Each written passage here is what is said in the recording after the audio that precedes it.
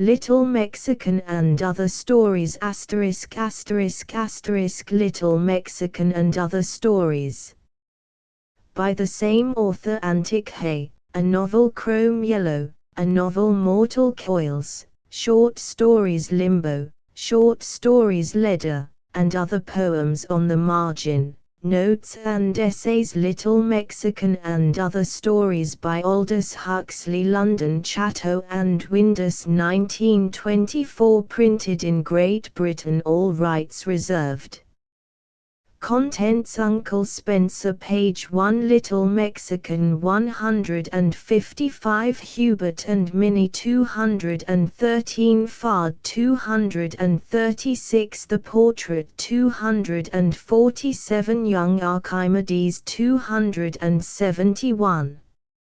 Uncle Spencer. Some people I know can look back over the long series of their childish holidays and see in their memory always a different landscape: chalk downs or Swiss mountains, a blue and sunny sea or the grey, ever-troubled fringe of the ocean, heathery moors under the cloud with far away a patch of sunlight on the hills, golden as happiness and, like happiness, remote, precarious, impermanent, or the untroubled waters of Como, the cypresses and the Easter roses. I envy them the variety of their impressions. For it is good to have seen something of the world with childish eyes, disinterestedly and uncritically, observing not what is useful or beautiful and interesting, but only such things as, to a being less than 4 feet high and having no knowledge of life or art, seem immediately significant. It is the beggars, it is the green umbrellas under which the cabmen sit when it rains, not Brunelleschi's dome, not the extortions of the hotel keeper, not the tombs of the Medsi that impress the childish traveler. Such impressions, it is true, are of no particular value to us when we are grown up. The famous wisdom of babes, with those childish intimations of immortality and all the rest, never really amounted to very much, and the man who studies the souls of children in the hope of finding out something about the souls of men is about as likely to discover something important as the man who thinks he can explain Beethoven by referring him to the savage origins of music or religion by referring it to the sexual instincts. Nonetheless, it is good to have had such childish impressions, if only for the sake of comparing, so that we may draw the philosophic moral, what we saw of a place when we were 6 or 7 with what we see again at 30. My holidays had no variety. From the time when I first went to my preparatory school to the time when my parents came back for good from India, I was 16 or 17 then. I suppose, they were all passed with my Uncle Spencer. For years the only places on the earth's surface of which I had any knowledge were Eastbourne, where I was at school, Dover, and that reduced itself to the harbour and station, where I embarked, Ostend, where Uncle Spencer met me, Brussels, where we changed trains, and finally Langres in Limburg, where my Uncle Spencer owned the sugar factory, which his mother, my grandmother, had inherited in her turn from her Belgian father, and had his home. Hanging over the rail of the steamer as it moved slowly, stern foremost, through the narrow gullet of Ostend harbour, I used to strain my eyes, trying to pick out from among the crowd at the quay's edge the small, familiar figure. And always there he was, waving his coloured silk handkerchief, shouting inaudible greetings and advice, getting in the way of the porters and ticket collectors, fidgeting with a hardly controllable impatience behind the barrier, until at last, squeezed and almost suffocated amongst the grown men and women, whom the process of disembarkation transformed as though by some malevolent Circean magic into brute beasts, reasonless and snarling, I struggled to shore, clutching in one hand my little bag, and with the other holding to my head, if it was summer, a speckled straw, gaudy with the school colors, if winter, a preposterous bowler, whose eclipsing melon crammed over my ears made me look like a child in a comic paper pretending to be grown up. "Well, here you are, my Uncle Spencer would say, snatching my bag from me. 11 minutes late. And we would dash for the custom house as though our lives depended on getting there before the other transbeast passengers. My Uncle Spencer was a man of about 40 when first I came from my preparatory school to stay with him. Thin he was, rather short, very quick, agile, and impulsive in his movements, with small feet and small, delicate hands. His face was narrow, clear-cut, steep, and aquiline, his eyes dark and extraordinarily bright, deeply set under overhanging brows. His hair was black, and he wore it rather long, brushed back from his forehead. At the sides of his head it had already begun to go grey, and above his ears, as it were, 2 grey wings were folded against his head, so that, to look at him, one was reminded of Mercury in his winged cap. "Hurry up," he called. And I scampered after him. Hurry up.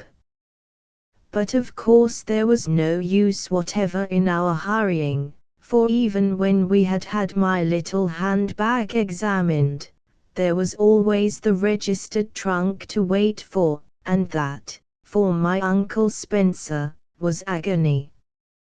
For though our places in the Brussels express were reserved, though he knew that the train would not in any circumstances start without us, this intellectual certainty was not enough to appease his passionate impatience, to allay his instinctive fears. Terribly slow, he kept repeating. Terribly slow. And for the 100th time he looked at his watch.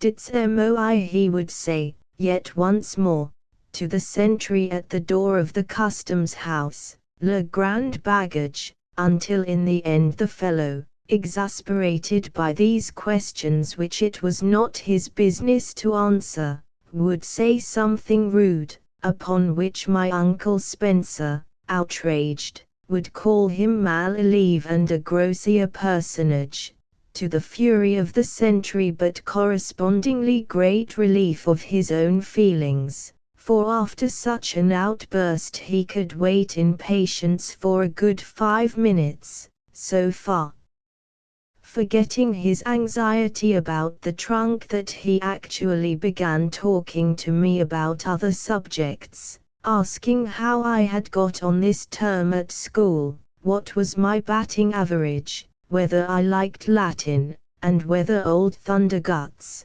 which was the name we gave to the headmaster on account of his noble baritone, was still as ill-tempered as ever. But at the end of the 5 minutes, unless the trunk had previously appeared, my Uncle Spencer began looking at his watch again. "Scandalously slow," he said. And addressing himself to another official, "Dites-moi, monsieur, le grand baggage."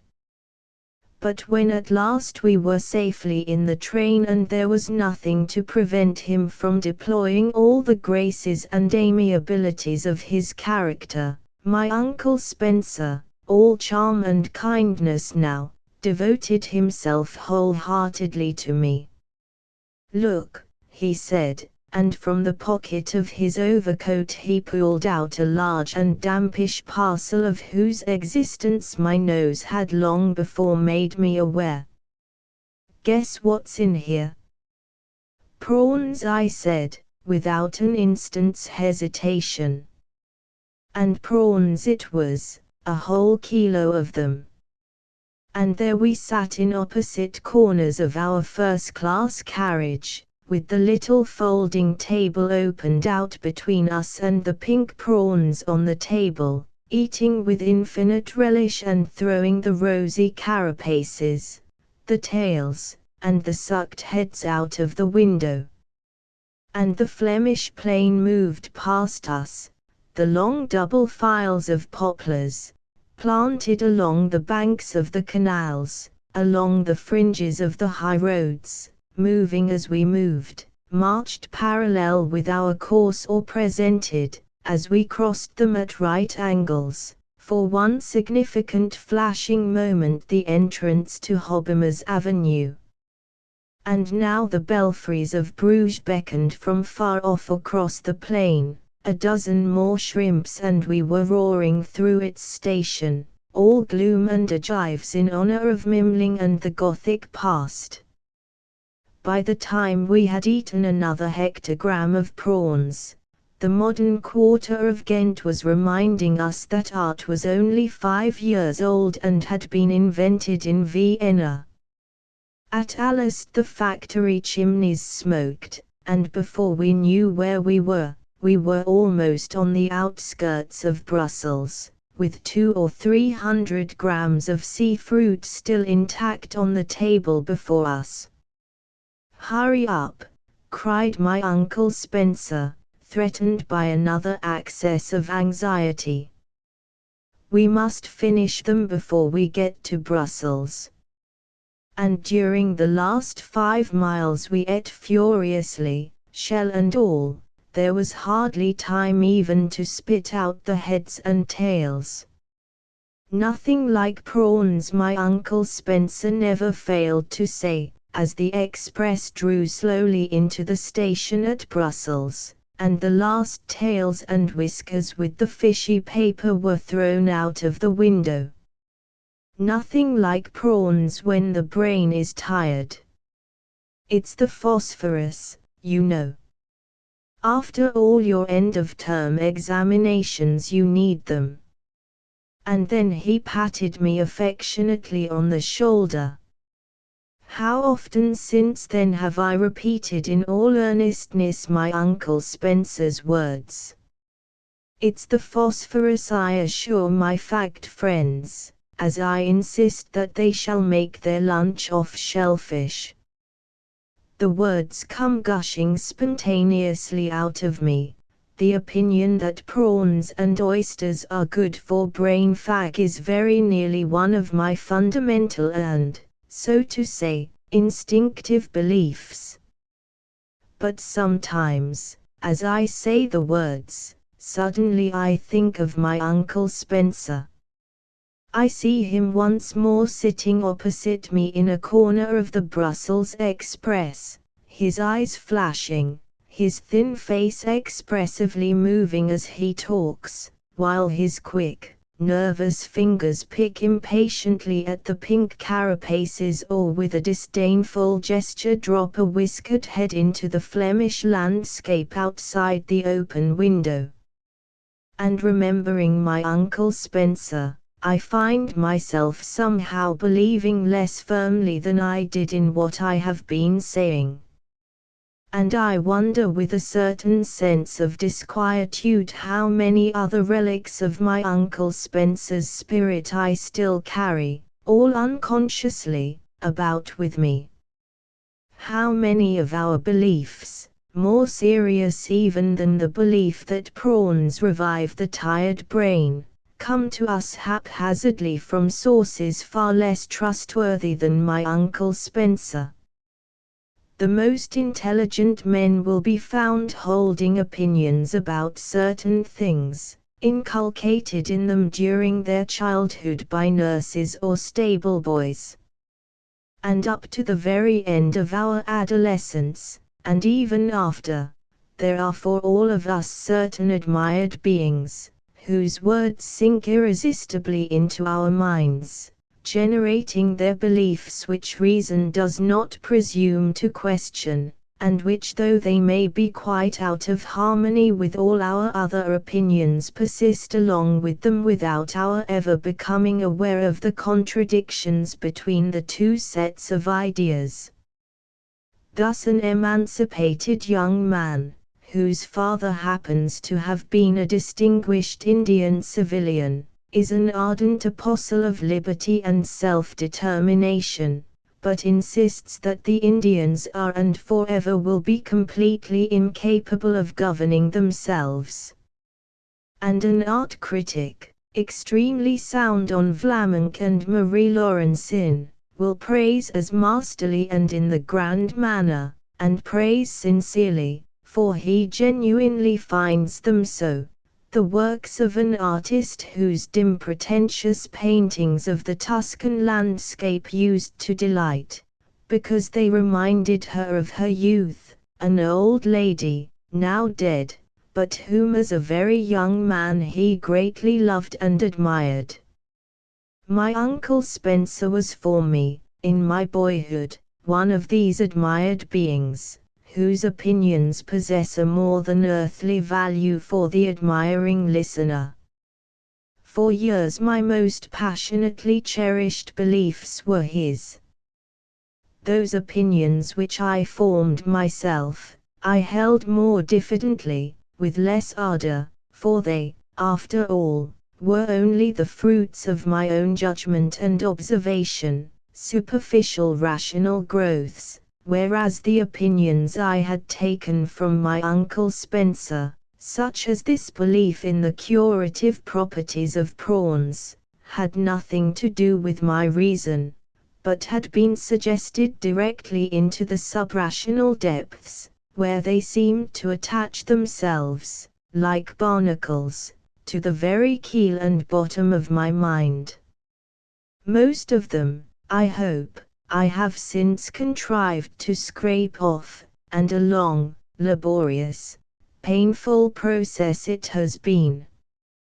But there are still, I dare say, a goodly number of them left, so deeply ingrained and grown in, that it is impossible for me to be aware of them.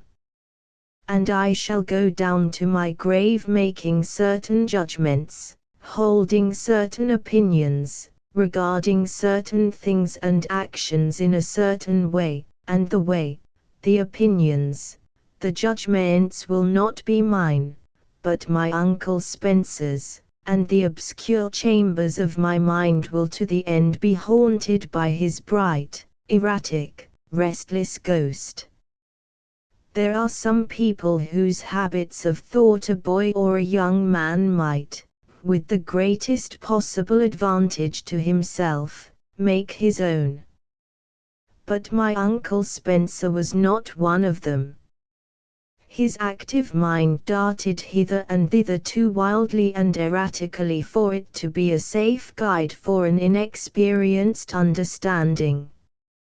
It was all too promptly logical to draw conclusions from false premises, too easily and enthusiastically accepted as true. Living as he did in solitude, in a mental solitude, for though he was no recluse and took his share in all social pleasures, the society of Longgrays could not offer much in the way of high intellectual companionship. He was able to give free play to the native eccentricity of his mind. Having nobody to check or direct him, he would rush headlong down intellectual roads that led nowhere or into morasses of nonsense.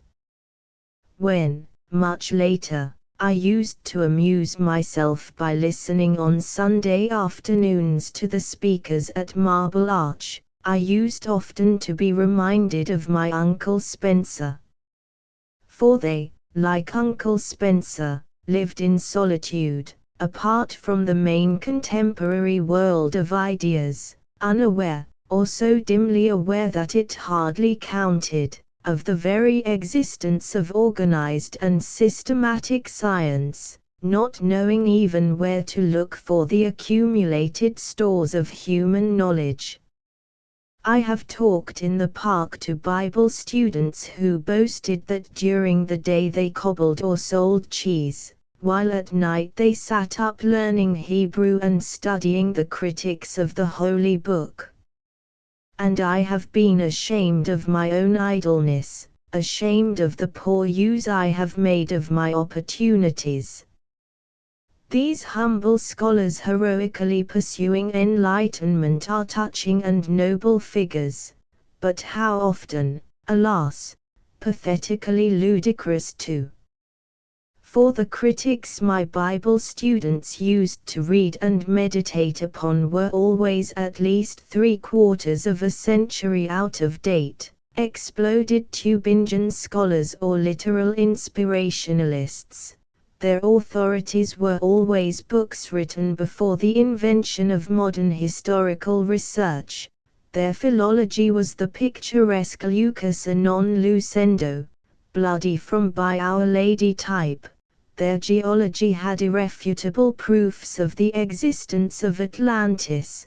Their physiology, if they happened to be atheists, was obsoletely mechanistic, if Christians, merely providential.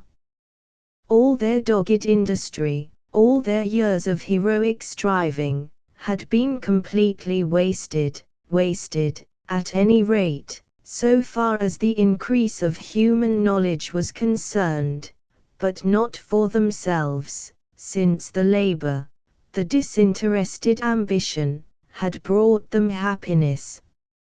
My Uncle Spencer was spiritually a cousin of these Hyde Park orators and higher critics. He had all their passion for enlightenment and profound ideas, but not content with concentrating, like them, on a single subject such as the Bible, he allowed himself to be attracted by everything under the sun. The whole field of history, of science, or rather what my Uncle Spencer thought was science, of philosophy, religion, and art was his province. He had their industry too, an industry, in his case, rather erratic, fitful, and inconstant, for he would start passionately studying one subject, to turn after a little while to another whose aspect seemed to him at the moment more attractive. And like them he displayed, though to a less pronounced degree, since his education had been rather better than theirs, not much better, however, for he had never attended any seat of learning but one of our oldest and most hopeless public schools. He displayed a vast unawareness of contemporary thought and an uncritical faith in authorities which to a more systematically educated man would have seemed quite obviously out of date, coupled with a profound ignorance of even the methods by which one could acquire a more accurate or at any rate a more modern and fashionable knowledge of the universe. My Uncle Spencer had views and information on almost every subject one cared to mention, but the information was almost invariably faulty and the judgments he based upon it fantastic. What things he used to tell me as we sat facing one another in the corners of our first-class carriage, with the prawns piled up in a little coralline mountain on the folding table between us. Fragments of his eager talk come back to me. There are cypresses in Lombardy that were planted by Julius Caesar. The human race is descended from African pygmies. Adam was black and only 4 feet high, similia similibus currenta. Have you gone far enough with your Latin to know what that means? My Uncle Spencer was an enthusiastic homeopathist, and the words of Hahnemann were to him as a mystic formula, a kind of Om Mani Padme Hum, the repetition of which gave him an immense spiritual satisfaction. And once, I remember, as we were passing through the fabulous new station of Ghent, that station which 15 or 16 years later I was to see all smashed and gutted by the departing invaders, he began, apropos of a squad of soldiers standing on the platform, to tell me how a German professor had proved, mathematically, using the theories of ballistics and probabilities, that war was now impossible, modern quick-firing rifles and machine guns being so efficient that it was, as my uncle Spencer put it, scientifically impossible for any body of men to remain alive within a mile of a sufficient number of mitrailleuses, moving backwards and forwards through the arc of a circle and firing continuously all the time. I passed my boyhood in the serene certainty that war was now a thing of the past. Sometimes he would talk to me earnestly across the prawns of the cosmogonies of Bohm or Swedenborg. But all this was so exceedingly obscure that I never took it in at all. In spite of my uncle Spencer's ascendancy over my mind, I was never infected by his mystical enthusiasms. These mental dissipations had been my uncle Spencer's wild oats. Reacting from the rather stuffily orthodox respectability of his upbringing, he ran into, not vice, not atheism, but Swedenborg.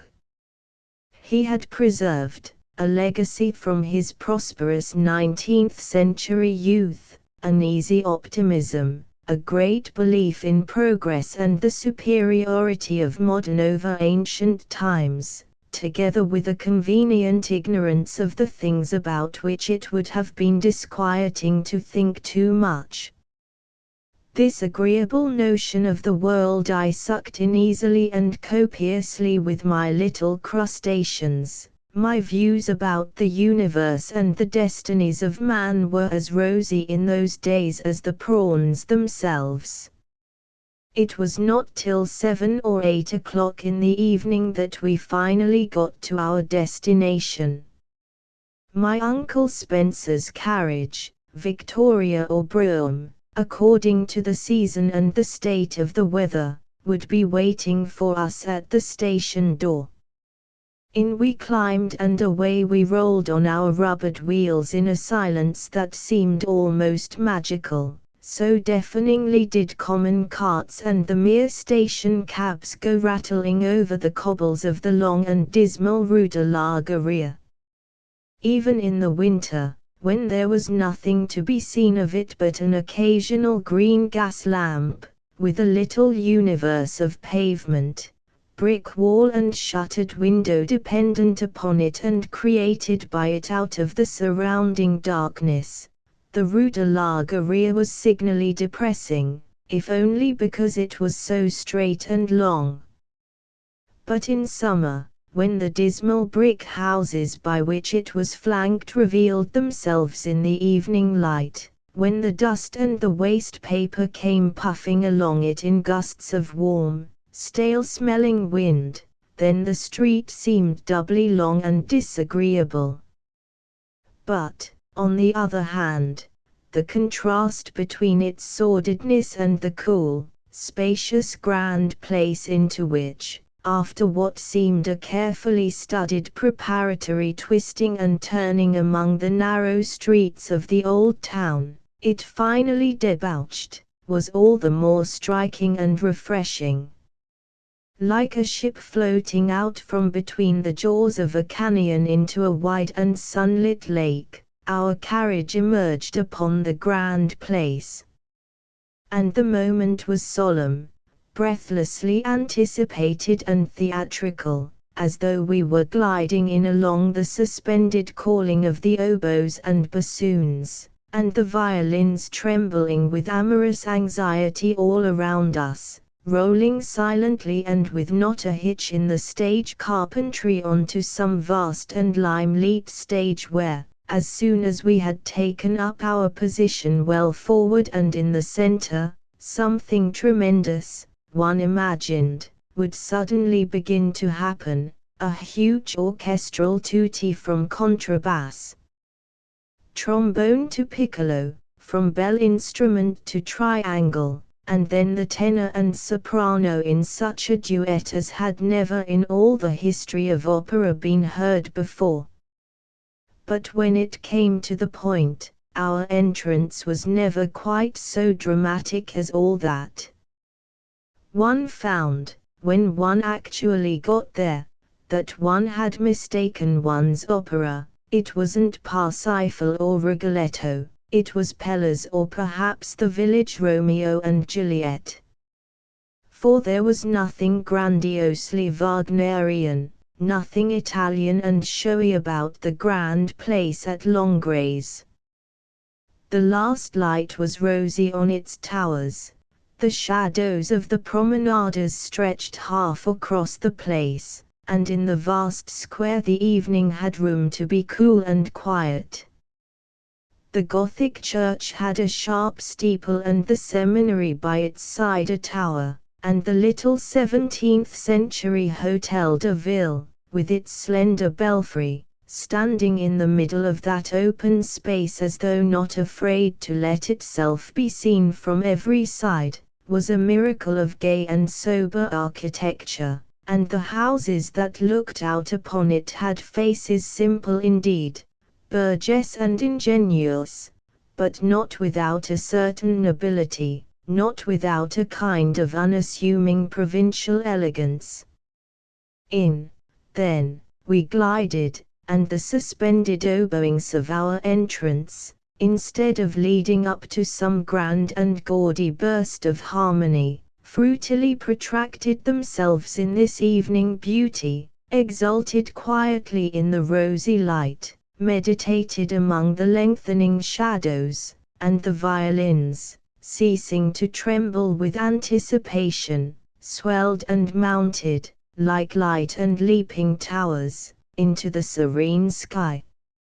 And if the clock happened to strike at the moment that we entered, how charmingly the notes of the mechanical carillon harmonized with this imaginary music.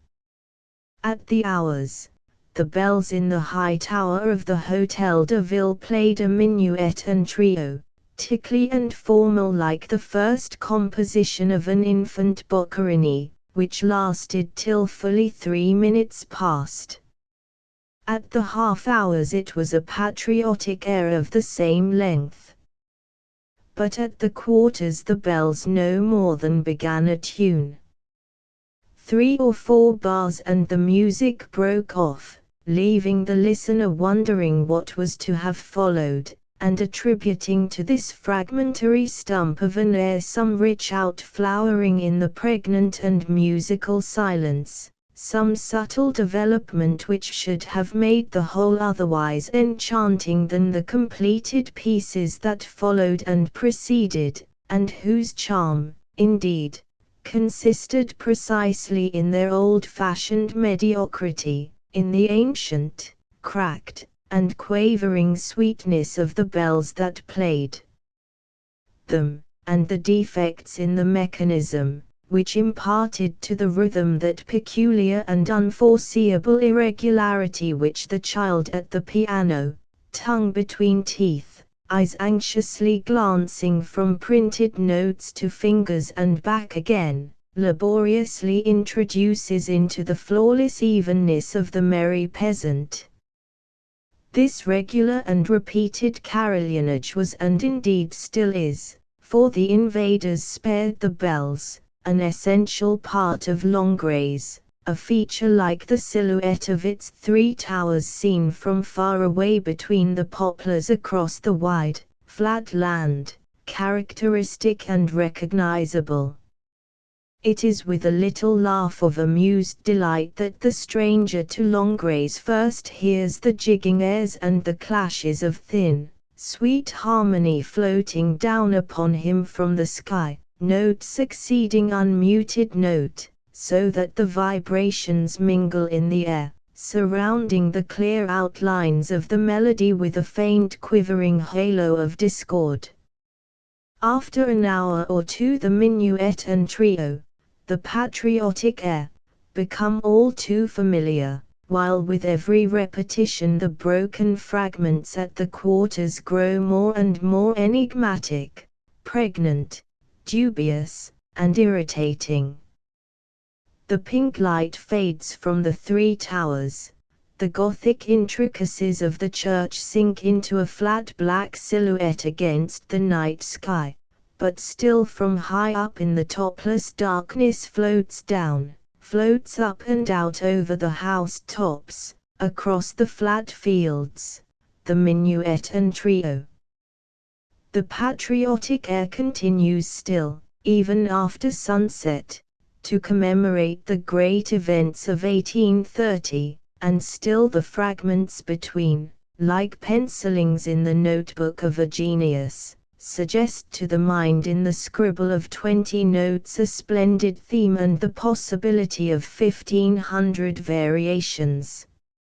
At midnight the bells are still playing. At 1:30 the stranger starts yet again out of his sleep, re-evoked at 3:45 his speculations about the possible conclusions of the unfinished symphony keep him awake long enough to hear the minuet and trio at the hour and to wonder how anyone in Longgrace manages to sleep at all. But in a day or two he answers the question himself by sleeping unbrokenly through the hints from Beethoven's notebook, and the more deliberate evocations of Boccherini's childhood and the Revolution of 1830. The disease creates its own antidote, and the habit of hearing the carillon induces gradually a state of special mental deafness in which the inhabitants of Longgrace permanently live. Even as a small boy, to whom insomnia was a thing unknown, I found the bells, for the first night or two after my arrival in Longgrace, decidedly trying. My Uncle Spencer's house looked onto the grand place itself, and my window on the third floor was within 50 yards of the belfry of the Hotel de Ville and the source of the aerial music. 3-year-old Boccherini might have been in the room with me whenever the wind came from the south, banging his minuet in my ears. But after the second night he might bang and jangle as much as he liked, there was no bell in Longgrace could wake me. What did wake me, however, every Saturday morning at about 4:30 or 5, was the pigs coming into market. One had to have spent a month of Saturdays in Longgrace before one could acquire the special mental deafness that could ignore the rumbling of cartwheels over the cobbles and the squealing and grunting of 2,000 or 3,000 pigs. And when one looked out, what a sight it was! All the grand place was divided up by rails into a multitude of pens and pounds, and every pound was seething with pink naked pigs that looked from above like so much Bergsonian elan vital in a state of incessant agitation.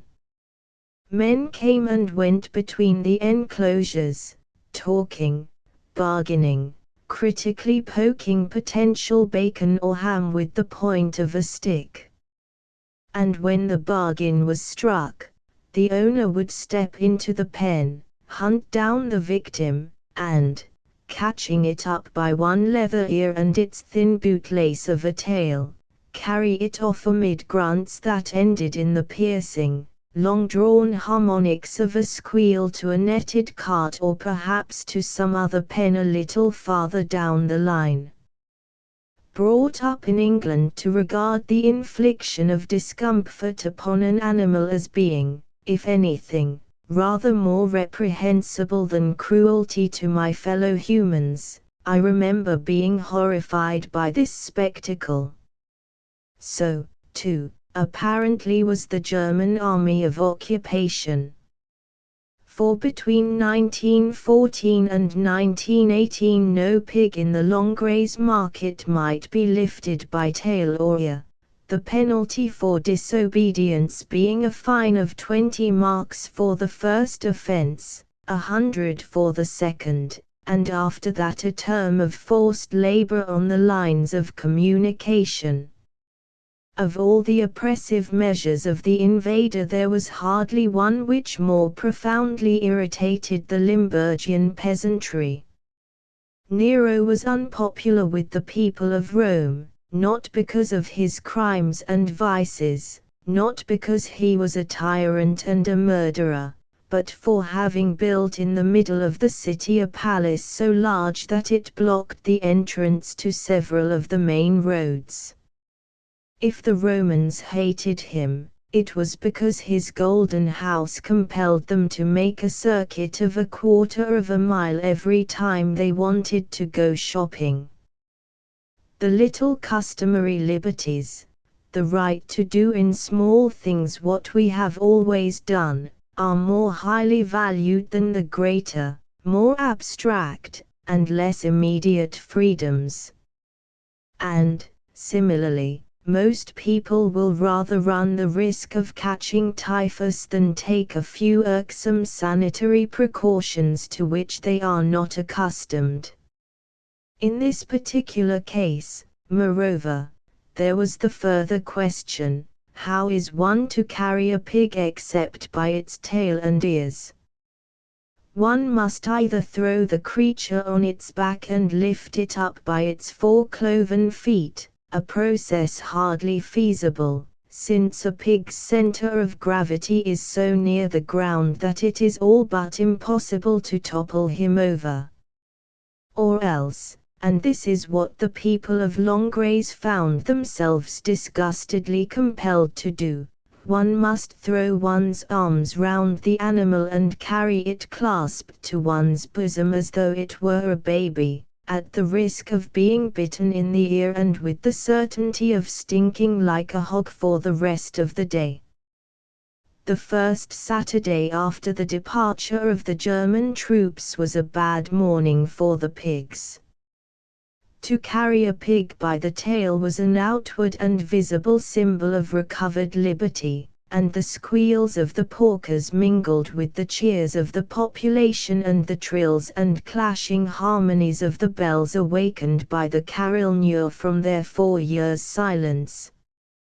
By 10 o'clock the market was over. The railings of the pens had been cleared away, and but for the traces on the cobbles, and those too the municipal scavengers were beginning to sweep up, I could have believed that the scene upon which I had looked from my window in the bright early light had been a scene in some agitated morning dream. But more dreamlike and fantastical was the aspect of the grand place when, every year during the latter part of August, Longrays indulged in its traditional kermesse. For then the whole huge square was covered with booths, with merry-go-rounds turning and twinkling in the sun, with swings and switchbacks, with temporary pinnacles rivaling in height with the permanent and secular towers of the town, and from whose summits one slid, whooping uncontrollably with horrified delight, down a polished spiral track to the ground below. There was bunting everywhere, there were sleek balloons and flags, there were gaudily painted signs. Against the grey walls of the church, against the whitewashed house fronts, against the dark brickwork of the seminary and the soft yellow stucco of the gabled Hôtel de Ville, a sea of many colours beat tumultuously. and an immense and featureless noise that was a mingling of the music of 4 or 5 steam organs, of the voices of thousands of people, of the blowing of trumpets and whistles, the clashing of cymbals, the beating of drums, of shouting, of the howling of children, of enormous rustic laughter, filled the space between the houses from brim to brim, a noise so continuous and so amorphous that hearkening from my high window it was almost, after a time, as though there were no noise at all, but a new kind of silence, in which the tinkling of the infant Boccherini's minuet, the patriotic air, and the fragmentary symphonies had become for some obscure reason utterly inaudible. And after sunset the white flares of acetylene and the red flares of coal gas scooped out of the heart of the night a little private day, in which the fun went on more noisily than ever. And the gaslight striking up onto the towers mingled halfway up their shafts with the moonlight from above, so that to me at my window the belfries seemed to belong half to the earth, half to the pale silence overhead. But gradually, as the night wore on, earth abandoned its claims, the noise diminished, one after another the flares were put out, till at last the moon was left in absolute possession, with only a few dim greenish gas lamps here and there, making no attempt to dispute her authority. The towers were hers down to the roots, the booths and the hooded roundabouts, the Russian mountains, the swings, all wore the moon's livery of silver and black, and audible once more the bells seemed in her honor to sound a sweeter, clearer, more melancholy note. But it was not only from my window that I viewed the kermesse. From the moment that the roundabouts began to turn, which was as soon as the 11 o'clock Mass on the last Sunday but one in August was over, to the moment when they finally came to rest, which was at about 10 or 11 on the night of the following Sunday, I moved almost unceasingly among the delights of the fair. And what a fair it was! I have never seen its like in England. Such splendor, such mechanical perfection in the swings, switchbacks, merry-go-rounds, towers, and the like. Such astonishing richness and variety in the side shows. And withal such marvelous cheapness. When one was tired of sliding and swinging, of being whirled and jogged, one could go and see for a penny the man who pulled out handfuls of his skin, to pin it up with safety pins into ornamental folds and pleats. Or one could see the woman with no arms who opened a bottle of champagne with her toes and drank your health, lifting her glass to her lips with the same members. And then in another booth, over whose entry there waved, a concrete symbol of good faith, a pair of enormous female pantaloons, sat the fat woman, so fat that she could, and would, you were told, for 4 sous extra, in the words of the Flemish notice at the door, which I prefer to leave in their original dialectical obscurity, Huurzicht bet Huurtijkes wassen. Next to the fat woman's hutch was a much larger tent in which the celebrated Monsieur Figaro, with his wife and 7 children, gave 7 or 8 times daily a dramatic version of the Passion of our Saviour, at which even the priesthood was authorized to assist. The Figaro family was celebrated from one end of the country to another, and had been for I do not know how many years, 40 or 50 at least.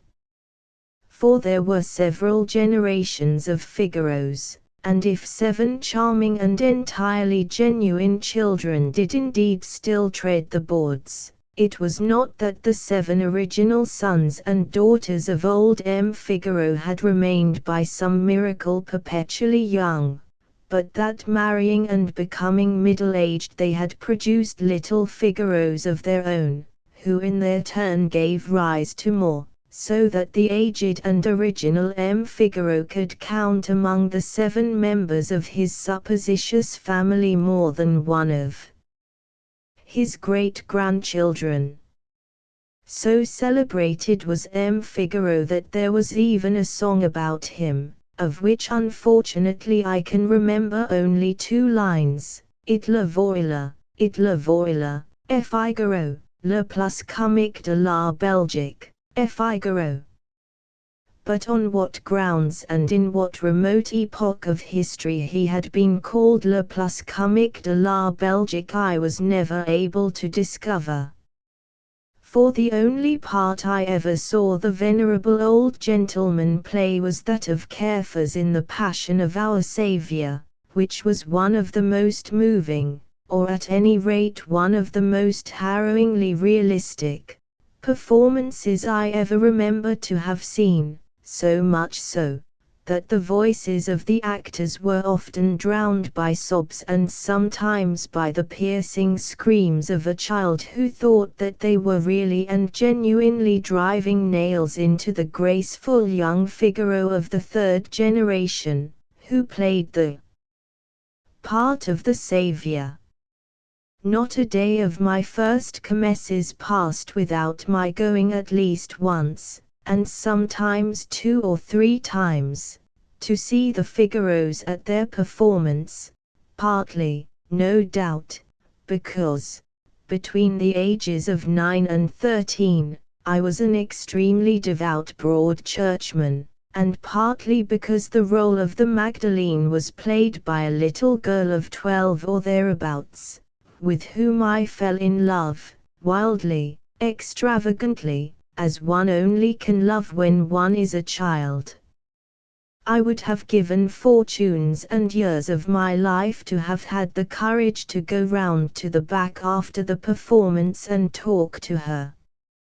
But I did not dare, and to give an intellectual justification for my cowardice, I assured myself that it would have been unseemly on my part to intrude upon a privacy which I invested with all the sacredness of the Magdalene's public life, an act of sacrilege like going into church with one's hat on. Moreover, I comforted myself, I should have profited little by meeting my inamorator face to face, since in all likelihood she spoke nothing but Flemish, and besides my own language I only spoke at that time a little French, with enough Latin to know what my Uncle Spencer meant when he said, similia similibus curanta. My passion for the Magdalene lasted through 3 commesses, but waned, or rather suddenly came to an end, when, rushing to the first of the Figaro's performances at the 4th, I saw that the little Magdalene, who was now getting on for 16, had become, like so many young girls in their middle teens, plump and moony almost to the point of grossness. And my love after falling to 0 in the theatre was turned to positive disgust when I saw her, a couple of mornings later before the performance began, walking about the grand place in a dark blue blouse with a sailor collar, a little blue skirt down to her knees, and a pair of bright yellow boots lacing high up on her full-blown calves, which they compressed so tightly that the exuberant flesh overflowed onto the leather. The next year one of old M. Figaro's great-grandchildren, who could hardly have been more than 7 or 8, took her place on the stage. My Magdalene had left it, to get married, no doubt. All the Figaros married early. It was important that there should be no failure in the supply of juvenile apostles and holy women. but by that time I had ceased to take the slightest interest either in her, her family, or their sacred performance, for it was about the time of my 5th kermesse, if I remember rightly, that my period of atheism began, an atheism, however, still combined with all my Uncle Spencer's cheerful optimism about the universe. My Uncle Spencer, though it would have annoyed him to hear anyone say so, enjoyed the kermesse almost as much as I did. In all the year, August was his best month. It contained within its 31 days less cause for anxiety, impatience, or irritation than any other month, so that my Uncle Spencer, left in peace by the malignant world, was free to be as high-spirited, as gay and kind-hearted as he possibly could be. And it was astonishing what a stock of these virtues he possessed. If he could have lived on one of those happy islands where nature provides bananas and cocoa nuts enough for all and to spare, where the sun shines every day and a little tattooing is all the arrangement one needs, where love is easy, commerce unknown, and neither sin nor progress ever heard of, if he could have lived on one of these carefree islands, how entirely happy and how uniformly a saint my Uncle Spencer would have been. But cares and worldly preoccupations too often overlaid his gaiety, stopped up the vents of his kindness, and his quick, nervous, and impulsive temperament, in the Augusts of his life a bubbling source of high spirits, boiled up in a wild impatience, in bilious fountains of irritation, whenever he found himself confronted by the passive malignity of matter, the stupidity or duplicity of man. He was at his worst during the Christmas holidays, for the season of universal goodwill happened unfortunately to coincide with the season of sugar-making.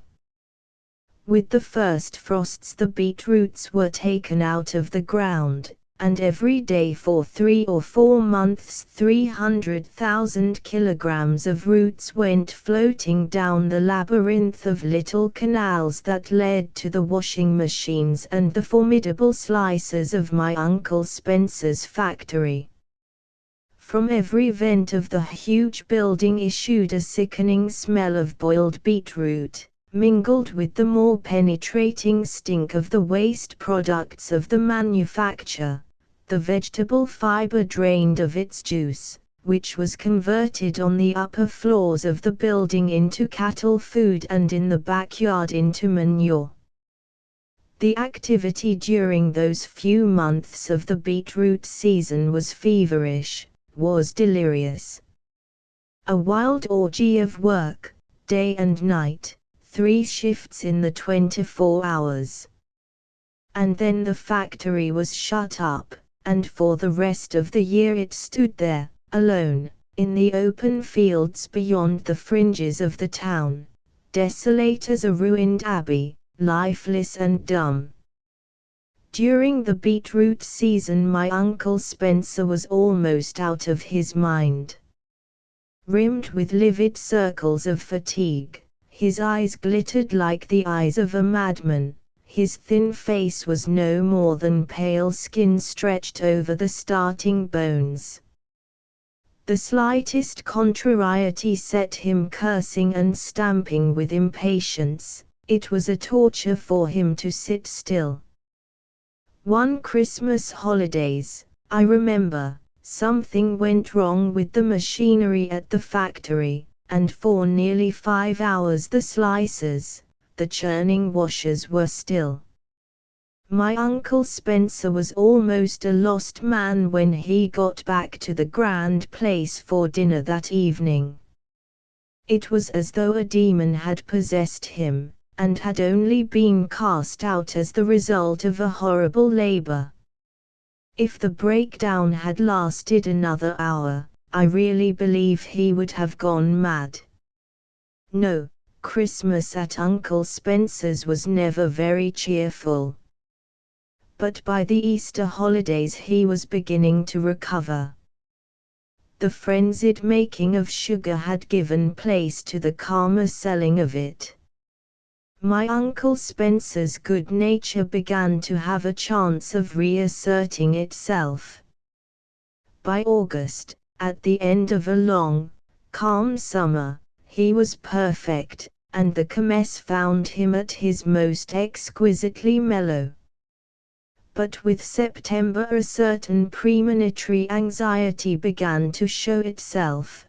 The machinery had to be overhauled, the state of the labor market examined, and when, about the 20th of the month, I left again for school, it was a frowning, melancholy, and taciturn Uncle Spencer who travelled with me from Langres to Brussels, from Brussels to Ostend, and who, preoccupied with other thoughts, waved absent-mindedly from the quay, while the steamer slowly slid out through the false calm of the harbour, mouth towards a menacing and equinoctial channel. But at the kermesse, as I have said, my Uncle Spencer was at his richest and ripest. Enjoying it all as much as I did myself, he would spend long evenings with me, loitering among the attractions of the grand place. He was sad, I think, that the dignity of his position as one of the leading citizens of Langres did not permit him to mount with me on the roundabouts, the swings, and the mountain railways. But a visit to the side shows was not inconsistent with his gravity. We visited them all. While professing to find the exhibition of freaks and monsters a piece of deplorable bad taste, my Uncle Spencer never failed to take me to look at all of them. It was a cardinal point in his theory of education that the young should be brought as early as possible into contact with what he called the realities of life. And as nothing, it was obvious, could be more of a reality than the armless woman or the man who pinned up his skin with safety pins, it was important that I should make an early acquaintance with them, in spite of the undoubtedly defective taste of the exhibition. It was in obedience to the same educational principle that my Uncle Spencer took me, one Easter holidays, to see the lunatic asylum. But the impression made upon me by the huge prison-like building and its queer occupants, one of whom, I remember, gamboled playfully around me wherever I went, patting my cheeks or affectionately pinching my legs, was so strong and disagreeable, that for several nights I could not sleep, or if I did, I was oppressed by hideous nightmares that woke me, screaming and sweating in the dark. My Uncle Spencer had to renounce his intention of taking me to see the anatomy room in the hospital. Scattered among the monsters, the rifle ranges, and the games of skill were little booths where one could buy drink and victuals. There was one vendor, for instance, who always did a roaring trade by selling, for 2 sous, as many raw mussels as anyone could eat without coughing. Torn between his belief in the medicinal qualities of shellfish and his fear of typhoid fever, my Uncle Spencer hesitated whether he ought to allow me to spend my penny. In the end he gave his leave. "It's the phosphorus, you know." I put down my copper, took my mussel, bit, swallowed, and violently coughed. The fish were briny as though they had come out of the Dead Sea. The old vendor did an excellent business. Still, I have seen him sometimes looking anxious, for not all his customers were as susceptible as I. There were hardy young peasants who could put down half a pound of this Dead Sea fruit without turning a hair. In the end, however, the brine did its work on even the toughest gullet. More satisfactory as food were the apple fritters, which were manufactured by thousands in a large temporary wooden structure that stood under the shade of the Hotel de Ville. The quality, like Uncle Spencer and myself, ate their fritters in the partial privacy of a number of little cubicles arranged like loose boxes along one side of the building. My Uncle Spencer walked resolutely to our appointed box without looking to the left hand or to the right, and I was bidden to follow his example and not to show the least curiosity respecting the occupants of the other loose boxes, whose entrances we might pass on the way to our own. There was a danger, my Uncle Spencer explained to me, that some of the families eating apple fritters in the loose boxes might be blacks, I mean, politically, not ethnically, while we were liberals or even, positively, Freemasons. Therefore, but as a mere stranger to Longres I was never, I confess, quite able to understand the force of this conclusion. Therefore, though we might talk to male blacks in a cafe, have business relations and even be on terms of friendship with them, it was impossible for us to be known by the female blacks, even under a booth and over the ferial apple fritters, so that we must not look into the loose boxes for fear that we might see there a dear old friend who would be in the embarrassing situation of not being able to introduce us to his wife and daughters. I accepted, without understanding, this law, and it seemed to be a perfectly good law until the day came when I found that it forbade me to make the acquaintance of even a single one of the 11 ravishing daughters of M. Mole. It seemed to me then a stupid law. In front of the booths where they sold sweets my Uncle Spencer never cared to linger. It was not that he was stingy, on the contrary, he was extremely generous. Nor that he thought it bad for me to eat sweets, he had a professional belief in the virtues of sugar. The fact was that the display in the booths embarrassed him. For already at the kermesse one began to see a sprinkling of those little objects in chocolate which, between the feast of Saint Nicholas and the New Year, fill the windows of every confectioner's shop in Belgium. My Uncle Spencer had passed a third of a lifetime at Longres, but even after all these years he was still quite unable to excuse or understand the innocent co-profile of its inhabitants. The spectacle, in a sweet shop window, of a little pot de chamber made of chocolate brought the blush of embarrassment to his cheeks. And when at the kermesse I asked him to buy me some barley sugar or a few bêtises de Cambrai, he pretended not to have heard what I asked, but walked hastily on, for his quick eyes had seen, on one of the higher shelves of the confectioner's booth, a long line of little brown pots, on whose equivocal aspect it would have been an agony to him if, standing there and waiting for the barley sugar to be weighed out, I had naively commented. Not that I ever should have commented upon them, for I was as thoroughly English as my Uncle Spencer himself, more thoroughly, indeed, as being a generation further away from the Flemish mother, the admixture of whose blood, however, had availed nothing against my uncle's English upbringing. Me, too, the little brown pots astonished and appalled by their lack of reticence. If my companion had been another schoolboy of my own age, I should have pointed at the nameless things and sniggered.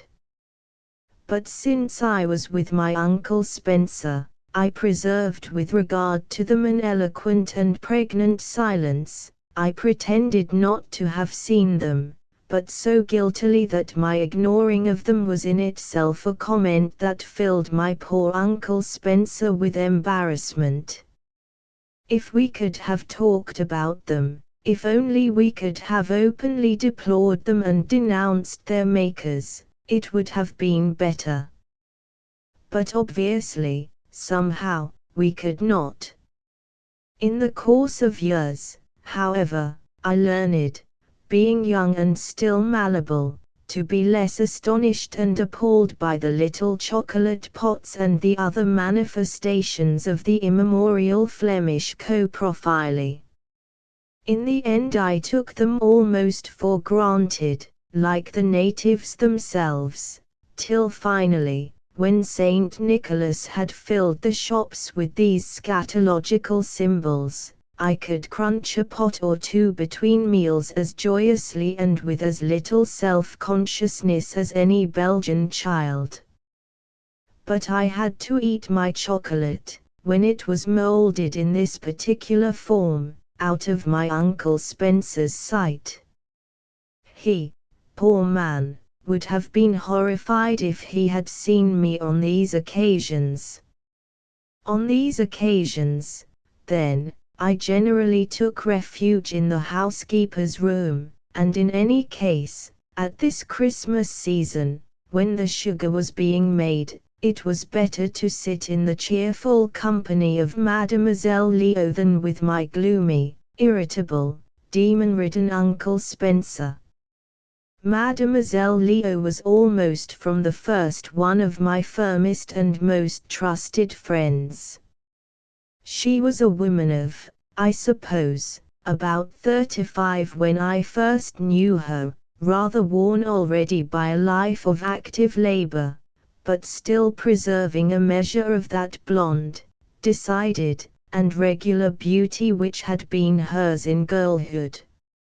She was the daughter of a small farmer near Longrays, and had received the usual village education, supplemented, however, in recent years by what she had picked up from my Uncle Spencer, who occupied himself every now and then, in his erratic and enthusiastic way, with the improvement of her mind, lent her books from his library, and delivered lectures to her on the subjects that were at the moment nearest to his heart. Mademoiselle Leo, unlike most women of her antecedents, felt an insatiable curiosity with regard to all that mysterious and fantastic knowledge which the rich and leisured keep shut up in their libraries, and not only in their books, as she had seen herself, for as a girl had she not served as nursery maid in the house of that celebrated collector, the Comte de Zoutigny, not only in their books, but in their pictures too, some of which, Mademoiselle Leo assured me, a child could have painted, so badly drawn they were, so unlike life, and yet the Count had given heaven only knew how much for them, in their Chinese pots, in the patterns of the very carpets on the floor. Whatever my Uncle Spencer gave her she read with eagerness. She listened attentively to what he said, and there emerged, speck-like in the boundless blank ocean of her ignorance, a few little islands of strange knowledge. One, for example, was called homeopathy, another the construction of domes, a subject on which my Uncle Spencer was prepared to talk with a copious and perverse erudition for hours at a time. His thesis being that any mason who knew how to turn the vaulted roof of an oven could have built the cupolas of St. Peter's, St. Paul's, and Santa Maria del Fiore, and that therefore the praises lavished on Michelangelo, Ren, and Brunelleschi were entirely undeserved. A third was called antivivisection. A fourth Swedenborg.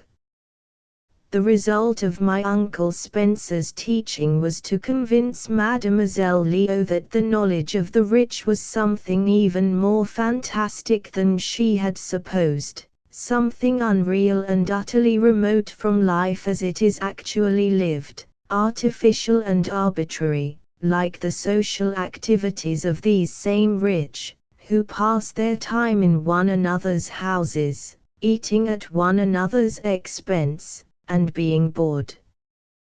This conviction of the complete futility of knowledge did not make her any the less eager to learn what my Uncle Spencer, whom she regarded as a mine and walking compendium of all human learning, could offer her. And she enchanted him by her respectful attentiveness, by the quickness of her understanding, for she was a woman of very great natural intelligence, and her eagerness for every fresh enlightenment. She did not confide to him her real opinion of knowledge, which was that it was a kind of curious irrelevant joke on the margin of life, worth learning for precisely the same reasons as it is worth learning to handle the fork at table, because it is one of the secrets of the rich.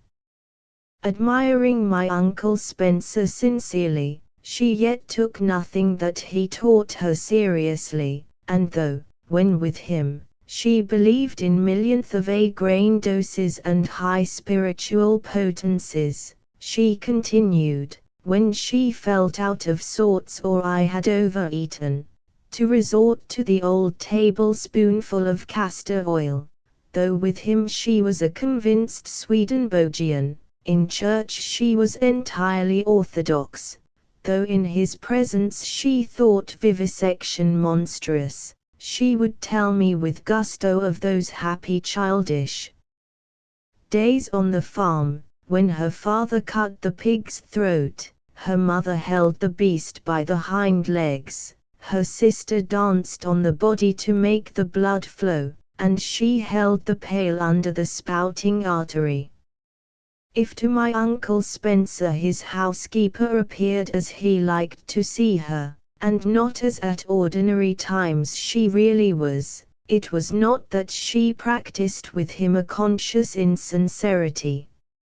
Hers was one of those quick, sensitive natures that adapt themselves almost automatically to the social atmosphere in which at the moment they happen to be.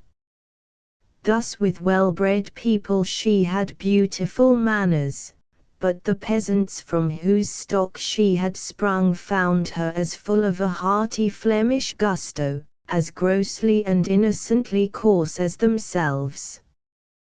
The core of her being remained solidly peasant, but the upper and conscious part of her mind was, so to speak, only loosely fastened to the foundation, so that it could turn freely this way and that, without strain or difficulty, according to changing circumstances. My Uncle Spencer valued her, not only as a competent, intelligent woman, which she always was in every company, but also because she was, considering her class and origins, so remarkably well-mannered and refined, which, except with him and his likes, she was not. With me, however, Mademoiselle Leo was thoroughly natural and Flemish. With her quick and, I might say, instinctive understanding of character, she saw that my abashed reaction to coprology, being of so much more recent date than that of my Uncle Spencer, was much less strong, less deeply rooted. At the same time, she perceived that I had no great natural taste for grossness, no leaning to what I may call Flemishism, so that in my presence she could be her natural Flemish self and thus correct an absurd acquired delicacy without running the risk of encouraging to any undue or distressing degree a congenital bias in the opposite direction. And I noticed that whenever Mathia, or Tune, as they called him, her cousin's boy, came into town and paid a call on her, Mademoiselle Leo became almost as careful and refined as she was with my Uncle Spencer. Not that Tune shared my uncle's susceptibilities. On the contrary, he took such an immoderate delight in everything that was excrementitious that she judged it best not in any way to indulge him in his taste, just as she judged it best not to indulge my national prejudice in favor of an excessive reticence about these and similar matters. She was right, I believe, in both cases. Mademoiselle Leo had an elder sister, Louise, in the language of Langres, where they put the symbol of the diminutive after almost every name. Louise, like her sister, had never married, and considering the ugliness of the woman, for she resembled Mademoiselle Leo as a very mischievous caricature resembles its original, that is to say, very closely and at the same time hardly at all, the unlikeness being emphasized in this case by the fact that nature had, for the shaping of certain features, drawn on other ancestral sources, and worse ones, than those from which her sister's face had been made up. Considering her ugliness, I repeat, it was not surprising. Though considering her dowry, perhaps it was. Louise was by no means rich, but she had the 500 francs a year, or thereabouts, which her sister also had, after their father died and the farm was sold, together with another 200 inherited from an old aunt of her mother's. This was a sufficient income to allow her to live without working in a leisure principally occupied by the performance of religious exercises. On the outskirts of Langres there stands a small beguinage, long since abandoned by its beguines, who are now all over Belgium a diminishing and nearly extinct community, and inhabited by a colony of ordinary poor folk. The little old gabled houses are built round the sides of a large grassy square, in the center of which stands an abandoned church. Louise inhabited one of these houses, partly because the rent was very low, but also because she liked the religious associations of the place. There, in her peaked high house, looking out across the monastic quadrangle to the church, she could almost believe herself a genuine beguine. Every morning she went out to hear early mass, and on Sundays and days of festival she was assiduous in church almost to the point of supererogation. At my Uncle Spencer's we saw a great deal of her, on her way to church. On her way home again, she never failed to drop in for a word with her sister Antonique. Sometimes, I remember, she brought with her, hurrying on these occasions across the grand place with the quick, anxious tread, the frightened, suspicious glances to left and right, of a traveller crossing a brigand-haunted moor, a large bag of green baize, full of strange treasures, the silver crown and scepter of Our Lady, the gilded diadem of the Child, Saint Joseph's halo, the jeweled silver book of I forget which doctor of the church, Saint Dominic's lilies, and a mass of silver hearts with gilded flames coming out of them. Louise, whose zeal was noted and approved of by M. le Cure, had the rare privilege of being allowed to polish the jewelry belonging to the images in the church. A few days before each of the important feasts, the painted plaster saints were stripped of their finery and the spoil handed over to Louise, who, not daring to walk with her precious burden under her arm as far as her own house in the beguinage, slipped across the grand place to my Uncle Spencer's. There, on the table in Antonic's room, the green baize bag was opened, and the treasures, horribly dirty and tarnished after their weeks or months of neglect, were spread out in the light. A kind of paste was then made out of French chalk mixed with gin, which the two sisters applied to the crowns and hearts with nail brushes, or if the work was fine and intricate, with an old toothbrush. The silver was then wiped dry with a cloth and polished with a piece of leather. A feeling of manly pride forbade me to partake in what I felt to be a womanish labor, but I liked to stand by with my hands in my pockets, watching the sisters at work among these regal and sacred symbols, and trying to understand, so far as my limited knowledge of Flemish and my almost equally limited knowledge of life would admit, the gossip which Louise poured out incessantly in a tone of monotonous and unvarying censoriousness. I myself always found Louise a little forbidding. She lacked the charm and the quality, which I can only call mellowness, of her sister. To me she seemed harsh, sour-tempered, and rather malevolent.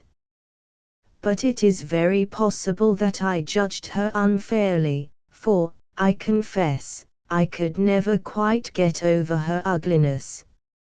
It was a sharp, hooky, witch-like type of ugliness, which at that time I found particularly repulsive. How difficult it is, even with the best will in the world, even for a grown and reasonable man, to judge his fellow beings without reference to their external appearance. Beauty is a letter of recommendation which it is almost impossible to ignore, and we attribute too often the ugliness of the face to the character. Or, to be more precise, we make no attempt to get beyond the opaque mask of the face to the realities behind it, but run away from the ugly at sight without even trying to find out what they are really like. That feeling of instinctive dislike which ugliness inspires in a grown man, but which he has reason and strength enough of will to suppress, or at least conceal, is uncontrollable in a child. At 3 or 4 years old a child will run screaming from the room at the aspect of a certain visitor whose face strikes him as disagreeable. Why? Because the ugly visitor is naughty, is a bad man. And up to a much later age, though we have succeeded in preventing ourselves from screaming when the ugly visitor makes his appearance, we do our best, at first, at any rate, or until his actions have strikingly proved that his face belies his character, to keep out of his way. So that if I always disliked Louise, it may be that she was not to blame, and that my own peculiar horror of ugliness made me attribute to her unpleasant characteristics which she did not in reality possess. She seemed to me, then, harsh and sour-tempered. Perhaps she wasn't, but, in any case, I thought so. And that accounts for the fact that I never got to know her, never tried to know her, as I knew her sister.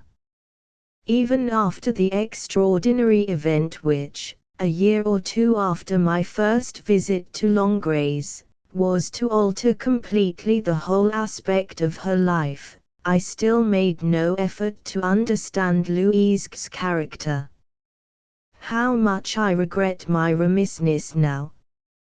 But, after all, one cannot blame a small boy for failing to have the same standards as a man. Today, in retrospect, I find Louise's character and actions in the highest degree curious and worthy of study.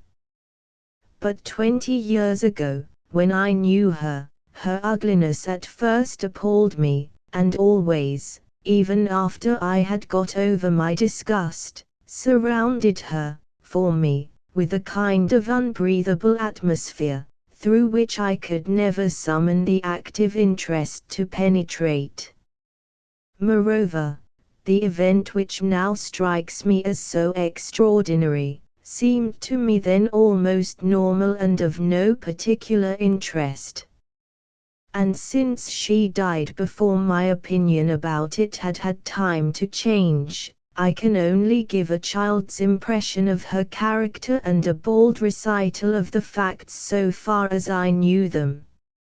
It was, then, at my second or third commence that a sideshow novel not only for me, to whom indeed everything, fat women, fire swallowers, elastic men, and down to the merest dwarfs and giants, was a novelty, but even to the oldest inhabitants of Longrays, who might have been expected to have seen, in their time, almost everything that the world had ever parturated of marvels, rarities, monsters, and abortions, made its appearance on the grand place.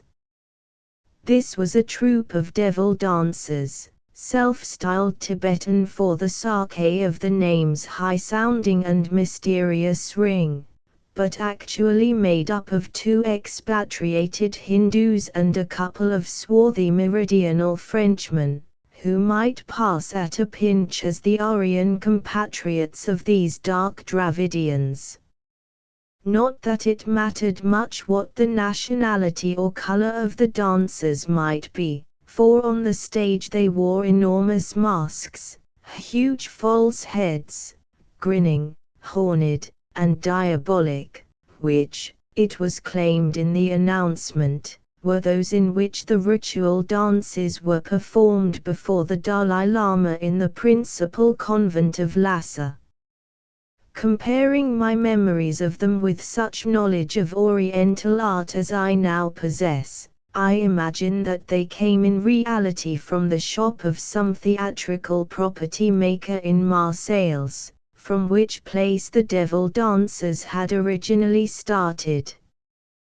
But they were none the less startling and blood-curdling for that, just as the dances themselves were none the less salaciously symbolical, none the less typically and conventionally Oriental for having been in great measure invented by the Frenchmen, who provided all the plot and dramatic substance of the ballets, while the astonished and admiring Indians contributed only a few recollections of Siva worship and the cult of the beneficent Linga. This cooperation between East and West was what ensured the performance its success, the Western substance satisfied by its perfect familiarity, while the Eastern detail gave to the old situations a specious air of novelty and almost a new significance. Charmed by the prospect of seeing what he supposed would be a few characteristic specimens of the religious rites of the mysterious East, and ambitious to improve my education by initiating me into the secrets of this reality, my Uncle Spencer took me to see the dancers. But the dramatic pantomime of the Frenchman represented a brand of reality that my uncle did not at all approve of. He got up abruptly in the middle of the first dance, saying that he thought the circus would be more amusing, which, for me, it certainly was. for I was not of an age to appreciate either the plastic beauty or the peculiar moral significance of the devil dancer's performance. Hinduism, said my Uncle Spencer, as we threaded our way between the booths and the whirling machines, has sadly degenerated from its original Brahmanistic purity. And he began to expound to me, raising his voice to make itself heard through the noise of the steam organs, the principles of Brahmanism. My Uncle Spencer had a great weakness for Oriental religions. Well, asked Mademoiselle Leo, when we got back for dinner, and how did you enjoy the dances? I told her that my Uncle Spencer had thought that I should find the circus more amusing. Antonique nodded with a significant air of understanding. Poor man, she said, and she went on to wonder how Louise, who was going to see the dancers that evening, would enjoy the show. I never knew precisely what happened, for a mystery and, as it were, a zone of silence surrounded the event, and my curiosity about everything to do with Louise was too feeble to carry me through it. All I know is that, 2 or 3 days later, near the end of the kermesse, young Albert Snyders, the lawyer's son, came up to me in the street and asked, with the gleeful expression of one who says something which he is sure his interlocutor will find disagreeable, "Well, and what do you think of your Louise and her carryings on with the black man?"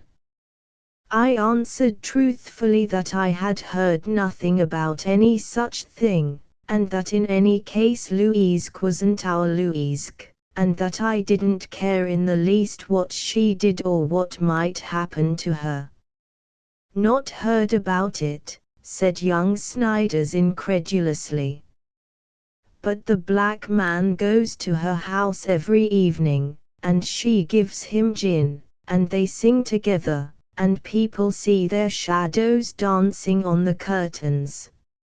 Everybody's talking about it. I am afraid that I disappointed young Snyders. He had hoped to get a rise out of me, and he miserably failed. His errors were first, to have supposed that I regarded Louise as our Louise, merely because her sister happened to be my Uncle Spencer's housekeeper, and, secondly, to have attributed to me a knowledge of the world sufficient to allow me to realize the scandalousness of Louise's conduct. Whereas I disliked Louise, took no interest in her actions, and could, moreover, see nothing out of the ordinary in what she was supposed to have done. Confronted by my unshakable calm, young Snyders retired, rather crestfallen. But he revenged himself before he went by telling me that I must be very stupid and, what I found more insulting, a great baby not to understand. Antonique, to whom I repeated young Snyders's words, merely said that the boy ought to be whipped, specifying with a wealth of precise detail and a gusto that were entirely Flemish how, with what instrument, and where the punishment ought to be applied. I thought no more about the incident. But I noticed after the kermesse was over and the grand place had become once more the silent and empty grand place of ordinary days, I noticed loitering aimlessly about the streets a stout, coffee-colored man, whom the children of Longrays, like those 3 rude boys in Struwwelpeter, pursued at a distance, contorting themselves with mirth. That year I went back to England earlier than usual, for I had been invited to spend the last 3 weeks of my holidays with a school friend. Alas, at Hastings, so that my knowledge of the Earth's surface was not materially widened by the visit. When I returned to Longrays for the Christmas holidays, I found that Louise was no longer mere Louise, but the bride of a coffee-colored husband. Madame Alphonse they called her, for nobody could bother with the devil dancer's real name. It had an L in it somewhere, that was all that was known. Monsieur and Madame Alphonse. But the news when I heard it did not particularly impress me. And even if I had been curious to know more, dense silence continued to envelop the episode. Antonic never spoke to me of it, and lacking all interest in this kind of reality, disapproving of it even, my Uncle Spencer seemed to take it silently for granted. That the subject was copiously discussed by the gossips of Longrays I do not doubt, and remembering Louise's own censorious anecdotage, I can imagine how. But in my hearing it was never discussed, expressly, I imagine, for I lived under the protection of Antonic, and people were afraid of Antonic. So it came about that the story remained for me no more remarkable than that story recorded by Edward Lear of the old man of Jamaica who casually married a Quaker, but she cried out, "Alack, I have married a black," which distressed that old man of Jamaica. And perhaps, after all, that is the best way of regarding such incidents, unquestioningly, without inquisitiveness. For we are all much too curious about the affairs of our neighbors, particularly about the affairs of an erotic nature. What an itch we have to know whether Mr. Smith makes love to his secretary, whether his wife consoles herself, whether a certain cabinet minister is really the satyr he is rumored to be. And meanwhile the most incredible miracles are happening all round us. Stones, when we lift them and let them go, fall to the ground, the sun shines, bees visit the flowers, seeds grow into plants, a cell in 9 months multiplies its weight a few thousands of time, and is a child, and men think, creating the world they live in. These things leave us almost perfectly indifferent.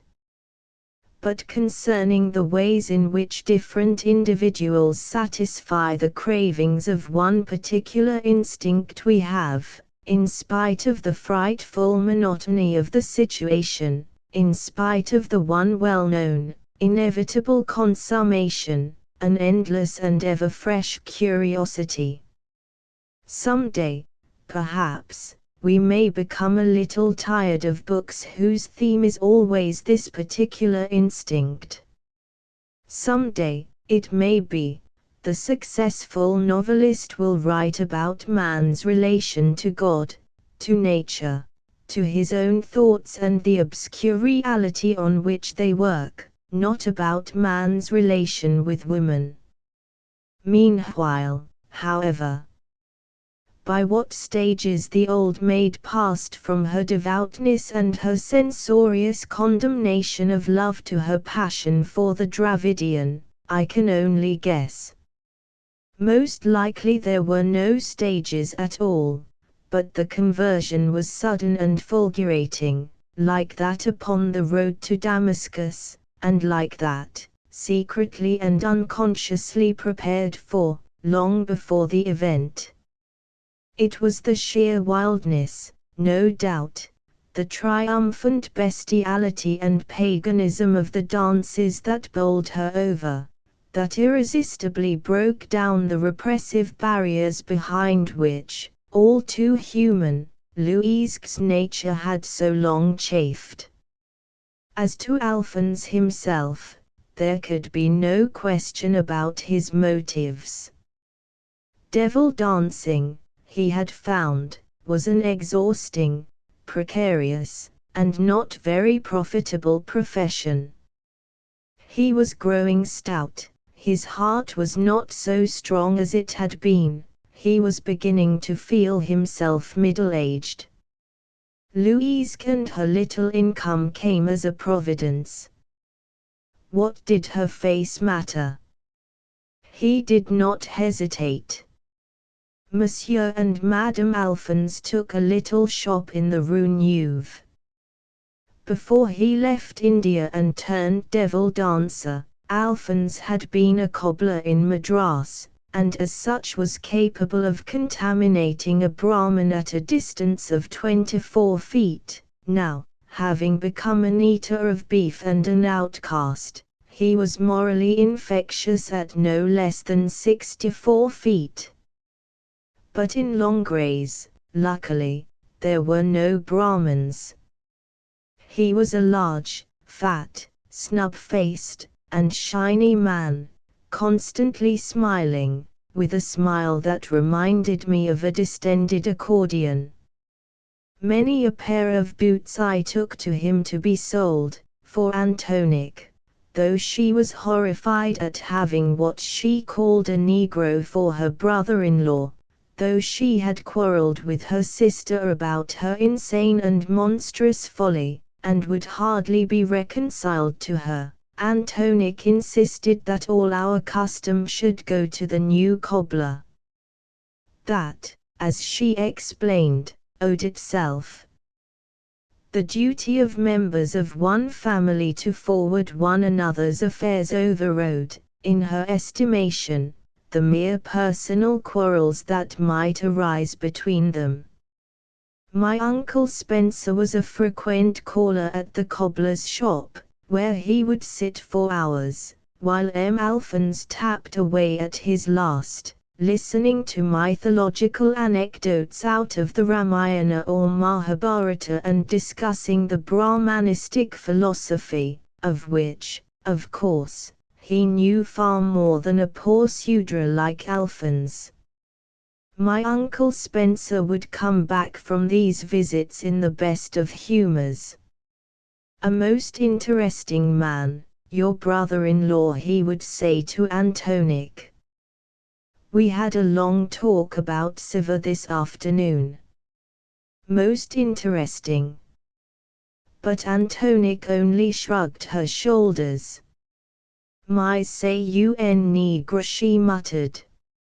And my Uncle Spencer might assure her as much as he liked that Dravidians were not Negroes and that Alphonse very likely had good Aryan blood in his veins. It was useless. Antonique would not be persuaded, would not even listen. It was all very well for the rich to believe things like that, but a Negro, after all, was a Negro, and that was all about it. M. Alphonse was a man of many accomplishments, for besides all the rest, he was an expert palmist and told fortunes from the hand with a gravity, a magisterial certainty, that were almost enough in themselves to make what he said come true.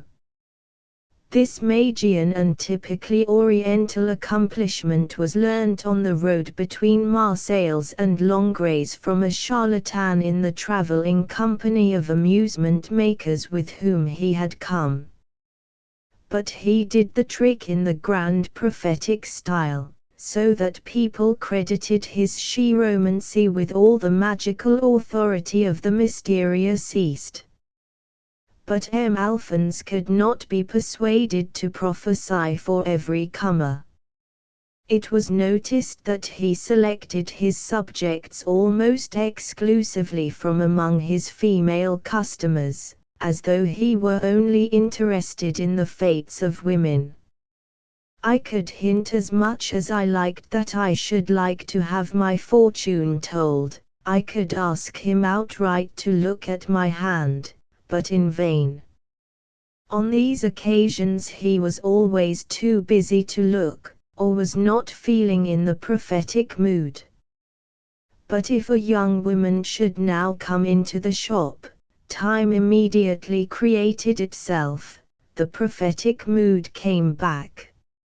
And without waiting for her to ask him, he would seize her hand, pore over it, pat and prod the palm with his thick brown fingers, every now and then turning up towards his subject those dark eyes, made the darker and more expressive by the brilliance of the bluish whites in which they were set, and expanding his accordion smile.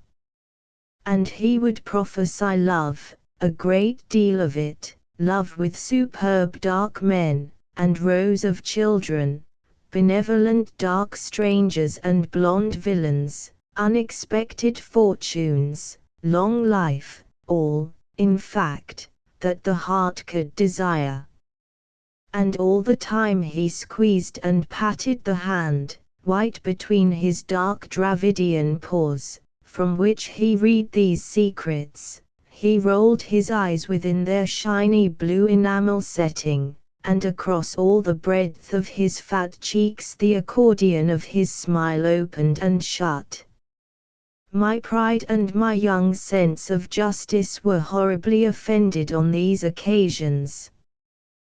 The inconsistency of a man who had no time to tell my fortune, but an infinite leisure for others, seemed to me abstractly reprehensible and personally insulting. I professed, even at that age, not to believe in palmistry, that is to say, I found the fortunes which M. Alphonse prophesied for others absurd. But my interest in my own personality and my own fate was so enormous that it seemed to me, somehow, that everything said about me must have a certain significance. And if M. Alphonse had taken my hand, looked at it, and said, "You are generous, your head is as large as your heart, you will have a severe illness at 38, but your life after that will be healthy into extreme old age, you will make a large fortune early in your career, but you must beware of fair-haired strangers with blue eyes," I should have made an exception and decided for the nonce that there must be something in it. But, alas, M. Alphonse never did take my hand, he never told me anything. I felt most cruelly offended, and I felt astonished too. For it seemed to me a most extraordinary thing that a subject which was so obviously fascinating and so important as my character and future should not interest M. Alphonse as much as it did me. That he should prefer to dabble in the dull fates and silly insignificant characters of a lot of stupid young women seemed to me incredible and outrageous. There was another who, it seemed, shared my opinion. That was Louise. If ever she came into the shop from the little back sitting room, and she was perpetually popping out through the dark doorway like a cuckoo on the stroke of noon from its clock, and found her husband telling the fortune of a female customer, her witch-like face would take on an expression more than ordinarily malevolent. "Alphonse," she would say significantly. And Alphonse dropped his subject's hand, looked round towards the door, and, rolling his enamelled eyes, creasing his fat cheeks in a charming smile, flashing his ivory teeth, would say something amiable. But Louise did not cease to frown. "If you must tell somebody's fortune," she said, when the customer had left the shop, "why don't you tell the little gentleman's?" pointing to me. "I'm sure he would be only too delighted." But instead of being grateful to Louise, instead of saying, "Oh, Of course I'd like it, and holding out my hand, I always perversely shook my head. No, no, I said. I don't want to worry Alphonse. But I longed for Alphonse to insist on telling me about my exquisite and marvelous self. In my pride, I did not like to owe my happiness to Louise. I did not want to feel that I was taking advantage of her irritation and Alphonse's desire to mollify her. And besides pride, I was actuated by that strange nameless perversity, which so often makes us insist on doing what we do not want to do, such as making love to a woman we do not like and whose intimacy, we know, will bring us nothing but vexation, or makes us stubbornly decline to do what we have been passionately desiring, merely because the opportunity of doing what we wanted has not presented itself in exactly the way we anticipated, or because the person who offered to fulfill our desires has not been sufficiently insistent with his offers. Alphonse, on these occasions, having no curiosity about my future and taking no pleasure in needing my small and dirty hand, always took my refusals quite literally and finally, and began to work again with a redoubled ardor.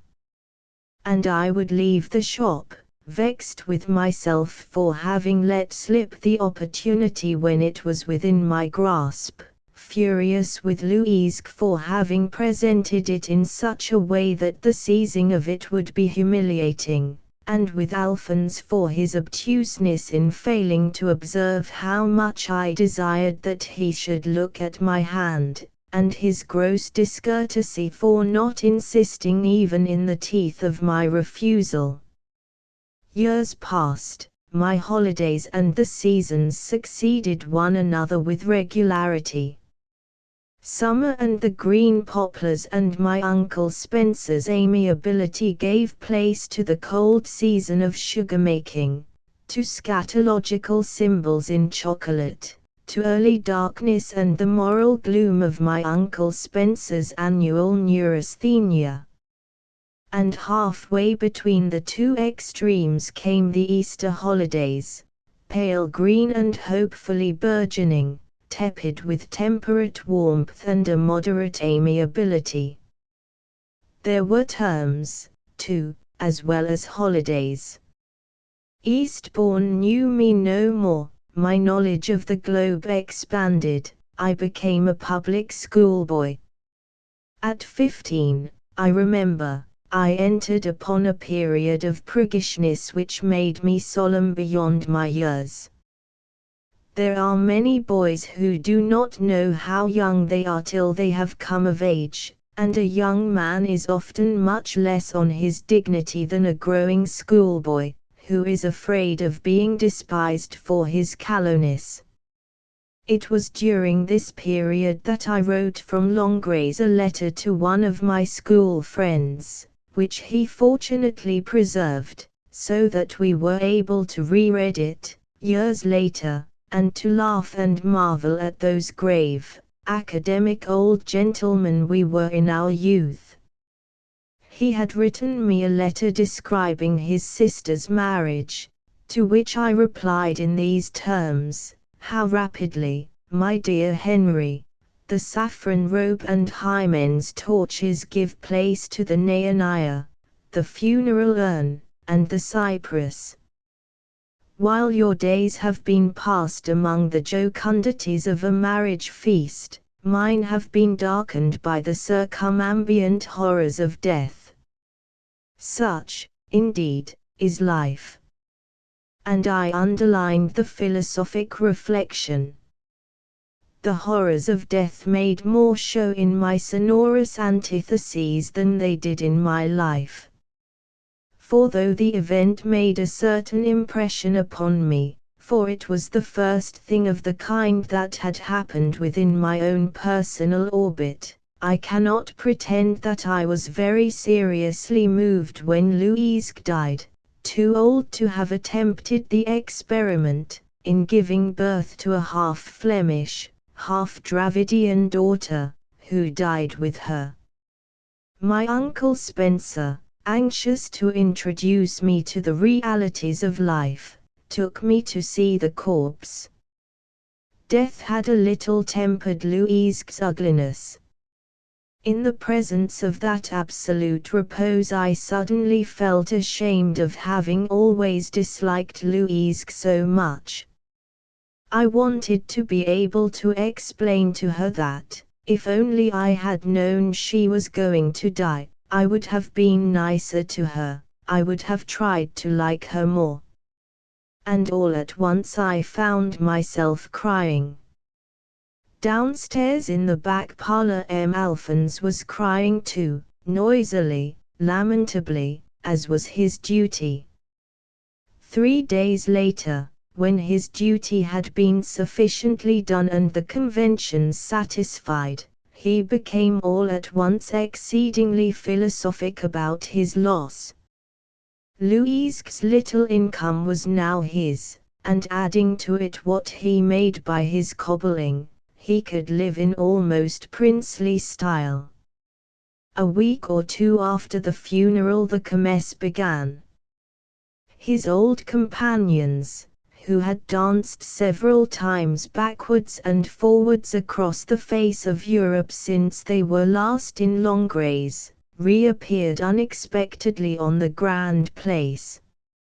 Alphonse treated himself to the pleasure of playing the generous host, and every evening when their show was over the devils unhorned themselves, and over the glasses in the little back parlor behind Alphonse's shop they talked convivially of old times, and congratulated their companion, a little enviously, on his prodigious good fortune. In the years immediately preceding the war I was not often in Langres. My parents had come back from India, my holidays were passed with them.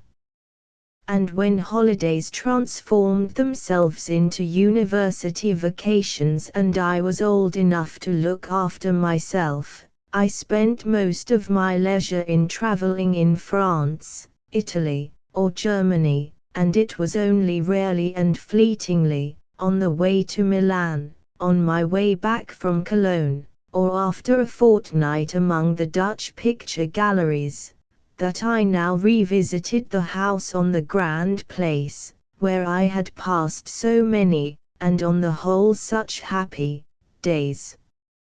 I liked my Uncle Spencer still, but he had ceased to be an admired being, and his opinions, instead of rooting themselves and proliferating within my mind, as once they did, seemed mostly, in the light of my own knowledge and experience, too fantastic even to be worth refuting. I listened to him now with all the young man's intolerance of the opinions of the old, and my Uncle Spencer, though only 50, seemed to me utterly fossilized and antediluvian, acquiescing in all that he said with a smile in which a more suspicious and less single-hearted man would have seen the amused contempt. My Uncle Spencer was leaning during these years more and more towards the occult sciences.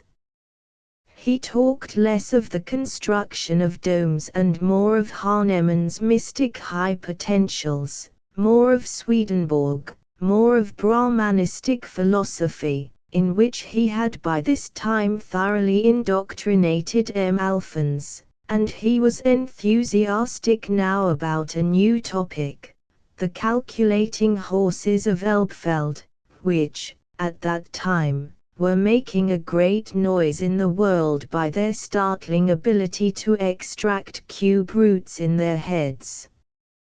Strong in the materialistic philosophy, the careless and unreflecting skepticism which were, in those days, the orthodoxy of every young man who thought himself intelligent, I found my Uncle Spencer's mystical and religious preoccupations marvelously ludicrous. I should think them less ridiculous now, when it is the easy creed of my boyhood that has come to look rather queer. Now it is possible, it is, indeed, almost necessary, for a man of science to be also a mystic. But there were excuses then for supposing that one could only combine mysticism with the faulty knowledge and the fantastic mental eccentricity of an Uncle Spencer. One lives and learns. With Mademoiselle Leo, on these later visits, I felt, I must confess, not entirely at my ease. Antonic saw me as essentially the same little boy who had come so regularly all those years, holiday after holiday, to Longrays. Her talk with me was always of the joyous events of the past, of which she had that extraordinarily accurate and detailed memory which men and women, whose minds are not exercised by intellectual preoccupations and who do not read much, always astonish their more studious fellows by possessing. Plunged as I then was in all the newly discovered delights of history, philosophy, and art, I was too busy to take more than a very feeble interest in my childish past. Had there been skating on the canals in 1905? Had I been bitten by a horsefly, the summer before, so poisonously that my cheek swelled up like a balloon and I had to go to bed? Possibly, now that I was reminded of these things I did, dimly, remember. But of what earthly interest were facts such as these when I had Plato, the novels of Dostoevsky, the frescoes of Michelangelo to think of? How entirely irrelevant they were to, shall we say, David Hume. How insipid compared with the sayings of Zarathustra, the Coriolan overture, the poetry of Arthur Rimbaud. But for poor Antonic they were all her life. I felt all the time that I was not being as sympathetic with her as I ought to have been. But was it my fault? Could I become what I had been, or make her suddenly different from what she was? At the beginning of August 1914 I was staying at Longrays on my way to the Ardennes, where I meant to settle down quietly for a month or so with 2 or 3 friends, to do a little solid reading before going south to Italy in September. Strong in the faith of the German professor who had proved, by the theories of ballistics and probabilities, that war was now out of the question, my Uncle Spencer paid no attention to the premonitory rumbles. It was just another little Agada crisis and would lead to nothing. I too, absorbed, I remember, in the reading of William James's Varieties of Religious Experience, paid no attention, I did not even look at the papers.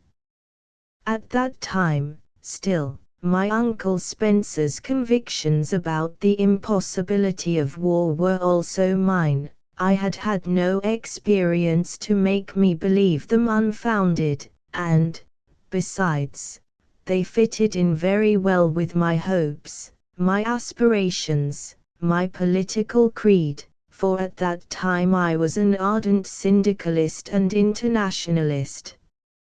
And then, suddenly, it was all on top of us. My Uncle Spencer, however, remained perfectly optimistic. After a week of fighting, he prophesied, the German professor would be proved right and they would have to stop. My own feeling, I remember, was one of a rather childish exhilaration. My excitement was much more powerful than my shock of horror. I felt rather as I had felt on the eve of the kermesse when, Looking from my window, I gazed down at the mountebanks setting up their booths and engines in the square below. Something was really going to happen. That childish sense of excitement is, I suppose, the prevailing emotion at the beginning of a war. An intoxicating bank holiday air seems to blow through the streets. War is always popular, at the beginning. I did not return immediately to England, but lingered for a few days at Longgrays, in the vague hope that I might see something or that perhaps my Uncle Spencer might really, as I still believed, be right, and that, perhaps, the whole thing would be over in a few days. My hope that I should see something was fulfilled. But the something was not one of those brilliant and romantic spectacles I had imagined. It consisted of a few little troops of refugees from the villages round Liege, unshaven men, and haggard women with long tear marks on their dusty cheeks, and little boys and girls tottering along as though in their sleep, dumb and stupid with fatigue. My Uncle Spencer took a family of them into his house. In a few days, he said, when everything's over, they'll be able to go home again. And when indignantly Antonic repeated to him their stories of burnings and shootings, he wouldn't believe them. After all, he said, this is the 20th century. These things don't happen nowadays. These poor people are too tired and frightened to know exactly what they are saying. In the second week of August I went back to England. My Uncle Spencer was quite indignant when I suggested that he should come back with me. To begin with, he said, it would all be over so very soon. In the second place, this was the 20th century, which was what the cretins said, no doubt, when in 1500 BC, after 2000 years of peace, prosperity, and progressive civilization, they were threatened by the wild men from the north. In the third place, he must stay at Longgrays to look after his interests. I did not press him any further, it would have been useless. Goodbye, dear boy, he said, and there was an unaccustomed note of emotion in his voice. Goodbye. The train slowly moved away.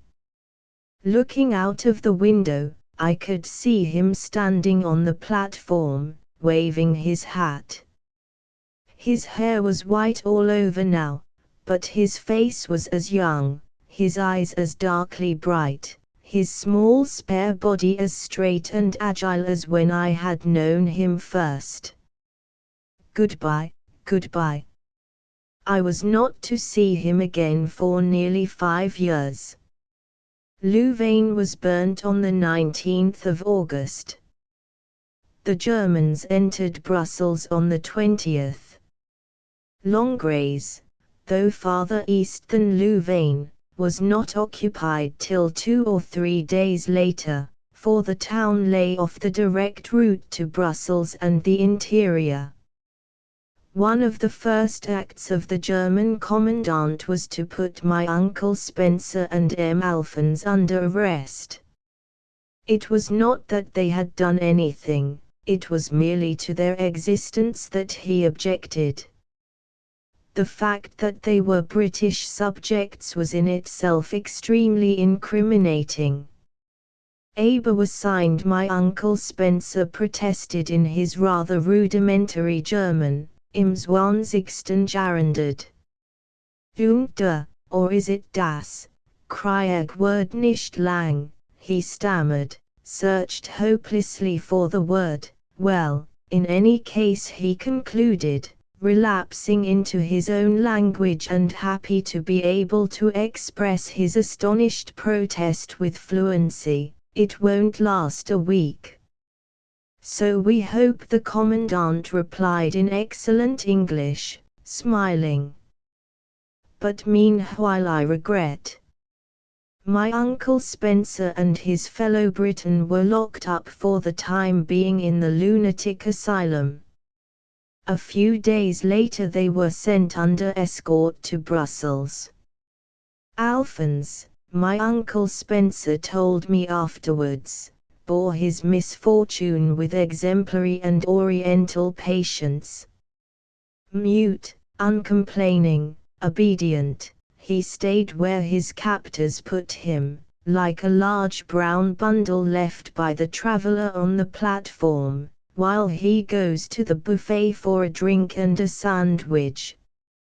And more docile than a mere bundle, mutely, obediently, he followed wherever he was led. "I wish I could have imitated him," said my Uncle Spencer. "But I couldn't. My blood fairly boiled. And from what I remembered of him in the sugar-making season I could imagine the depth, the fury of my Uncle Spencer's impatience and irritation. 'But this is the 20th century,' he kept repeating to the guards. "And I have nothing to do with your beastly war. And where the devil are you taking us? And how much longer are we to wait in this damned station without our lunch?" He spoke as a rich man, accustomed to being able to buy every convenience and consideration. The soldiers, who had the patience of poor men and were well used to being ordered hither and thither, to waiting indefinitely in the place where they were told to wait, could not understand this wild irritation against what they regarded as the natural order of things. My Uncle Spencer first amused them, then, as his impatience grew greater instead of less, he began to annoy them. In the end, one of his guards lost patience too, and gave him a great kick in the breech to make him hold his tongue. My Uncle Spencer turned round and rushed at the man, but another soldier tripped him up with his rifle, and he tumbled heavily to the ground. Slowly he picked himself up. The soldiers were roaring with laughter. Alphonse, like a brown package, stood where they had put him, motionless, expressionless, his eyes shut. In the top floor of the Ministry of the Interior the German authorities had established a sort of temporary internment camp. All suspicious persons, dubious foreigners, recalcitrant natives, anyone suspected by the invaders of possessing a dangerous influence over his neighbors, were sent to Brussels and shut up in the Ministry of the Interior, to remain there until the authorities should have time to go into their case. It was into this makeshift prison that my Uncle Spencer and his Dravidian compatriot were ushered, one sweltering afternoon towards the end of August. In an ordinary year, my Uncle Spencer reflected, the kermesse at Langres would now be in full swing. The fat woman would be washing her face with her bosom, the Figaros would be re-enacting amid sobs the Passion of our Saviour, the armless lady would be drinking healths with her toes, the vendor of raw mussels would be listening anxiously for the first hoarse sound that might be taken for a cough. Where were they all this year, all these good people? And where was he himself?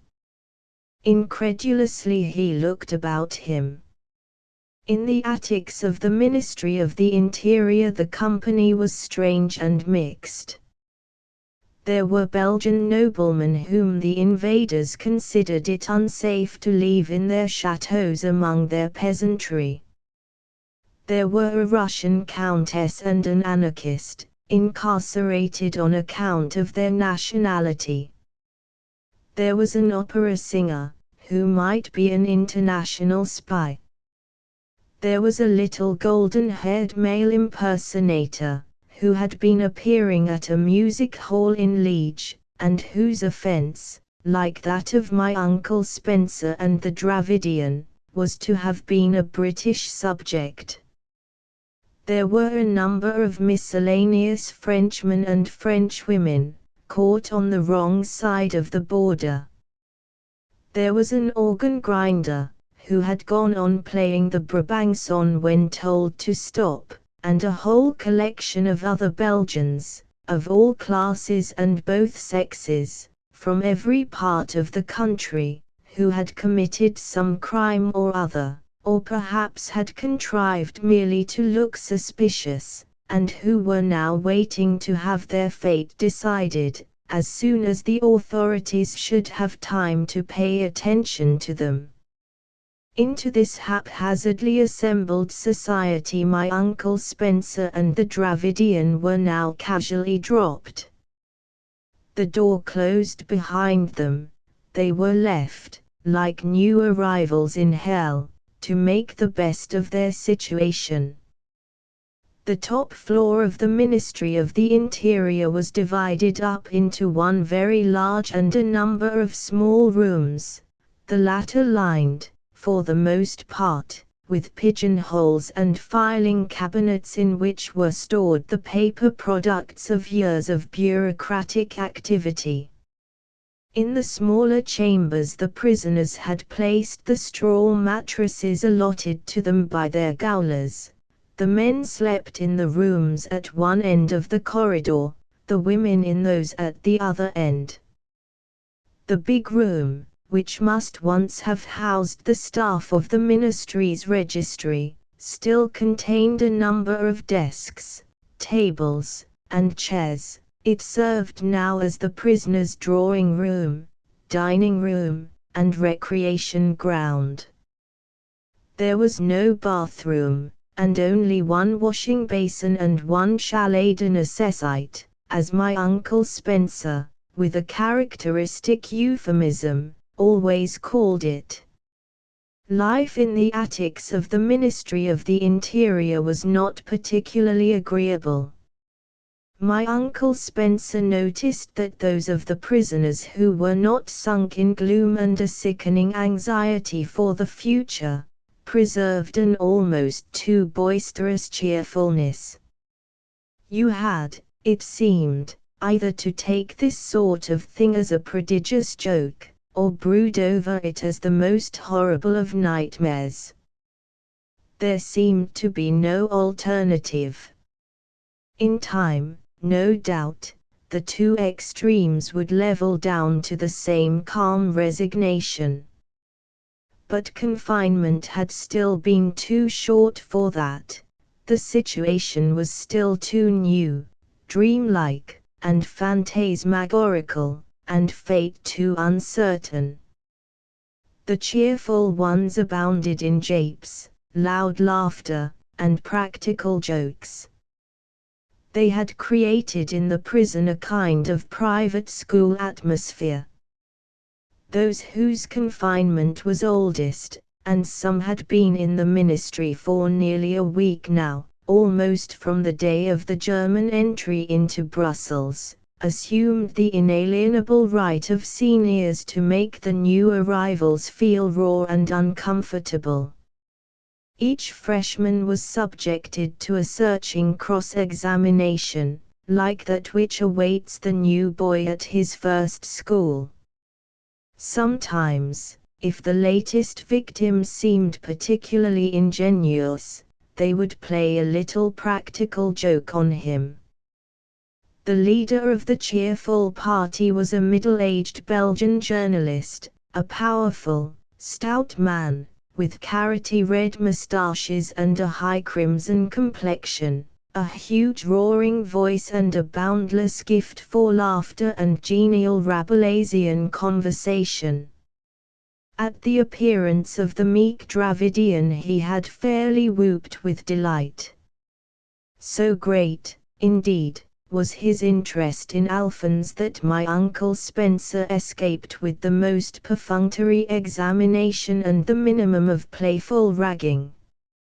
It was perhaps for the best. My Uncle Spencer was in no mood to be trifled with, even by a fellow sufferer. Round poor Alphonse the journalist immediately improvised a farce. Sitting like a judge at one of the desks in the large room, he had the Dravidian brought before him, giving him to understand that he was the German commissary who had to deal with his case.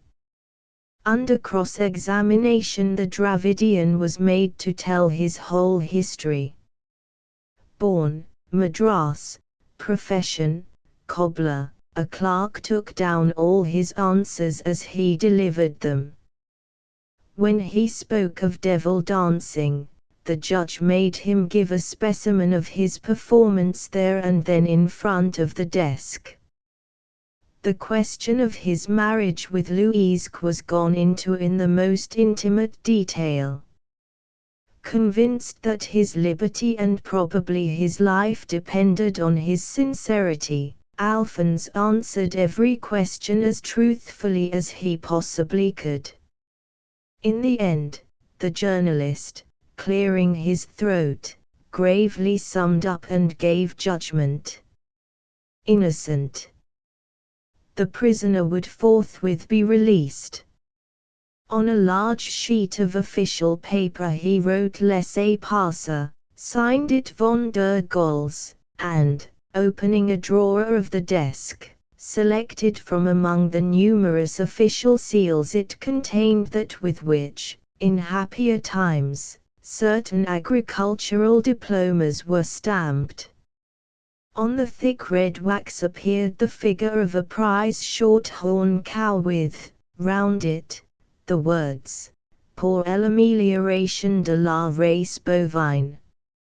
Here roared the journalist, handing him the sealed paper. You may go.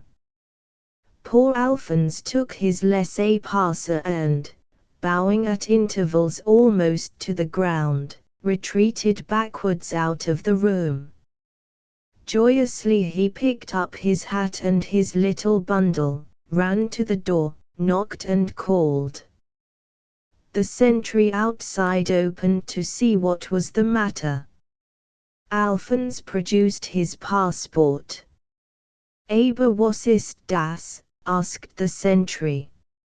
Alphonse pointed to the seal, for the amelioration of the bovine race, to the signature, von der Goltz. The sentry, thinking that it was he, not the Dravidian, who was the victim of the joke, became annoyed. He pushed Alphonse roughly back through the door, and when, protesting, propitiatively murmuring and smiling, the poor man advanced again to explain to the sentry his mistake, the soldier picked up his rifle and with the butt gave him a prod in the belly, which sent him back, doubled up and coughing, along the corridor. The door slammed to. Vainly, when he had recovered, Alphonse hammered and shouted. It did not open again. My Uncle Spencer found him standing there, knocking, listening, knocking again. The tears were streaming down his cheeks. It was a long time before my Uncle Spencer could make him understand that the whole affair had been nothing but a joke. At last, however, Alphonse permitted himself to be led off to his mattress. In silence he lay down and closed his eyes. In his right hand he still held the passport, firmly, preciously between his thick brown fingers. He would not throw it away, not yet.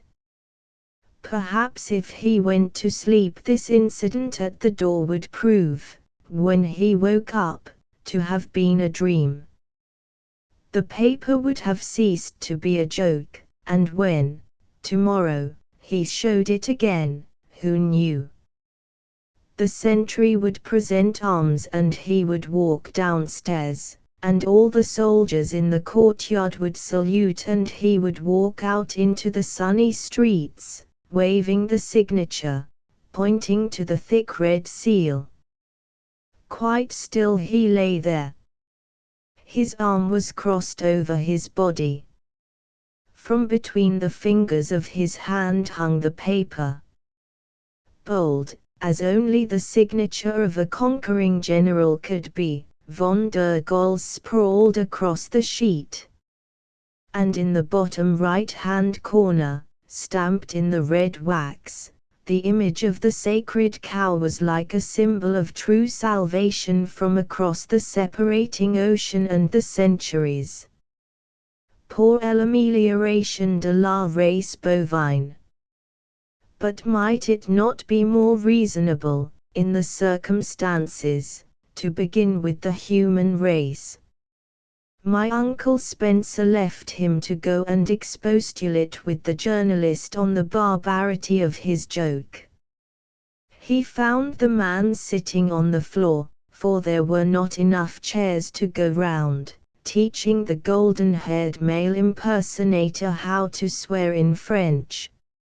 And this he was saying, in his loud, jolly voice, "This is what you must say to von der Goltz if ever you see him." And he let off a string of abusive words, which the little male impersonator carefully repeated, distorted by her drawling English intonation, in her clear, shrill voice, "Ça l'espace de cochon." The journalist roared with delighted laughter and slapped his thighs. "What comes after that?" she asked. "Excuse me," said my Uncle Spencer, breaking in on the lesson. He was blushing slightly. He never liked hearing this sort of language, and in the mouth of a young woman, a compatriot too, it seemed, it sounded doubly distressing. "Excuse me." And he begged the journalist not to play any more jokes on Alphonse. "He takes it too much to heart," he explained.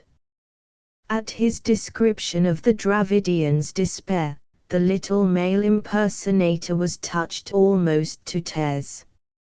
And the journalist, who, like all the rest of us, had a heart of gold whenever he was reminded of its existence, and, like all the rest of us, he needed pretty frequent reminders, for his own pleasures and interests prevented him very often from remembering it. The journalist was extremely sorry at what he had done, declared that he had no idea that Alphonse would take the little farce so seriously, and promised for the future to leave him in peace. The days passed. The nightmare became habitual, followed a routine. 3 times a day the meager supply of unappetizing food arrived and was consumed. Twice a day an officer with a little squad of soldiers behind him made a tour of inspection. In the morning one waited for one's turn to wash, but the afternoons were immense gulfs of hot time, which the prisoners tried to fill with games, with talk, with the reading of ancient dossiers from the files, with solitary brooding or with pacing up and down the corridor, 20 steps each way, up and down, till one had covered in one's imagination the distance between one loved and familiar place and another. Up and down, up and down. My Uncle Spencer sometimes walked along the poplar-lined high road between Longgrays and Wherry, sometimes from Charing Cross along the Strand, under the railway bridge and up the hill to St. Paul's, and from St. Paul's to the Bank, and from the Bank tortuously to the Tower of London, the river, and the ships. Sometimes he walked with his brother from Chamonix to the Montanvert, from Grenoble over the pass to the Grande Chartreuse. Sometimes, less strenuously, he walked with his long-dead mother through the glades of Windsor Forest, where the grass is so green in early summer that it seems as though each blade were an emerald illumined from within, and here and there among the oak trees the dark-leaved rhododendrons light their innumerable rosy lamps. In the evening the cheerful ones, with the journalist at their head, organized entertainments for the amusement of the company. The journalist himself recited poems of his own composition about the Kaiser. One of the Frenchmen did some amateur conjuring with packs of cards, handkerchiefs, and coins. The opera singer bawled out at the top of his prodigious tenor, La donna e mobile sol mio, and when something more serious was called for, Caesar francs di us avance a travers la landi, which last, however, he sang in so richly operatic a style that my Uncle Spencer, who was very fond of this particular song, could hardly recognize it. But the most popular turn was always that of the celebrated diva, Emmy Wendell as the journalist called her, when he introduced her to the company. The enthusiasm was tremendous when Emmy Wendell appeared, dressed in an Eton jacket, broad starched collar, striped trousers, and a top hat, and carrying in her hand a little cane, did 2 or 3 rattling clog dances and sang a song with the chorus, "We are the nuts that get the girls every time, we get the ones with the curly curls, we get the peaches, we get the pearls, every time." And when, at the end of the turn, she took off her top hat, and, standing rigidly at attention, like a soldier, her childish snubby little face very grave, her blue eyes fixed on visions not of this world, sang in her tuneless street urchin's voice an astonishingly English version of the Brabant song, then there was something more than enthusiasm. For men would suddenly feel the tears coming into their eyes, and women wept outright, and when it was over, everybody violently stamped and clapped and waved handkerchiefs, and laughed, and shouted imprecations against the Germans, and said, "Vive la Belgique," and ran to Emmy Wendell, and took her hand, or slapped her on the back as though she had really been a boy, or kissed her, but as though she were not a girl, and dressed in rather tight striped trousers at that, kissed her as though she were a symbol of the country, a visible and charming personification of their own patriotism and misfortunes. When the evening's entertainment was over, the company began to disperse.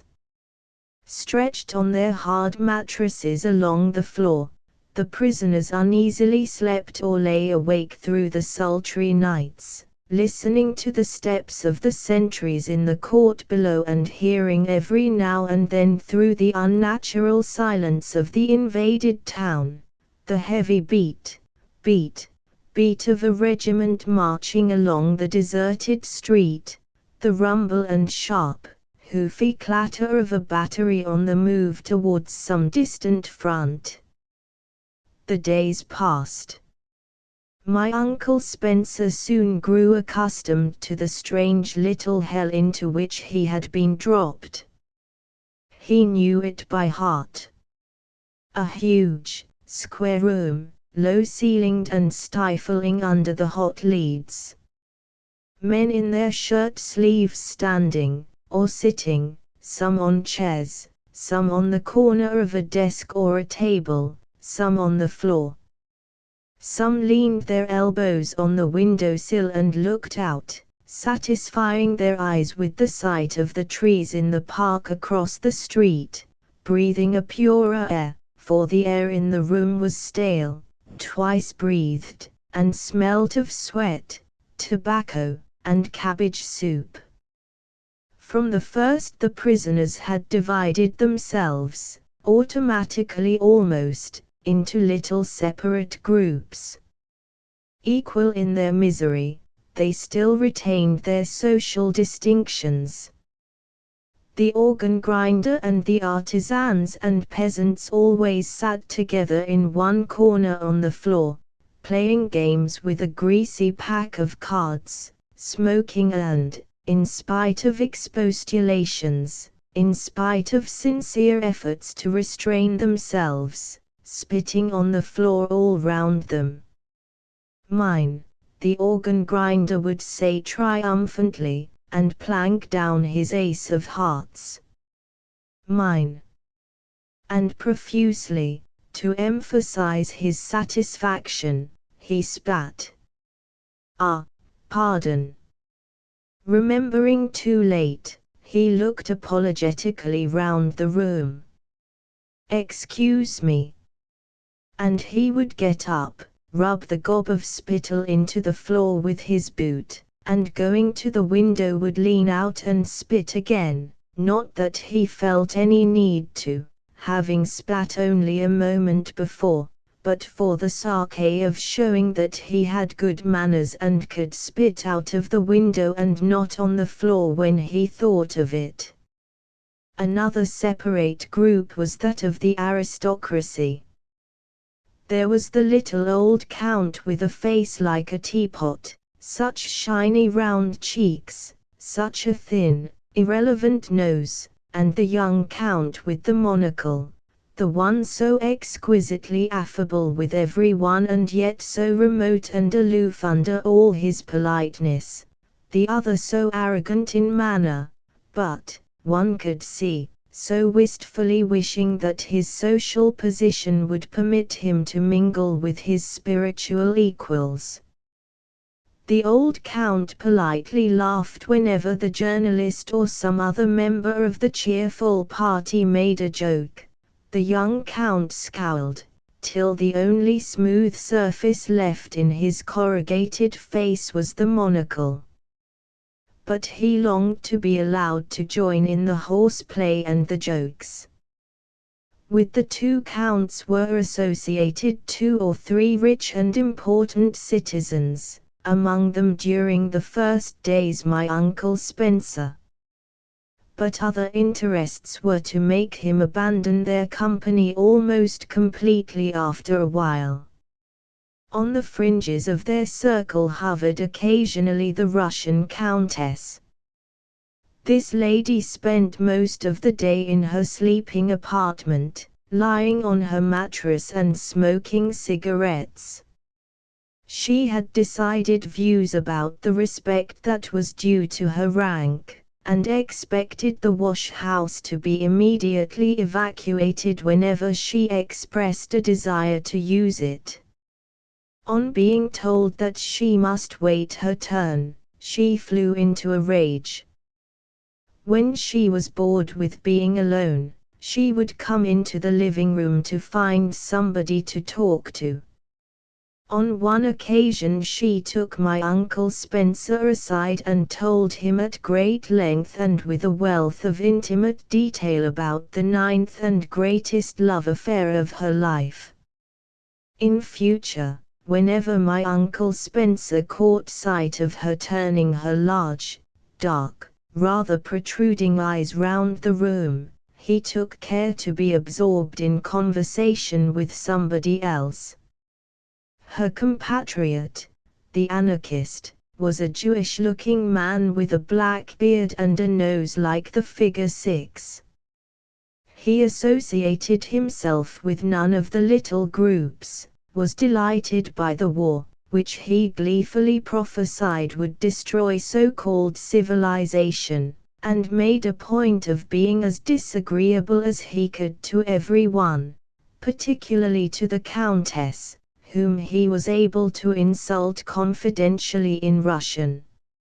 It was in obedience to the same democratic principles that he possessed himself of the only armchair in the prison. It must have been the throne of at least a sous-chef de division, refusing to part with it even for a lady or an invalid.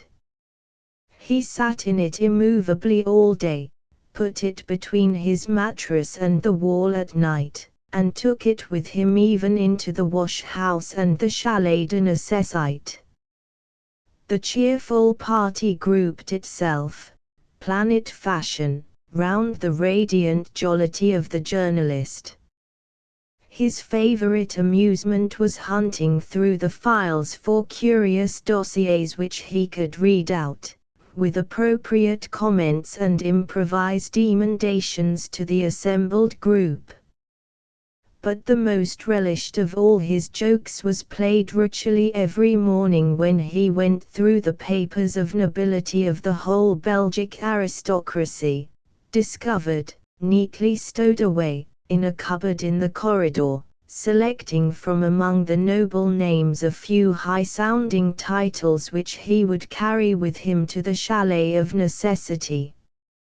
His disciples included a number of burgesses, French and Belgian, a rather odious and spotty young English bank clerk caught on his foreign holiday, the Russian countess in certain moods, the male impersonator, on and off, and the opera singer.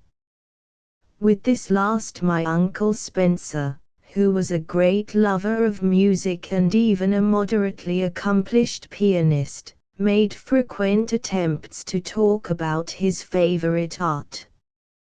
But the opera singer, he found, was only interested in music in so far as it affected the tenor voice.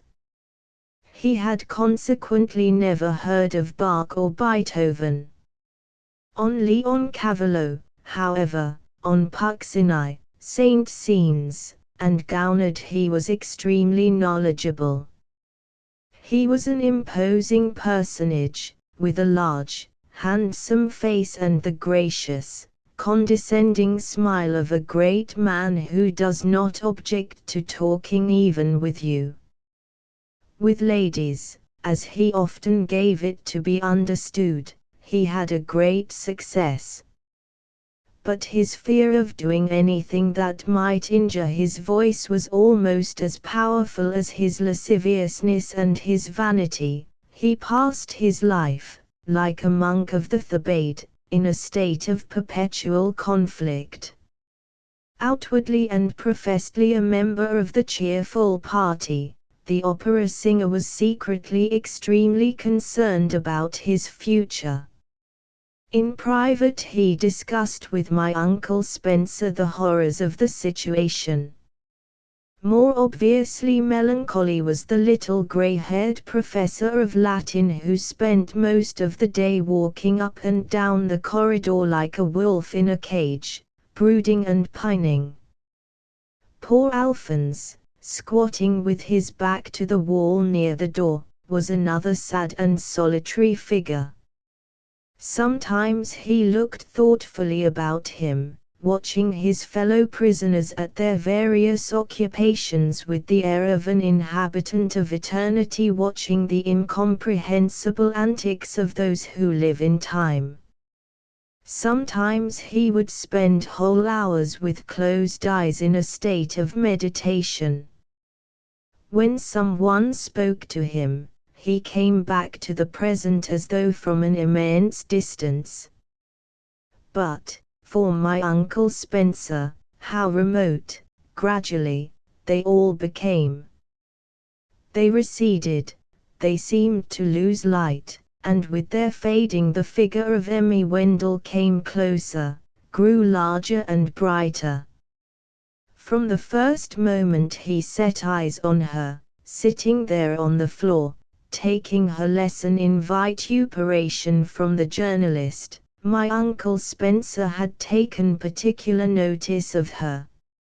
Making his way towards the pair of them, he had been agreeably struck by the childishness and innocence of her appearance, by the little snub nose, the blue eyes, the yellow hair, so stubbornly curly that she had to wear it cut short like a boy's, for there was no oiling down or tying back a long mane of it. Even in her private feminine life there was a hint, and it only made her seem the more childish, of male impersonation.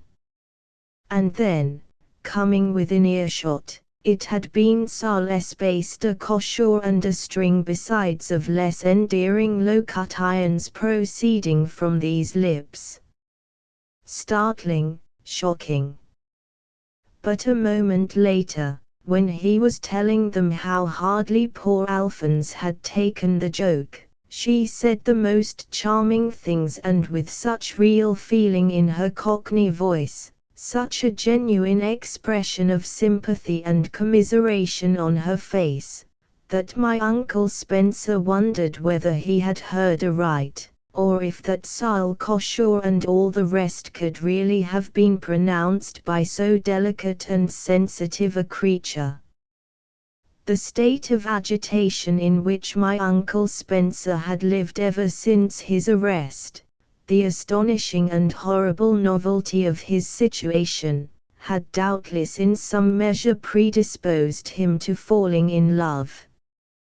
For it frequently happens that one emotion, providing that it is not so powerful as to make us unconscious of anything but itself, will stimulate us to feel another.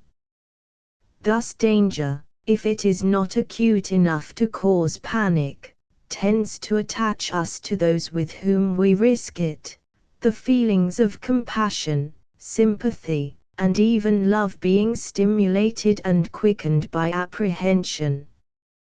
Grief, in the same way, often brings with it a need of affection and even, though we do not like to admit it to ourselves, even obscurely a kind of desire, so that a passion of sorrow will convert itself by scarcely perceptible degrees, or sometimes suddenly, into a passion of love.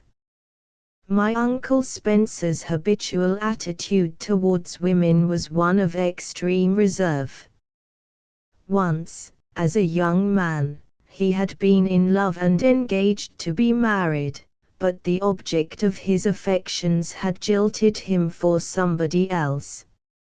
Since then, partly from a fear of renewing his disappointment, partly out of a kind of romantic fidelity to the unfaithful one, he had avoided women, or at least taken pains not to fall in love any more, living always in a state of perfect celibacy, which would have done credit to the most virtuous of priests. But the agitations of the last few days had disturbed all his habits of life and thought. Apprehension of danger, an indignation that was a very different thing from the recurrent irritability of the sugar-making season, profound bewilderment, and a sense of mental disorientation had left him without his customary defenses and in a state of more than ordinary susceptibility, so that when he saw, in the midst of his waking nightmare, that charming childish head, when he heard those gentle words of sympathy for the poor Dravidian, he was strangely moved, and he found himself aware of Emmy Wendell as he had not been aware of any woman since the first unfaithful one of his youth had left him. Everything conspired to make my Uncle Spencer take an interest in Emmy Wendell, everything. Not merely his own emotional state, but the place, the time, the outward circumstances. He might have gone to see her at the music hall every night for a year, and though he might have enjoyed her turn, and as a matter of fact he would not, for he would have thought it essentially rather vulgar, though he might have found her pretty and charming, it would never have occurred to him to try to make her acquaintance or introduce himself into her history. But here, in this detestable makeshift prison, she took on a new significance. She became the personification of all that was gracious, sweet, sympathetic, of all that was not war. And at the end of her performance, still, it was true, in poorish taste, but more permissible, seeing that it was given for the comfort of the afflicted. How profoundly impressive was her singing of the Brabant song! She had become great with the greatness of the moment, with the grandeur of the emotions to which she was giving utterance in that harsh gutter-snipe's voice of hers, singing of exaltations, agonies, and man's unconquerable mind. We attribute to the symbol something of the sacredness of the thing or idea symbolized. Two bits of wood set crosswise are not two ordinary bits of wood, and a divinity has hedged the weakest and worst of kings. Similarly, at any crisis in our lives, the most trivial object, or a person in himself insignificant, may become, for some reason, charged with all the greatness of the moment. Even the Salcoshore incident had helped to raise my Uncle Spencer's interest in Emmy Wendell. For if she was gentle, innocent, and young, if she personified in her small, bright self all the unhappiness and all the courage of a country, of the whole afflicted world, she was also fallible, feminine, and weak. She was subject to bad influences, she might be led astray.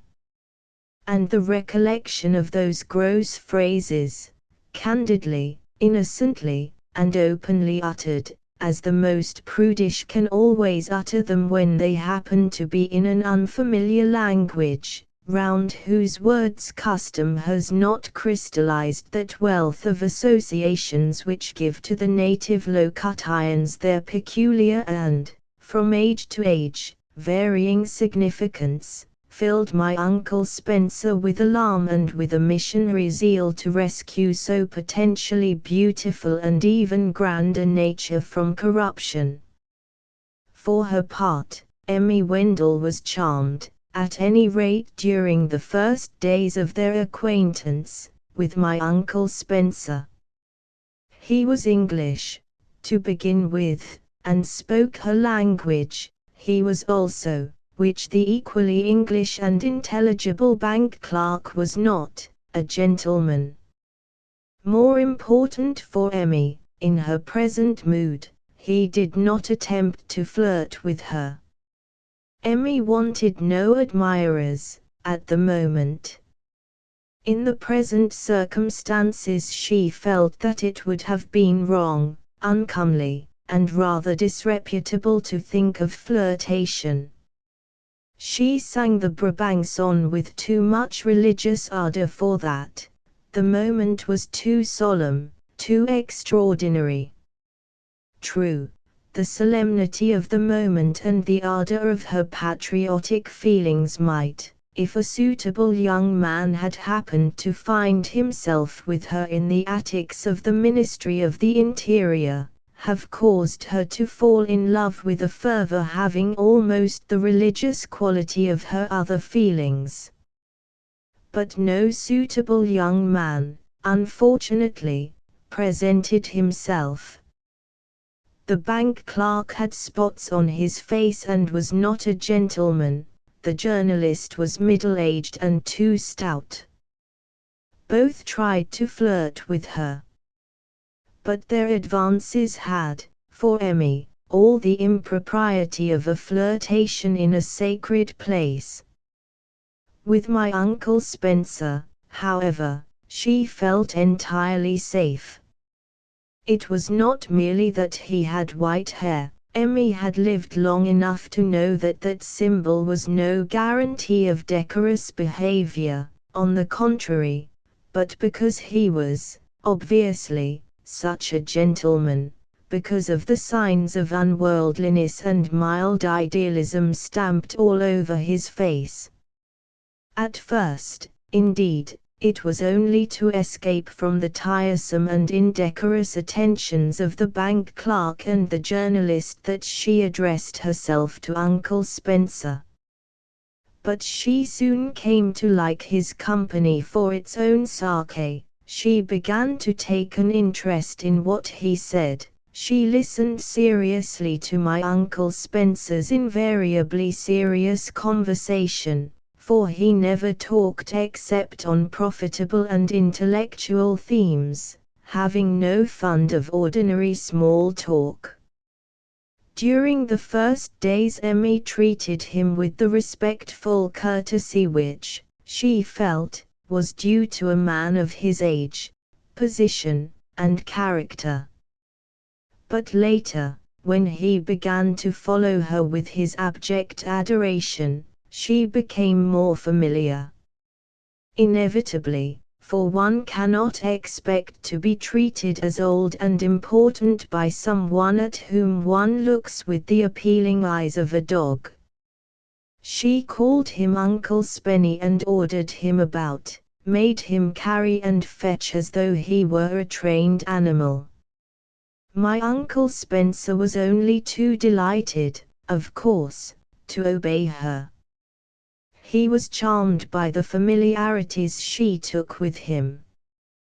The period of her pretty teasing familiarity, intermediate between her respectfulness and her later cruelty, was the happiest, so far as my Uncle Spencer was concerned, in their brief connection. He loved and felt himself, if not loved in return, at least playfully tolerated. Another man would have permitted himself to take liberties in return, to be sportive, gallant, and importunate. But my Uncle Spencer remained gravely and tenderly himself. His only reprisal for Uncle Spenny and the rest was to call her by her Christian name instead of Miss Wendell as he had always solemnly done before. Yes, Emmy felt herself safe with Uncle Spenny, almost too safe, perhaps. My Uncle Spencer's conversations were always, as I have said, of a very serious cast. They were even more serious at this time than usual, for the catastrophe, and now his passion, had brought on in his mind a very severe fit of thinking. There was so much that, in the light of the happenings of the last few weeks, needed reconsidering.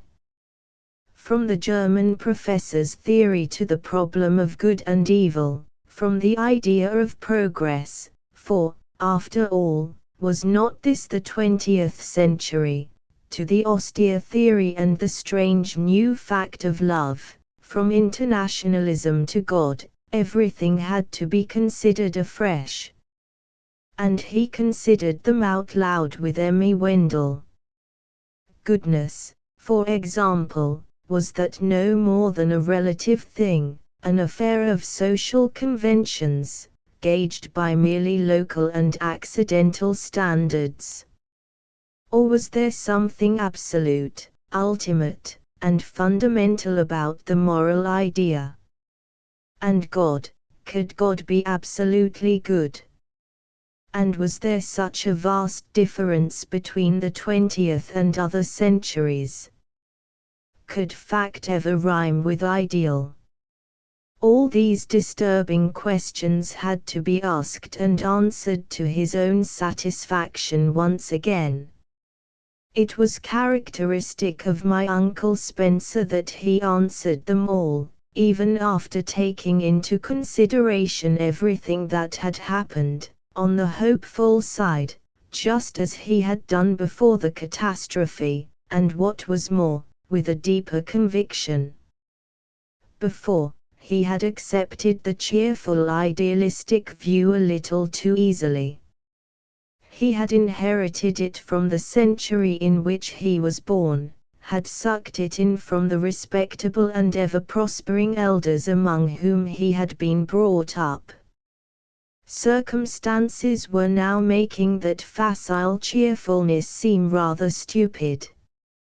But it was precisely because he had to reconsider the objections to optimism, the arguments against hopefulness, not theoretically in the void, but practically and in the midst of personal and universal calamity, the latter very bearable if one is comfortably placed oneself, but real, but disturbing, if one is also suffering a little, that he now became convinced, more hardly but more profoundly, of the truth of what he had believed before, but lightly and, as he now saw, almost accidentally.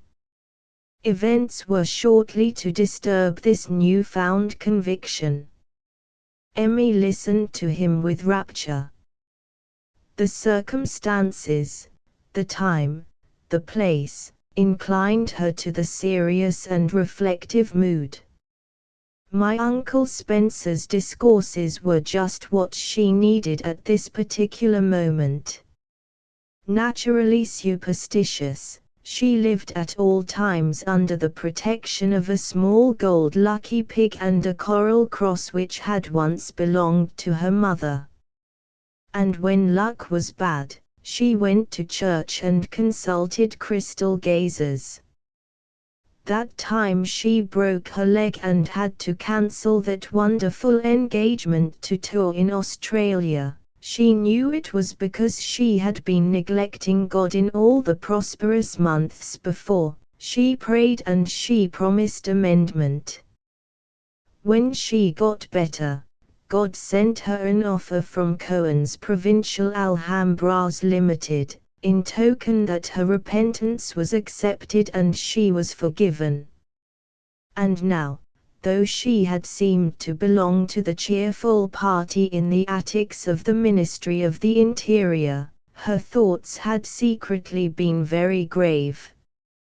At night, lying awake on her mattress, she wondered in the darkness what was the reason of all this: the war, her bad luck in getting caught by the Germans. Yes, what could the reason be? Why was God angry with her once again? But of course she knew why. It was all that dreadful business last June when she was working at Wimbledon. That young man who had waited for her at the stage door, and would she do him the honor of having supper with him? And she had said yes, though it was all against her rules. Yes, because he had such a beautiful voice, so refined, almost like a very high-class West End actor's voice. I came to see the marionettes, he told her. Marionettes never seem to get farther than the suburbs, do they? But I stayed for you.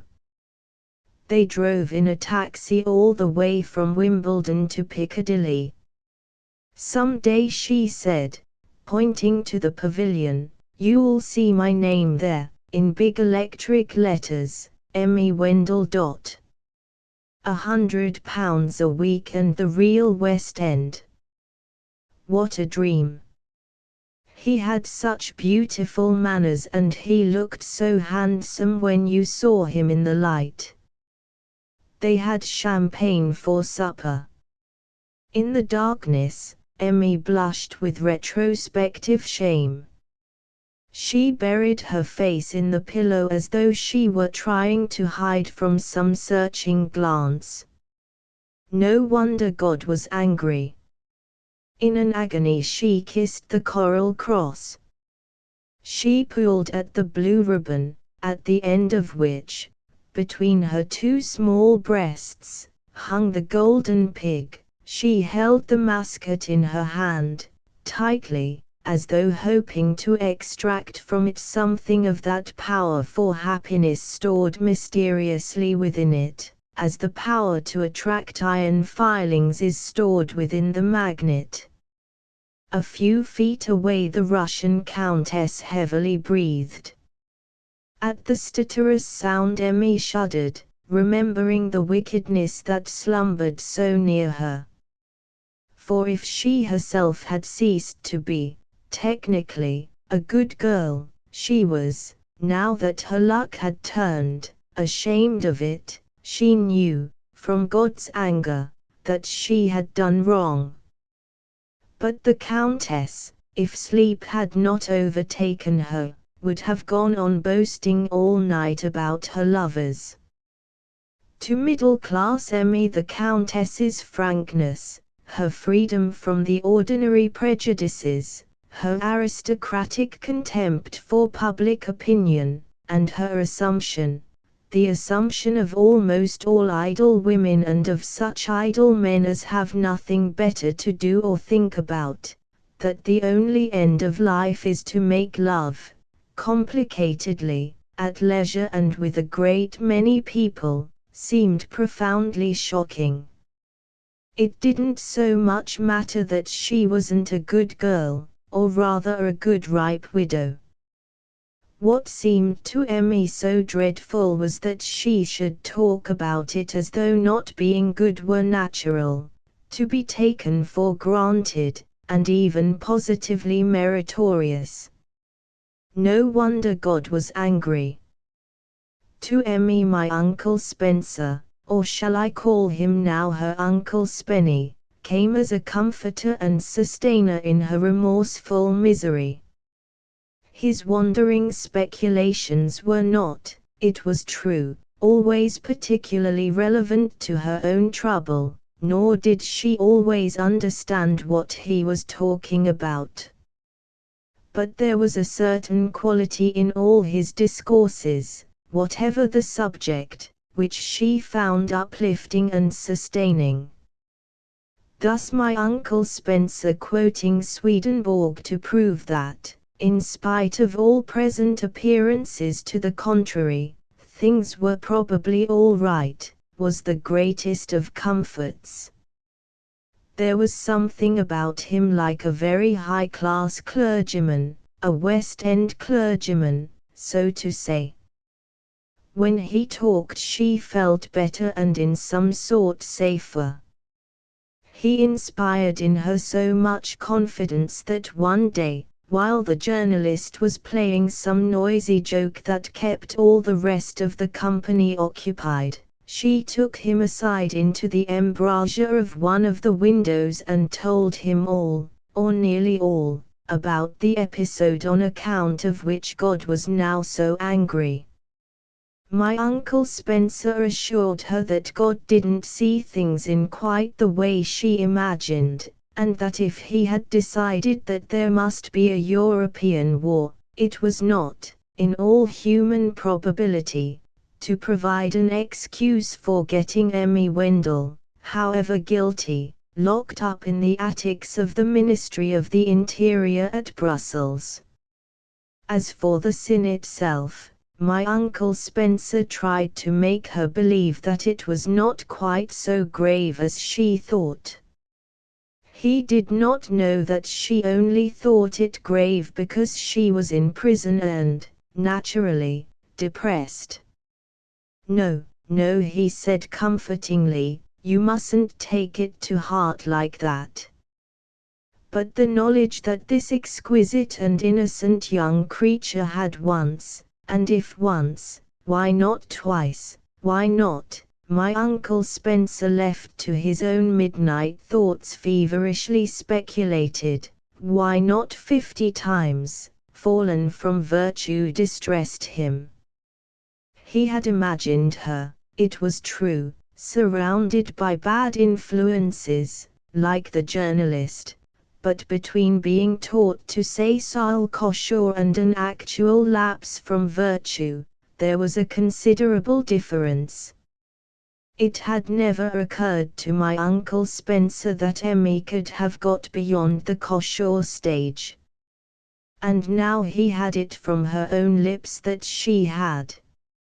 Celibate like a priest, my Uncle Spencer had not enjoyed the priest's vicarious experience in the confessional.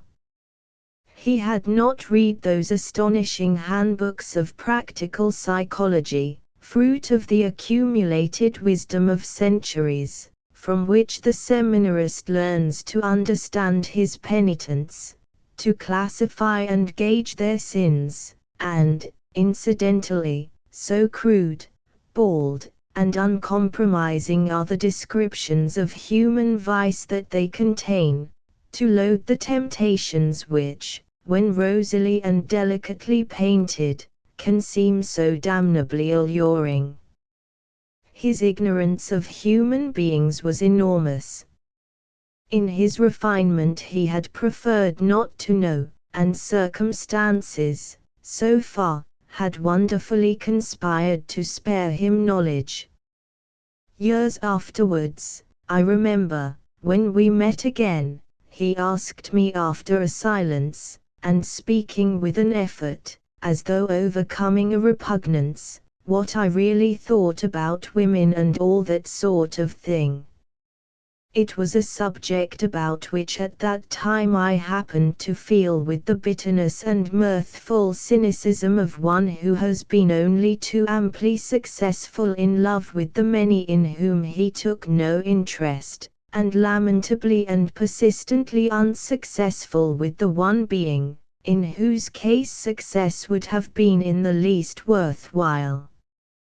"You really think," then said my Uncle Spencer, when I paused for breath, "that a lot of that sort of thing actually does go on?" I really did. He sighed and shut his eyes, as though to conceal their expression from me. He was thinking of Emmy Wendell. How passionately he had hoped that I should prove her, necessarily and a priori, virtuous. There are certain sensitive and idealistic people in whom the discovery that the world is what it is brings on a sudden and violent reaction towards cynicism. From soaring in spheres of ideal purity they rush down into the mud, rub their noses in it, eat it, bathe and wallow. They lacerate their own highest feelings and delight in the pain. They take pleasure in defiling the things which before they thought beautiful and noble, they pore with a disgusted attention over the foul entrails of the things whose smooth and lovely skin was what they had once worshipped. Swift, surely, was one of these, the greatest of them. His type our islands still produce, and more copiously, perhaps, during the last 2 or 3 generations than ever before.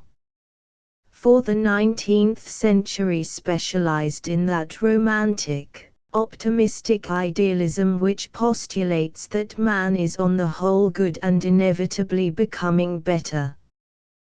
The idealism of the men of the Middle Ages was more sensible, for it insisted, to begin with, that man was mostly and essentially bad, a sinner by instinct and heredity. Their ideals, their religion, were divine and unnatural antidotes to original sin. They saw the worst first and could be astonished by no horror, only by the occasional miracle of sweetness and light. But their descendants of the romantic, optimistic, humanitarian century, in which my Uncle Spencer was born and brought up, vented their idealism otherwise. They began by seeing the best. They insisted that men were naturally good, spiritual, and lovely. A sensitive youth brought up in this genial creed has only to come upon a characteristic specimen of original sin to be astonished, shocked, and disillusioned into despair. Circumstances and temperament had permitted my Uncle Spencer to retain his romantic optimism very much longer than most men. The tardy recognition of the existence of original sin disturbed my Uncle Spencer's mind. But the effects of it were not immediate.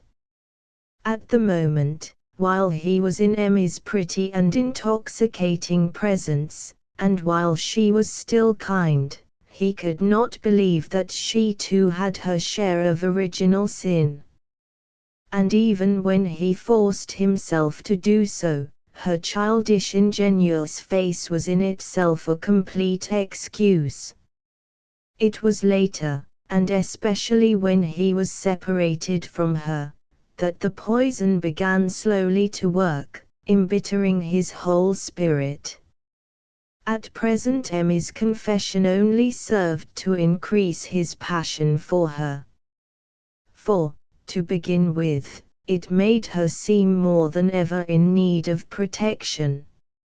And next, by painfully satisfying a little of his curiosity about her life, it quickened his desire to know all, to introduce himself completely into her history. And at the same time it provoked a retrospective jealousy, together with an intense present suspiciousness and an agonized anticipation of future dangers.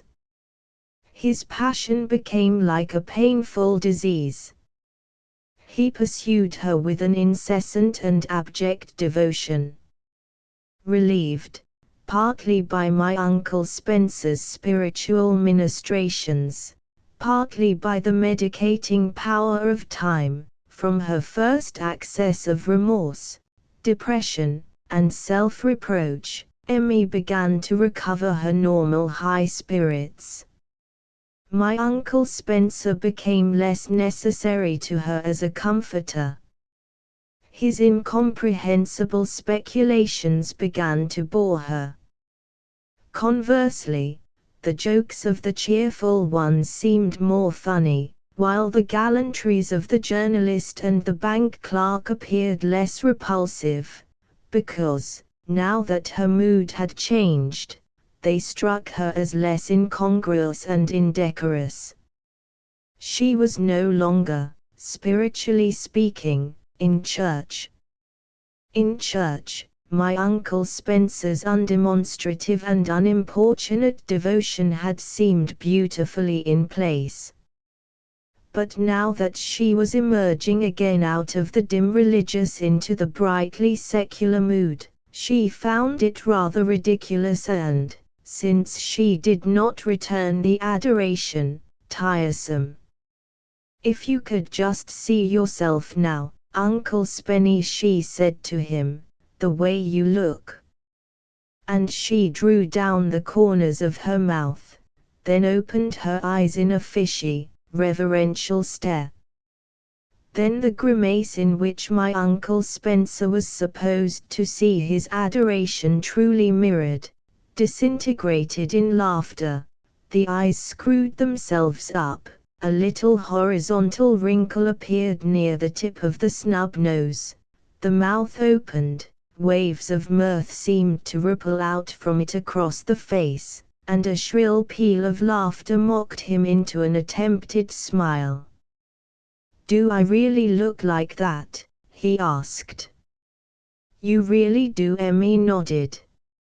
"Not a very cheerful thing to have staring at one day and night, is it?" Sometimes, and this to my Uncle Spencer was inexpressibly painful, she would even bring in some third person to share the sport at his expense. She would associate the bank clerk, the opera singer, or the journalist in her mocking laughter. The teasing which, in the first days, had been so light and affectionate, became cruel.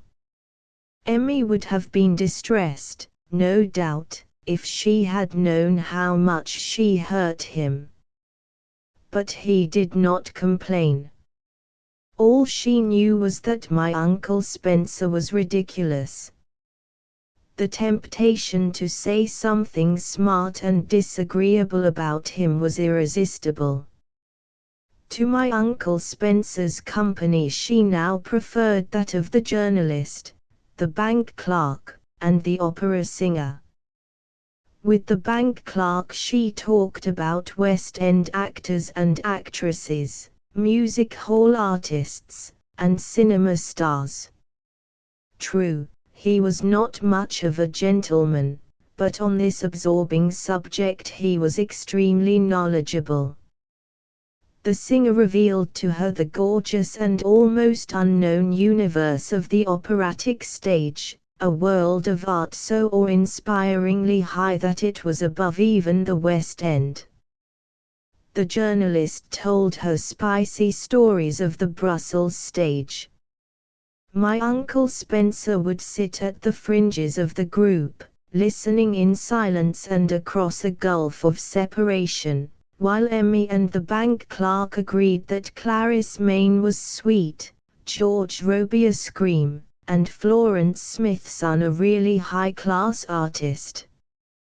When asked for his opinion, my Uncle Spencer always had to admit that he had never seen the artist in question. Emmy and the bank clerk would set up a howl of derision, and the opera singer, with biting sarcasm, would ask my Uncle Spencer how a man who professed to be fond of music could have gone through life without even making an attempt to hear Caruso. My Uncle Spencer was too sadly depressed to try to explain. The days passed. Sometimes a prisoner would be sent for and examined by the German authorities. The little old nobleman like a teapot was released a week after my Uncle Spencer's arrival, and a few days later the haughty and monocled one disappeared. Most of the peasants next vanished. Then the Russian anarchist was sent for, lengthily examined and sent back again, to find that his armchair was being occupied by the journalist. In the 4th week of my Uncle Spencer's imprisonment Alphonse fell ill. The poor man had never recovered from the effects of the practical joke that had been played upon him on the day of his arrival. Melancholy, oppressed by fears, the more awful for being vague and without a definite object, for he could never grasp why and by whom he had been imprisoned, and as to his ultimate fate, no one could persuade him that it was to be anything but the most frightful and lingering of deaths. He sat brooding by himself in a corner. His free pardon, signed von der Goltz and sealed with the image of the sacred cow, he still preserved, for though he was now intellectually certain that the paper was valueless, he still hoped faintly in the depths of his being that it might turn out, one day, to be a talisman, and, in any case, the image of the cow was very comforting. Every now and then he would take the paper out of his pocket, tenderly unfold it and gaze with large sad eyes at the sacred effigy, pour l'amélioration de la race bovine, and tears would well up from under his eyelids, would hang suspended among the lashes and roll at last down his brown cheeks. They were not so round now, those cheeks, as they had been. The skin sagged, the bright convex highlights had lost their brilliance. Miserably he pined. My Uncle Spencer did his best to cheer him. Alphonse was grateful, but would take no comfort. He had lost all interest even in women, and when, learning from my Uncle Spencer that the Indian was something of a prophet, Emmy asked him to read her hand, he looked at her listlessly as though she had been a mere male and not a male impersonator, and shook his head. One morning he complained that he was feeling too ill to get up. His head was hot, he coughed, breathed shortly and with difficulty, felt a pain in his right lung. My Uncle Spencer tried to think what Hahnemann would have prescribed in the circumstances, and came to the conclusion that the 1,000th of a grain of aconite was the appropriate remedy. Unhappily, there was not so much as a millionth of a grain of aconite to be found in all the prison. Inquiry produced only a bottle of aspirin tablets and, from the Russian countess, a packet of cocaine snuff.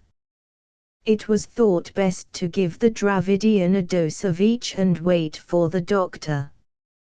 At his midday visit the inspecting officer was informed of Alphonse's state, and promised to have the doctor sent at once.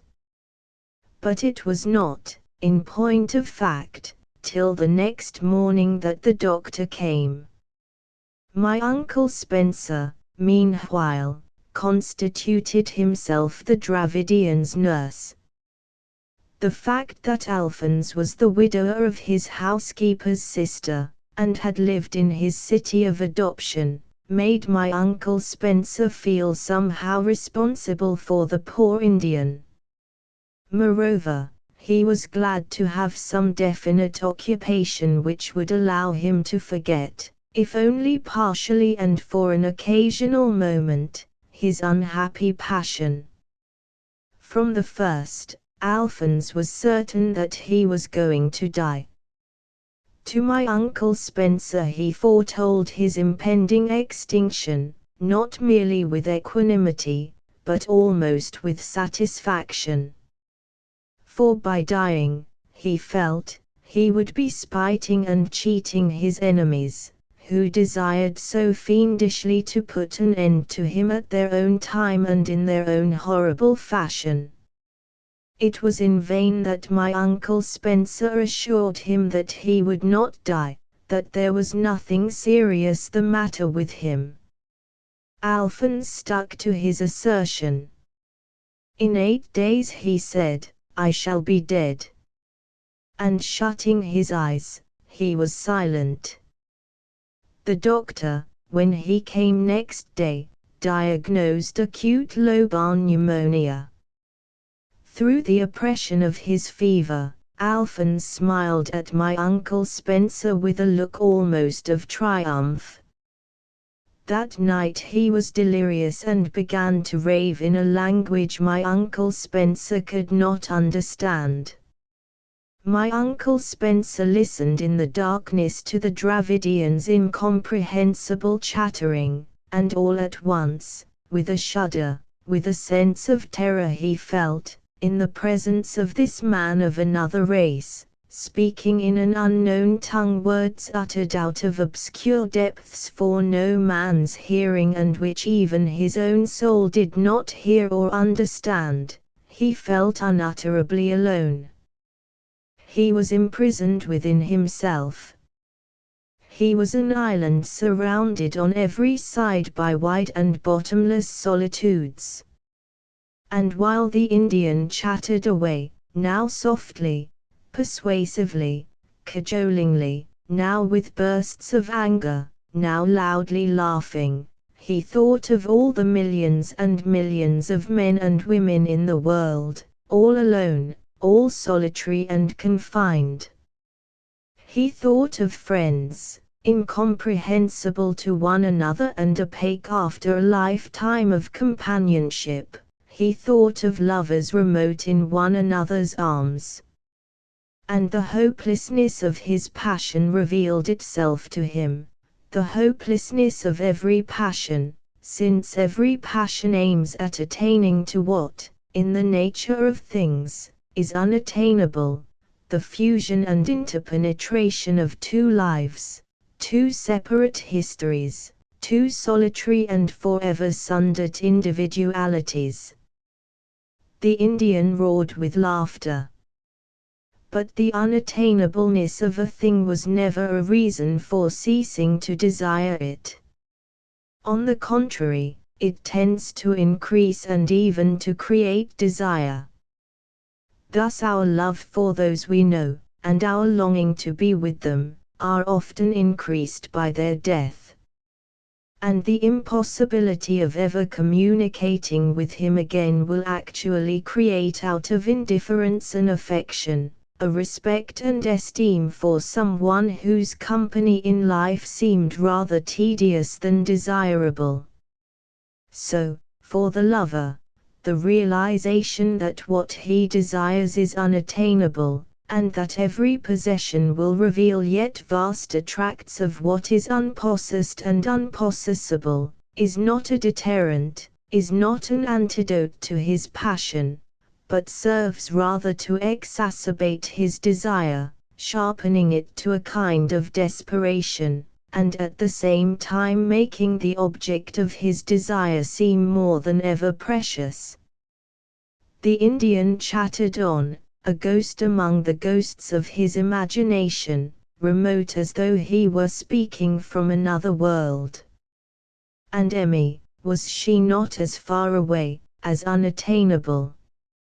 And being remote, she was the more desirable; being mysterious, she was the more lovely.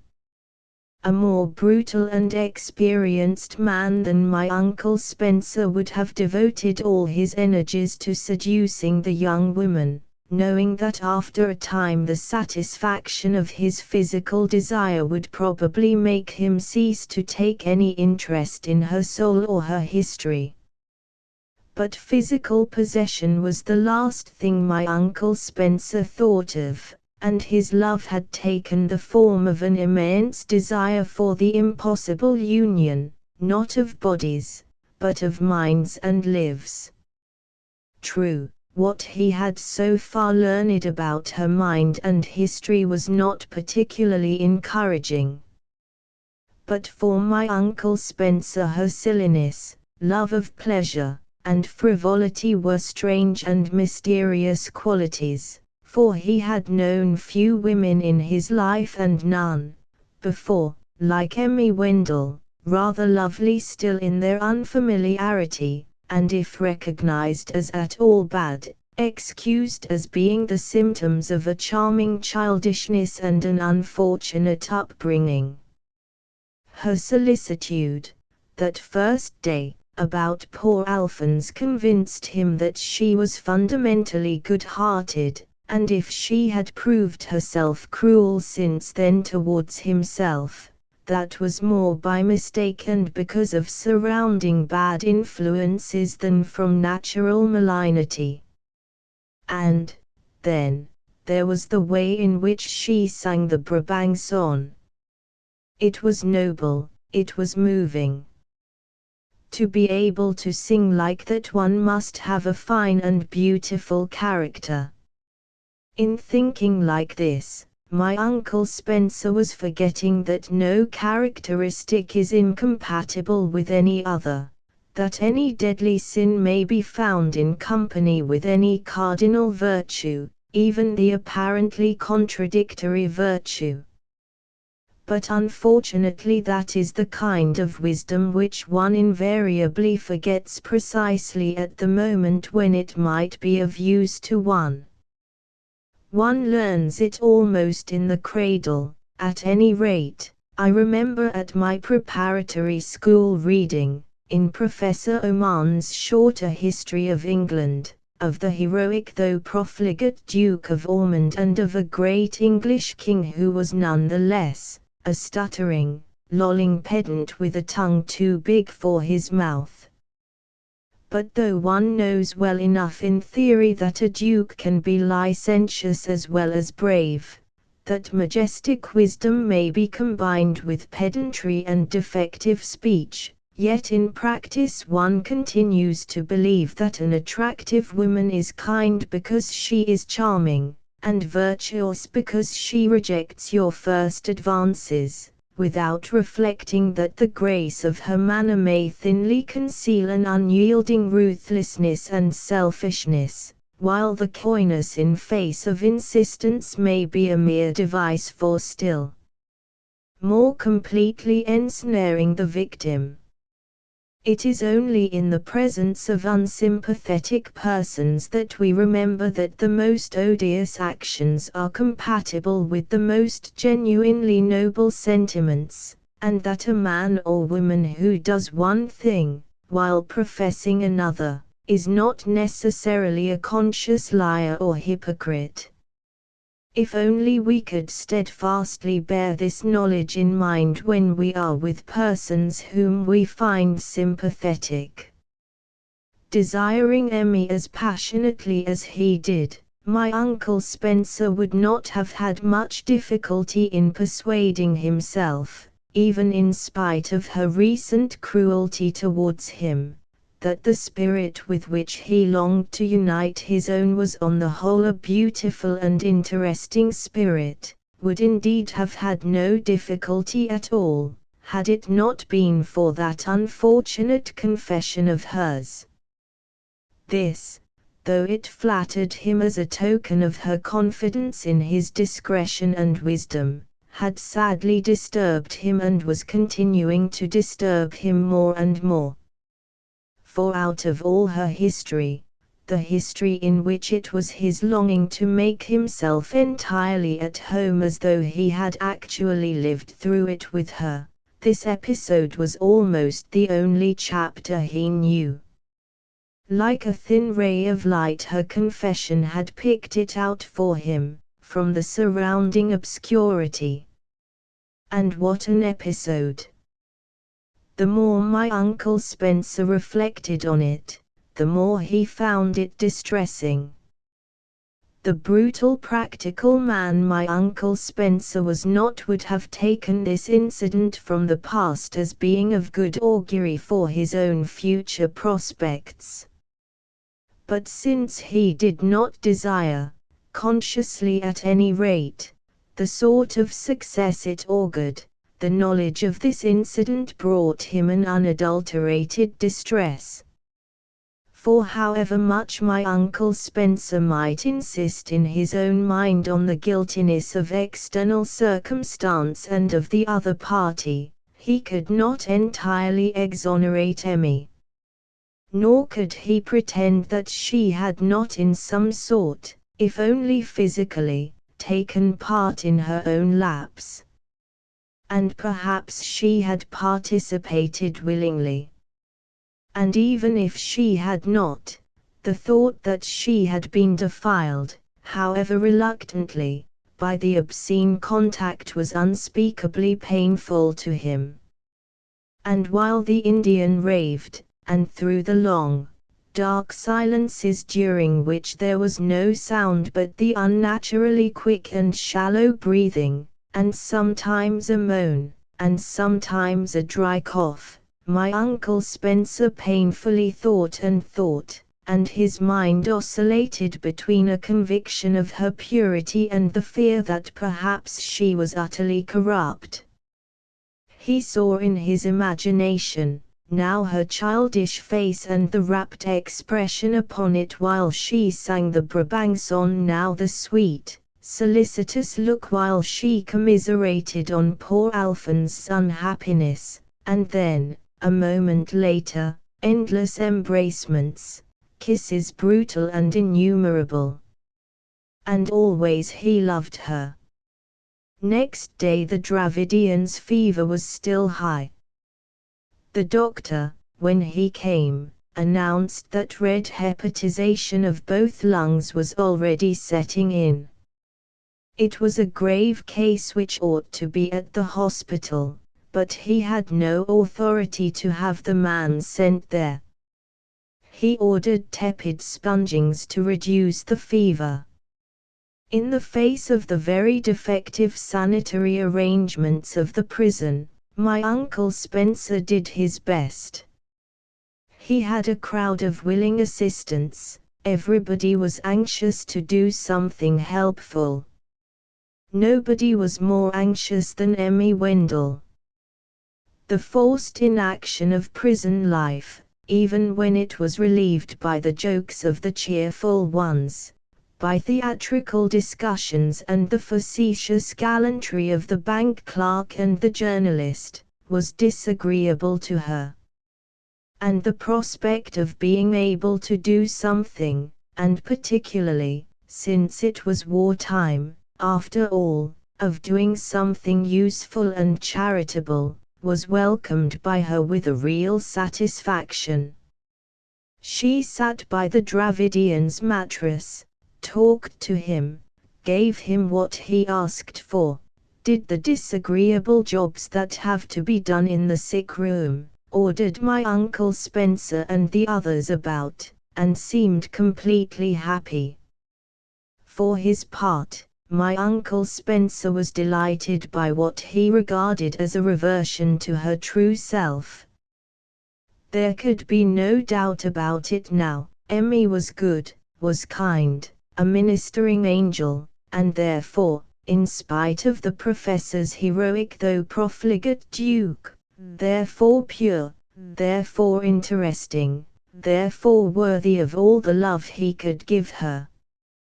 He forgot the confession, or at least he ceased to attach importance to it. He was no longer haunted by the odious images which too much brooding over it evoked in his mind. What convinced him, perhaps, better than everything of her essential goodness, was the fact that she was once more kind to him.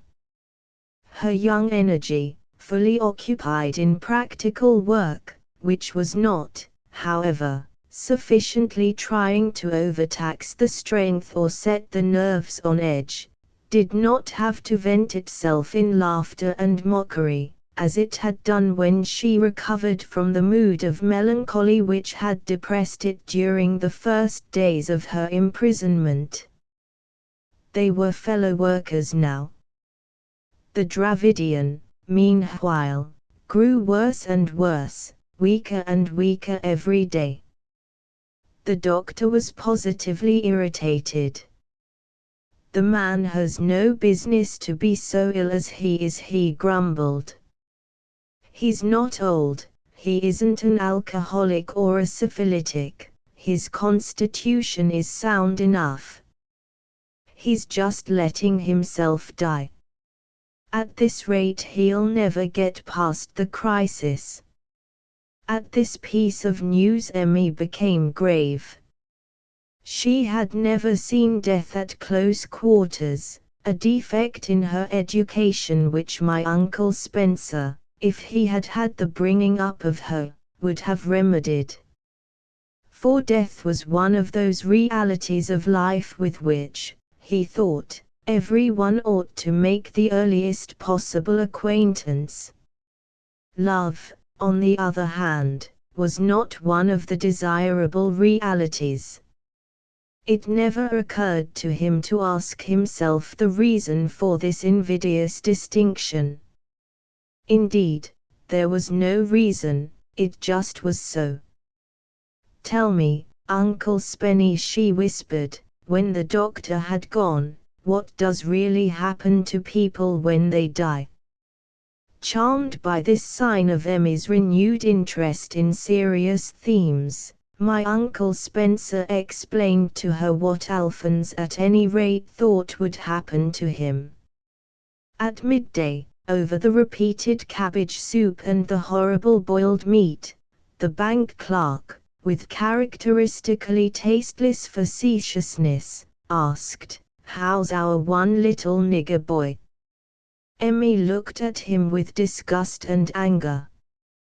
"I think you're perfectly horrible," she said.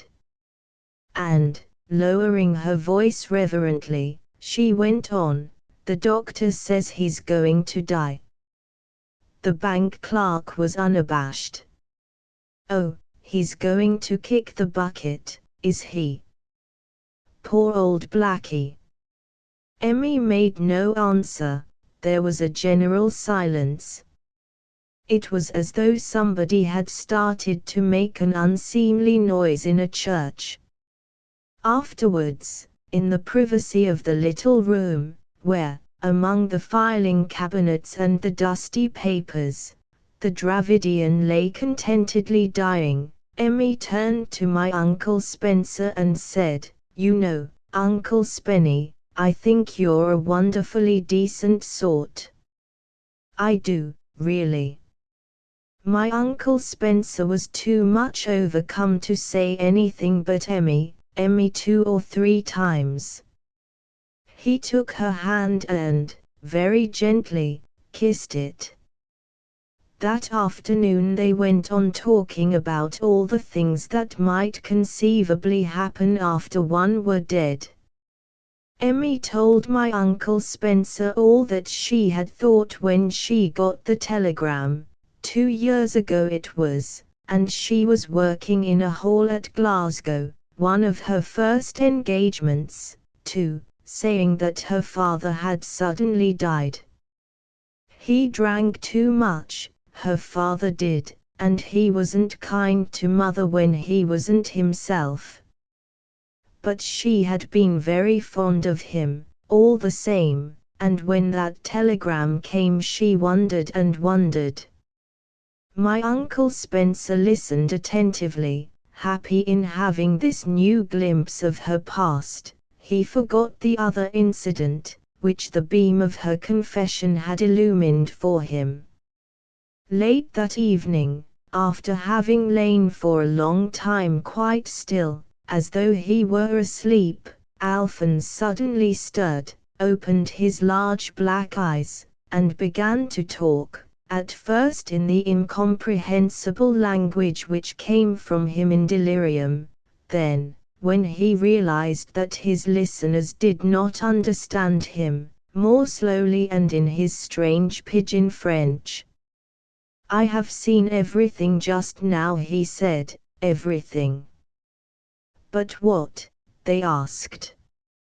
"All that is going to happen. I have seen that this war will last a long time, a long time. More than 50 months. And he prophesied enormous calamities. My Uncle Spencer, who knew for certain that the war couldn't possibly last more than 3 months, was incredulous. But Emmy, who had no preconceived ideas on war and a strong faith in oracles, stopped him impatiently when he wanted to bring the Dravidian to silence. "Tell me," she said, "what's going to happen to us?" She had very little interest in the fate of civilization. "I am going to die," Alphonse began. My Uncle Spencer made certain deprecating little noises. "No, no," he protested. The Indian paid no attention to him. "I am going to die," he repeated.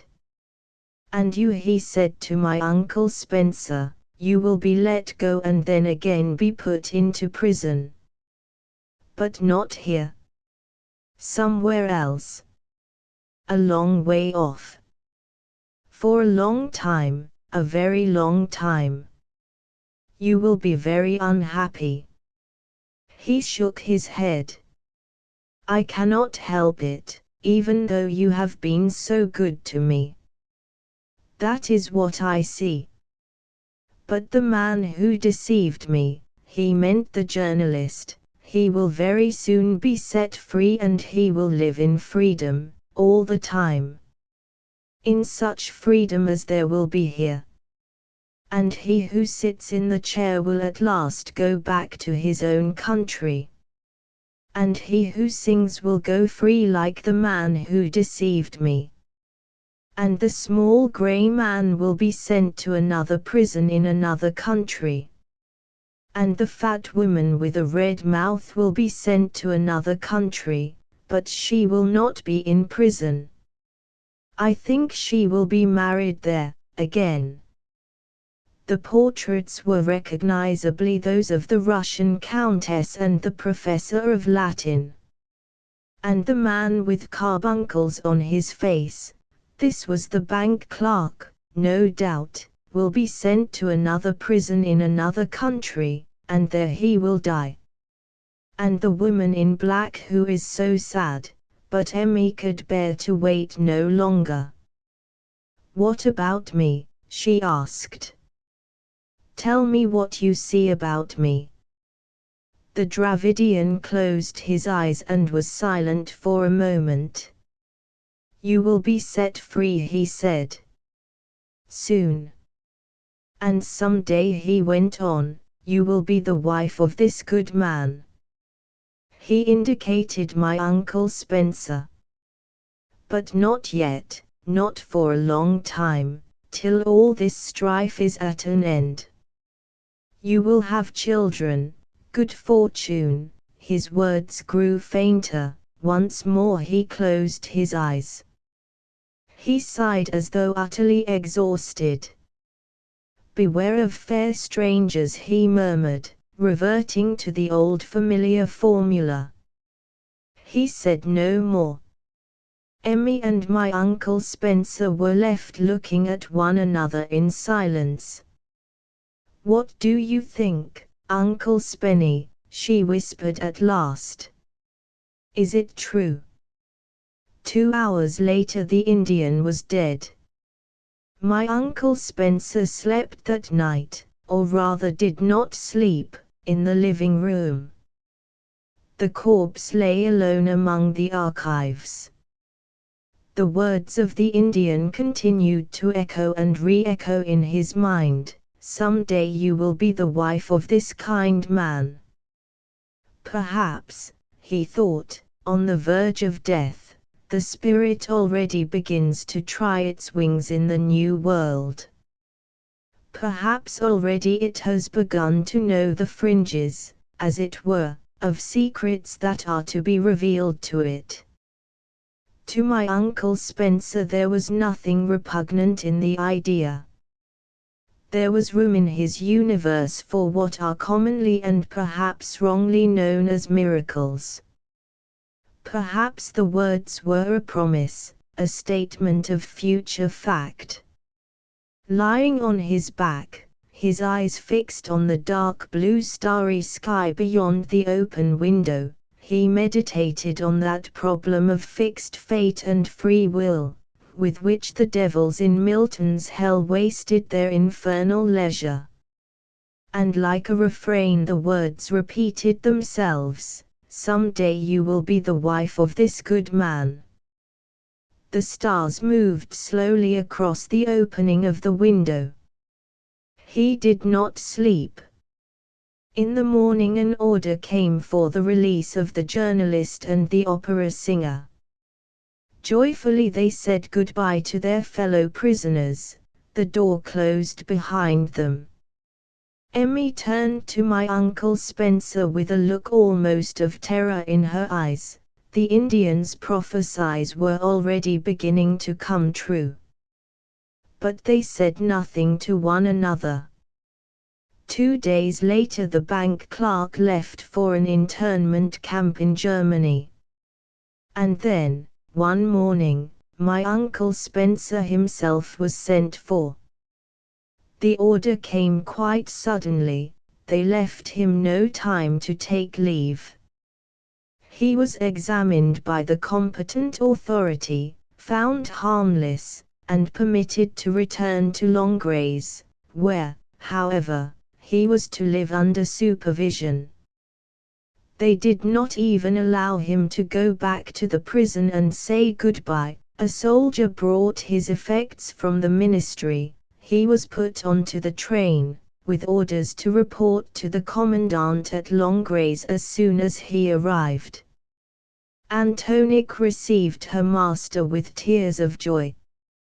But my Uncle Spencer took no pleasure in his recovered freedom. Emmy Wendell was still a prisoner. True, she would soon be set free, but then, he now realized to his horror, she did not know his address. He had been released at such startlingly short notice that he had had no time to arrange with her about the possibilities of future meetings. He had not even seen her on the morning of his liberation.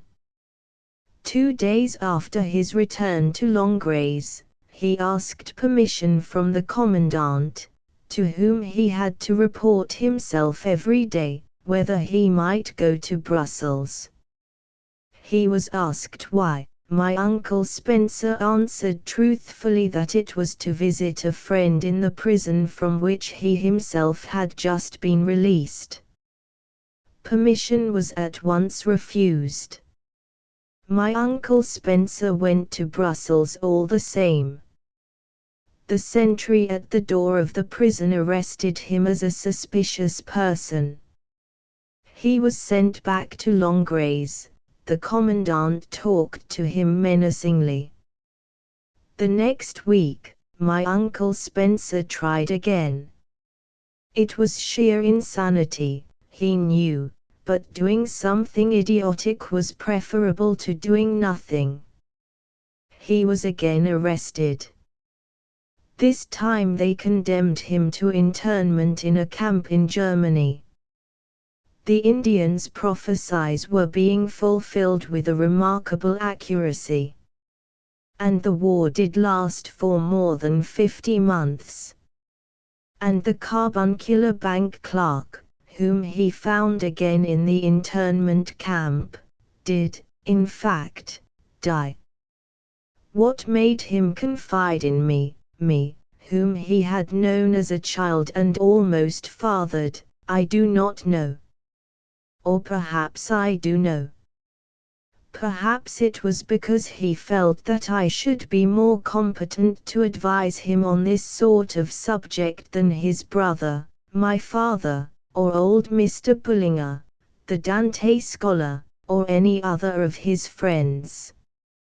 He would have felt ashamed, perhaps, to talk to them about this sort of thing. And he would have felt, too, that perhaps it wouldn't be much good talking to them, and that I, in spite of my youth, or even because of it, might actually be more experienced in these matters than they. Neither my father nor Mr. Bullinger, I imagine, knew very much about male impersonators. At any rate, whatever the cause, it was to me that he talked about the whole affair, that spring of 1919, when he was staying with us in Sussex, recuperating after those dreary months of confinement. We used to go for long walks together, across the open downs, or between the grey pillars of the beechwoods, and painfully overcoming reluctance after reluctance, proceeding from confidence to more intimate confidence, my Uncle Spencer told me the whole story. The story involved interminable discussions by the way. For we had to decide, first of all, whether there was any possible scientific explanation of prophecy, whether there was such a thing as an absolute future waiting to be lived through. And at much greater length, even, we had to argue about women, whether they were really like that, and into what depths of cynicism my poor Uncle Spencer had learned, during the long, embittered meditations of his prison days and nights, to plunge and wallow, or whether they were like the angels he had desired them to be. But more important than to speculate on Emmy's possible character was to discover where she now was. More urgent than to wonder if prophecy could conceivably be reliable, was to take steps to fulfill this particular prophecy. For weeks my Uncle Spencer and I played at detectives. I have often fancied that we must have looked, when we made our inquiries together, uncommonly like the traditional pair in the stories, my Uncle Spencer, the bright-eyed, cadaverous, sharp-featured genius, the Holmes of the combination, and I, moon-faced and chubby, a very youthful Watson. But, as a matter of fact, it was I, if I may say so without fatuity, who was the real Holmes of the two. My Uncle Spencer was too innocent of the world to know how to set about looking for a vanished mistress, just as he was too innocent of science to know how or where to find out what there was to be discovered on any abstracter subject. It was I who took him to the British Museum and made him look up all the back numbers of the theatrical papers to see when Emmy had last advertised her desire to be engaged. It was I, the apparent Watson, who thought of the theatrical agencies and the stage doors of all the suburban music halls. So youth-like in aspect, innocent at heart, my Uncle Spencer followed, marveling at my familiarity with the ways of the strange world. But I must temper my boasting by the confession that we were always entirely unsuccessful. No agency had heard of Emmy Wendell since 1914. Her card had appeared in no paper. The porters of music halls remembered her, but only as something antediluvian. Emmy Wendell. Oh yes, Emmy Wendell, and scratching their heads, they strove by a mental effort to pass from the mere name to the person, like paleontologists reconstructing the whole Diplodocus from the single fossil bone. 2 or 3 times we were even given addresses. But the landladies of the lodging houses where she had stayed did not even remember her, and the old aunt at Ealing, from whom we joyfully hoped so much, had washed her hands of Emmy 2 or 3 months before the war began. And the conviction she then had that Emmy was a bad girl was only intensified and confirmed by our impertinent inquiries. No, she knew nothing about Emmy Wendell, now, and didn't want to know. And she'd trouble us to leave respectable people like herself in peace. And, defeated, we climbed back into our taxi, while the inhabitants of the squalid little street peered out at us and our vehicle, as though we had been visitors from another planet, and the metropolitan hackney carriage a fairy chariot. "Perhaps she's dead," said my Uncle Spencer softly, after a long silence. "Perhaps," I said brutally, "she's found a husband and retired into private life."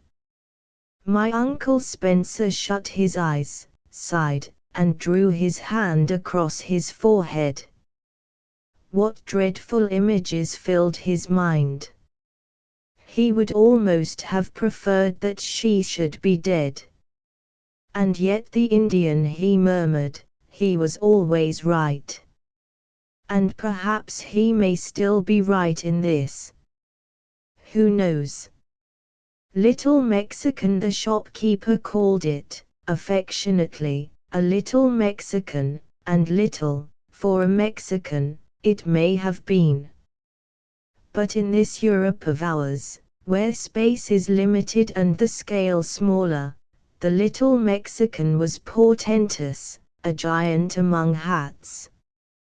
It hung there, in the center of the hatter's window, a huge black oriole, fit for a king among devils. But no devil walked that morning through the streets of Ravenna, only the mildest of literary tourists.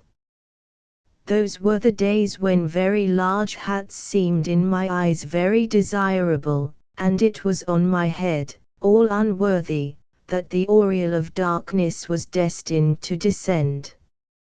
On my head, for at the first sight of the hat, I had run into the shop, tried it on, found the size correct, and bought it, without bargaining, at a foreigner's price. I left the shop with the little Mexican on my head, and my shadow on the pavements of Ravenna was like the shadow of an umbrella pine. The little Mexican is very old now, and moth-eaten and green. but I still preserve it. Occasionally, for old association's sake, I even wear it. Dear Mexican. It represents for me a whole epoch of my life. It stands for emancipation and the first year at the university.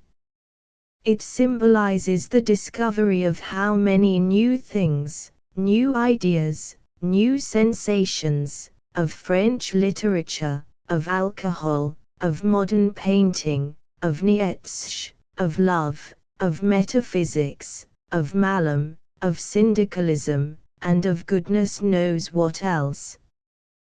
But, above all, I prize it because it reminds me of my first discovery of Italy. It re-evokes for me, my little Mexican, all the thrills and astonishments and virgin raptures of that first Italian tour in the early autumn of 1912. Urbino, Rimini, Ravenna, Ferrara, Modena, Mantua, Verona, Vicenza, Padua, Venice. My first impressions of all these fabulous names lie, like a hatful of jewels, in the crown of the little Mexican.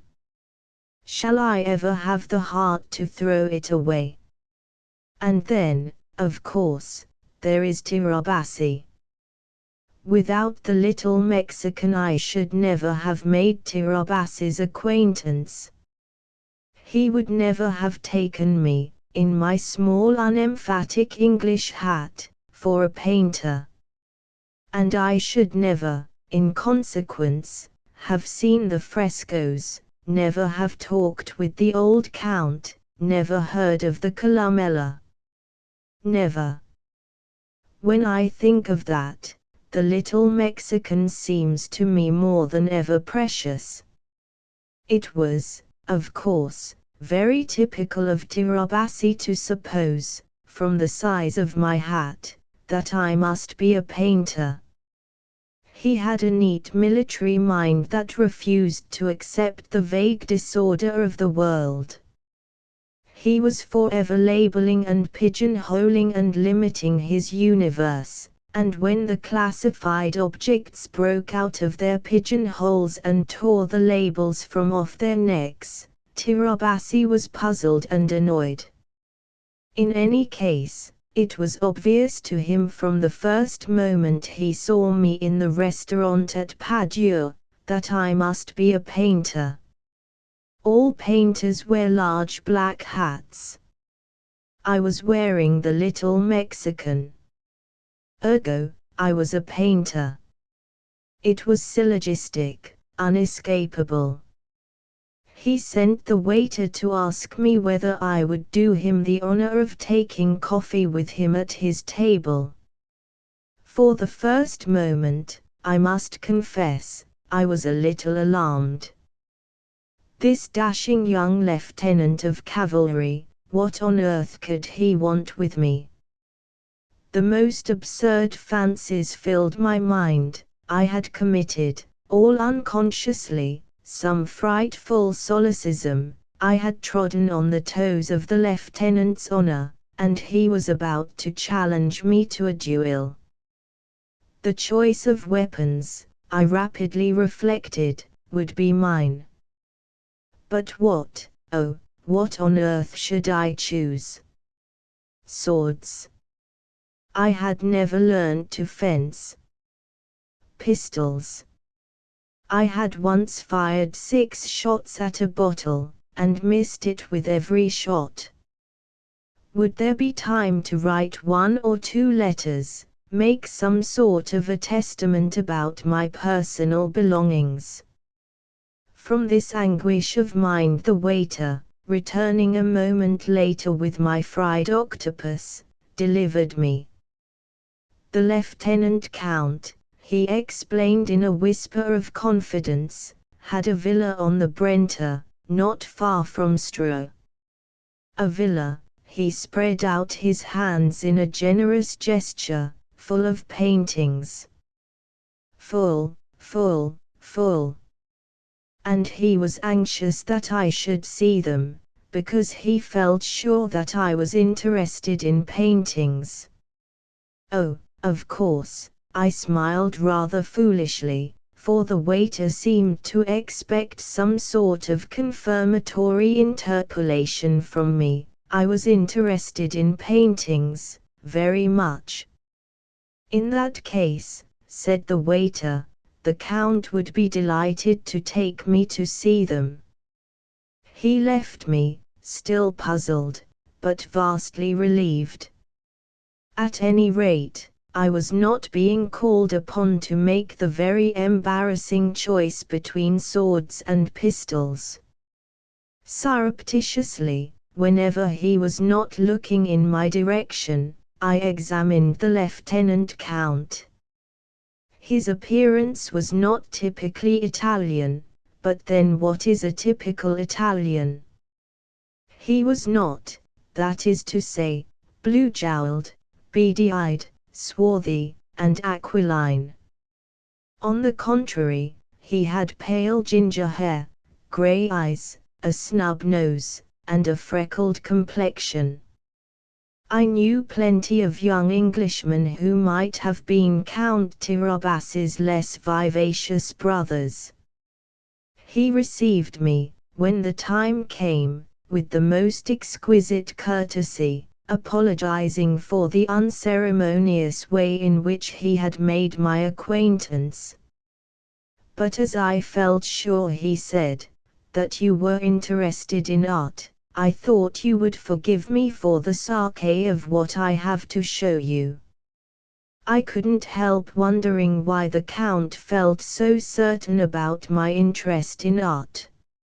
It was only later, when we left the restaurant together, that I understood, for, as I put on my hat to go, he pointed with a smile at the little Mexican. One can see, he said, that you are a real artist. I was left at a loss, not knowing what to answer. After we had exchanged the preliminary courtesies, the lieutenant plunged at once, entirely for my benefit I could see, into a conversation about art.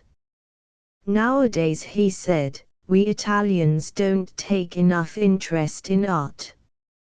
In a modern country, you see, he shrugged his shoulders, leaving the sentence unfinished.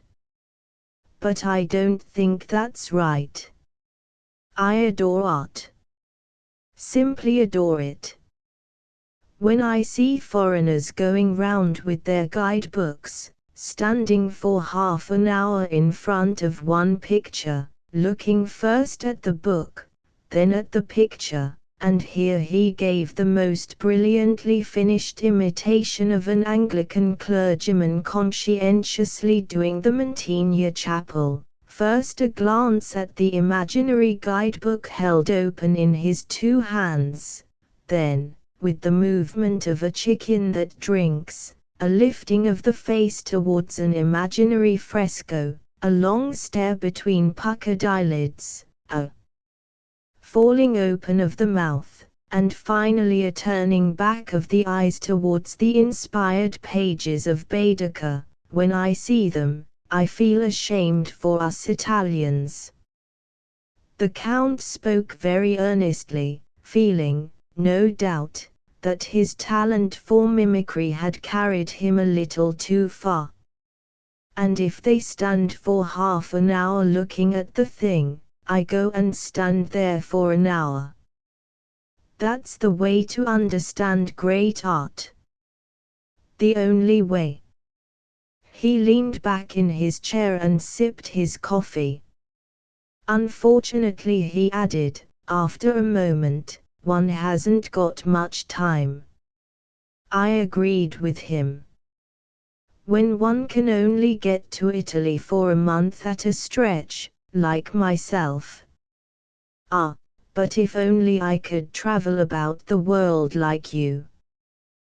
The Count sighed. But here I am, cooped up in this wretched town. And when I think of the enormous capital that's hanging there on the walls of my house, he checked himself, shaking his head.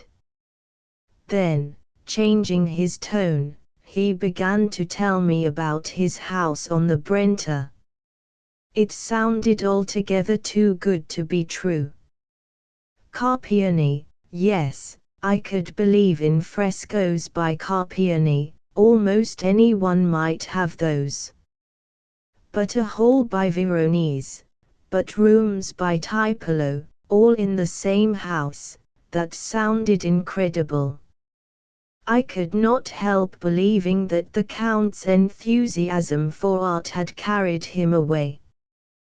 But, in any case, tomorrow I should be able to judge for myself. The Count had invited me to lunch with him. We left the restaurant. Still embarrassed by the Count's references to my little Mexican, I walked by his side in silence up the arcaded street. "I am going to introduce you to my father," said the Count. He, too, adores the arts. More than ever I felt myself a swindler. I had wriggled into the Count's confidence on false pretenses. My hat was a lie. I felt that I ought to do something to clear up the misunderstanding. But the Count was so busy complaining to me about his father that I had no opportunity to put in my little explanation. I didn't listen very attentively, I confess, to what he was saying. In the course of a year at Oxford, I had heard so many young men complain of their fathers. Not enough money, too much interference, the story was a stale one. And at that time, moreover, I was taking a very high philosophical line about this sort of thing. I was pretending that people didn't interest me, only books, only ideas. What a fool one can make of oneself at that age. "Ikokai," said the Count. We halted in front of the Café Pedro Kai. "He always comes here for his coffee." And where else, indeed, should he come for his coffee? Who, in Padua, would go anywhere else? We found him sitting out on the terrace at the farther end of the building. I had never, I thought, seen a jollier-looking old gentleman. The old Count had a red weather-beaten face, with white moustaches bristling gallantly upwards and a white imperial in the grand risorgimento manner of Victor Emmanuel II. Under the white tufty eyebrows, and set in the midst of a webwork of fine wrinkles, the eyes were brown and bright like a robin's. His long nose looked, somehow, more practically useful than the ordinary human nose, as though made for fine judicial sniffing, for delicate burrowing and probing.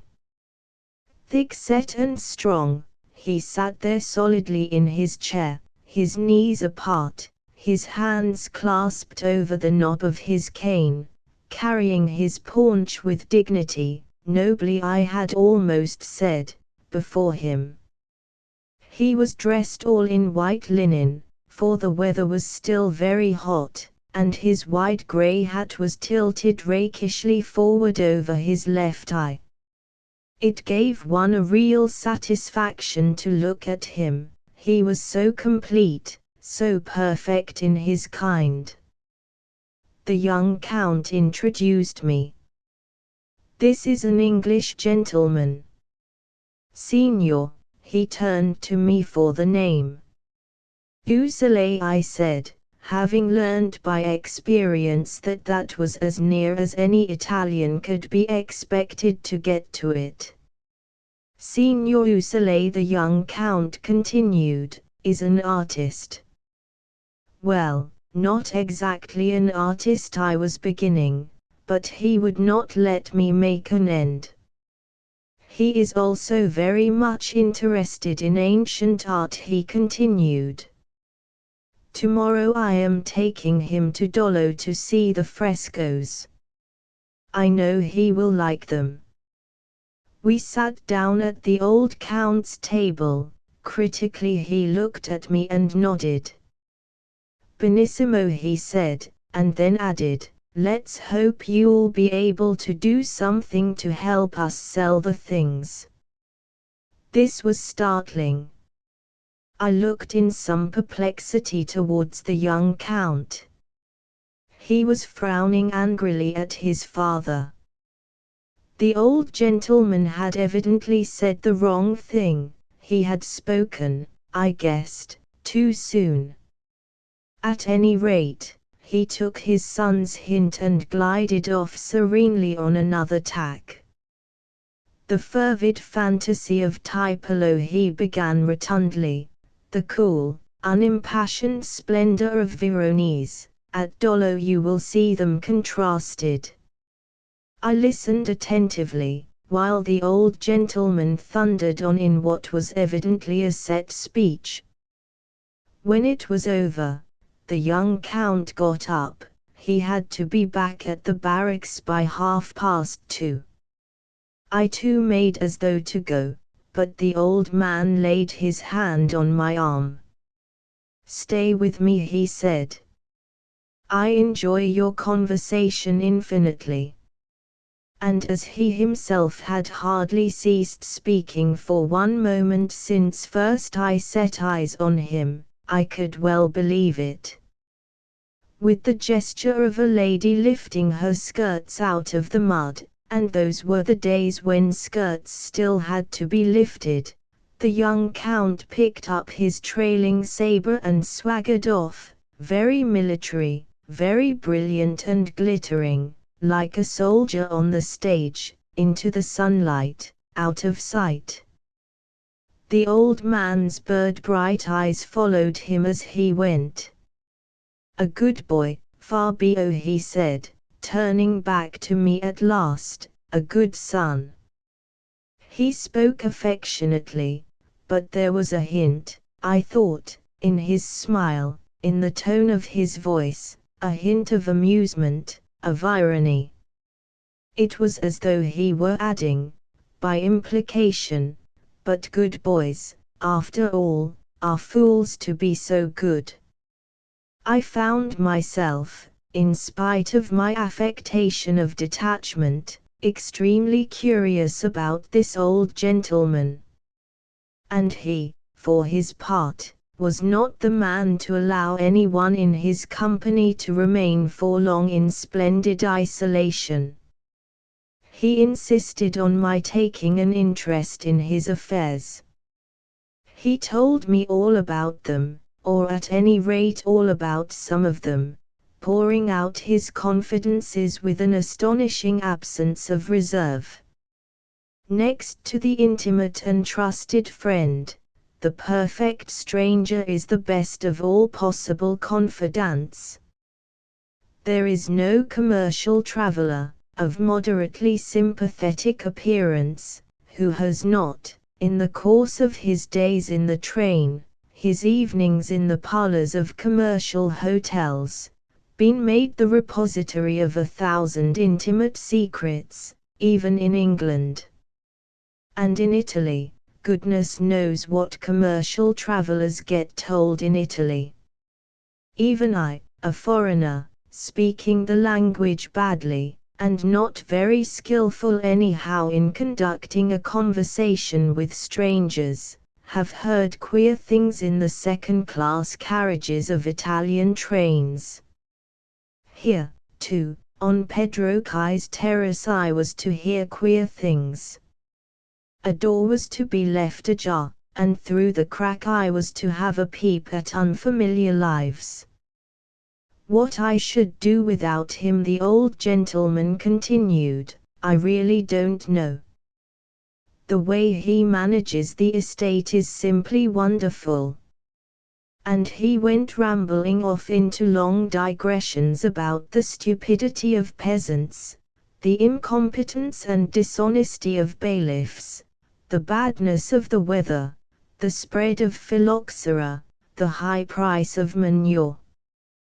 The upshot of it all was that, since Fabio had taken over the estate, everything had gone well, even the weather had improved.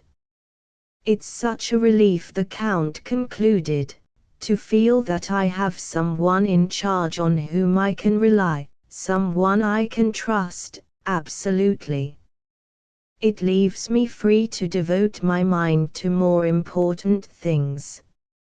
I could not help wondering what the important things were, but it would have been impertinent, I felt, to ask.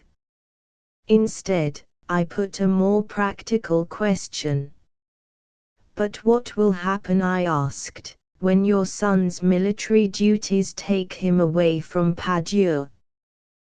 The old Count gave me a wink and laid his forefinger, very deliberately, to the side of his long nose.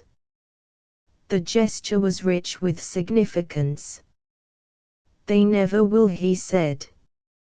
It's all arranged. A little combination, you know. I have a friend in the ministry.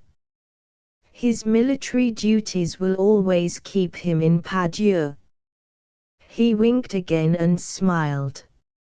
I could not help laughing, and the old Count joined in with a joyous ha-ha that was the expression of a profound satisfaction, that was, as it were, a burst of self-applause. He was evidently proud of his little combination. But he was prouder still of the other combination, about which he now confidentially leaned across the table to tell me. It was decidedly the subtler of the two. And it's not merely his military duties, he said, wagging at me the thick, yellow-nailed forefinger which he had laid against his nose. It's not merely his military duties that'll keep the boy in Padua. It's his domestic duties. He's married. I married him. He leaned back in his chair, and surveyed me, smiling. The little wrinkles round his eyes seemed to be alive. That boy, I said to myself, must settle down. He must have a nest, or else he'll fly away. He must have roots, or else he'll run. And his poor old father will be left in the lurch. He's young, I thought, but he must marry. He must marry. At once. And the old gentleman made great play with his forefinger. It was a long story. His old friend, the Avvocato Monaldeschi, had 12 children, 3 boys and 9 girls. And here there were digressions about the Avvocato and the size of good Catholic families. The eldest girl was just the right age for Fabio. No money, of course, but a good girl and pretty, and very well brought up and religious. Religious, that was very important, for it was essential that Fabio should have a large family, to keep him more effectually rooted, the old Count explained, and with these modern young women brought up outside the church one could never be certain of children. Yes, her religion was most important. He had looked into that very carefully before selecting her. Well, the next thing, of course, was that Fabio should be induced to select her. It had been a matter of bringing the horse to water and making him drink. Oh, a most difficult and delicate business. For Fabio prided himself on his independence, and he was obstinate, like a mule. Nobody should interfere with his affairs, nobody should make him do what he didn't want to. And he was so touchy, He was so pig-headed that often he wouldn't do what he really wanted, merely because somebody else had suggested that he ought to do it. So I could imagine, the old Count spread out his hands before me, just how difficult and delicate a business it had been. Only a consummate diplomat could have succeeded. He did it by throwing them together a great deal and talking, meanwhile, about the rashness of early marriages, the uselessness of poor wives, the undesirability of wives not of noble birth. It worked like a charm. Within 4 months, Fabio was engaged, 2 months later he was married, and 10 months after that he had a son and heir. And now he was fixed, rooted. The old gentleman chuckled, and I could fancy that I was listening to the chuckling of some old white-haired tyrant of the Quattrocento, congratulating himself on the success of some peculiarly ingenious stroke of policy, a rich city induced to surrender itself by fraud, a dangerous rival lured by fair words into a cage and trapped. Poor Fabio, I thought, and also, what a waste of talent. Yes, the old Count went on, now he would never go. He was not like his younger brother, Lucio. Lucio was a rogue, furbo, sly, he had no conscience. But Fabio had ideas about duty, and lived up to them. Once he had engaged himself, he would stick to his engagements, obstinately, with all the mulishness of his character. Well, now he lived on the estate, in the big painted house at Dollo. 3 days a week he came into Padua for his military duties, and the rest of his time he devoted to the estate. It brought in, now, more than it had ever done before. But goodness knew, the old man complained, that was little enough. Bread and oil, and wine and milk, and chickens and beef, there was plenty of those and to spare. Fabio could have a family of 50 and they would never starve. But ready money, there wasn't much of that. In England the Count concluded, you are rich.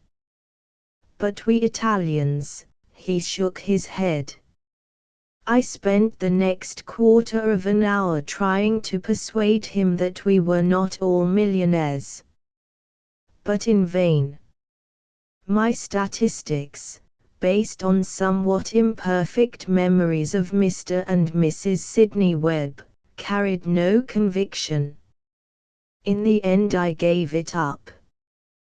The next morning Fabio appeared at the door of my hotel in a large, very old and very noisy Fiat. It was the family machine of all work, bruised, scratched, and dirtied by years of service. Fabio drove it with a brilliant and easy recklessness. We rushed through the town, swerving from one side of the narrow street to the other, with a disregard for the rules of the road which, in a pedantic country like England, would have meant at the least a £5 fine and an endorsed license. But here the carabineers, walking gravely in couples under the arcades, let us pass without comment. Right or left, after all, what did it matter? Why do you keep the silencer out? I shouted through the frightful clamor of the engine. Fabio slightly shrugged his shoulders. "E più allegro così," he answered. I said no more. From a member of this hardy race which likes noise, which enjoys discomfort, a nerve-ridden Englishman could hardly hope to get much sympathy. We were soon out of the town. Trailing behind us a seething white wake of dust, and with the engine rattling off its explosions like a battery of machine guns, we raced along the Fusina road. On either hand extended the cultivated plain. The road was bordered by ditches, and on the banks beyond, instead of hedges, stood rows of little pollards, with grape-laden vines festooned from tree to tree. White with the dust, tendrils, fruit, and leaves hung there like so much goldsmith's work sculptured in frosted metal, hung like the swags of fruit and foliage looped round the flanks of a great silver bowl. We hurried on. Soon, on our right hand, we had the Brenta, sunk deep between the banks of its canal. And now we were at Stroh. Through gateways rich with fantastic stucco, down tunnels of undeciduous shade, we looked in a series of momentary glimpses into the heart of the park. And now for an instant the statues on the roof of the villa beckoned against the sky and were past. On we went. To right and left, on either bank of the river, I got every now and then a glimpse of some enchanting mansion, gay and brilliant even in decay. Little baroque garden houses peeped at me over walls, and through great gates, at the end of powdery cypress avenues, half humorously, it seemed, the magniloquent and frivolous facades soared up in defiance of all the rules. I should have liked to do the journey slowly, to stop here and there, to look, to savor at leisure, but Fabio disdained to travel at anything less than 50 kilometers to the hour, and I had to be content with momentary and precarious glimpses. It was in these villas, I reflected, as we bumped along at the head of our desolation of white dust, that Casanova used to come and spend the summer, seducing the chambermaids, taking advantage of terrified marchionesses in calashes during thunderstorms, bamboozling soft-witted old senators of Venice with his fortune-telling and black magic. Gorgeous and happy scoundrel! In spite of my professed detachment, I envied him. And, indeed, what was that famous detachment but a disguised expression of the envy which the successes and audacities of a Casanova must necessarily arouse in every timid and diffident mind? If I lived in splendid isolation, it was because I lacked the audacity to make war, even to make entangling alliances. I was absorbed in these pleasing self-condemnatory thoughts, when the car slowed down and came to a standstill in front of a huge imposing gate. Fabio hooted impatiently on his horn. There was a scurry of footsteps, the sound of bolts being drawn, and the gate swung open. At the end of a short drive, very large and grave, very chaste and austere, stood the house. It was considerably older than most of the other villas I had seen in glimpses on our way. There was no frivolousness in its facade, no irregular grandiloquence. A great block of stuccoed brick, a central portico approached by steps and topped with a massive pediment, a row of rigid statues on the balustrade above the cornice. It was correctly, coldly even, Palladian. Fabio brought the car to a halt in front of the porch. We got out.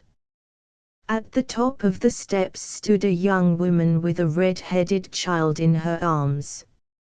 It was the Countess with the son and heir. The Countess impressed me very agreeably. She was slim and tall, 2 or 3 inches taller than her husband, with dark hair, drawn back from the forehead and twisted into a knot on the nape of her neck, dark eyes, vague, lustrous, and melancholy, like the eyes of a gentle animal, a skin brown and transparent like darkened amber. Her manner was gentle and unemphatic. She rarely gesticulated, I never heard her raise her voice. She spoke, indeed, very little. The old count had told me that his daughter-in-law was religious, and from her appearance I could easily believe it. She looked at you with the calm, remote regard of one whose life mostly goes on behind the eyes. Fabio kissed his wife and then, bending his face towards the child, he made a frightful grimace and roared like a lion. It was all done in affection, but the poor little creature shrank away, terrified. Fabio laughed and pinched its ear. "Don't tease him," said the Countess gently. "You'll make him cry." Fabio turned to me. "That's what comes of leaving a boy to be looked after by women. He cries at everything. Let's come in," he added. "At present we only use 2 or 3 rooms on the ground floor, and the kitchen in the basement. All the rest is deserted. I don't know how these old fellows managed to keep up their palaces. I can't." He shrugged his shoulders.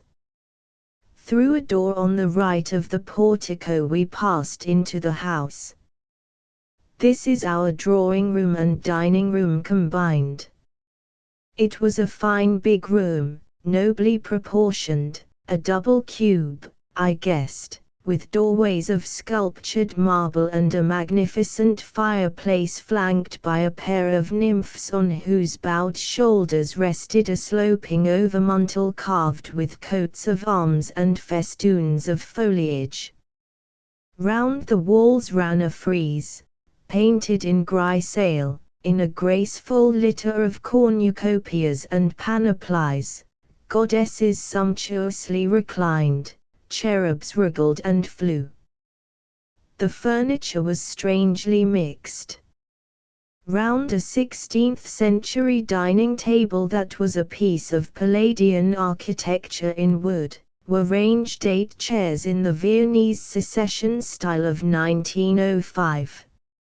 A large chalet-shaped cuckoo clock from Bern hung on the wall between 2 cabinets of walnut, pilastered and pediment to look like little temples, and with heroic statuettes in yellow boxwood, standing in niches between the pillars. And then the pictures on the walls, the cretonnes with which the armchairs were covered.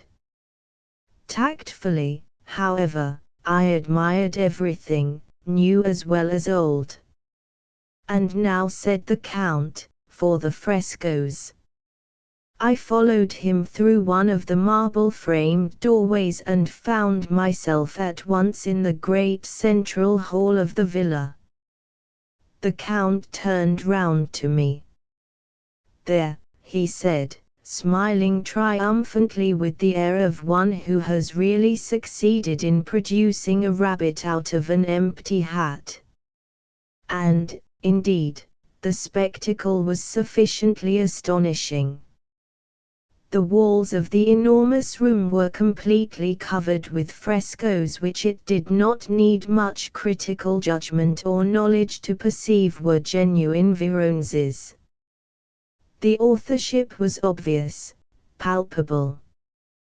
Who else could have painted those harmoniously undulating groups of figures set in their splendid architectural frame?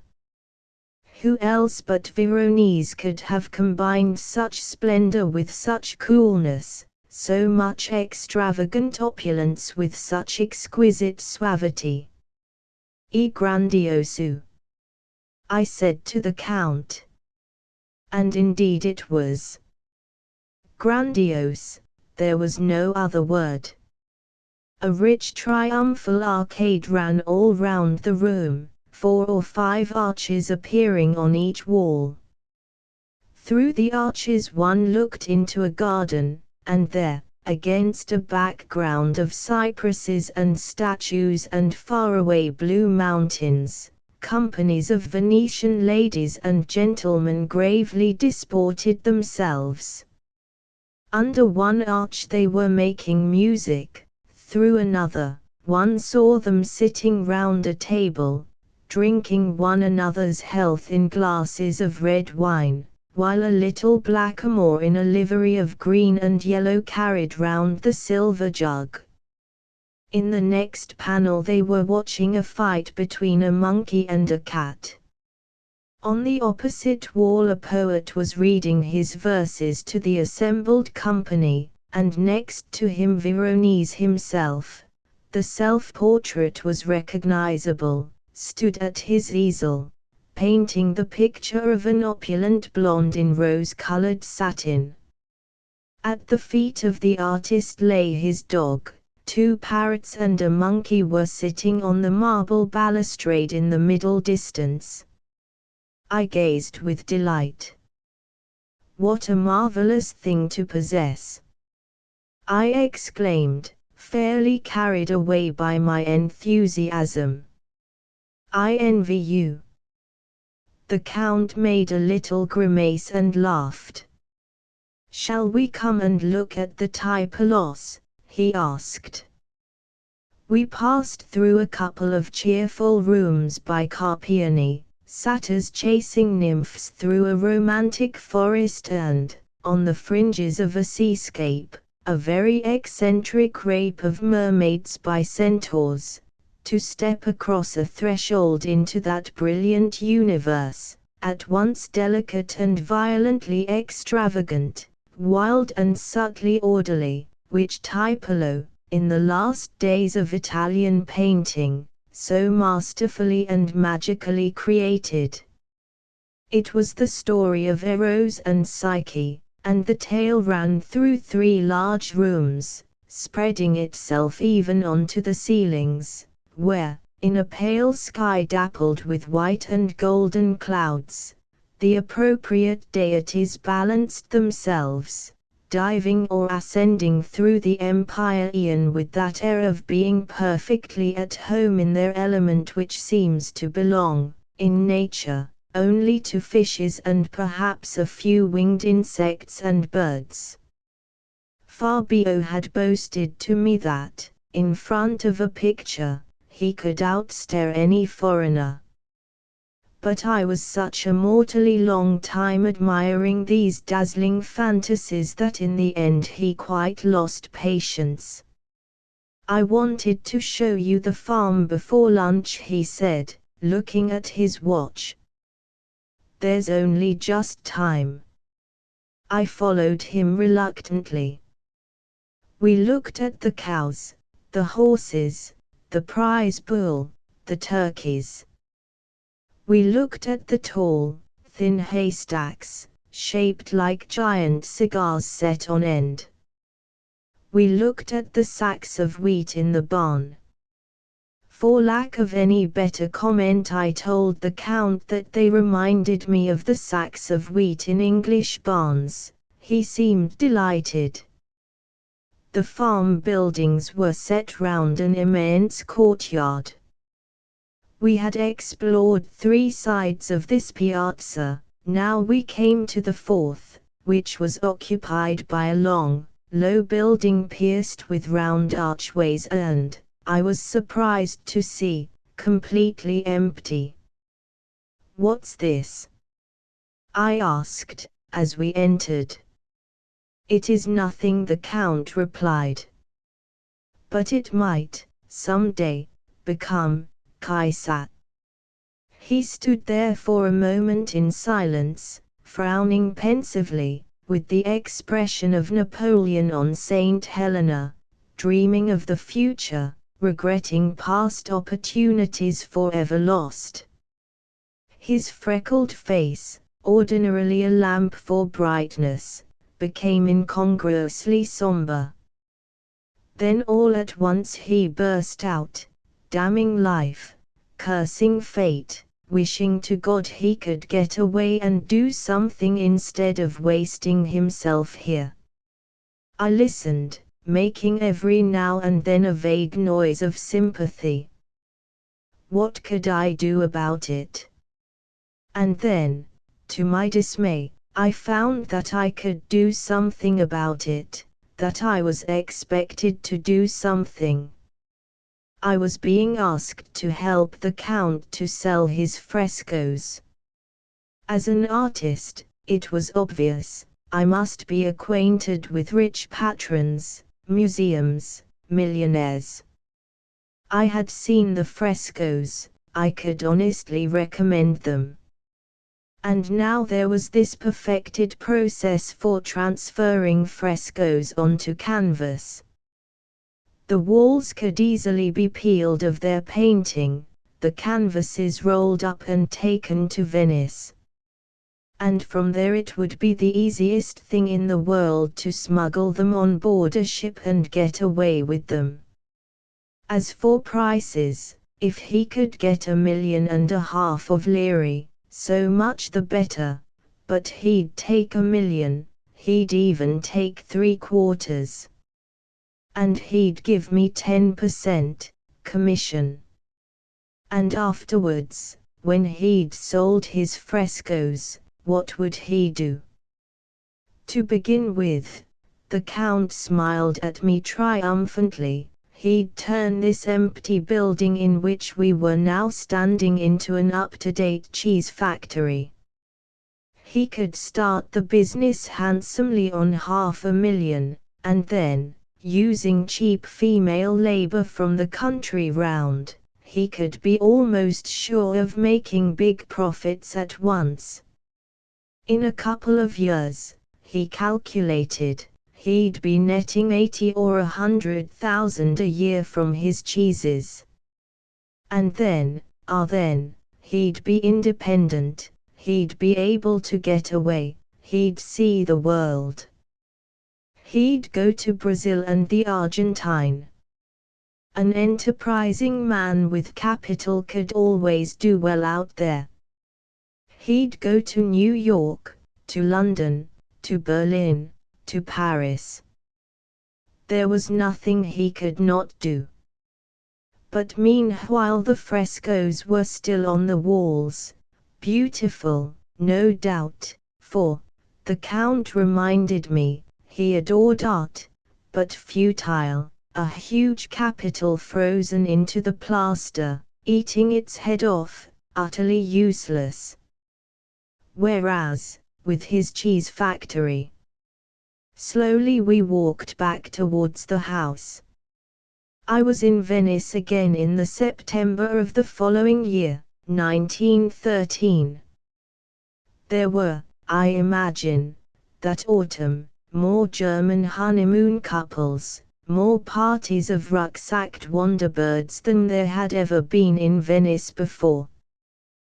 There were too many, in any case, for me. I packed my bag and took the train for Padua. I had not originally intended to see young Tirabassi again. I didn't know, indeed, how pleased he would be to see me. For the frescoes, so far as I knew, at any rate, were still safely on the walls, the cheese factory still remote in the future, in the imagination. I had written to him more than once, telling him that I was doing my best, but that at the moment, etc., etc. Not that I had ever held out much hope. I had made it clear from the first that my acquaintance among millionaires was limited, that I knew no directors of American museums, that I had nothing to do with any of the international picture dealers. But the Count's faith in me had remained, nonetheless, unshaken. It was the little Mexican, I believe, that inspired so much confidence. But now, after my letters, after all this lapse of time and nothing done, he might feel that I had let him down, deceived him somehow. That was why I took no steps to seek him out. But chance overruled my decision. On the third day of my stay in Padua, I ran into him in the street. Or rather, he ran into me. It was nearly 6 o'clock, and I had strolled down to the Piazza del Santo. At that hour, when the slanting light is full of color and the shadows are long and profound, the great church, with its cupolas and turrets and campaniles, takes on an aspect more than ever fantastic and oriental. I had walked round the church, and now I was standing at the foot of Donatello's statue, looking up at the grim bronze man, the ponderously stepping beast, when I suddenly became aware that someone was standing very close behind me. I took a step to one side and turned round. It was Fabio.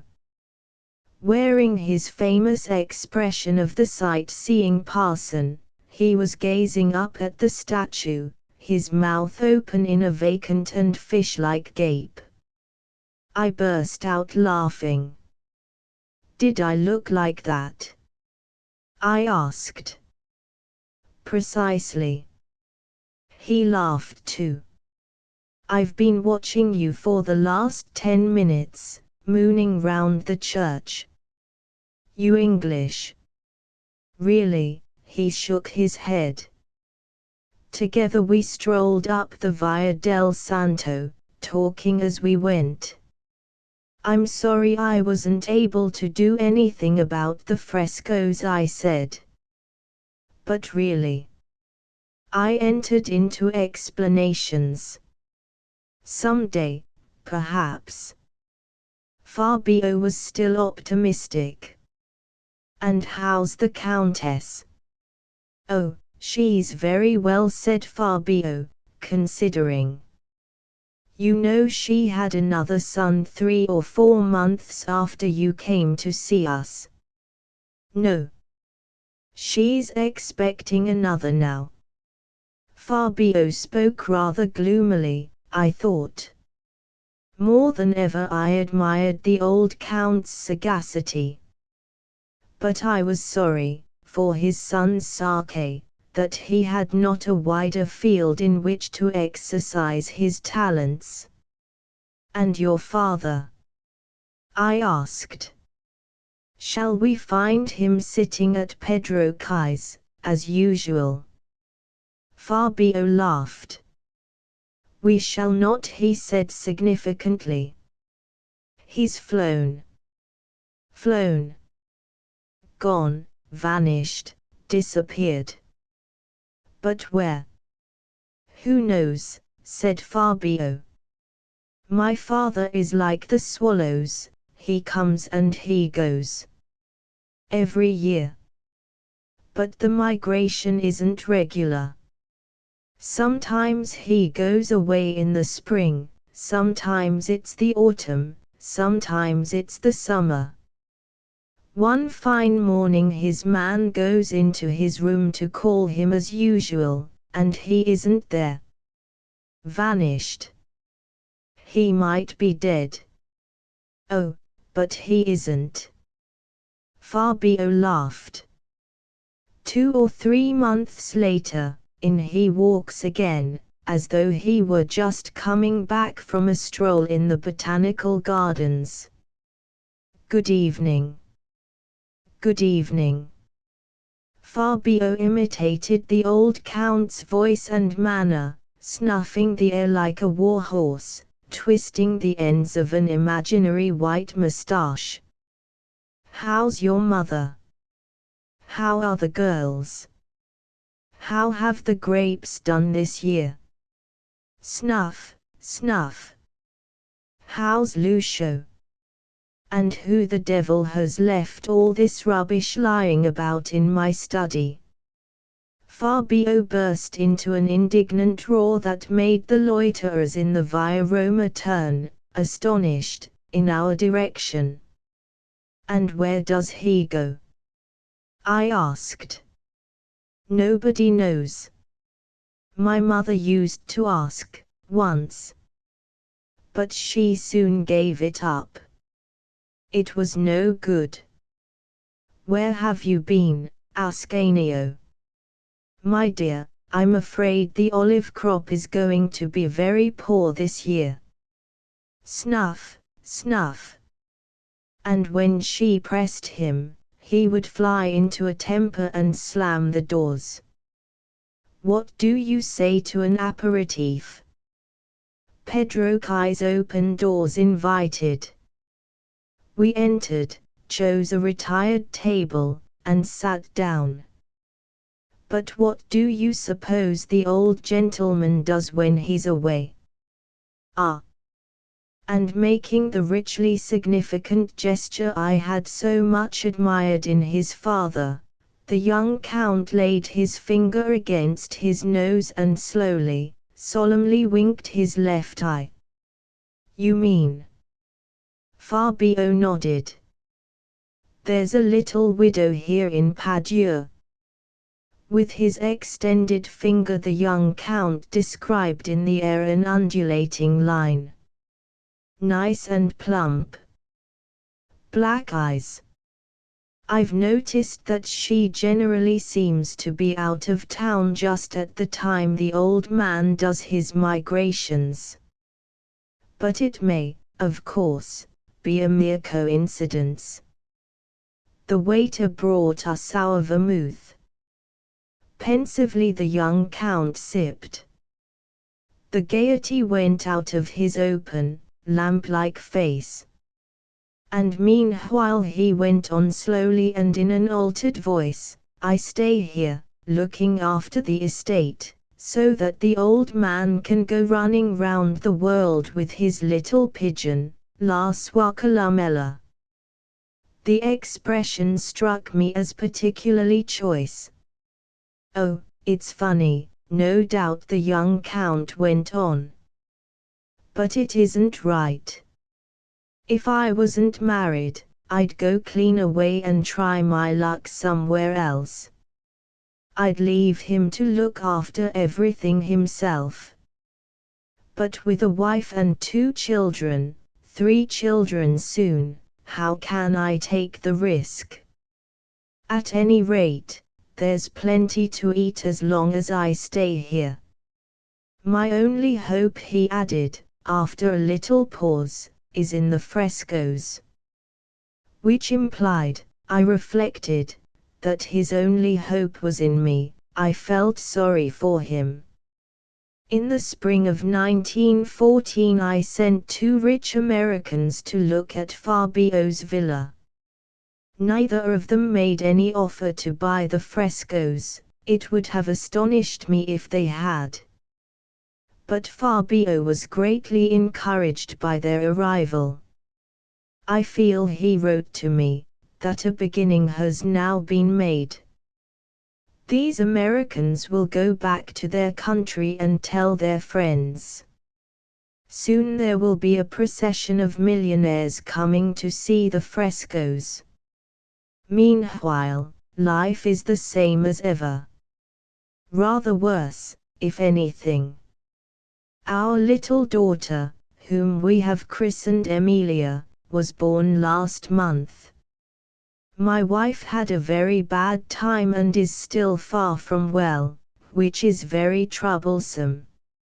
It seemed a curious adjective to use, in the circumstances. But coming from Fabio, I understood it. He was one of those exceedingly healthy people to whom any sort of illness is mysterious, unaccountable, and above all extraordinarily tiresome and irritating. The day before yesterday my father disappeared again. I have not yet had time to find out if the Columella has also vanished. My brother, Lucio, has succeeded in getting a motor bicycle out of him, which is more than I ever managed to do. But then I was never one for creeping diplomatically round and round a thing, as he can do. I have been going very carefully into the cheese factory business lately, and I am not sure that it might not be more profitable to set up a silk weaving establishment instead.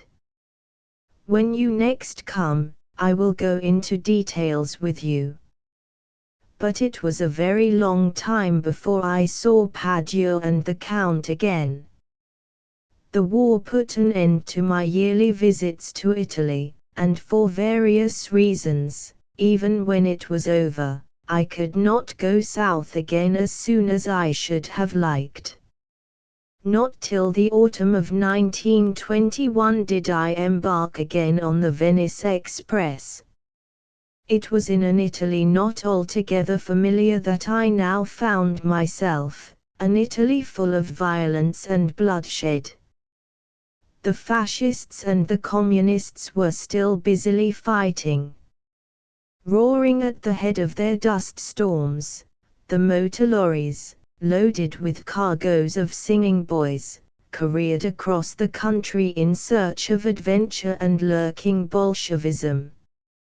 One stood respectfully in the gutter while they passed, and through the flying dust, through the noise of the engine, a snatch of that singing would be blown back.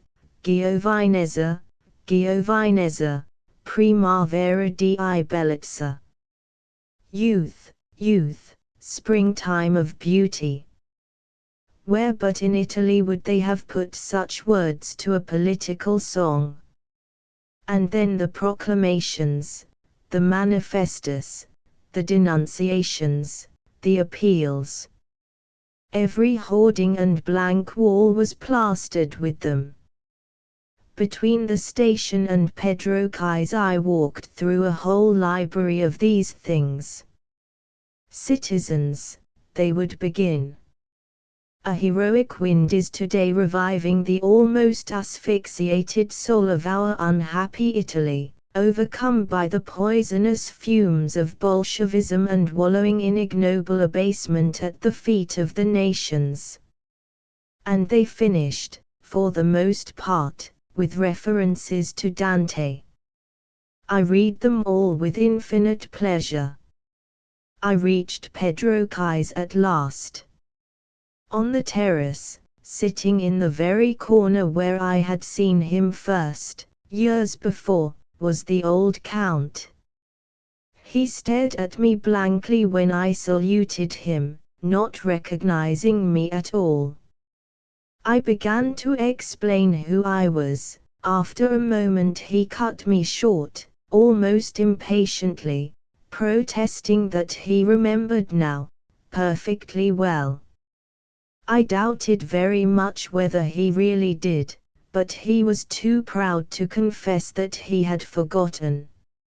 Meanwhile, he invited me to sit at his table. At a first glance, from a distance, I fancied that the old Count had not aged a day since last I saw him. But I was wrong. From the street, I had only seen the rakish tilt of his hat, the bristling of his white moustache and imperial, the parted knees, the noble protrusion of the paunch.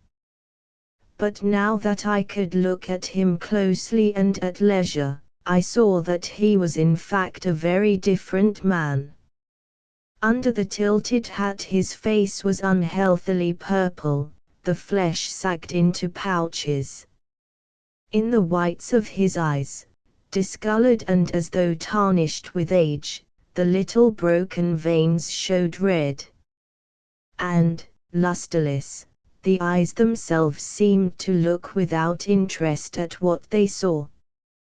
His shoulders were bent as though under a weight, and when he lifted his cup to his lips his hand trembled so much that a drop of coffee splashed onto the table. He was an old man now, old and tired. "How's Fabio?" I asked. Since 1916 I had had no news of him. "Oh, Fabio's well," the old count answered. "Fabio's very well. He has 6 children now, you know." And the old gentleman nodded and smiled at me without a trace of malice. He seemed quite to have forgotten the reasons for which he had been at so much pains to select a good Catholic for a daughter-in-law. 6, he repeated. "And then, you know, he did very well in the war. We Tirabassi have always been warriors." Full of pride, he went on to tell me of Fabio's exploits and sufferings. Twice wounded, special promotion on the field of battle, splendid decorations. He was a major now. And do his military duties still keep him in Padua? The old gentleman nodded, and suddenly there appeared on his face something like the old smile.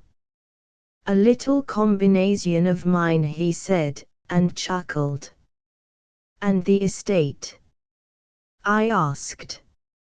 "Oh, that was doing all right, everything considered. It had got rather out of hand during the war, while Fabio was at the front. And then, afterwards, there had been a lot of trouble with the peasants, but Fabio and his fascists were putting all that to rights." "With Fabio on the spot," said the old gentleman, "I have no anxieties." And then he began to tell me, all over again, about Fabio's exploits in the war. The next day I took the tram to Stra, and after an hour agreeably spent in the villa and the park, I walked on at my leisure towards Dollo. It took me a long time to get there, for on this occasion I was able to stop and look for as long as I liked at all the charming things on the way. Casanova seemed, now, a good deal less enviable, I noticed, looking inwards on myself, than he had when last I passed this way. I was 9 years older. The gates were open, I walked in.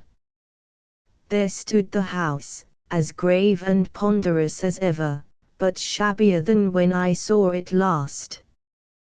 The shutters needed painting, and here and there the stucco was peeling off in scabs. I approached. From within the house came a cheerful noise of children's laughter and shouting. The family, I supposed, was playing hide-and-seek, or trains, or perhaps some topical game of fascists and communists. As I climbed the steps of the porch, I could hear the sound of small feet racing over the tiled floors. In the empty rooms footsteps and shouting strangely echoed. And then suddenly, from the sitting room on the right, came the sound of Fabio's voice, furiously shouting, "Oh, for God's sake," it yelled, "keep those wretched children quiet." And then, petulantly, it complained, "How do you expect me to do accounts with this sort of thing going on?" There was at once a profound and as it were unnatural silence, then the sound of small feet tiptoeing away, some whispering, a little nervous laugh. I rang the bell.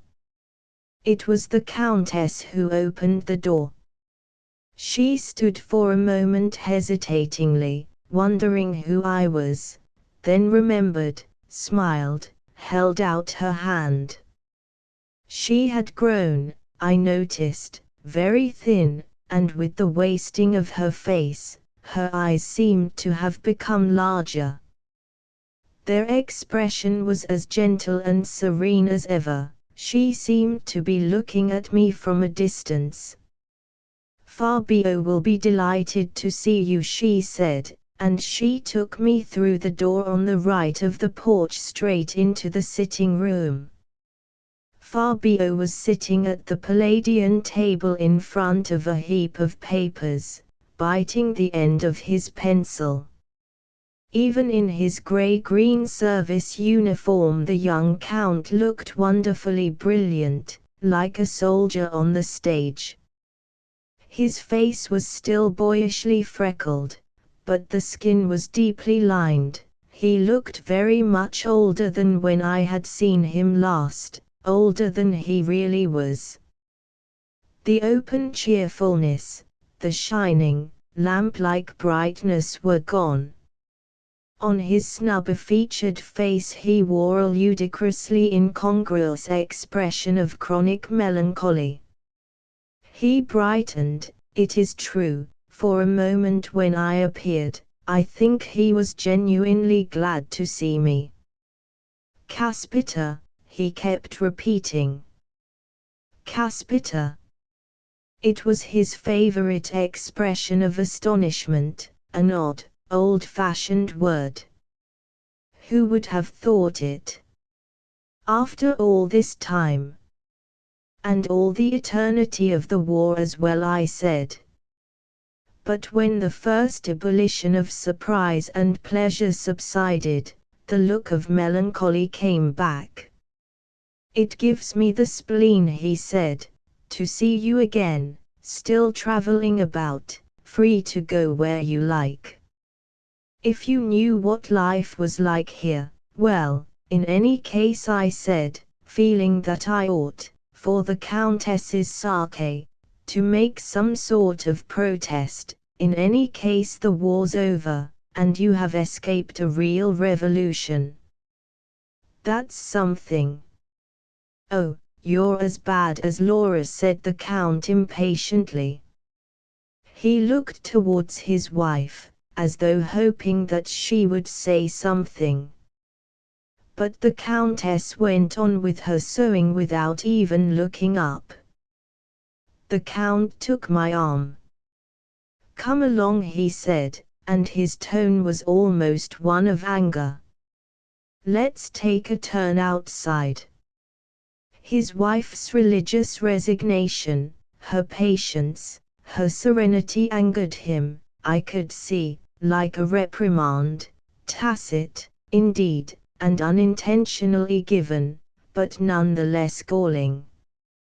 Along the weed-grown paths of what had once, in the ancient days of splendor, been the garden, slowly we walked towards the farm. A few ragged box trees grew along the fringes of the paths. Once there had been neat hedges.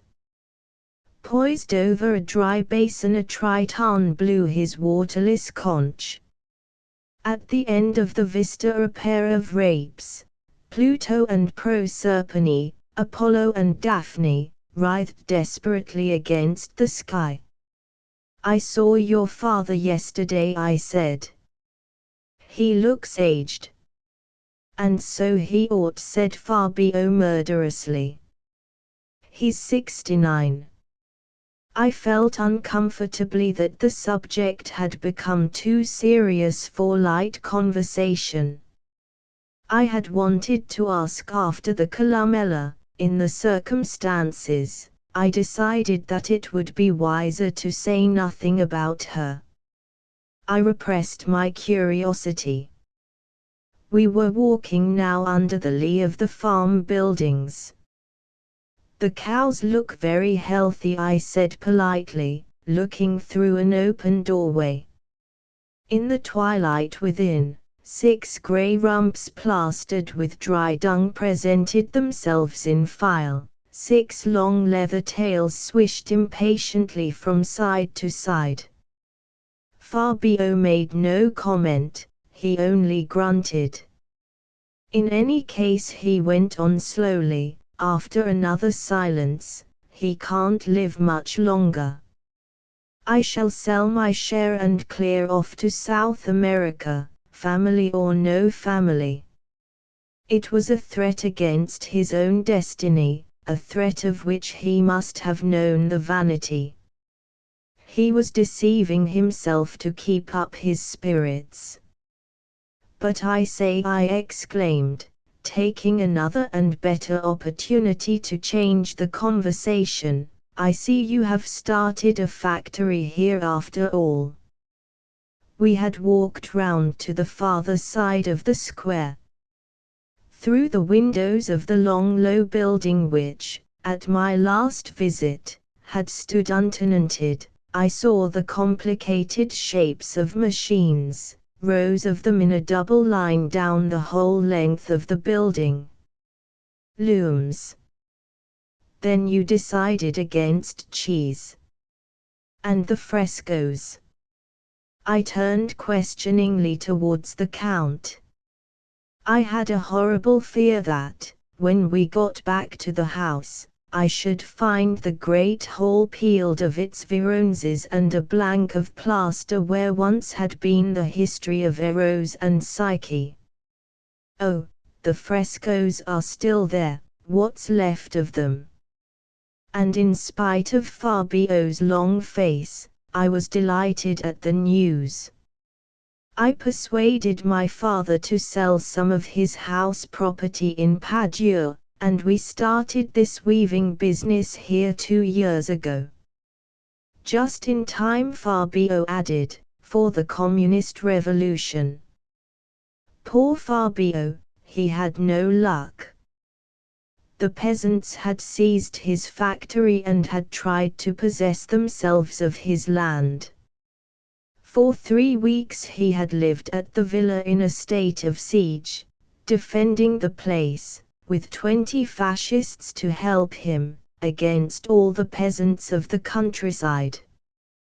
The danger was over now, but the machines were broken, and in any case it was out of the question to start them again. Feeling was still too high. And what, for Fabio, made it worse was the fact that his brother Lucio, who had also got a little capital out of the old man, had gone off to Bulgaria and invested it in a bootlace factory.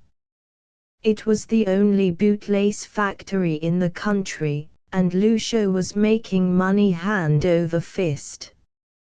Free as air he was, well off, with a lovely Turkish girl for a mistress. For Fabio, the Turkish girl was evidently the last straw. "Una Turca, una vera Turca," he repeated, shaking his head. The female infidel symbolized in his eyes all that was exotic, irregular, undomestic, all that was not the family, all that was remote from Padua and the estate.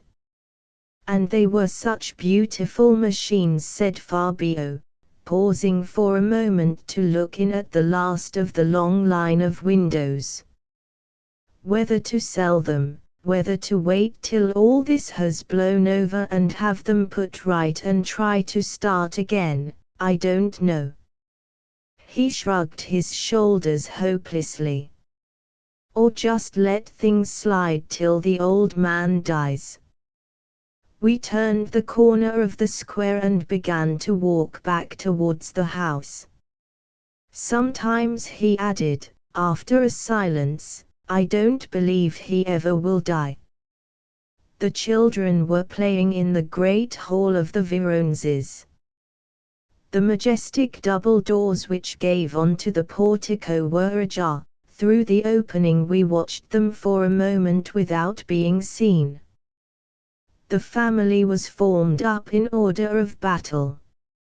A red-headed boy of 10 or 11 led the van, a brown boy followed.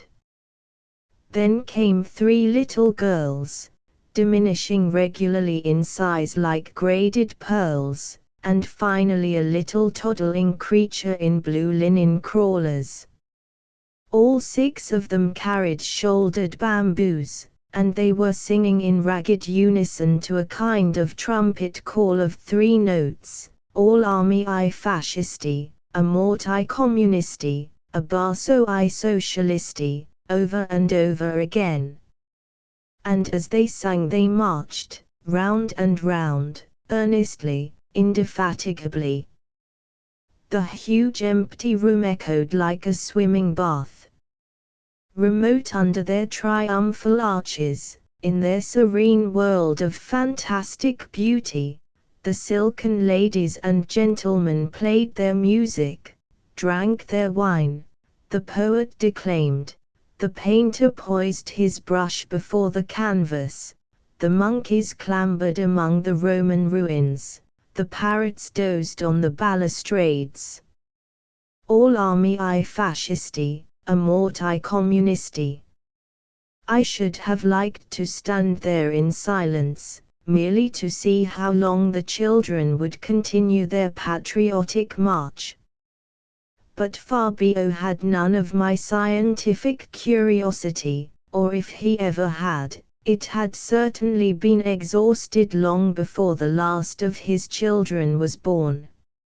After indulging me for a moment with the spectacle, he pushed open the door and walked in. The children looked round and were immediately silent. What with his bad temper and his theory of education by teasing, they seemed to be thoroughly frightened of their father. "Go on," he said, "go on." But they wouldn't, they obviously couldn't, in his terrifying presence. Unobtrusively they slipped away. Fabio led me round the painted room. "Look here," he said, "and look here." In one of the walls of the great hall there were half a dozen bullet holes. A chip had been taken off one of the painted cornices, one lady was horribly wounded in the face, there were 2 or 3 holes in the landscape, and a monkey's tail was severed. "That's our friends, the peasants," Fabio explained. In the Carpiani rooms all was still well, the satyrs still pursued their nymphs, and in the room of the centaurs and the mermaids, the men who were half horses still galloped as tumultuously as ever into the sea, to ravish the women who were half fish. But the tale of Eros and Psyche had suffered dreadfully. The exquisite panel in which Tiepolo had painted Psyche holding up the lamp to look at her mysterious lover was no more than a faint, mildewy smudge. And where once the indignant young god had flown upwards to rejoin his Olympian relatives, who still, fortunately, swam about intact among the clouds on the ceiling, there was nothing but the palest ghost of an ascending Cupid, while Psyche weeping on the earth below was now quite invisible. "That's our friends the French," said Fabio. "They were quartered here in 1918, and they didn't trouble to shut the windows when it rained." Poor Fabio. Everything was against him.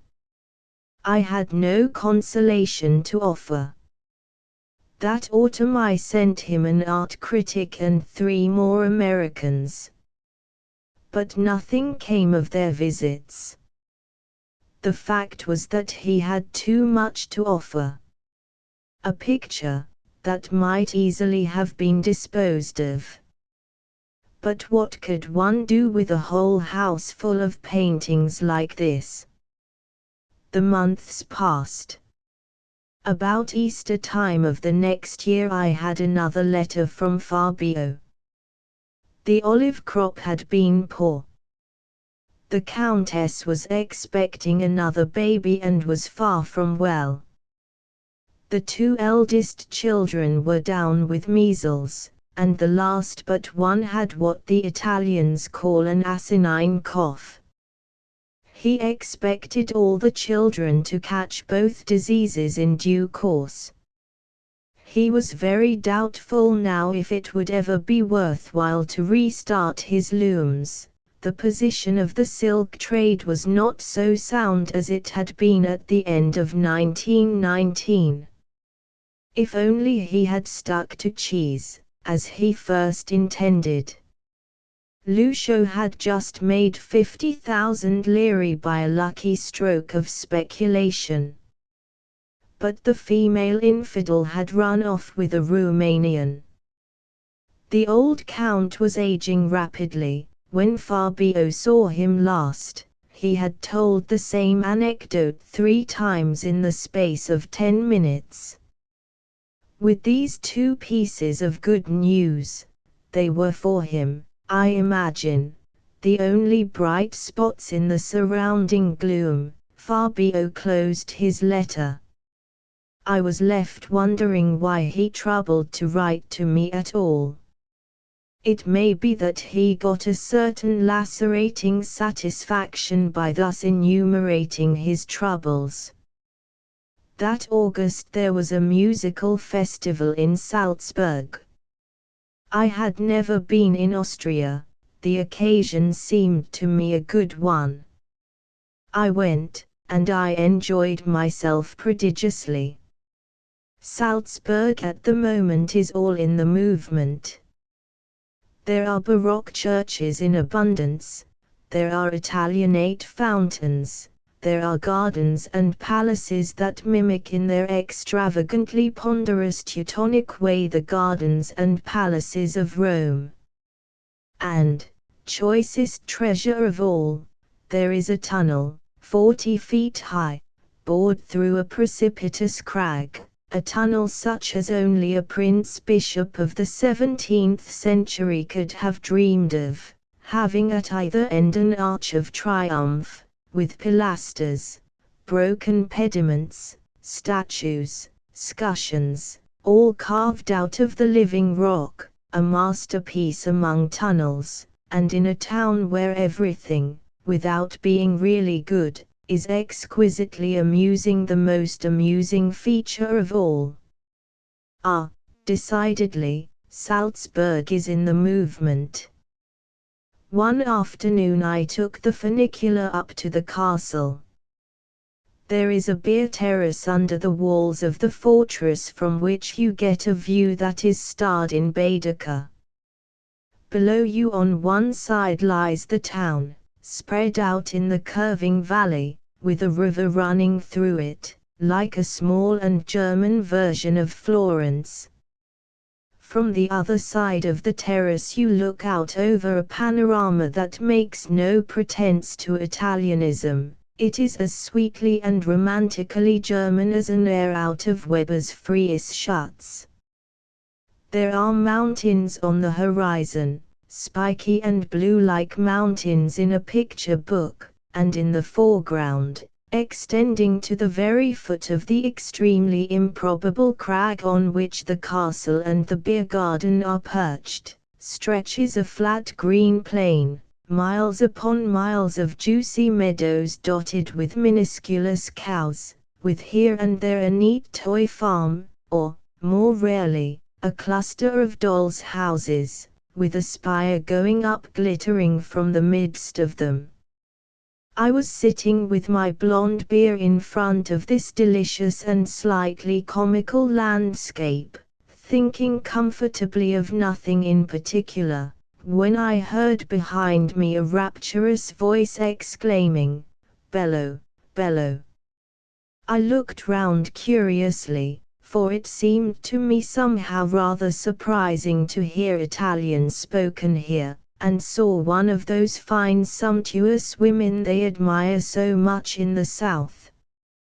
She was a bella grassa, plump to the verge of overripeness and perilously near middle age, but still in her way exceedingly handsome. Her face had the proportions of an iceberg, 1/5 above water, 4/5 below. Ample and florid from the eyes downwards, it was almost foreheadless, the hair began immediately above the brows. The eyes themselves were dark, large, and, for my taste, at least, somewhat excessively tender in expression. I took her in a moment and was about to look away again when her companion, who had been looking at the view on the other side, turned round. It was the old Count. I was far more embarrassed, I believe, than he. I felt myself blushing, as our eyes met, as though it were I who had been travelling about the world with a Columella and he who had caught me in the act.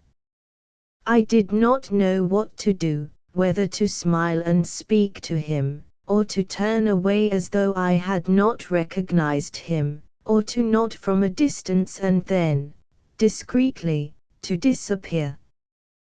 But the old Count put an end to my irresolution by calling out my name in astonishment, by running up to me and seizing my hand. What a delight to see an old friend! Here of all places. In this God-forsaken country, though it was cheap enough, didn't I find? He would introduce me to a charming compatriot of his own, an Italian lady he had met yesterday in the train from Vienna. I was made known to the Columella, and we all sat down at my table.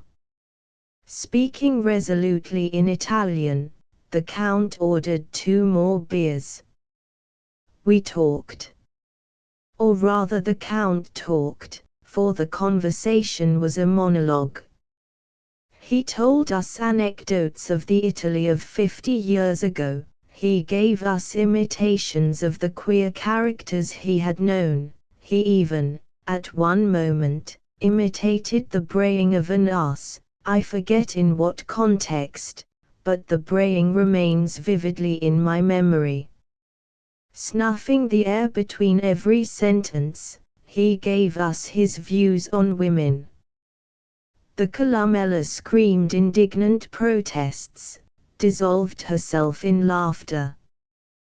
The old Count twisted his moustaches, twinkling at her through the network of his wrinkles.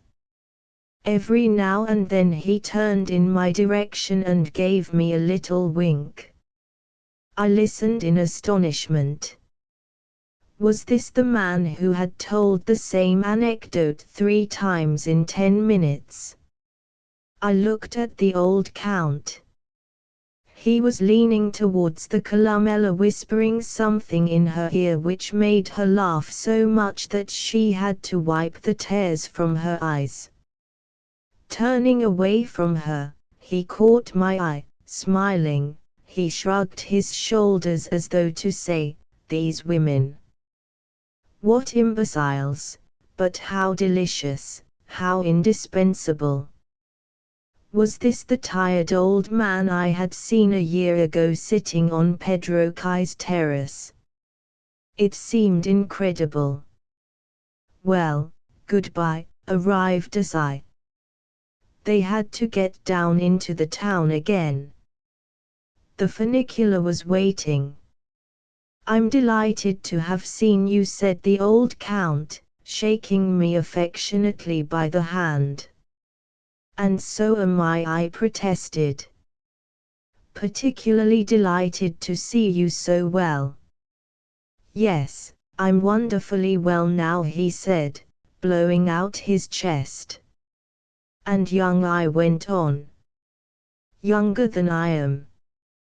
How have you done it?" "Aha!" The old Count cocked his head on one side mysteriously. "More in joke than in earnest, I believe you've been seeing Steinach in Vienna," I said.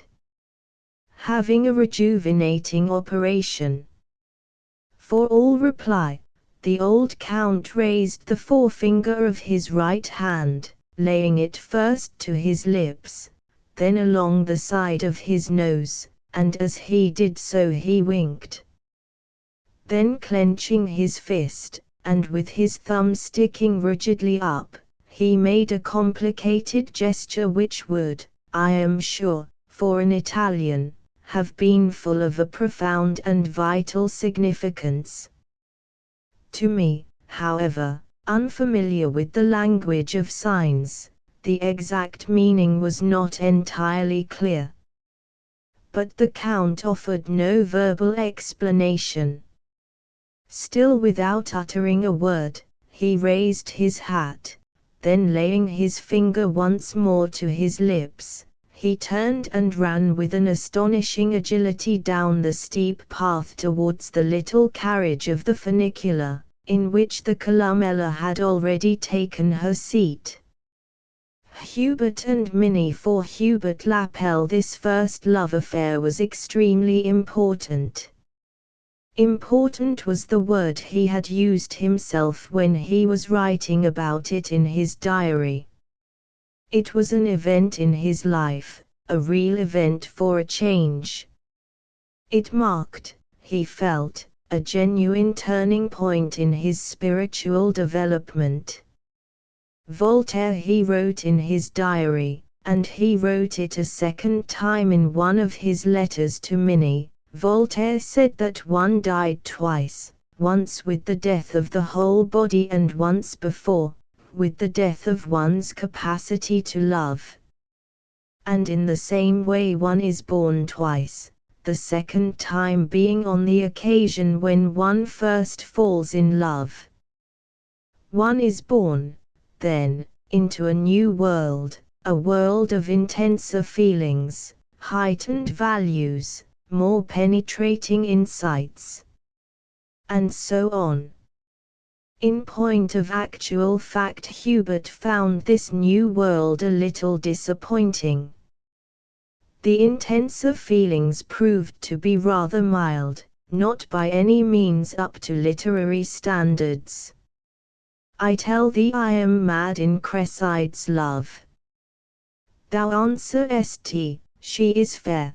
Pourest in the open ulcer of my heart her eyes, her hair, her cheek, her gait, her voice. No, it certainly wasn't quite that. In his diary, in his letters to Minnie, he painted, it is true, a series of brilliant and romantic landscapes of the New World. But they were composite imaginary landscapes in the manner of Salvator Rosa, richer, wilder, more picturesquely clear-obscure than the real thing. Hubert would seize with avidity on the least velleity of an unhappiness, a physical desire, a spiritual yearning, to work it up in his letters and journals into something substantially romantic. There were times, generally very late at night, when he succeeded in persuading himself that he was indeed the wildest, unhappiest, most passionate of lovers. But in the daytime he went about his business nourishing something like a grievance against love. The thing was a bit of a fraud, yes, really, he decided, rather a fraud. All the same, he supposed it was important. For Minnie, however, love was no fraud at all. Almost from the first moment she had adored him. A common friend had brought him to one of her Wednesday evenings. This is Mr. Lapel, but he's too young to be called anything but Hubert. That was how he had been introduced. And, laughing, she had taken his hand and called him Hubert at once. He too had laughed, rather nervously. My name's Minnie, she said. But he had been too shy to call her anything at all that evening. His brown hair was tufty and untidy, like a little boy's, and he had shy grey eyes that never looked at you for more than a glimpse at a time, but turned away almost at once, as though they were afraid. Quickly he glanced at you, eagerly, then away again, and his musical voice, with its sudden emphases, its quick modulations from high to low, seemed always to address itself to a ghost floating low down and a little to one side of the person to whom he was talking. Above the brows was a forehead beautifully domed, with a pensive wrinkle running up from between the eyes. In repose his full-lipped mouth pouted a little, as though he were expressing some chronic discontent with the world. And, of course, thought Minnie, the world wasn't beautiful enough for his idealism. But after all he had said earnestly that first evening, one has the world of thought to live in. That, at any rate, is simple and clear and beautiful. One can always live apart from the brutal scramble. And from the depths of the armchair in which, fragile, tired, and in these rather artistic surroundings almost incongruously elegant, she was sitting, Helen Glamber laughed her clear little laugh. I think, on the contrary, she said, Minnie remembered every incident of that first evening. I think one ought to rush about and know thousands of people, and eat and drink enormously, and make love incessantly, and shout and laugh and knock people over the head. And having vented these Rabelaisian sentiments, Mrs. Glamber dropped back with a sigh of fatigue, covering her eyes with a thin white hand, for she had a splitting headache, and the light hurt her. Really? Minnie protested, laughing. She would have felt rather shocked if anyone else had said that, but Helen Glamber was allowed to say anything. Hubert reaffirmed his quietism. Elegant, weary, infinitely fragile, Mrs. Glamber lay back in her armchair, listening. Or perhaps, under her covering hand, she was trying to go to sleep. She had adored him at first sight.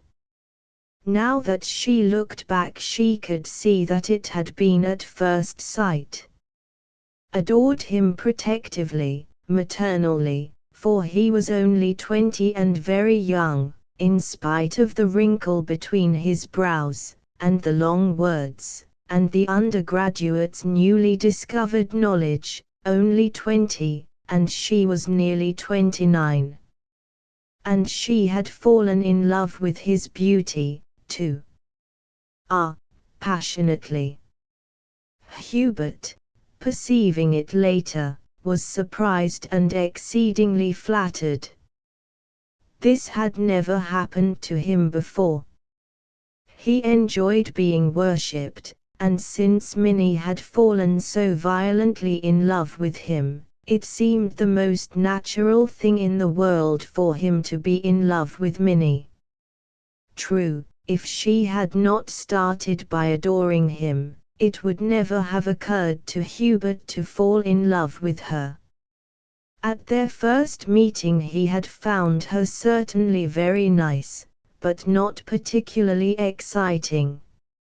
Afterwards, the manifest expression of her adoration had made him find her more interesting, and in the end he had fallen in love himself. But perhaps it was not to be wondered at if he found the process a little disappointing.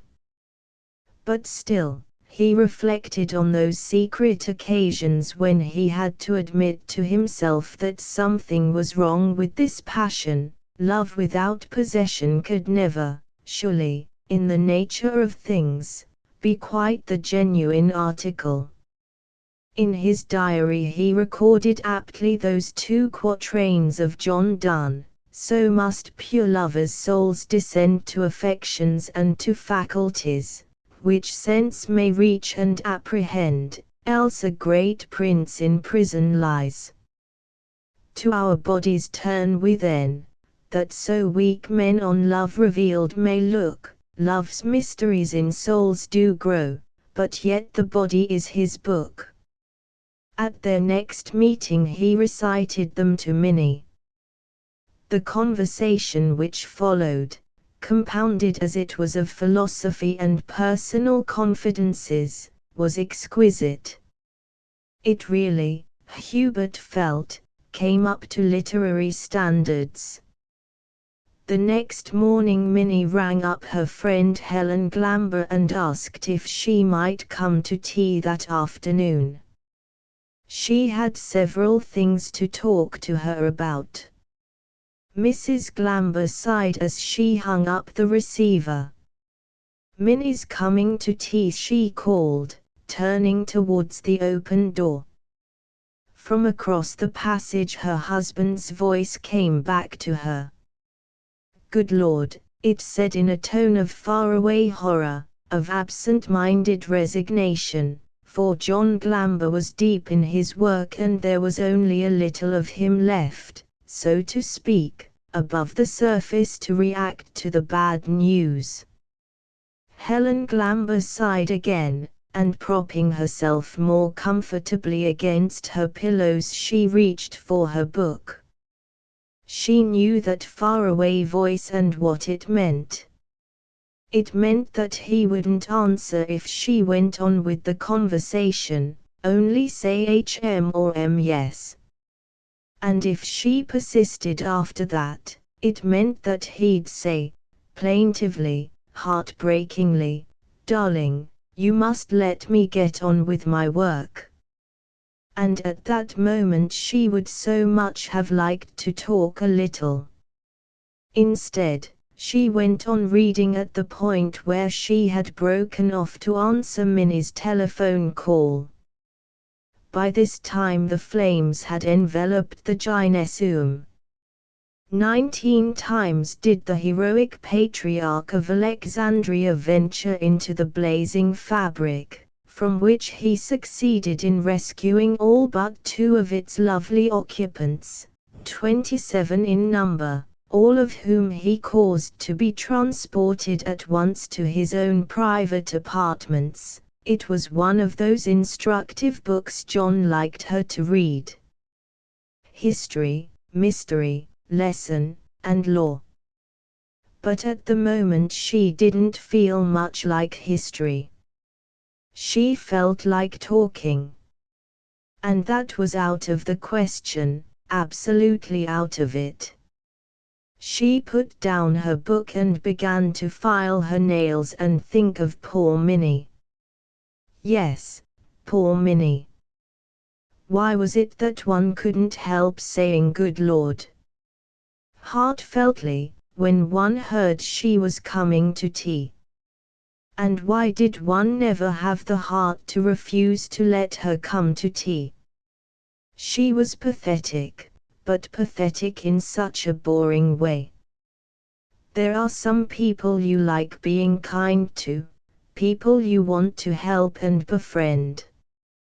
People that look at you with the eyes of sick monkeys.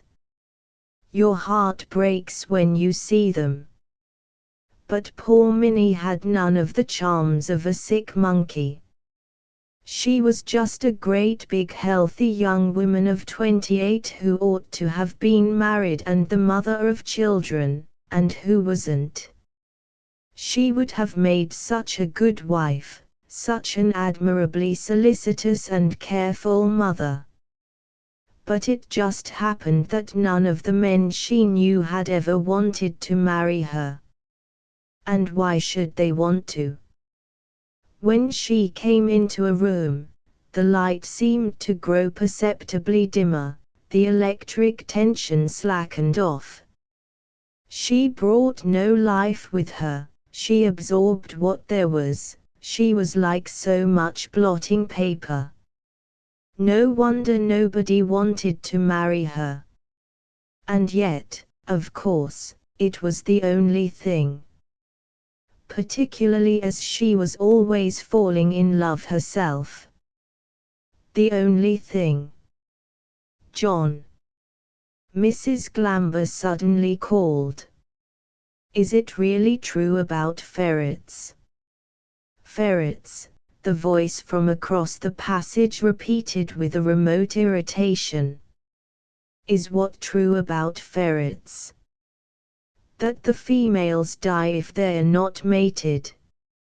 "How on earth should I know?" but you generally know everything. But, my darling, really. The voice was plaintive, full of reproach. Mrs. Glamber clapped her hand over her mouth and only took it off again to blow a kiss. "All right," she said very quickly. "All right. Really. I'm sorry. I won't do it again. Really." She blew another kiss towards the door. "But ferrets," repeated the voice. "Pshaw, pshaw, pshaw, pshaw. Why ferrets?" "Darling," said Mrs. Glamber almost sternly, "you really must go on with your work." Minnie came to tea. She put the case, hypothetically at first, as though it were the case of a third person, then, gaining courage, she put it personally. It was her own case. Out of the depths of her untroubled, pagan innocence, Helen Glamber brutally advised her. "If you want to go to bed with the young man," she said, "go to bed with him. The thing has no importance in itself. At least not much. It's only important because it makes possible more secret confidences, because it strengthens affection, makes the man in a way dependent on you. And then, of course, it's the natural thing. I'm all for nature except when it comes to painting one's face. They say that ferrets," but Minnie noticed that she never finished the sentence.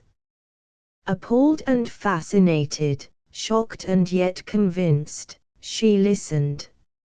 "My darling," said Mrs. Glamber that evening when her husband came home, for he hadn't been able to face Minnie, he had gone to the club for tea.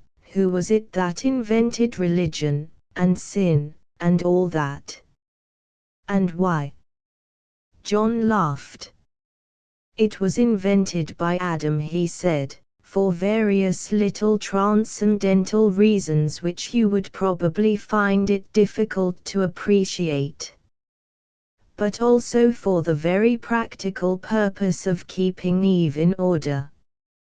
"Well, if you call complicating people's lives keeping them in order, then I dare say you're right." Mrs. Glamber shook her head. "I find it all too obscure. At 16, yes. But one really ought to have grown out of that sort of thing by 20. And at 30, the woman's nearly 30, you know." "Well, really, in the end," Minnie wrote to Hubert telling him that she had made up her mind. Hubert was staying in Hertfordshire with his friend Watchett. It was a big house, the food was good, one was very comfortable, and old Mr. Watchett, moreover, had a very sound library. In the impenetrable shade of the Wellingtonians, Hubert and Ted Watchett played croquet and discussed the best methods of cultivating the me. You could do a good deal, they decided, with art, books, you know, and pictures and music.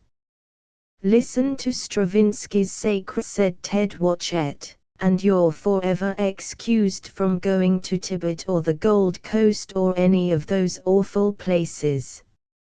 And then there's Dostoevsky instead of murder, and D.H. Lawrence as a substitute for sex."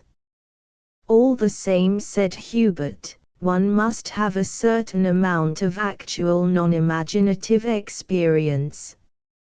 He spoke earnestly, abstractedly, but Minnie's letter was in his pocket. "No, Stepsom. You can't really know yourself without coming into collision with events, can you?" Next day, Ted's cousin, Phoebe, arrived. She had red hair and a milky skin, and was more or less on the musical comedy stage. 1 foot on and 1 foot off, she explained. The splits. And there and then she did them, the splits, on the drawing room carpet. It's quite easy, she said, laughing, and jumped up again with an easy grace that fairly took one's breath away. Ted didn't like her. Tiresome girl, he said. So silly, too. Consciously silly, silly on purpose, which makes it worse.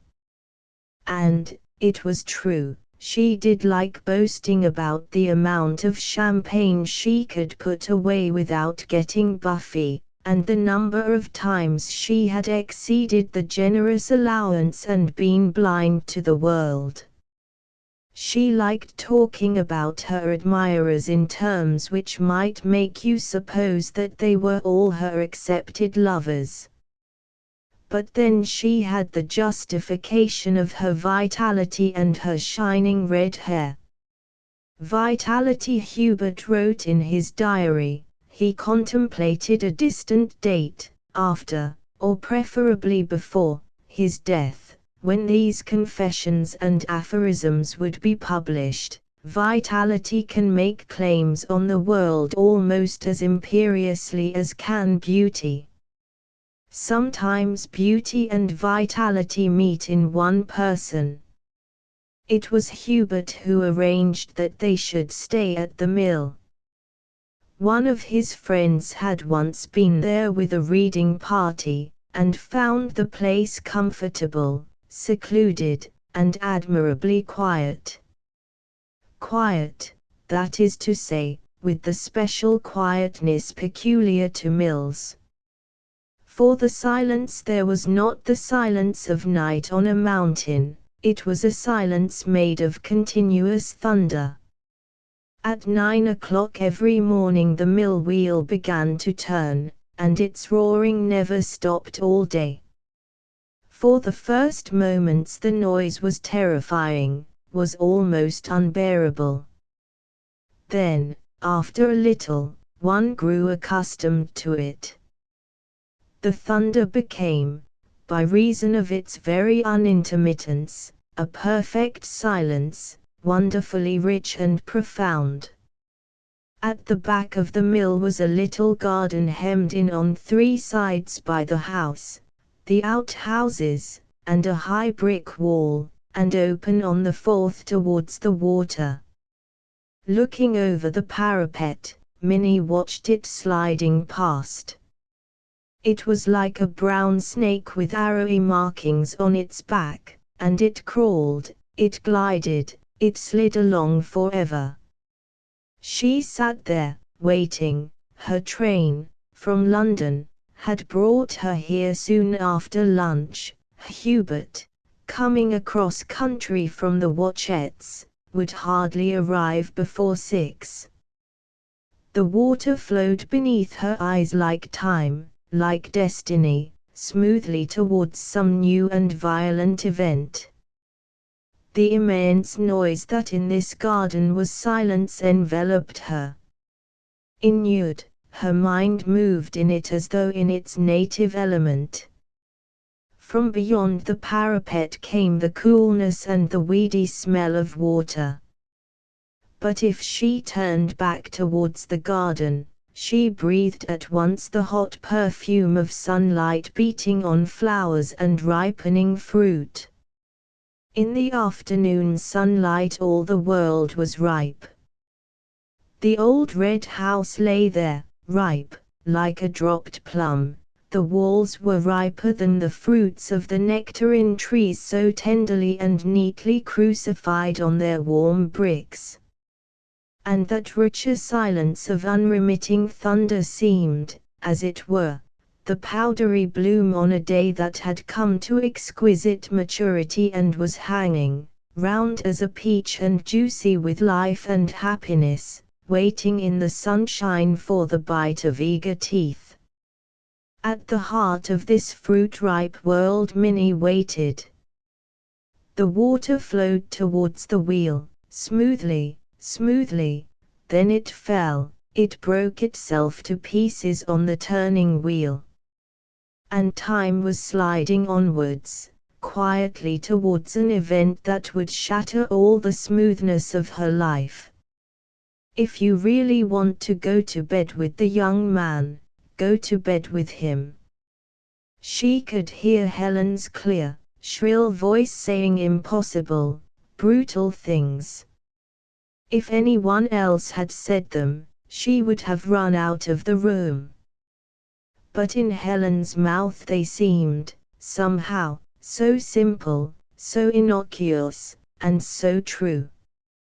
And yet all that other people had said or implied, at home, at school, among the people she was used to meeting, seemed equally true. But then, of course, there was love. Hubert had written a Shakespearean sonnet which began, "Love hallows all whereon 'tis truly placed, turns dross to gold with one touch of his dart, makes matter mind, extremest passion chaste, and builds a temple in the lustful heart." She thought that very beautiful. And very true. It seemed to throw a bridge between Helen and the other people. Love, true love, made all the difference. It justified. Love, how much she loved. Time passed and the light grew richer as the sun declined out of the height of the sky. The day grew more and more deliciously ripe, swelling with unheard-of sweetness. Over its sun-flushed cheeks the thundery silence of the mill wheel spread the softest, peachiest of blooms. Minnie sat on the parapet, waiting. Sometimes she looked down at the sliding water, sometimes she turned her eyes towards the garden. Time flowed, but she was now no more afraid of that shattering event that thundered there, in the future. The ripe sweetness of the afternoon seemed to enter into her spirit, filling it to the brim. There was no more room for doubts, or fearful anticipations, or regrets. She was happy. Tenderly, with a tenderness she could not have expressed in words, only with the gentlest of light kisses, with fingers caressingly drawn through the ruffled hair, she thought of Hubert, her Hubert. Hubert, Hubert. And suddenly, startlingly, he was standing there at her side. "Oh," she said, and for a moment she stared at him with round brown eyes, in which there was nothing but astonishment. Then the expression changed. "Hubert," she said softly. Hubert took her hand and dropped it again, looked at her for an instant, then turned away. Leaning on the parapet, he stared down into the sliding water. His face was unsmiling. For a long time both were silent. Minnie remained where she was, sitting quite still, her eyes fixed on the young man's averted face. She was happy, happy, happy. The long day ripened and ripened, perfection after perfection. "Minnie," said the young man suddenly, and with a loud abruptness, as though he had been a long time deciding himself to speak and had at last succeeded in bringing out the prepared and pent-up words, "I feel I've behaved very badly towards you. I never ought to have asked you to come here. It was wrong. I'm sorry. But I came because I wanted to," Minnie exclaimed. Hubert glanced at her, then turned away his eyes and went on addressing a ghost that floated, it seemed, just above the face of the sliding water. It was too much to ask. I shouldn't have done it. For a man it's different. But for a woman, I tell you, I wanted to. It's too much. It's nothing, said Minnie, because I love you. And leaning forward, she ran her fingers through his hair. Ah, tenderness that no words could express. You silly boy, she whispered. Did you think I didn't love you enough for that? Hubert did not look up. The water slid and slid away before his eyes. Minnie's fingers played in his hair, ran caressingly over the nape of his neck. He felt suddenly a positive hatred for this woman. Idiot. Why couldn't she take a hint? He didn't want her. And why on earth had he ever imagined that he did? All the way in the train he had been asking himself that question. Why? Why?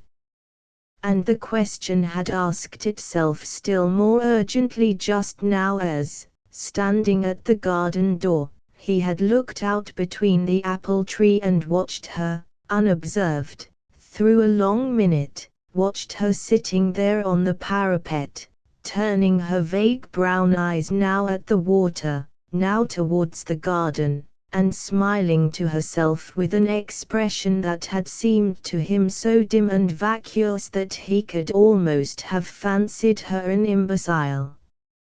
And with Phoebe yesterday he had stood on the crest of the bare chalk down. Like a sea at their feet stretched the plain, and above the dim horizon towered heroic clouds. Fingers of the wind lifted the red locks of her hair. She stood as though poised, ready to leap off into the boisterous air. How I should like to fly, she said.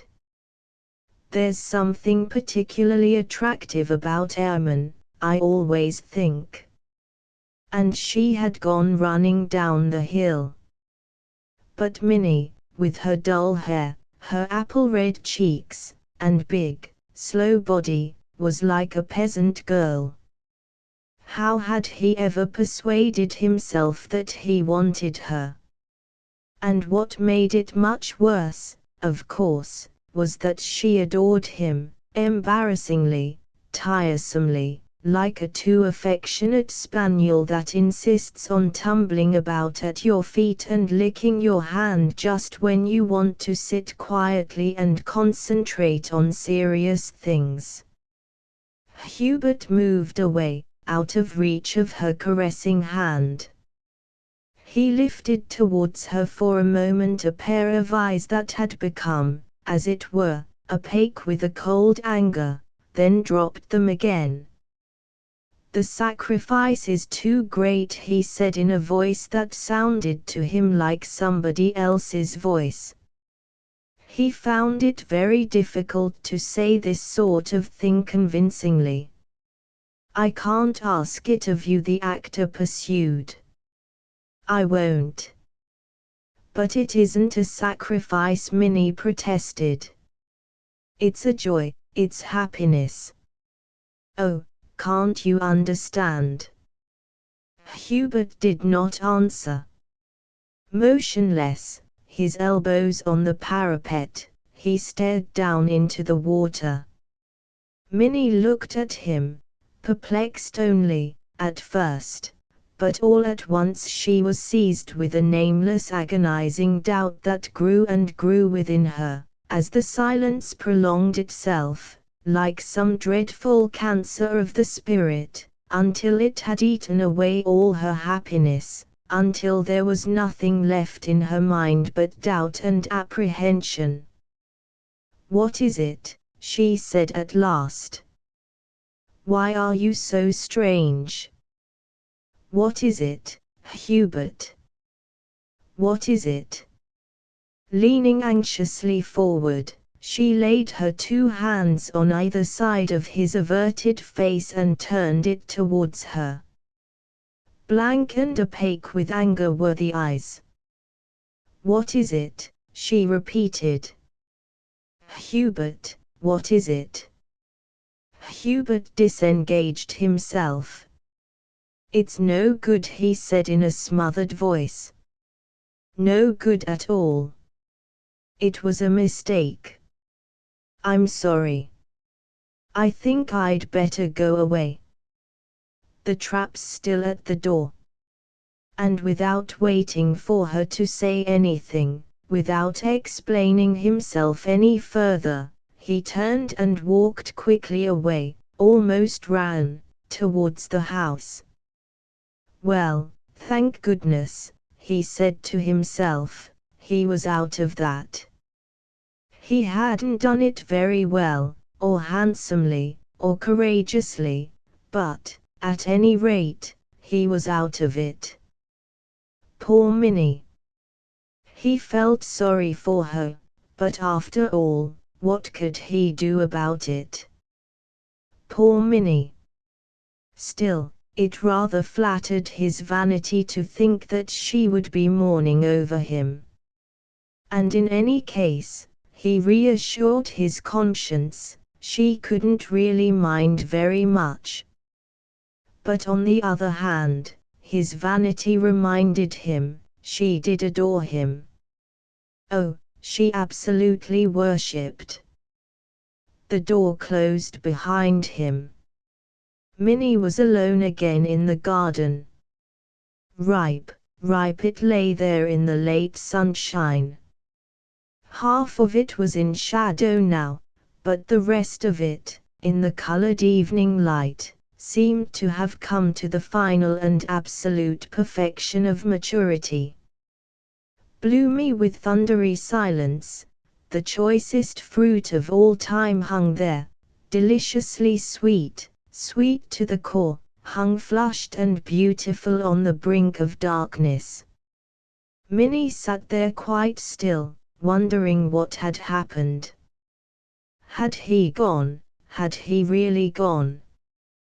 The door closed behind him with a bang, and almost as though the sound were a signal prearranged, a man walked out from the mill onto the dam and closed the sluice. And all at once the wheel was still. Apocalyptically there was silence. The silence of soundlessness took the place of that other silence that was uninterrupted sound. Gulfs opened endlessly out around her, she was alone. Across the void of soundlessness a belated bee trailed its thin buzzing, the sparrows chirped, and from across the water came the sound of voices and faraway laughter. And as though woken from a sleep, Minnie looked up and listened, fearfully, turning her head from side to side. They had been quarreling now for nearly 3/4 of an hour. Muted and inarticulate, the voices floated down the corridor, from the other end of the flat. Stooping over her sewing, Sophie wondered, without much curiosity, what it was all about this time. It was Madame's voice that she heard most often. Shrill with anger and indignant with tears, it burst out in gusts, in gushes. Monsieur was more self-controlled, and his deeper voice was too softly pitched to penetrate easily the closed doors and to carry along the passage. To Sophie, in her cold little room, the quarrel sounded, most of the time, like a series of monologues by Madame, interrupted by strange and ominous silences.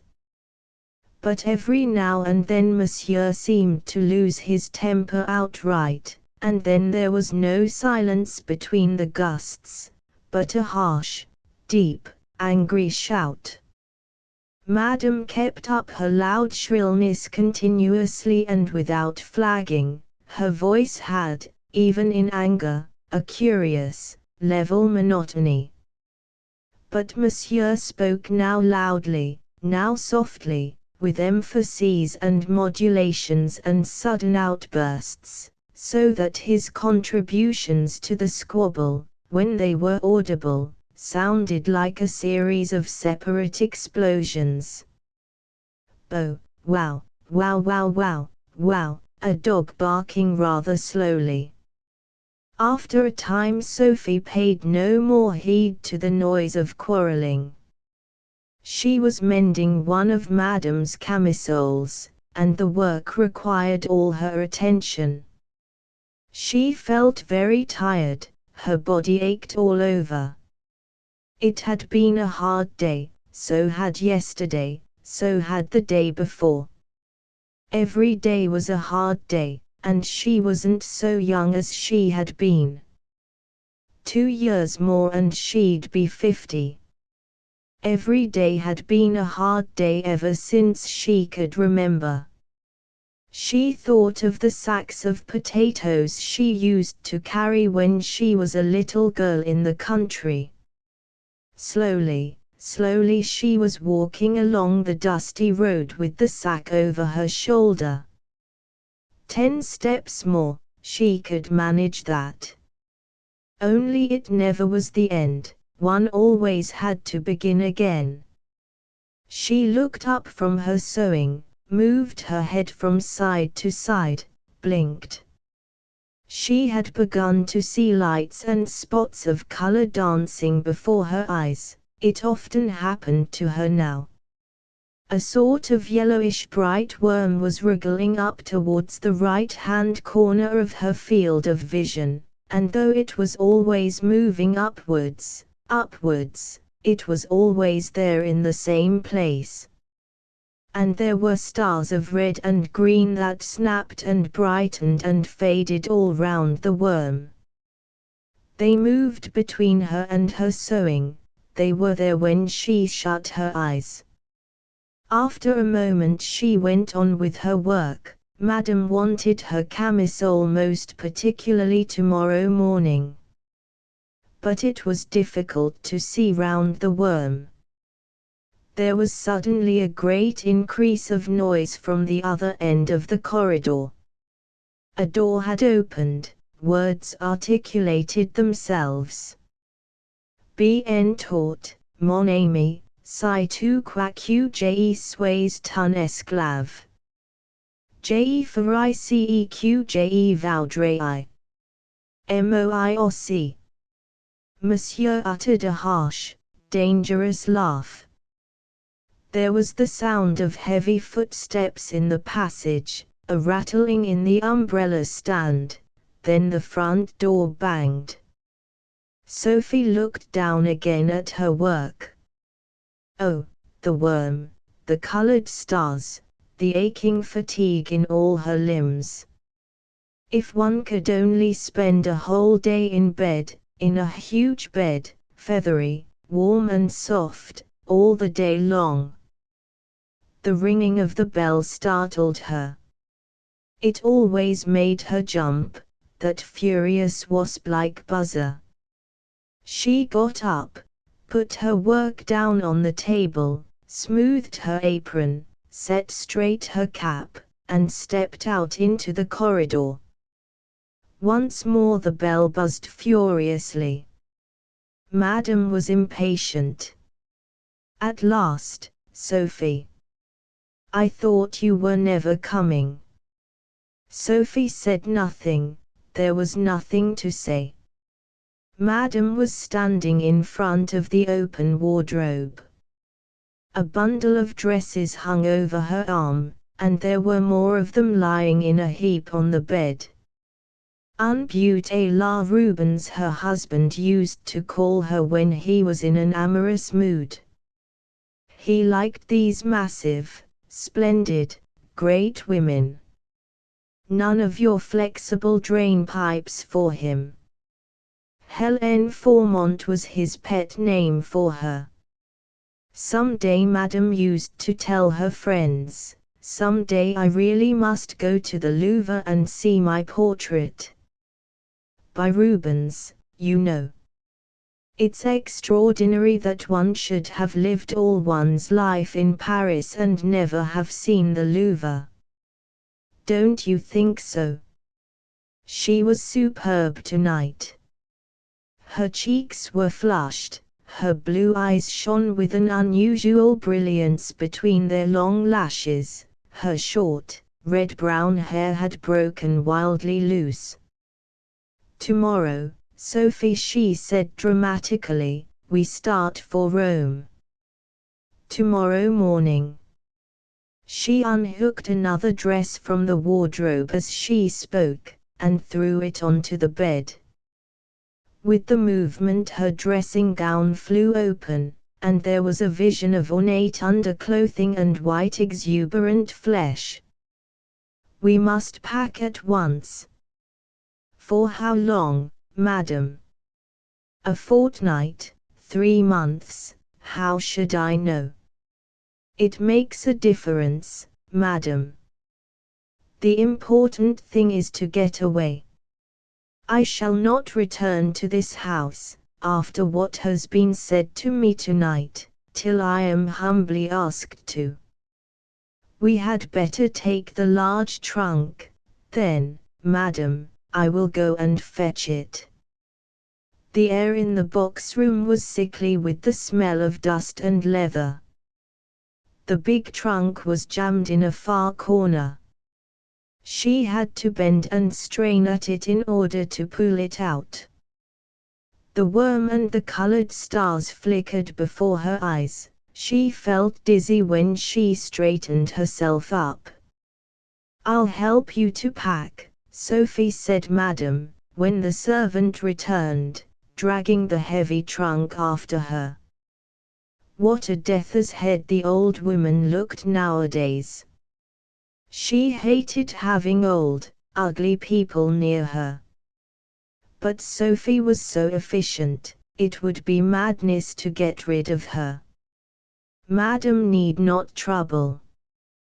There would be no end to it, Sophie knew, if Madam started opening drawers and throwing things about. Madam had much better go to bed. It's late. No, no. She wouldn't be able to sleep. She was to such a degree enervated. These men. What an embestment. One was not their slave. One would not be treated in this way. Sophie was packing. A whole day in bed, in a huge, soft bed, like Madam's. One would doze, one would wake up for a moment, one would doze again. His latest game, Madam was saying indignantly, is to tell me he hasn't got any money. I'm not to buy any clothes, he says.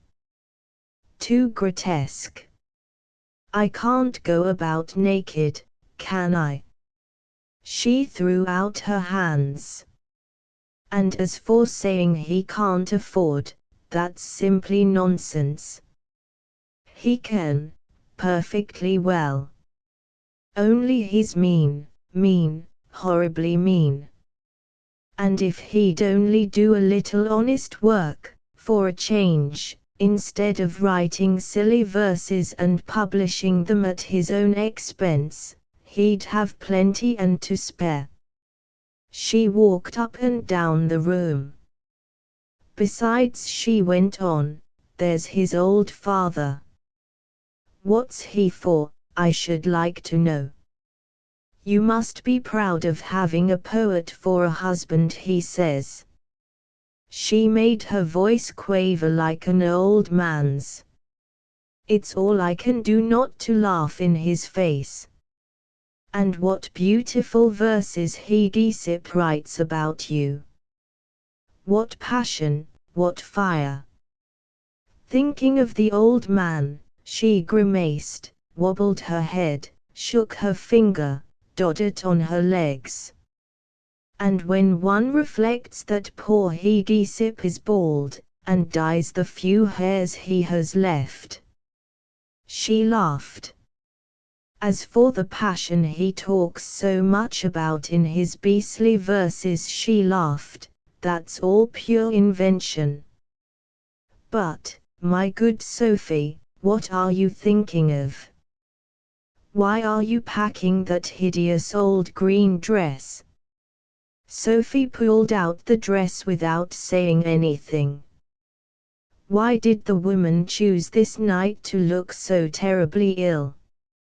She had a yellow face and blue teeth. Madame shuddered, it was too horrible. She ought to send her to bed. But, after all, the work had to be done. What could one do about it? She felt more than ever aggrieved. Life is terrible. Sighing, she sat down heavily on the edge of the bed. The buoyant springs rocked her gently once or twice before they settled to rest. To be married to a man like this. I shall soon be getting old and fat. And never once unfaithful. But look how he treats me. She got up again and began to wander aimlessly about the room. I won't stand it, though, she burst out. She had halted in front of the long mirror, and was admiring her own splendid tragic figure. No one would believe, to look at her, that she was over 30.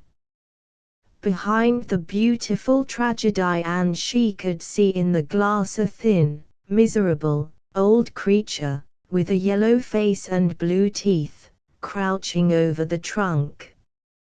Really, it was too disagreeable.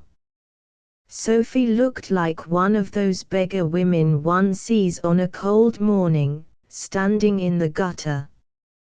Does one hurry past, trying not to look at them?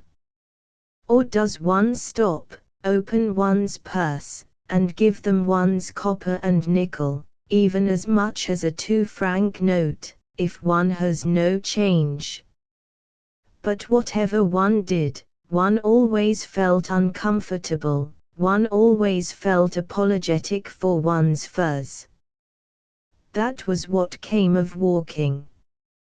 If one had a car, but that was another of Hegesip's meannesses, one wouldn't, rolling along behind closed windows, have to be conscious of them at all.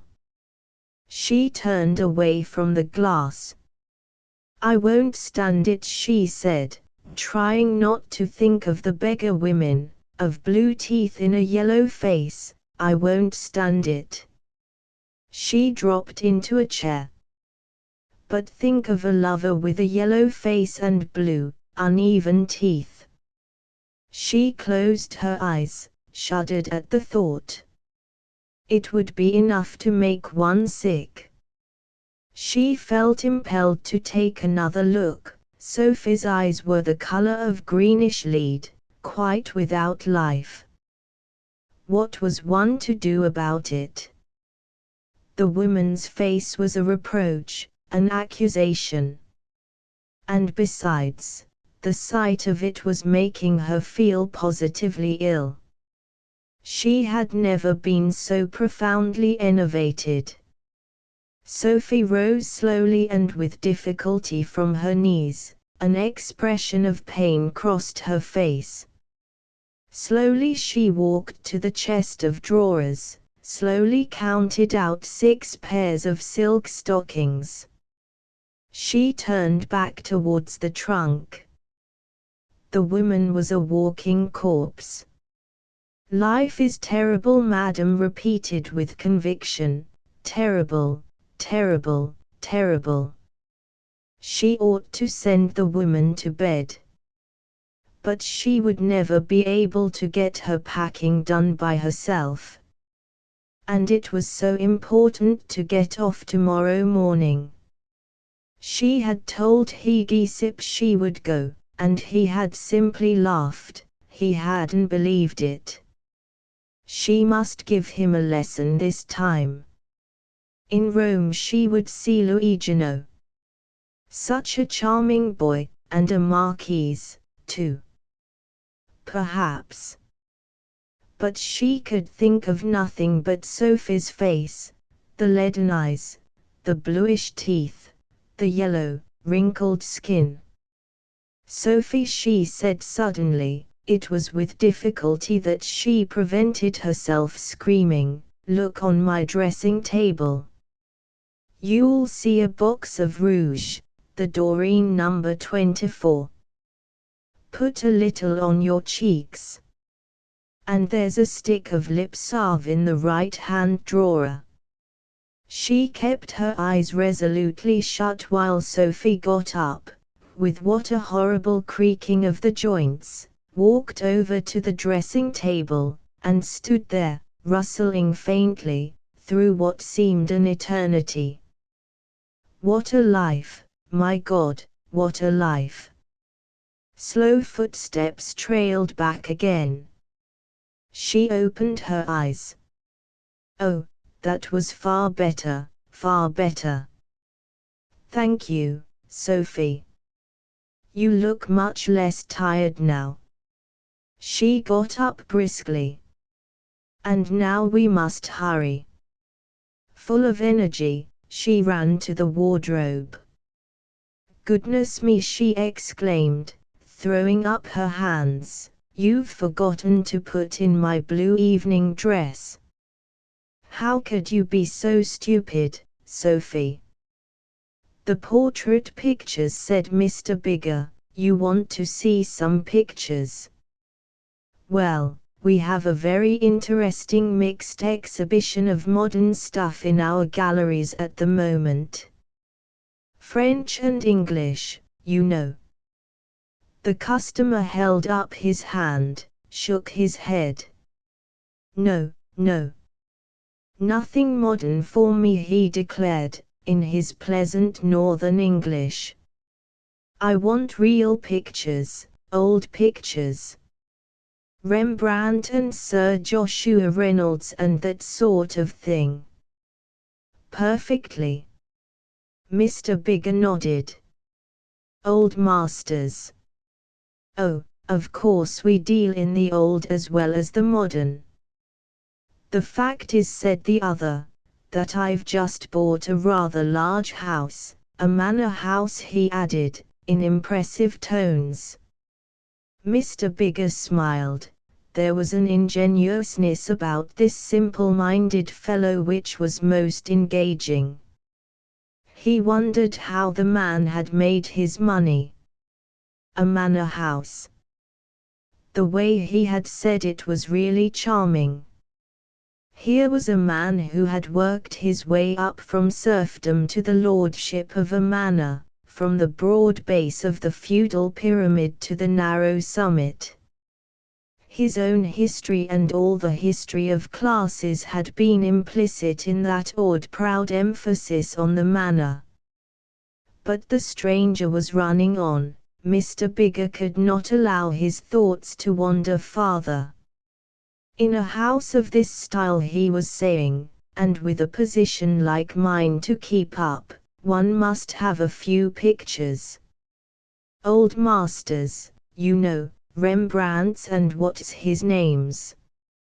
Of course, said Mr. Bigger, an old master is a symbol of social superiority. That's just it, cried the other, beaming. You've said just what I wanted to say. Mr. Bigger bowed and smiled. It was delightful to find someone who took one's little ironies as sober seriousness. Of course, we should only need old masters downstairs, in the reception room. It would be too much of a good thing to have them in the bedrooms too. Altogether too much of a good thing, Mr. Bigger assented. As a matter of fact, the lord of the manor went on, my daughter, she does a bit of sketching. And very pretty it is. I'm having some of her things framed to hang in the bedrooms. It's useful having an artist in the family. Saves you buying pictures. But, of course, we must have something old downstairs. I think I have exactly what you want. Mr. Bigger got up and rang the bell. My daughter does a little sketching. He pictured a large, blonde, barmaid-ish personage, 31 and not yet married, running a bit to seed. His secretary appeared at the door. Bring me the Venetian portrait, Miss Pratt, the one in the back room. You know which I mean. You're very snug in here, said the lord of the manor. Business good, I hope. Mr. Bigger sighed. The slump, he said. We art dealers feel it worse than anyone. Ah, the slump. The lord of the manor chuckled. I foresaw it all the time. Some people seemed to think the good times were going to last forever. What fools! I sold out of everything at the crest of the wave. That's why I can buy pictures now. Mr. Bigger laughed too. This was the right sort of customer. Wish I'd had anything to sell out during the boom, he said. The lord of the manor laughed till the tears rolled down his cheeks. He was still laughing when Miss Pratt re-entered the room. She carried a picture, shield-wise, in her two hands, before her. Put it on the easel, Miss Pratt, said Mr. Bigger. Now he turned to the lord of the manor. What do you think of that? The picture that stood on the easel before them was a half-length portrait. Plump-faced, white-skinned, high-bosomed in her deeply scalloped dress of blue silk, the subject of the picture seemed a typical Italian lady of the middle 18th century. A little complacent smile curved the pouting lips, and in one hand she held a black mask, as though she had just taken it off after a day of carnival. Very nice, said the lord of the manor, but he added doubtfully, it isn't very like Rembrandt, is it? It's all so clear and bright. Generally in old masters you can never see anything at all, they're so dark and foggy. Very true, said Mr. Bigger. But not all old masters are like Rembrandt. I suppose not. The lord of the manor seemed hardly to be convinced. This is 18th century Venetian. Their color was always luminous. Giangalini was the painter. He died young, you know. Not more than half a dozen of his pictures are known. And this is one. The lord of the manor nodded. He could appreciate the value of rarity. One notices at a first glance the influence of Longy, Mr. Bigger went on airily. And there is something of the morbidezza of Rosalba in the painting of the face. The lord of the manor was looking uncomfortably from Mr. Bigger to the picture and from the picture to Mr. Bigger. There is nothing so embarrassing as to be talked at by someone possessing more knowledge than you do. Mr. Bigger pressed his advantage. Curious, he went on, that one sees nothing of Tiepolo's manner in this. Don't you think so? The lord of the manor nodded. His face wore a gloomy expression. The corners of his baby's mouth drooped. One almost expected him to burst into tears. It's pleasant, said Mr. Bigger, relenting at last, to talk to somebody who really knows about painting. So few people do. Well, I can't say I've ever gone into the subject very deeply, said the lord of the manor modestly. But I know what I like when I see it. His face brightened again, as he felt himself on safer ground. A natural instinct, said Mr. Bigger. That's a very precious gift. I could see by your face that you had it. I could see that the moment you came into the gallery. The lord of the manor was delighted. Really, now, he said. He felt himself growing larger, more important. Really. He cocked his head critically on one side. Yes. I must say I think that's a very fine bit of painting. Very fine. But the fact is, I should rather have liked a more historical piece, if you know what I mean. Something more ancestor-like, you know. A portrait of somebody with a story, like Anne Boleyn, or Nell Gwynn, or the Duke of Wellington, or someone like that. But, my dear sir, I was just going to tell you. This picture has a story.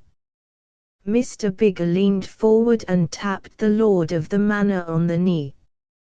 His eyes twinkled with benevolent and amused brightness under his bushy eyebrows. There was a knowing kindliness in his smile. A most remarkable story is connected with the painting of that picture. You don't say so. The lord of the manor raised his eyebrows. Mr. Bigger leaned back in his chair. The lady you see there, he said, indicating the portrait with a wave of the hand, was the wife of the 4th Earl Hertmore. The family is now extinct. The 9th Earl died only last year. I got this picture when the house was sold up. It's sad to see the passing of these old ancestral homes. Mr. Bigger sighed. The lord of the manor looked solemn, as though he were in church. There was a moment's silence, then Mr. Bigger went on in a changed tone. From his portraits, which I have seen, the 4th Earl seems to have been a long-faced, gloomy, grey-looking fellow. One can never imagine him young. He was the sort of man who looks permanently 50. His chief interests in life were music and Roman antiquities. There's one portrait of him holding an ivory flute in one hand and resting the other on a fragment of Roman carving. He spent at least half his life traveling in Italy, looking for antiques and listening to music. When he was about 55, he suddenly decided that it was about time to get married. This was the lady of his choice. Mr. Bigger pointed to the picture. His money and his title must have made up for many deficiencies. One can't imagine, from her appearance, that Lady Hertmore took a great deal of interest in Roman antiquities. Nor, I should think, did she care much for the science and history of music. She liked clothes, she liked society, she liked gambling, she liked flirting, she liked enjoying herself. It doesn't seem that the newly wedded couple got on too well. But still, they avoided an open breach. A year after the marriage, Lord Hertmore decided to pay another visit to Italy. They reached Venice in the early autumn. For Lord Hertmore, Venice meant unlimited music. It meant Galuppi's daily concerts at the orphanage of the Misericordia. It meant Pixinai at Santa Maria. It meant new operas at the San Moise. It meant delicious cantatas at 100 churches. It meant private concerts of amateurs. It meant Porpora and the finest singers in Europe. It meant Tartini and the greatest violinists. For Lady Hurtmore, Venice meant something rather different. It meant gambling at the Ridotto, masked balls, gay supper parties, all the delights of the most amusing city in the world. Living their separate lives, both might have been happy here in Venice almost indefinitely. But one day Lord Hurtmore had the disastrous idea of having his wife's portrait painted. Young Giangolini was recommended to him as the promising, the coming painter. Lady Hurtmore began her sittings. Giangolini was handsome and dashing, Giangolini was young. He had an amorous technique as perfect as his artistic technique. Lady Hurtmore would have been more than human if she had been able to resist him. She was not more than human. None of us are, eh? The lord of the manor dug his finger into Mr. Bigger's ribs and laughed. Politely, Mr. Bigger joined in his mirth. When it had subsided, he went on. In the end they decided to run away together across the border. They would live at Vienna, live on the Hurtmore family jewels, which the lady would be careful to pack in her suitcase. They were worth upwards of 20,000, the Hurtmore jewels, and in Vienna, under Maria Theresa, one could live handsomely on the interest of 20,000. The arrangements were easily made. Giangolini had a friend who did everything for them, got them passports under an assumed name, hired horses to be in waiting on the mainland, placed his gondola at their disposal. They decided to flee on the day of the last sitting. The day came. Lord Hurtmore, according to his usual custom, brought his wife to Giangolini's studio in a gondola, left her there, perched on the high-backed model's throne, and went off again to listen to Galuppi's concert at the Misericordia.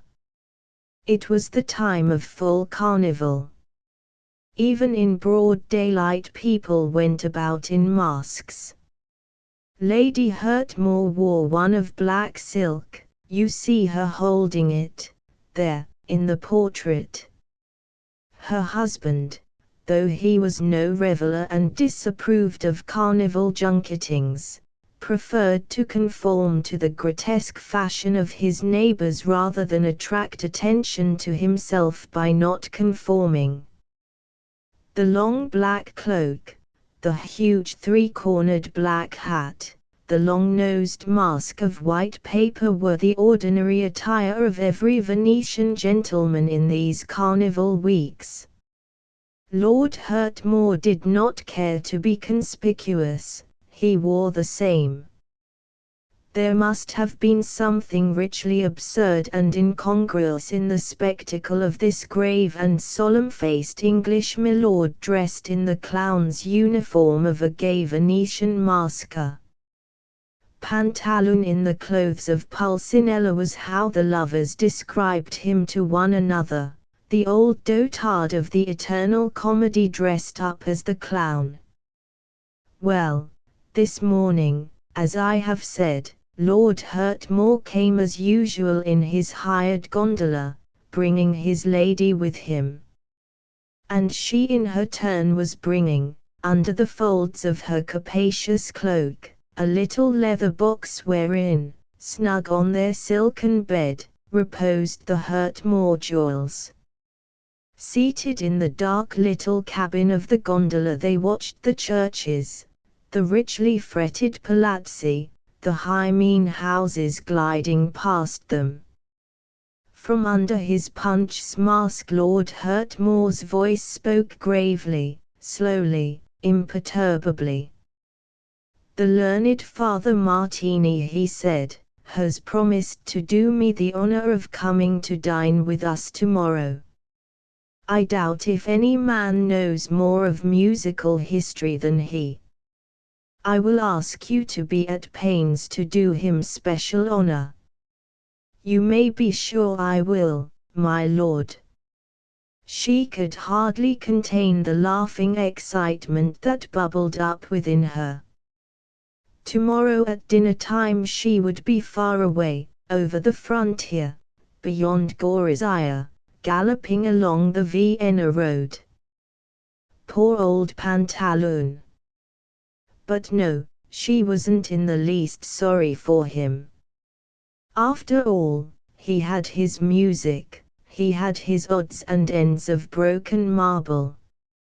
Under her cloak she clutched the jewel case more tightly. How intoxicatingly amusing her secret was!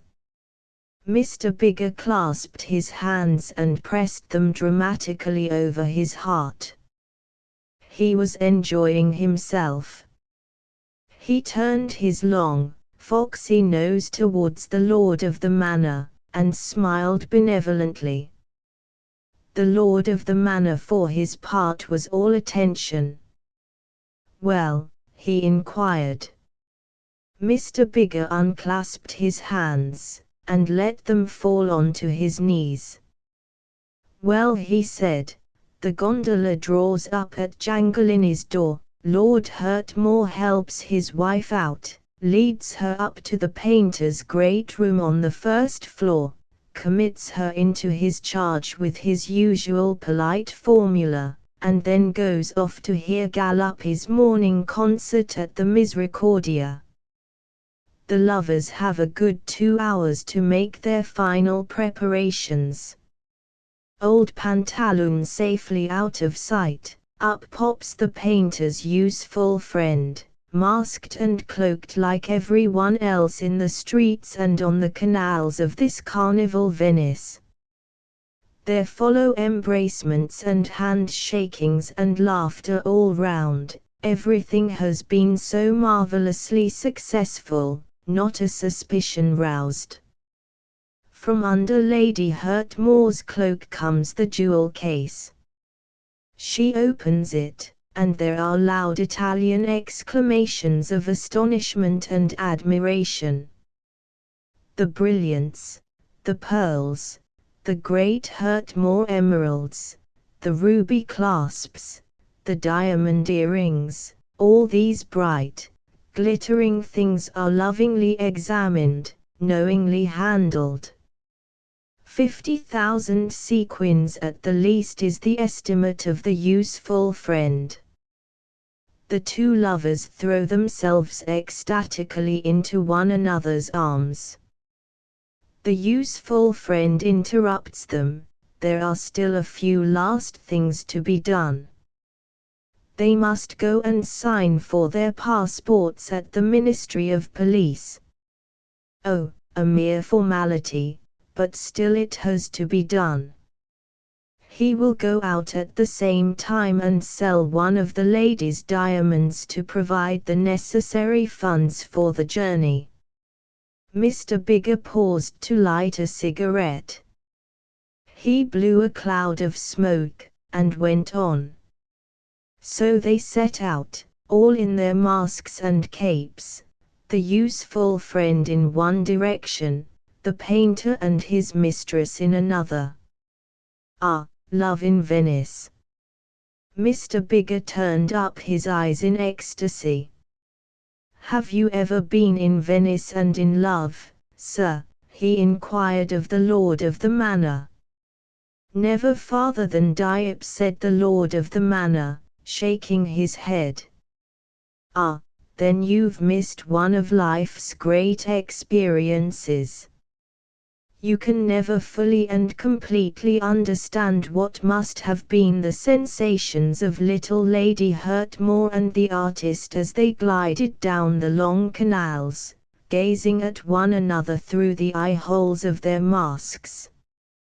Sometimes, perhaps, they kissed, though it would have been difficult to do that without unmasking, and there was always the danger that someone might have recognized their naked faces through the windows of their little cabin. No, on the whole, Mr. Bigger concluded reflectively, I expect they confined themselves to looking at one another. But in Venice, drowsing along the canals, one can almost be satisfied with looking, just looking. He caressed the air with his hand and let his voice droop away into silence. He took 2 or 3 puffs at his cigarette without saying anything. When he went on, his voice was very quiet and even. About half an hour after they had gone, a gondola drew up at Giangolini's door and a man in a paper mask, wrapped in a black cloak and wearing on his head the inevitable 3-cornered hat, got out and went upstairs to the painter's room. It was empty. The portrait smiled sweetly and a little fatuously from the easel. But no painter stood before it and the model's throne was untenanted. The long-nosed mask looked about the room with an expressionless curiosity. The wandering glance came to rest at last on the jewel case that stood where the lovers had carelessly left it, open on the table. Deep-set and darkly shadowed behind the grotesque mask, the eyes dwelled long and fixedly on this object. Long-nosed Pulcinella seemed to be wrapped in meditation. A few minutes later there was the sound of footsteps on the stairs, of 2 voices laughing together. The masker turned away to look out of the window. Behind him the door opened noisily, drunk with excitement, with gay, laughable irresponsibility, the lovers burst in. Aha, caro amico. Back already. What luck with the diamond. The cloaked figure at the window did not stir, Giangolini rattled gaily on. There had been no trouble whatever about the signatures, no questions asked, he had the passports in his pocket. They could start at once. Lady Hurtmore suddenly began to laugh uncontrollably, she couldn't stop. What's the matter? Asked Giangolini, laughing too. I was thinking, she gasped between the paroxysms of her mirth, I was thinking of old Pantalone sitting at the Misericordia, solemn as an owl, listening. She almost choked, and the words came out shrill and forced as though she were speaking through tears, listening to old Galuppi's boring old cantatas. The man at the window turned round. Unfortunately, madam, he said, the learned maestro was indisposed this morning. There was no concert. He took off his mask. And so I took the liberty of returning earlier than usual. The long, grey, unsmiling face of Lord Hurtmore confronted them. The lovers stared at him for a moment speechlessly. Lady Hurtmore put her hand to her heart, it had given a fearful jump, and she felt a horrible sensation in the pit of her stomach. Poor Giangolini had gone as white as his paper mask. Even in these days of cicisbei, of official gentleman friends, there were cases on record of outraged and jealous husbands resorting to homicide. He was unarmed, but goodness only knew what weapons of destruction were concealed under that enigmatic black cloak. But Lord Hurtmore did nothing brutal or undignified. Gravely and calmly, as he did everything, he walked over to the table, picked up the jewel case, closed it with the greatest care, and saying, "My box," I think put it in his pocket and walked out of the room. The lovers were left looking questioningly at one another. There was a silence.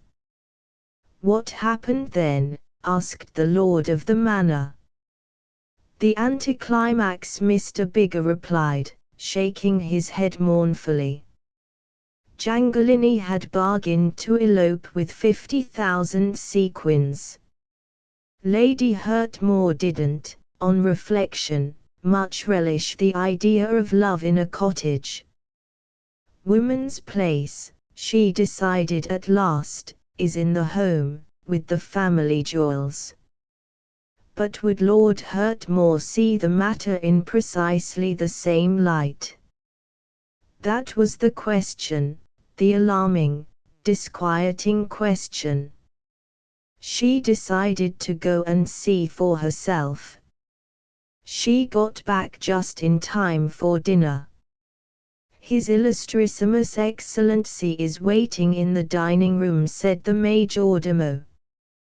The tall doors were flung open before her. She swam in majestically, chin held high, but with what a terror in her soul.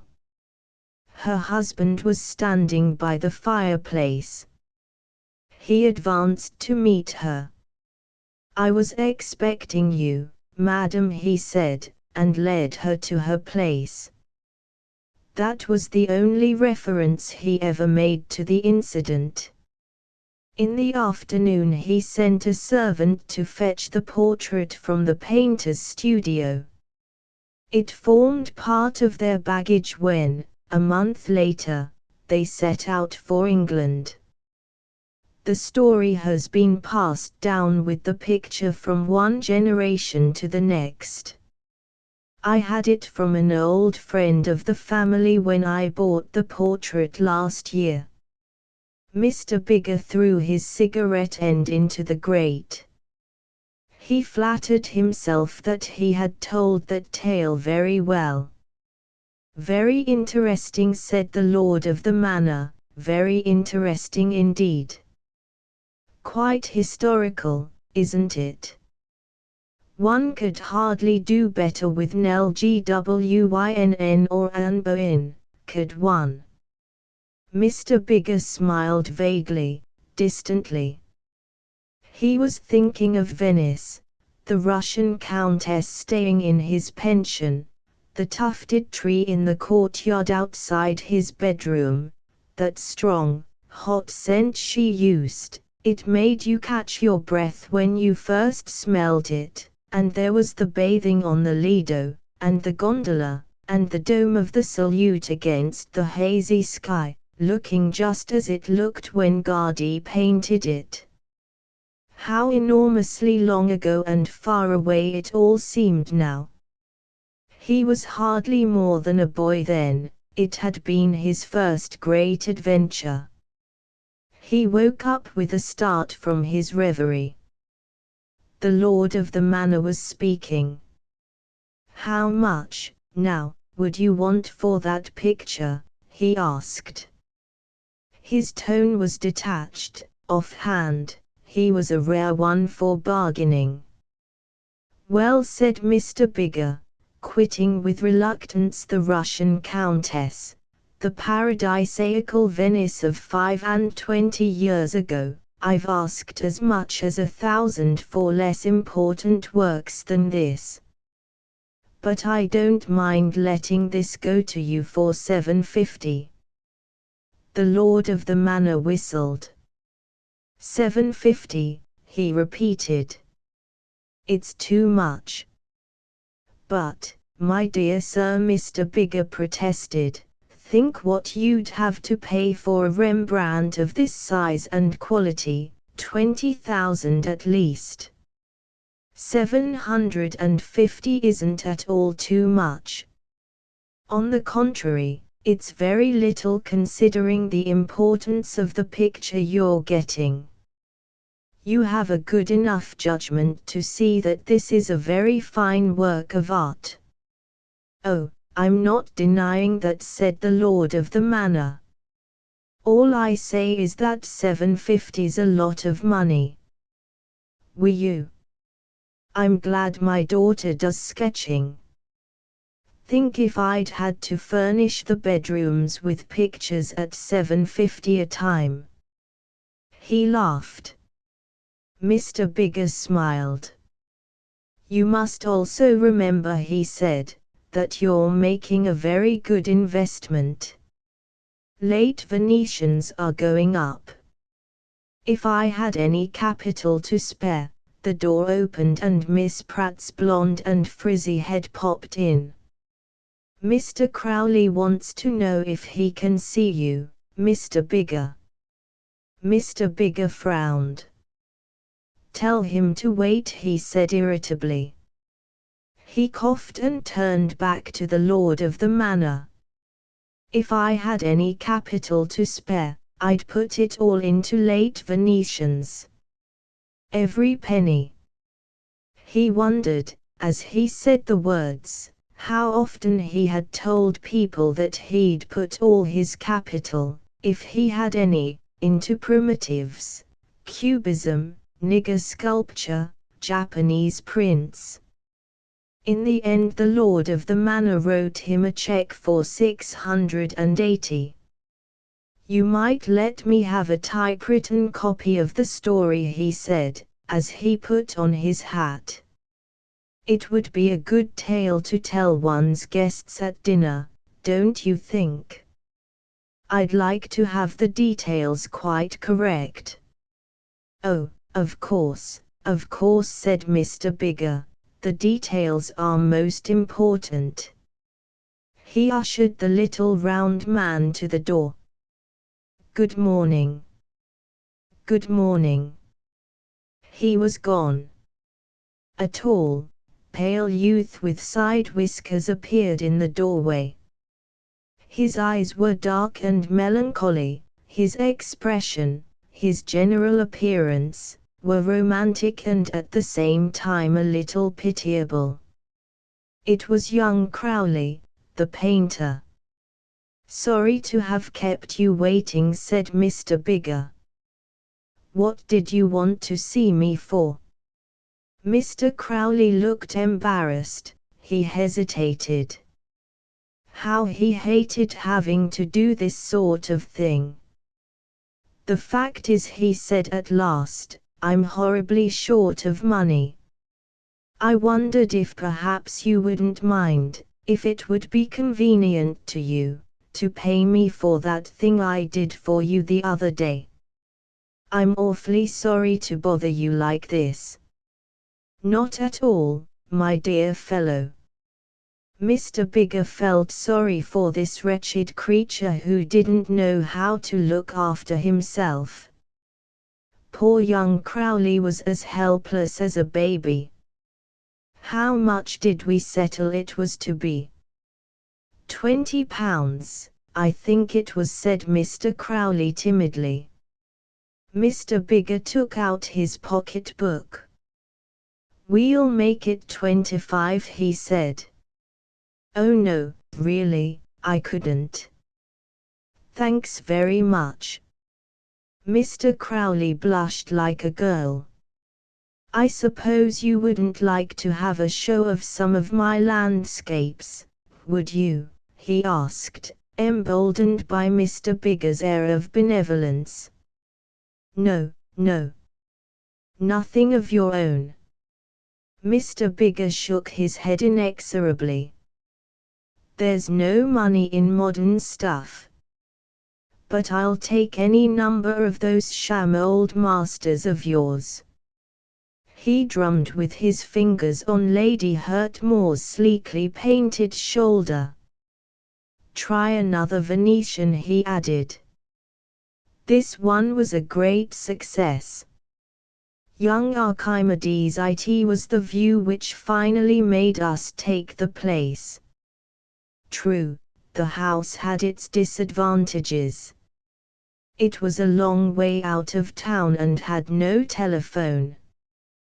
The rent was unduly high, the drainage system poor. On windy nights, when the ill-fitting panes were rattling so furiously in the window frames that you could fancy yourself in an hotel omnibus, the electric light, for some mysterious reason, used invariably to go out and leave you in the noisy dark. There was a splendid bathroom, but the electric pump, which was supposed to send up water from the rainwater tanks in the terrace, did not work. Punctually every autumn the drinking well ran dry. And our landlady was a liar and a cheat. But these are the little disadvantages of every hired house, all over the world. For Italy they were not really at all serious.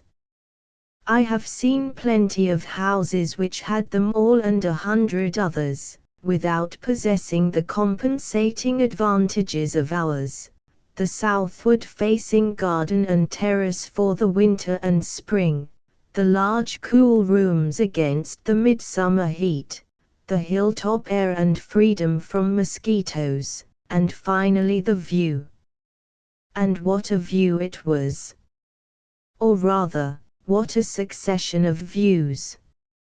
For it was different every day, and without stirring from the house one had the impression of an incessant change of scene, all the delights of travel without its fatigues. There were autumn days when all the valleys were filled with mist and the crests of the Apennines rose darkly out of a flat white lake.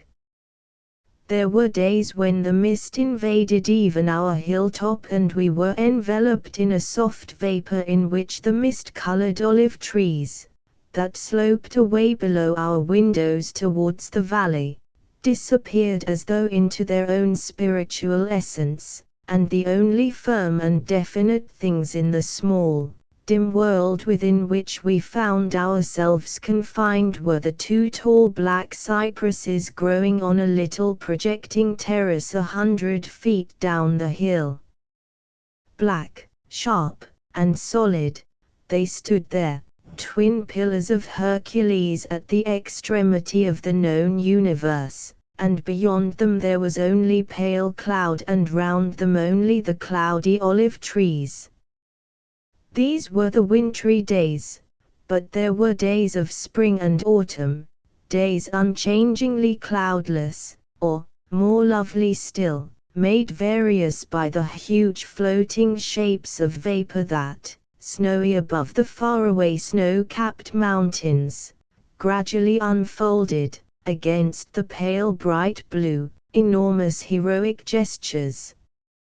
And in the height of the sky the bellying draperies, the swans, the aerial marbles, hued and left unfinished by gods grown tired of creation almost before they had begun, drifted sleeping along the wind, changing form as they moved.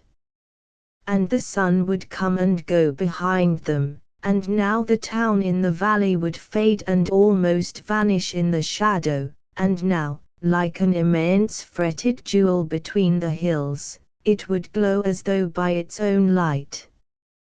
And looking across the nearer tributary valley that wound from below our crest down towards the Arno, looking over the low dark shoulder of hill on whose extreme promontory stood the towered church of San Miniato, one saw the huge dome airily hanging on its ribs of masonry, the square campanile, the sharp spire of Santa Cruz, and the canopied tower of the Signoria, rising above the intricate maze of houses, distinct and brilliant, like small treasures carved out of precious stones.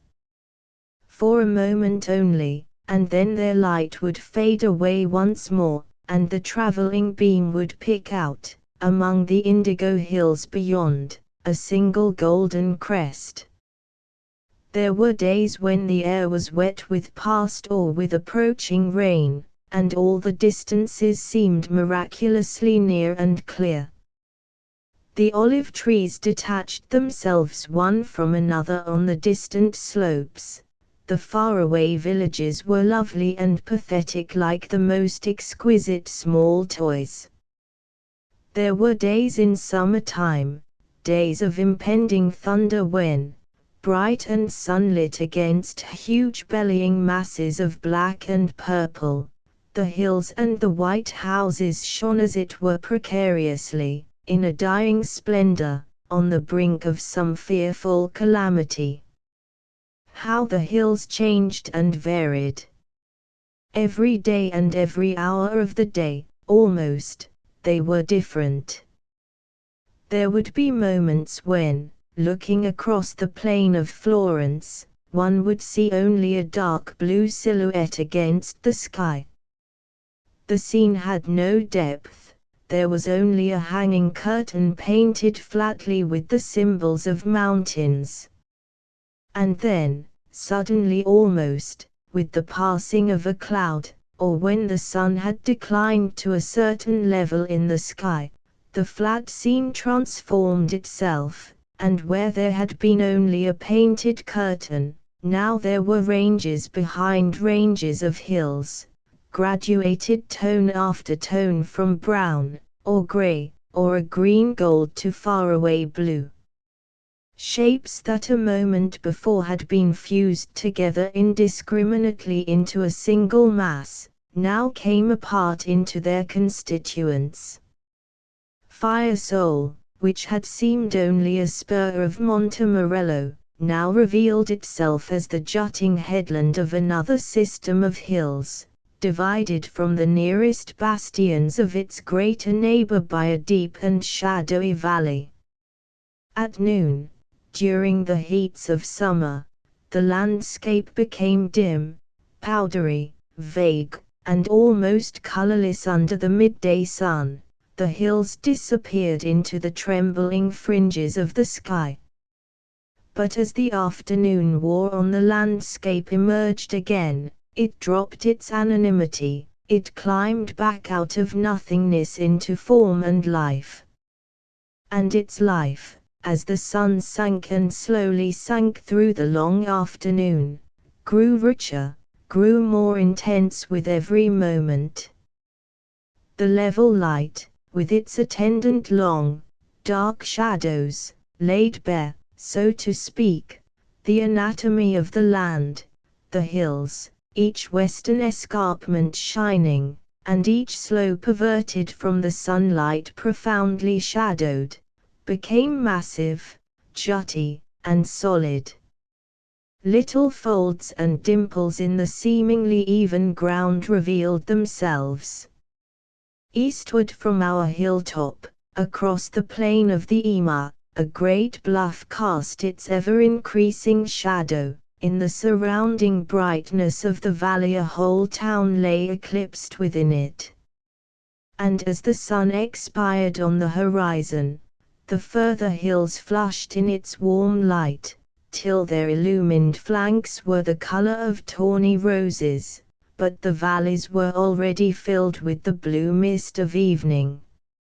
And it mounted, the fire went out of the western windows of the populous slopes, only the crests were still alight, and at last they too were all extinct. The mountains faded and fused together again into a flat painting of mountains against the pale evening sky. In a little while it was night, and if the moon were full, a ghost of the dead scene still haunted the horizons. Changeful in its beauty, this wide landscape always preserved a quality of humanness and domestication which made it, to my mind at any rate, the best of all landscapes to live with. Day by day one traveled through its different beauties, but the journey, like our ancestors' grand tour, was always a journey through civilization. For all its mountains, its steep slopes and deep valleys, the Tuscan scene is dominated by its inhabitants. They have cultivated every rood of ground that can be cultivated.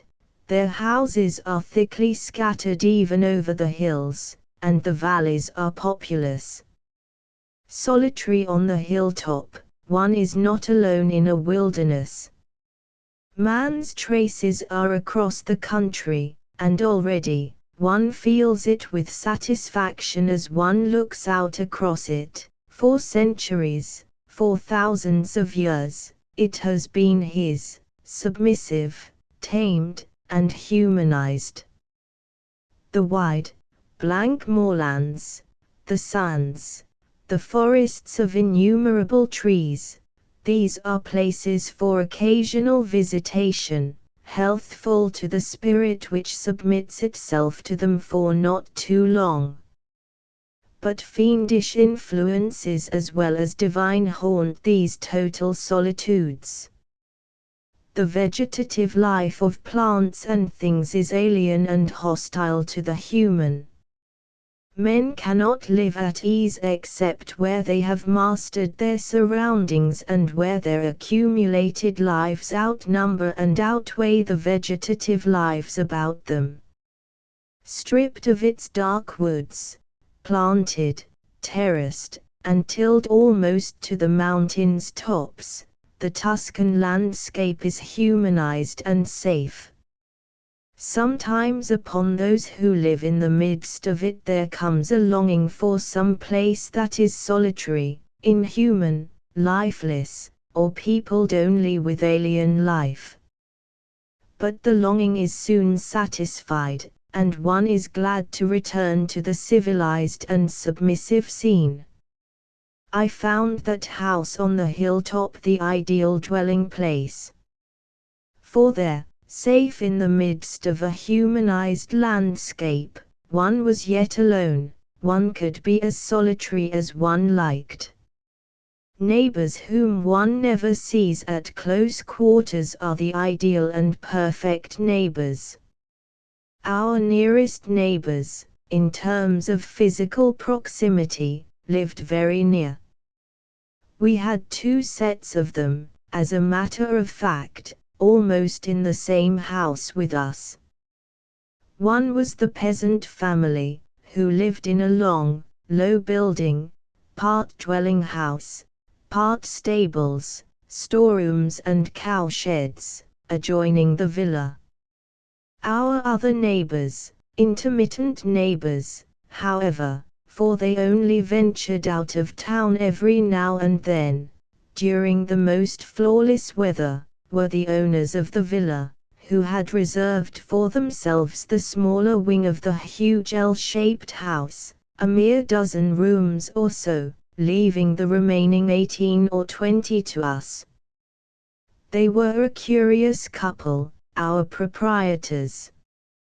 An old husband, grey, listless, tottering, 70 at least, and a signora of about 40, short, very plump, with tiny fat hands and feet and a pair of very large, very dark black eyes, which she used with all the skill of a born comedian. Her vitality, if you could have harnessed it and made it do some useful work, would have supplied a whole town with electric light. The physicists talk of deriving energy from the atom. They would be more profitably employed nearer home, in discovering some way of tapping those enormous stores of vital energy which accumulate in unemployed women of sanguine temperament and which, in the present imperfect state of social and scientific organization, vent themselves in ways that are generally so deplorable, in interfering with other people's affairs, in working up emotional scenes, in thinking about love and making it, and in bothering men till they cannot get on with their work. Signora Bondi got rid of her superfluous energy, among other ways, by doing in her tenants. The old gentleman, who was a retired merchant with a reputation for the most perfect rectitude, was allowed to have no dealings with us. When we came to see the house, it was the wife who showed us round. It was she who, with a lavish display of charm, with irresistible rollings of the eyes, expatiated on the merits of the place, sang the praises of the electric pump, glorified the bathroom, considering which, she insisted, the rent was remarkably moderate, and when we suggested calling in a surveyor to look over the house, earnestly begged us, as though our well-being were her only consideration, not to waste our money unnecessarily in doing anything so superfluous. After all, she said, we are honest people. I wouldn't dream of letting you the house except in perfect condition. Have confidence. And she looked at me with an appealing, pained expression in her magnificent eyes, as though begging me not to insult her by my coarse suspiciousness. And leaving us no time to pursue the subject of surveyors any further, she began assuring us that our little boy was the most beautiful angel she had ever seen. By the time our interview with Signora Bondi was at an end, we had definitely decided to take the house. Charming woman, I said, as we left the house. But I think that Elizabeth was not quite so certain of it as I. Then the pump episode began. On the evening of our arrival in the house, we switched on the electricity. The pump made a very professional whirring noise, but no water came out of the taps in the bathroom. We looked at one another doubtfully. Charming woman. Elizabeth raised her eyebrows. We asked for interviews, but somehow the old gentleman could never see us, and the signora was invariably out or indisposed. We left notes, they were never answered. In the end, we found that the only method of communicating with our landlords, who were living in the same house with us, was to go down into Florence and send a registered express letter to them. For this they had to sign 2 separate receipts, and even, if we chose to pay 40 centimes more, a third incriminating document, which was then returned to us. There could be no pretending, as there always was with ordinary letters or notes, that the communication had never been received. We began at last to get answers to our complaints. The signora, who wrote all the letters, started by telling us that, naturally, the pump didn't work, as the cisterns were empty, owing to the long drought. I had to walk 3 miles to the post office in order to register my letter reminding her that there had been a violent thunderstorm only last Wednesday, and that the tanks were consequently more than half full. The answer came back: bath water had not been guaranteed in the contract, and if I wanted it, why hadn't I had the pump looked at before I took the house? Another walk into town to ask the signora next door whether she remembered her adjurations to us to have confidence in her, and to inform her that the existence in a house of a bathroom was in itself an implicit guarantee of bath water. The reply to that was that the signora couldn't continue to have communications with people who wrote so rudely to her. After that I put the matter into the hands of a lawyer. 2 months later the pump was actually replaced. But we had to serve a writ on the lady before she gave in. And the costs were considerable. One day, towards the end of the episode, I met the old gentleman in the road, taking his big Merriman dog for a walk, or being taken, rather, for a walk by the dog. For where the dog pulled the old gentleman had perforce to follow. And when it stopped to smell, or scratch the ground, or leave against a gatepost its visiting card or an offensive challenge, patiently, at his end of the leash, the old man had to wait. I passed him standing at the side of the road, a few hundred yards below our house. The dog was sniffing at the roots of one of the twin cypresses which grew one on either side of the entry to a farm. I heard the beast growling indignantly to itself, as though it scented an intolerable insult. Old Signor Bondi, leashed to his dog, was waiting.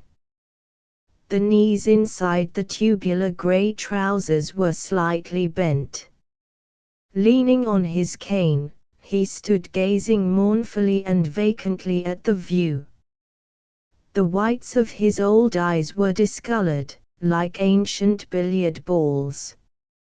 In the grey, deeply wrinkled face, his nose was dyspeptically red. His white moustache, ragged and yellowing at the fringes, drooped in a melancholy curve. In his black tie he wore a very large diamond. Perhaps that was what Signora Bondi had found so attractive about him. I took off my hat as I approached.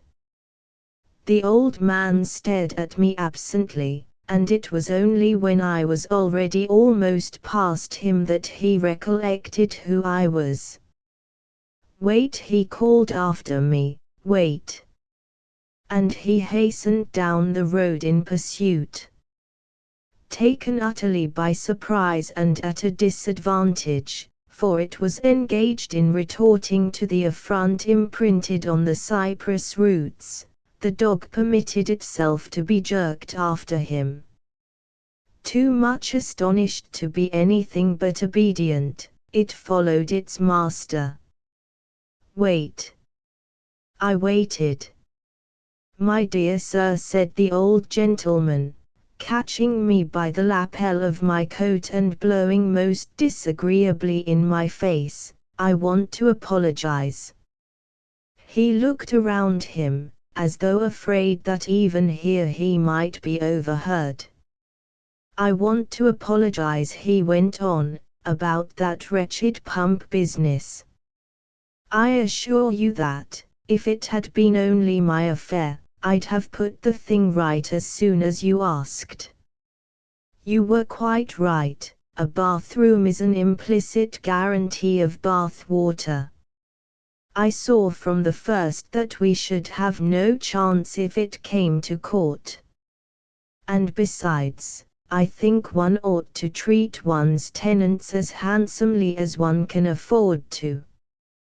But my wife," he lowered his voice, "the fact is that she likes this sort of thing, even when she knows that she's in the wrong and must lose. And besides, she hoped, I dare say, that you'd get tired of asking and have the job done yourself. I told her from the first that we ought to give in, but she wouldn't listen. You see, she enjoys it. Still, now she sees that it must be done. In the course of the next 2 or 3 days you'll be having your bath water. But I thought I'd just like to tell you how." But the Meremino, which had recovered by this time from its surprise of a moment since, suddenly bounded, growling, up the road. The old gentleman tried to hold the beast, strained at the leash, tottered unsteadily, then gave way and allowed himself to be dragged off. "How sorry I am," he went on, as he receded from me, "that this little misunderstanding. But it was no use. Goodbye." He smiled politely, made a little deprecating gesture, as though he had suddenly remembered a pressing engagement, and had no time to explain what it was. "Goodbye." He took off his hat and abandoned himself completely to the dog. A week later the water really did begin to flow, and the day after our first bath Signora Bondi, dressed in dove-grey satin and wearing all her pearls, came to call. "Is it peace now?" she asked, with a charming frankness, as she shook hands. We assured her that, so far as we were concerned, it certainly was. "But why did you write me such dreadfully rude letters?" she said, turning on me a reproachful glance that ought to have moved the most ruthless malefactor to contrition. "And then that writ. How could you?" To a lady, I mumbled something about the pump and our wanting baths. "But how could you expect me to listen to you while you were in that mood? Why didn't you set about it differently, politely, charmingly?" She smiled at me and dropped her fluttering eyelids. I thought it best to change the conversation. It is disagreeable, when one is in the right, to be made to appear in the wrong. A few weeks later we had a letter, duly registered and by express messenger, in which the Signora asked us whether we proposed to renew our lease, which was only for 6 months, and notifying us that, if we did, the rent would be raised 25%, in consideration of the improvements which had been carried out. We thought ourselves lucky, at the end of much bargaining, to get the lease renewed for a whole year with an increase in the rent of only 15%. It was chiefly for the sake of the view that we put up with these intolerable extortions. But we had found other reasons, after a few days' residence, for liking the house. Of these the most cogent was that, in the peasant's youngest child, we had discovered what seemed the perfect playfellow for our own small boy. Between little Guido, for that was his name, and the youngest of his brothers and sisters there was a gap of 6 or 7 years. His 2 elder brothers worked with their father in the fields, since the time of the mother's death, 2 or 3 years before we knew them. The eldest sister had ruled the house, and the younger, who had just left school, helped her and in between whiles kept an eye on Guido, who by this time, however, needed very little looking after, for he was between 6 and 7 years old and as precocious, self-assured, and responsible as the children of the poor, left as they are to themselves almost from the time they can walk, generally are. Though fully 2½ years older than little Robin, and at that age 30 months are crammed with half a lifetime's experience, Guido took no undue advantage of his superior intelligence and strength. I have never seen a child more patient, tolerant, and untyrannical. He never laughed at Robin for his clumsy efforts to imitate his own prodigious feats, he did not tease or bully, but helped his small companion when he was in difficulties and explained when he could not understand. In return, Robin adored him, regarded him as the model and perfect big boy, and slavishly imitated him in every way he could. These attempts of Robin's to imitate his companion were often exceedingly ludicrous. For by an obscure psychological law, words and actions in themselves quite serious become comic as soon as they are copied, and the more accurately, if the imitation is a deliberate parody, the funnier. For an overloaded imitation of someone we know does not make us laugh so much as one that is almost indistinguishably like the original. The bad imitation is only ludicrous when it is a piece of sincere and earnest flattery which does not quite come off. Robin's imitations were mostly of this kind.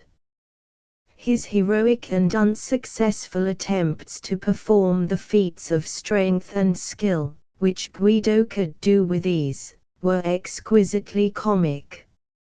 And his careful, long-drawn imitations of Guido's habits and mannerisms were no less amusing.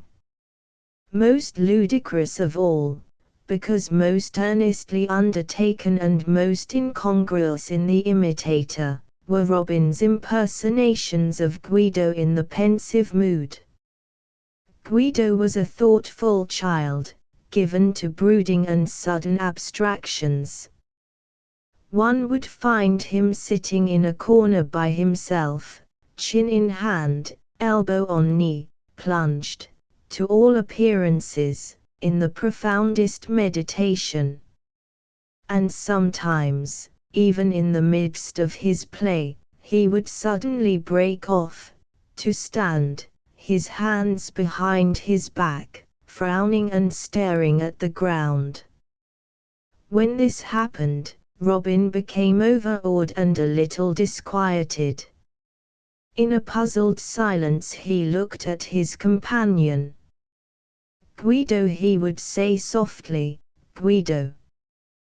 But Guido was generally too much preoccupied to answer, and Robin, not venturing to insist, would creep near him, and throwing himself as nearly as possible into Guido's attitude, standing Napoleonically, his hands clasped behind him, or sitting in the posture of Michelangelo's Lorenzo the Magnificent, would try to meditate too. Every few seconds he would turn his bright blue eyes towards the elder child to see whether he was doing it quite right. But at the end of a minute he began to grow impatient. Meditation wasn't his strong point. "Guido," he called again, and, louder, "Guido." And he would take him by the hand and try to pull him away. Sometimes Guido roused himself from his reverie and went back to the interrupted game. Sometimes he paid no attention. Melancholy, perplexed, Robin had to take himself off to play by himself.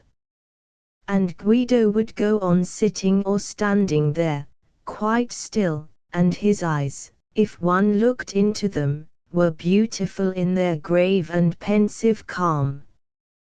They were large eyes, set far apart and, what was strange in a dark-haired Italian child, a voluminous pale blue-grey color. They were not always grave and calm, as in these pensive moments. When he was playing, when he talked or laughed, they lit up, and the surface of those clear, pale lakes of thought seemed, as it were, to be shaken into brilliant sun-flashing ripples. Above those eyes was a beautiful forehead, high and steep and domed in a curve that was like the subtle curve of a rose petal. The nose was straight, the chin small and rather pointed, the mouth drooped a little sadly at the corners. I have a snapshot of the two children sitting together on the parapet of the terrace. Guido sits almost facing the camera, but looking a little to one side and downwards. His hands are crossed in his lap and his expression, his attitude are thoughtful, grave, and meditative. It is Guido in one of those moods of abstraction into which he would pass even at the height of laughter and play, quite suddenly and completely, as though he had all at once taken it into his head to go away and had left the silent and beautiful body behind, like an empty house, to wait for his return. And by his side sits little Robin, turning to look up at him, his face half averted from the camera, but the curve of his cheek showing that he is laughing. One little raised hand is caught at the top of a gesture, the other clutches at Guido's sleeve, as though he were urging him to come away and play. And the legs dangling from the parapet have been seen by the blinking instrument in the midst of an impatient wriggle. He is on the point of slipping down and running off to play hide-and-seek in the garden. All the essential characteristics of both the children are in that little snapshot. If Robin were not Robin, Elizabeth used to say, I could almost wish he were Guido.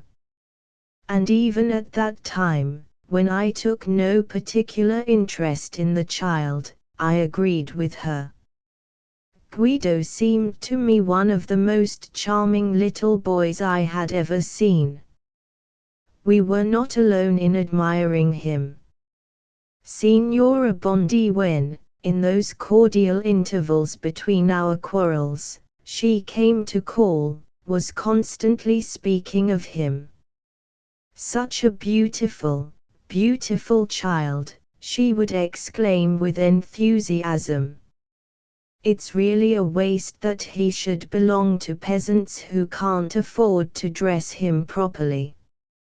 If he were mine, I should put him into black velvet, or little white knickers and a white knitted silk jersey with a red line at the collar and cuffs, or perhaps a white sailor suit would be pretty.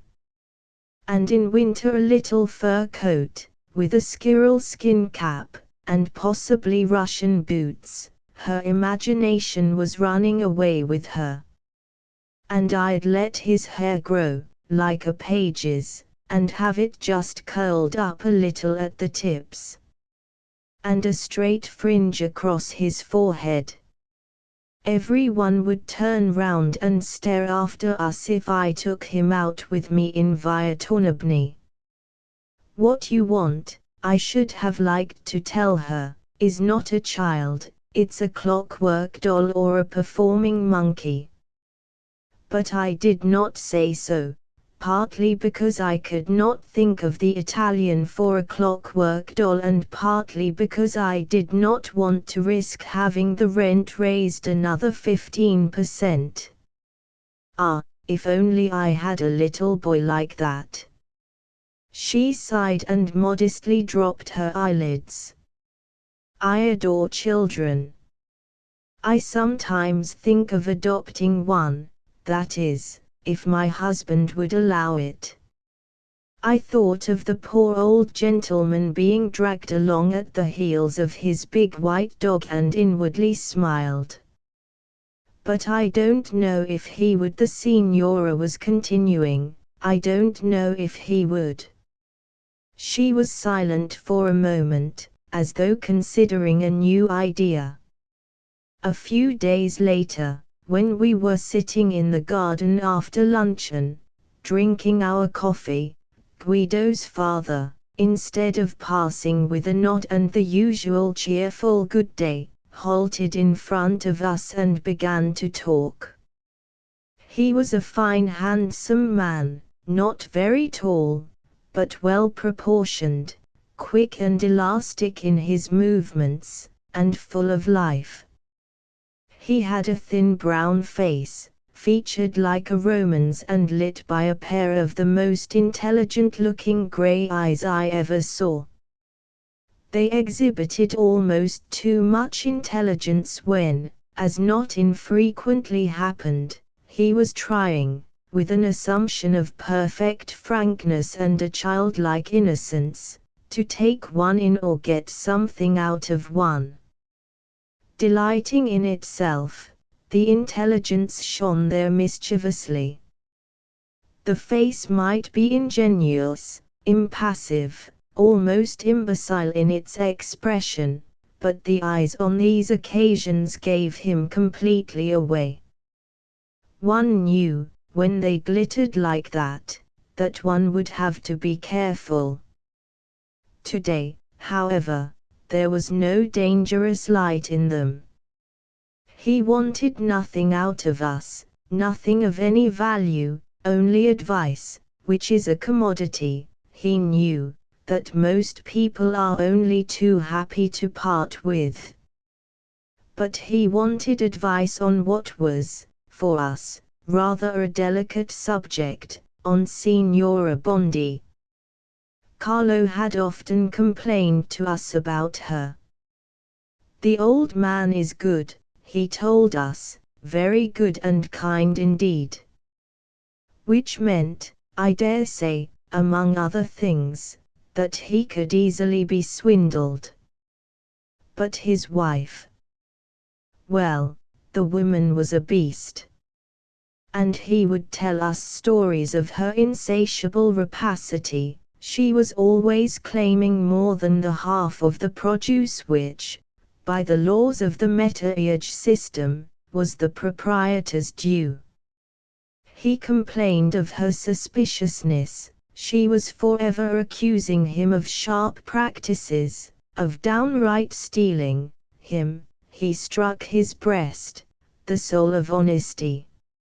He complained of her short-sighted avarice. She wouldn't spend enough on manure, wouldn't buy him another cow, wouldn't have electric light installed in the stables. And we had sympathized, but cautiously, without expressing too strong an opinion on the subject. The Italians are wonderfully non-committal in their speech. They will give nothing away to an interested person until they are quite certain that it is right and necessary and, above all, safe to do so. We had lived long enough among them to imitate their caution. What we said to Carlo would be sure, sooner or later, to get back to Signora Bondi. There was nothing to be gained by unnecessarily embittering our relations with the lady, only another 15%, very likely, to be lost. Today he wasn't so much complaining as feeling perplexed.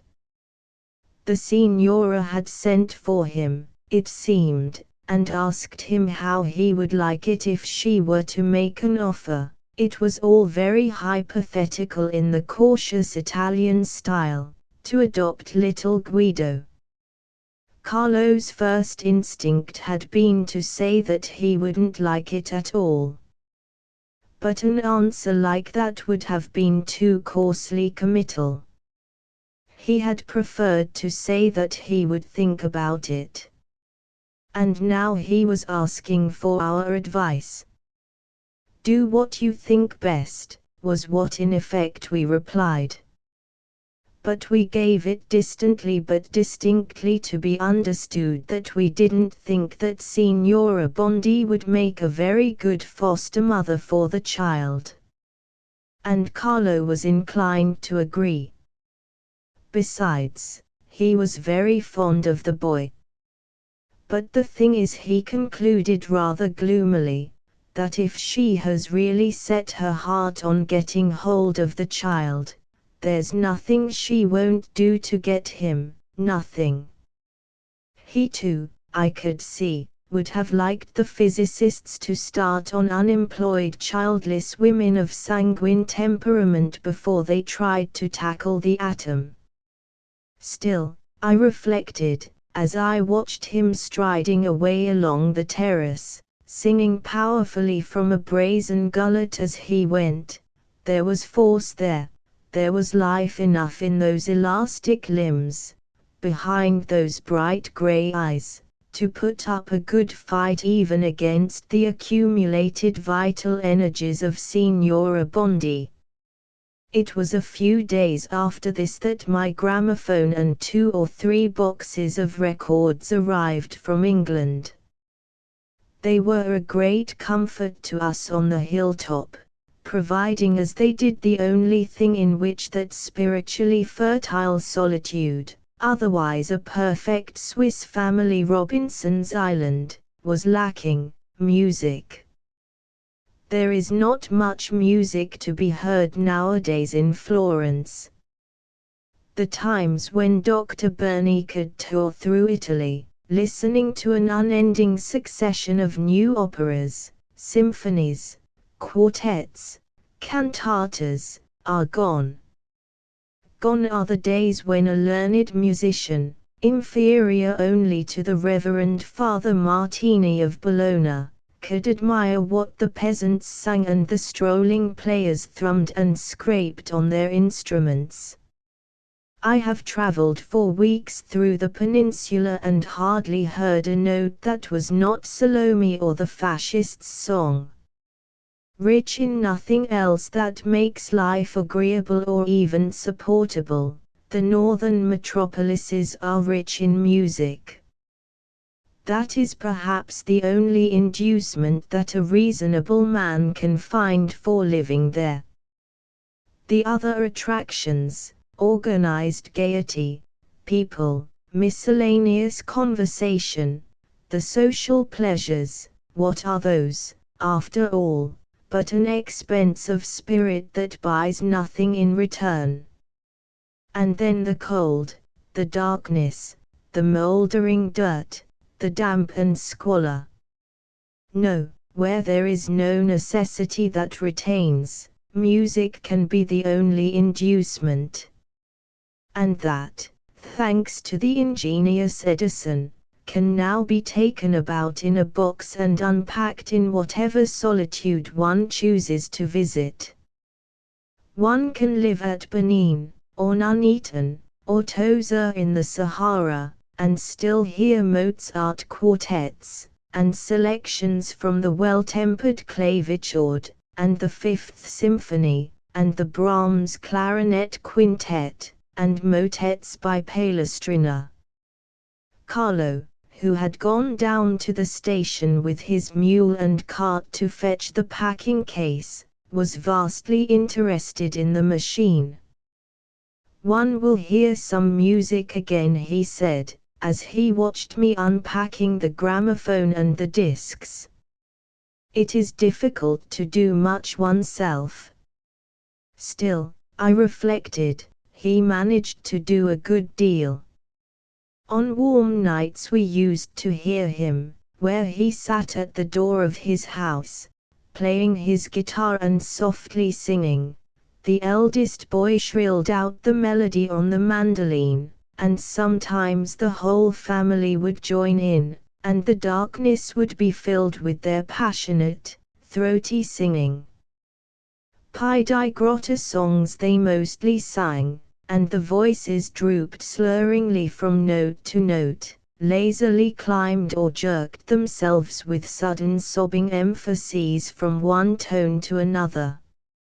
At a distance and under the stars the effect was not unpleasing.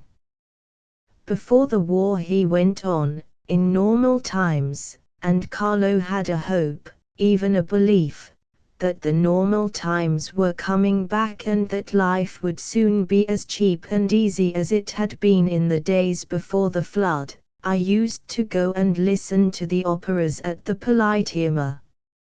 Ah, they were magnificent. But it costs 5 lire now to get in. Too much, I agreed. "Have you got Trovatore?" he asked. I shook my head. "Rigoletto?" "I'm afraid not." "Bohème?" "Fanciulla del West?" "Pagliacci?" I had to go on disappointing him. "Not even Norma?" "Or the Barbiere?" I put on Battistani in La Sidere out of Don Giovanni. He agreed that the singing was good, but I could see that he didn't much like the music. Why not? He found it difficult to explain. It's not like Pagliacci, he said at last. Not palpitating. I suggested, using a word with which I was sure he would be familiar, for it occurs in every Italian political speech and patriotic leading article. Not palpitating, he agreed. And I reflected that it is precisely by the difference between Pagliacci and Don Giovanni, between the palpitating and the non-palpitating, that modern musical taste is separated from the old. The corruption of the best, I thought, is the worst. Beethoven taught music to palpitate with his intellectual and spiritual passion. It has gone on palpitating ever since, but with the passion of inferior men. Indirectly, I thought, Beethoven is responsible for Parsifal, Pagliacci, and the Poem of Fire, still more indirectly for Samson and Delilah and Ivy, Cling to Me. Mozart's melodies may be brilliant, memorable, infectious, but they don't palpitate, don't catch you between wind and water, don't send the listener off into erotic ecstasies. Carlo and his elder children found my gramophone, I am afraid, rather a disappointment. They were too polite, however, to say so openly. They merely ceased, after the first day or two, to take any interest in the machine and the music it played. They preferred the guitar and their own singing. Guido, on the other hand, was immensely interested. And he liked, not the cheerful dance tunes, to whose sharp rhythms our little Robin loved to go stamping round and round the room, pretending that he was a whole regiment of soldiers, but the genuine stuff. The first record he heard, I remember, was that of the slow movement of Bach's Concerto in D minor for 2 violins. That was the disc I put on the turntable as soon as Carlo had left me. It seemed to me, so to speak, the most musical piece of music with which I could refresh my long-parched mind, the coolest and clearest of all drafts. The movement had just got under way and was beginning to unfold its pure and melancholy beauties in accordance with the laws of the most exacting intellectual logic, when the two children, Guido in front and little Robin breathlessly following, came clattering into the room from the loggia. Guido came to a halt in front of the gramophone and stood there, motionless, listening. His pale blue-grey eyes opened themselves wide, making a little nervous gesture that I had often noticed in him before. He plucked at his lower lip with his thumb and forefinger. He must have taken a deep breath, for I noticed that, after listening for a few seconds, he sharply expired and drew in a fresh gulp of air. For an instant he looked at me, a questioning, astonished, rapturous look, gave a little laugh that ended in a kind of nervous shudder, and turned back towards the source of the incredible sounds. Slavishly imitating his elder comrade, Robin had also taken up his stand in front of the gramophone, and in exactly the same position, glancing at Guido from time to time to make sure that he was doing everything, down to plucking at his lip, in the correct way. But after a minute or so he became bored. "Soldiers," he said, turning to me, "I want soldiers. Like in London." He remembered the ragtime and the jolly marches round and round the room. I put my fingers to my lips. Afterwards I whispered. Robin managed to remain silent and still for perhaps another 20 seconds. Then he seized Guido by the arm, shouting, "Vieni, Guido! Soldiers! Soldati! Vieni giù che soldati!" It was then, for the first time, that I saw Guido impatient. "Vai!" he whispered angrily, slapped at Robin's clutching hand and pushed him roughly away. And he leaned a little closer to the instrument, as though to make up by yet intenser listening for what the interruption had caused him to miss. Robin looked at him, astonished. Such a thing had never happened before. Then he burst out crying and came to me for consolation. When the quarrel was made up, and Guido was sincerely repentant, was as nice as he knew how to be when the music had stopped and his mind was free to think of Robin once more, I asked him how he liked the music. He said he thought it was beautiful. But bello in Italian is too vague a word, too easily and frequently uttered, to mean very much.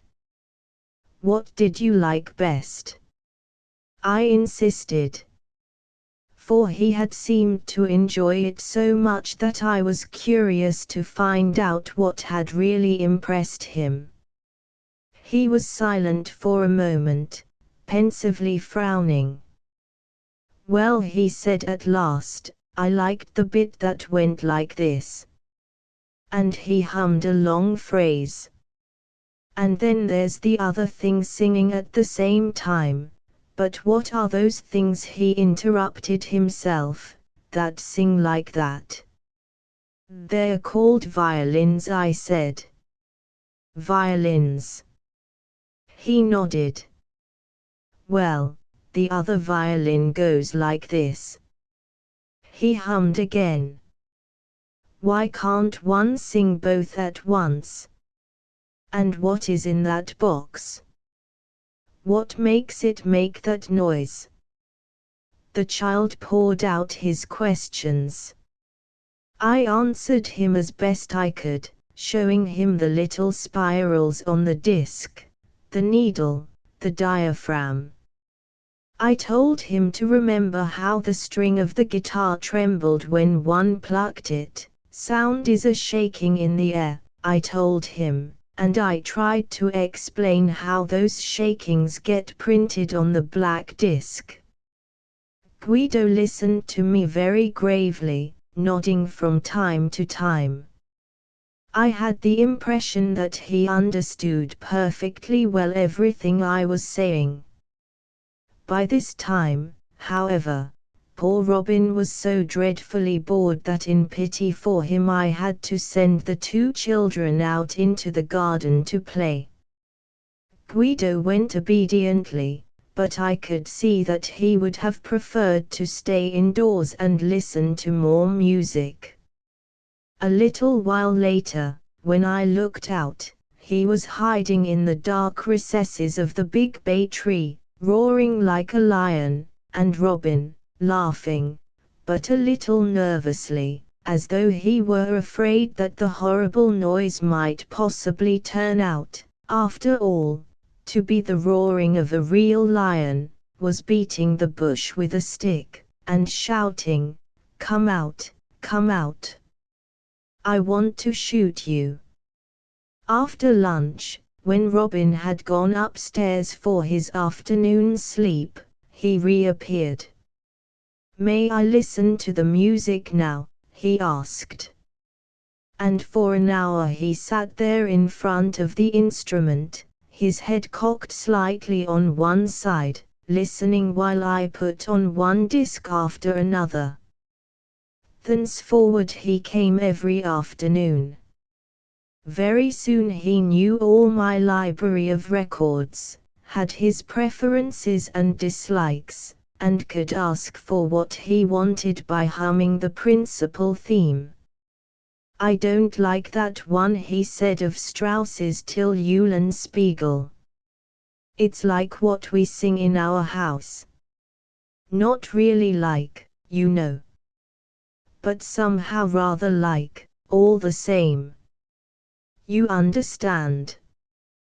He looked at us perplexedly and appealingly, as though begging us to understand what he meant and so save him from going on explaining. We nodded. Guido went on. "And then he said, the end doesn't seem to come properly out of the beginning. It's not like the one you played the first time." He hummed a bar or two from the slow movement of Bach's D minor concerto. "It isn't," I suggested, "like saying, all little boys like playing. Guido is a little boy. Therefore Guido likes playing." He frowned. "Yes, perhaps that's it," he said at last.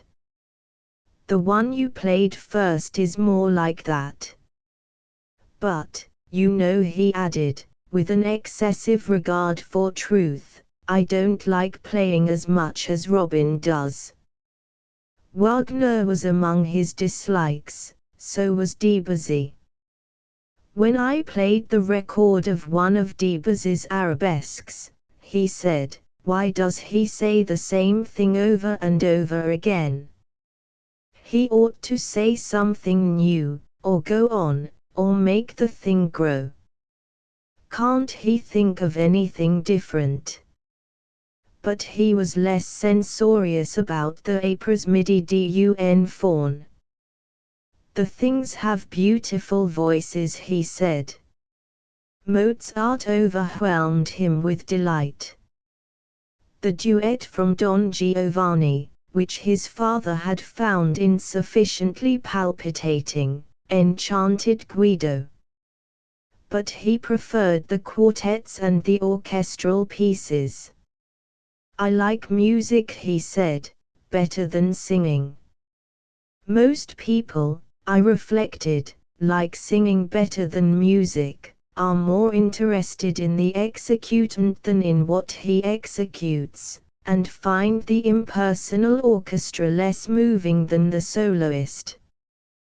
The touch of the pianist is the human touch, and the soprano's high C is the personal note. It is for the sake of this touch, that note, that audiences fill the concert halls. Guido, however, preferred music. True, he liked La Siderem, he liked Divieni alla Finestra, he thought Chasov Zeffirito so lovely that almost all our concerts had to begin with it. But he preferred the other things. The Figaro Overture was one of his favorites. There is a passage not far from the beginning of the piece, where the first violins suddenly go rocketing up into the heights of loveliness. As the music approached that point, I used always to see a smile developing and gradually brightening on Guido's face, and when, punctually, the thing happened, he clapped his hands and laughed aloud with pleasure. On the other side of the same disc, It Happened, was recorded Beethoven's Egmont Overture. He liked that almost better than Figaro. It has more voices, he explained. And I was delighted by the acuteness of the criticism, for it is precisely in the richness of its orchestration that Egmont goes beyond Figaro. But what stirred him almost more than anything was the Coriolan Overture. The third movement of the Fifth Symphony, the second movement of the Seventh, the slow movement of the Emperor Concerto, all these things ran it pretty close. But none excited him so much as Coriolan. One day he made me play it 3 or 4 times in succession, then he put it away. "I don't think I want to hear that any more," he said. "Why not?" "It's too, he hesitated, "too big," he said at last. "I don't really understand it. Play me the one that goes like this."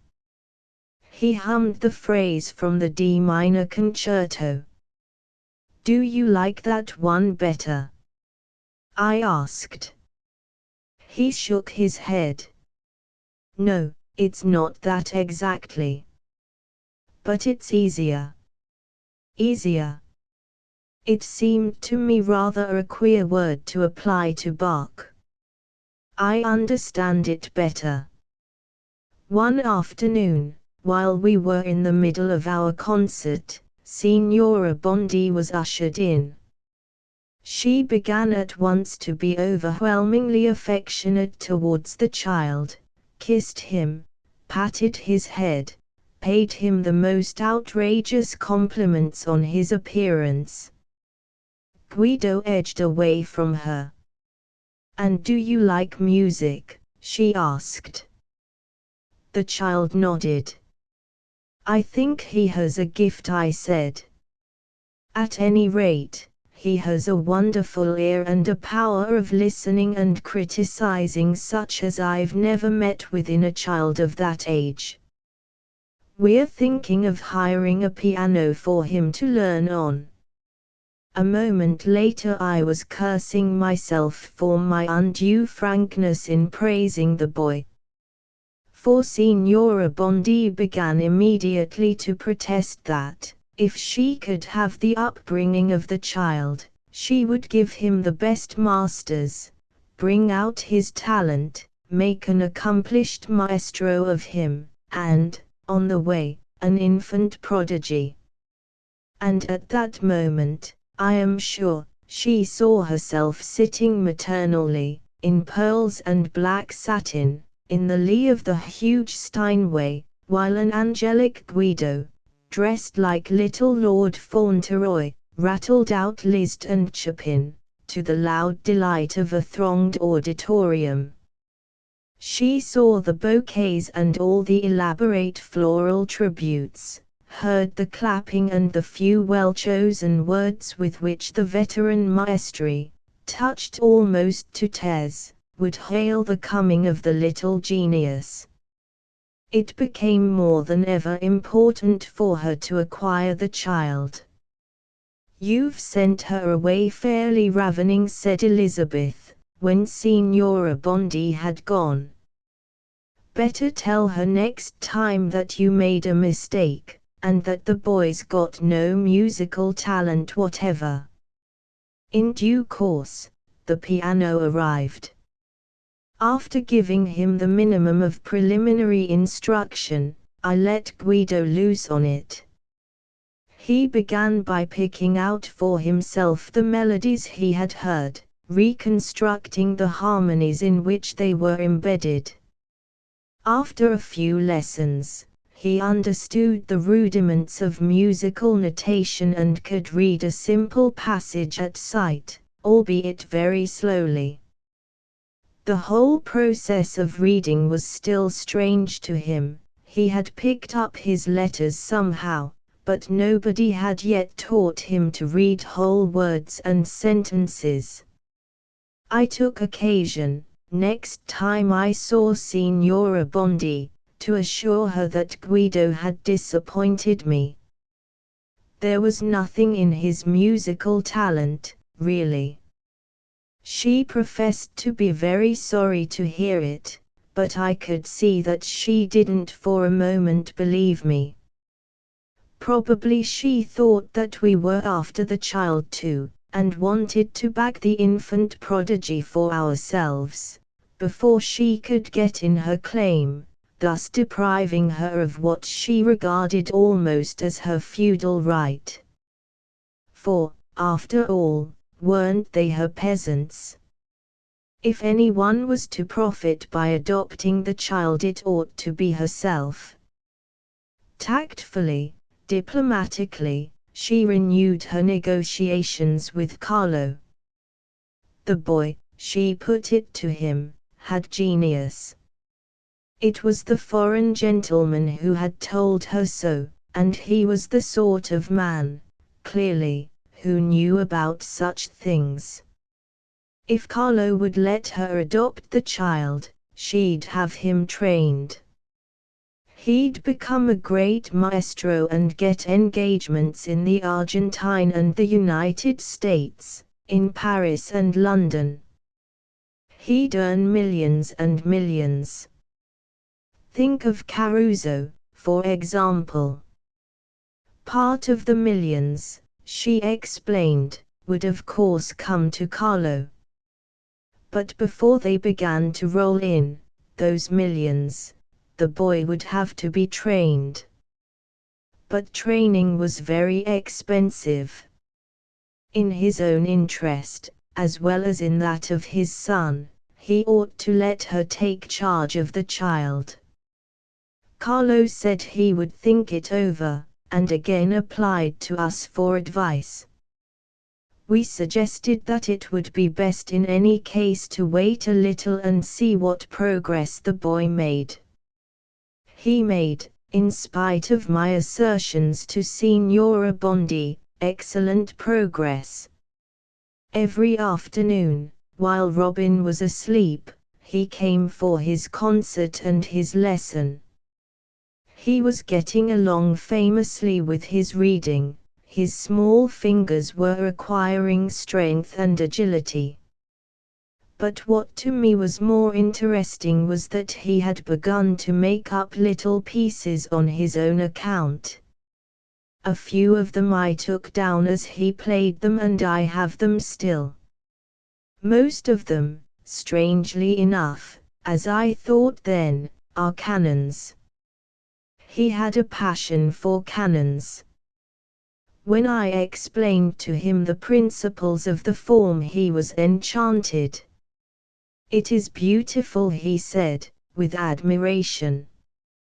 "Beautiful, beautiful. And so easy." Again the word surprised me. The canon is not, after all, so conspicuously simple. Thenceforward he spent most of his time at the piano in working out little canons for his own amusement. They were often remarkably ingenious. But in the invention of other kinds of music he did not show himself so fertile as I had hoped. He composed and harmonized one or two solemn little airs like hymn tunes, with a few sprightlier pieces in the spirit of the military march. They were extraordinary, of course, as being the inventions of a child. But a great many children can do extraordinary things. We are all geniuses up to the age of 10. But I had hoped that Guido was a child who was going to be a genius at 40. In which case what was extraordinary for an ordinary child was not extraordinary enough for him. He's hardly a Mozart, we agreed, as we played his little pieces over. I felt, it must be confessed, almost aggrieved. Anything less than a Mozart, it seemed to me, was hardly worth thinking about. He was not a Mozart.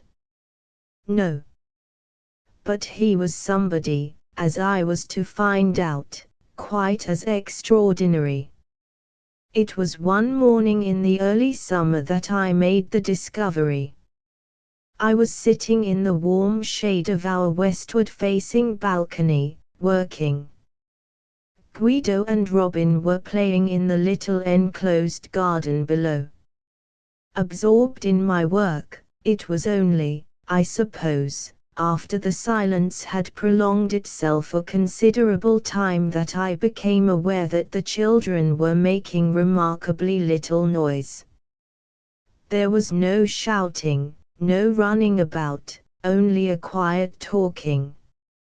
Knowing by experience that when children are quiet it generally means that they are absorbed in some delicious mischief, I got up from my chair and looked over the balustrade to see what they were doing. I expected to catch them dabbling in water, making a bonfire, covering themselves with tar.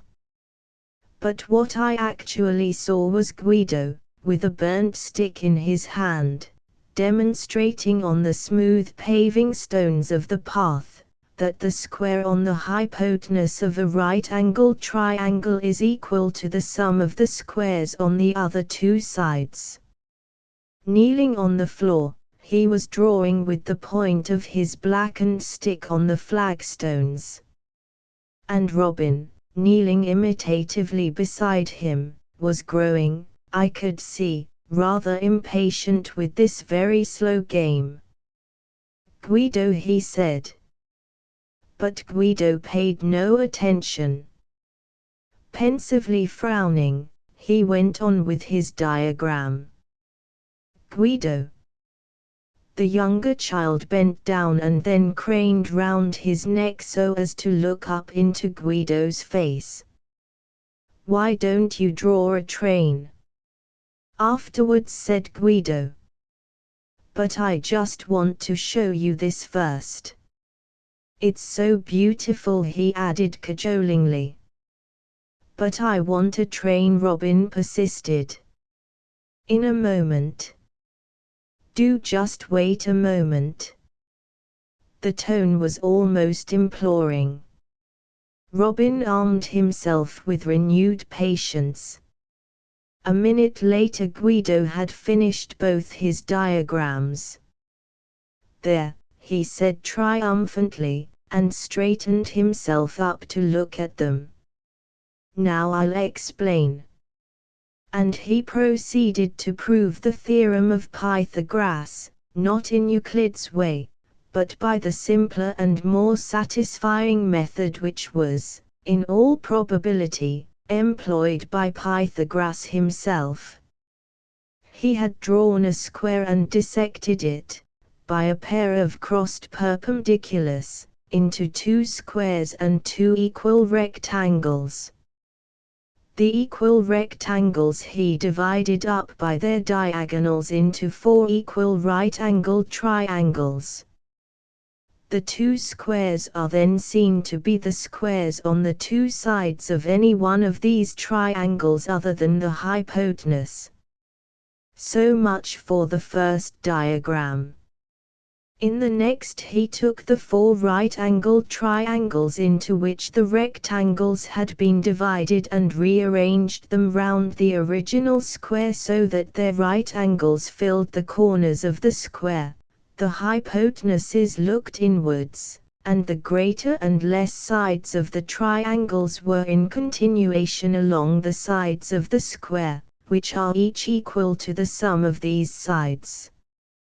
In this way the original square is redissected into four right-angled triangles and the square on the hypotenuse. The four triangles are equal to the two rectangles of the original dissection.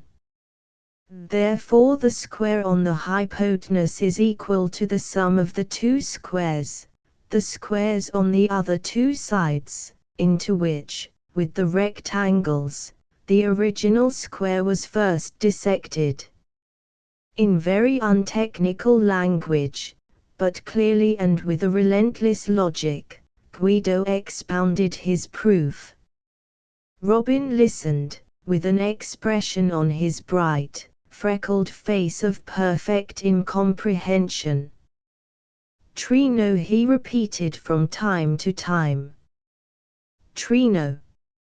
Make a train." "In a moment," Guido implored. "Wait a moment. But do just look at this." "Do." he coaxed and cajoled. It's so beautiful. It's so easy. So easy. The theorem of Pythagoras seemed to explain for me Guido's musical predilections.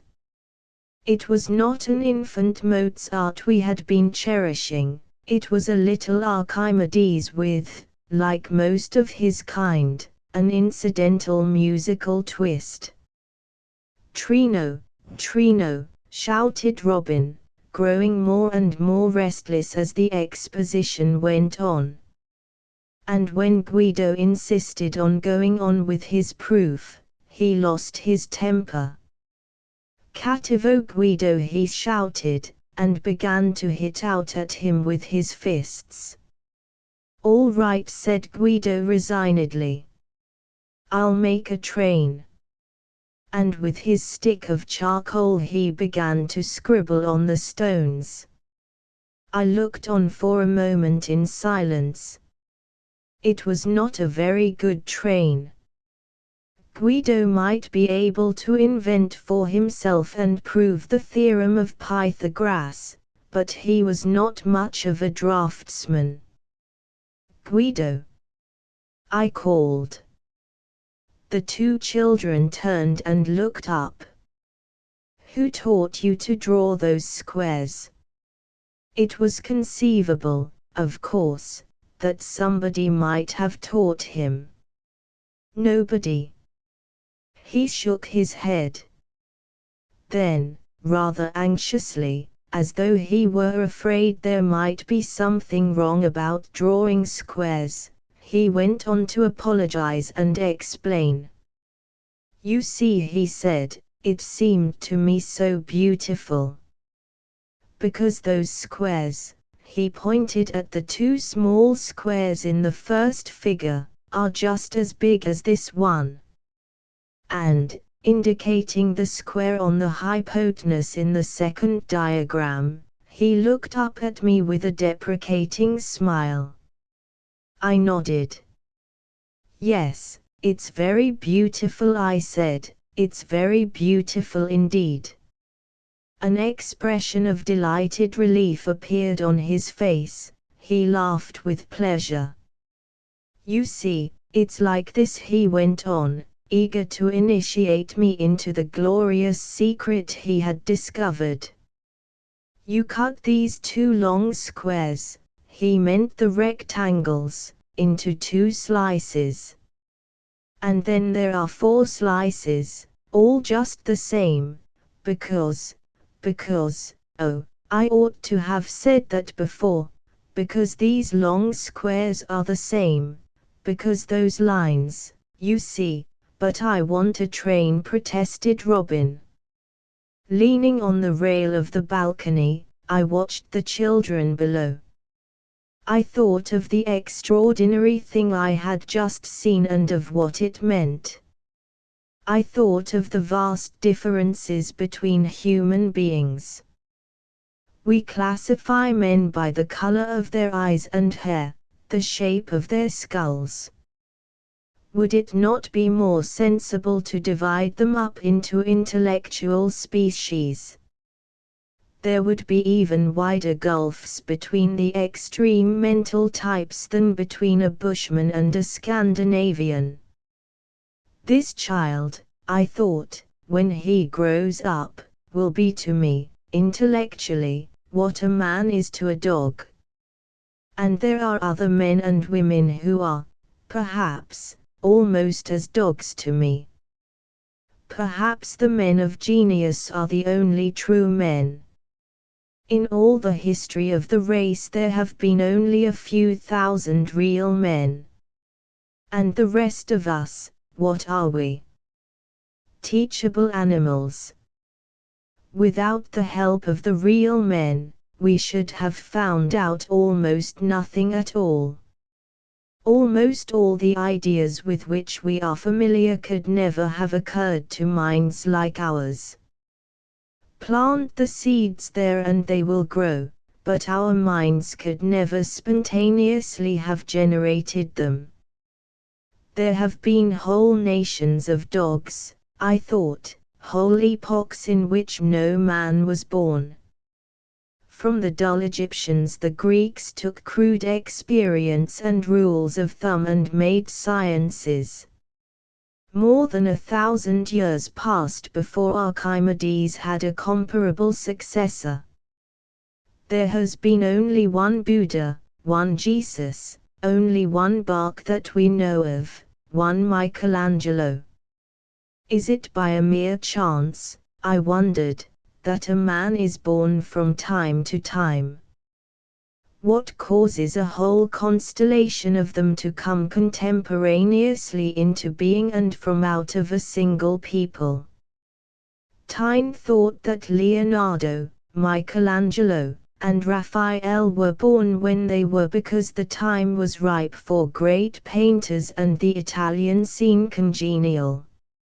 In the mouth of a rationalizing 19th-century Frenchman the doctrine is strangely mystical, it may be none the less true for that. But what of those born out of time? Blake, for example. What of those?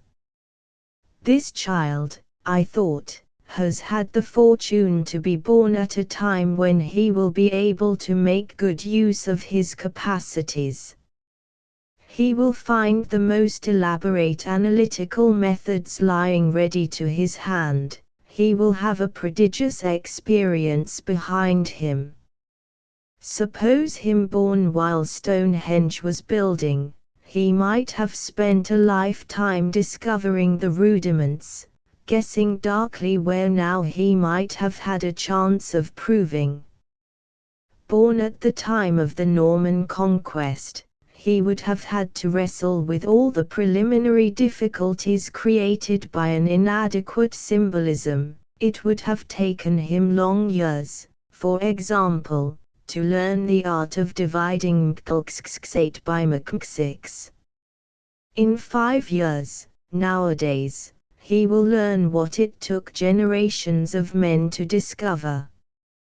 And I thought of the fate of all the men born so hopelessly out of time that they could achieve little or nothing of value.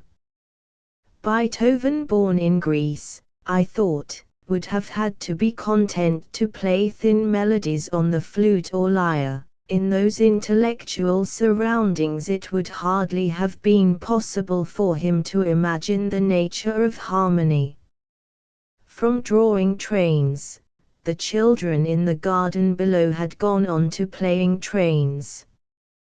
They were trotting round and round, with blown round cheeks and pouting mouth, like the cherubic symbol of a wind. Robin puffed, and Guido, holding the skirt of his smock, shuffled behind him, tooting.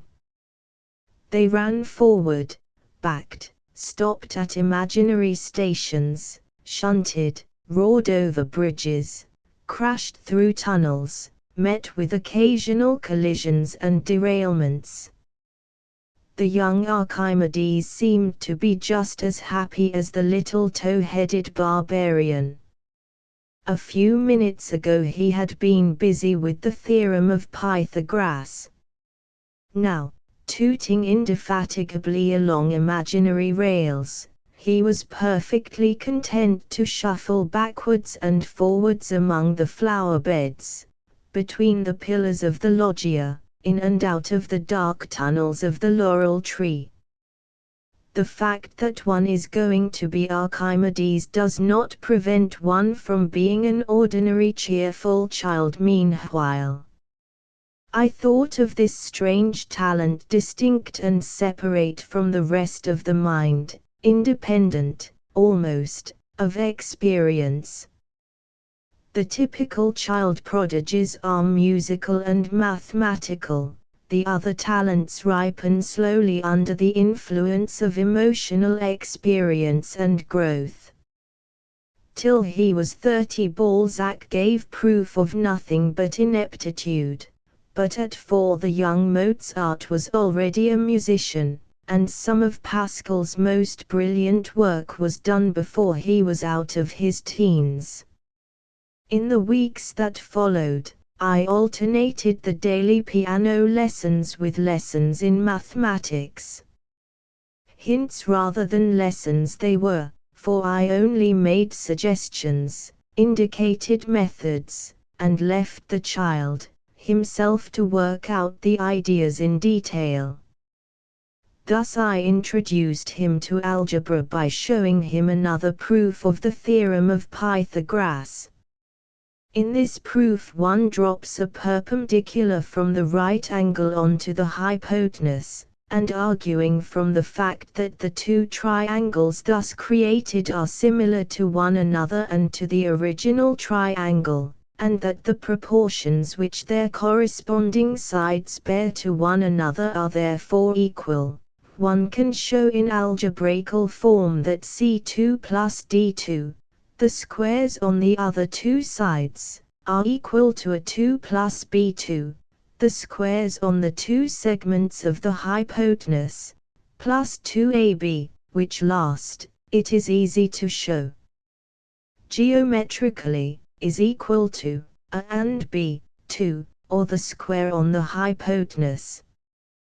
Guido was as much enchanted by the rudiments of algebra as he would have been if I had given him an engine worked by steam, with a methylated spirit lamp to heat the boiler, more enchanted, perhaps, for the engine would have got broken, and, remaining always itself, would in any case have lost its charm, while the rudiments of algebra continued to grow and blossom in his mind with an unfailing luxuriance. Every day he made the discovery of something which seemed to him exquisitely beautiful. The new toy was inexhaustible in its potentialities. In the intervals of applying algebra to the second book of Euclid, we experimented with circles, we stuck bamboos into the parched earth, measured their shadows at different hours of the day, and drew exciting conclusions from our observations.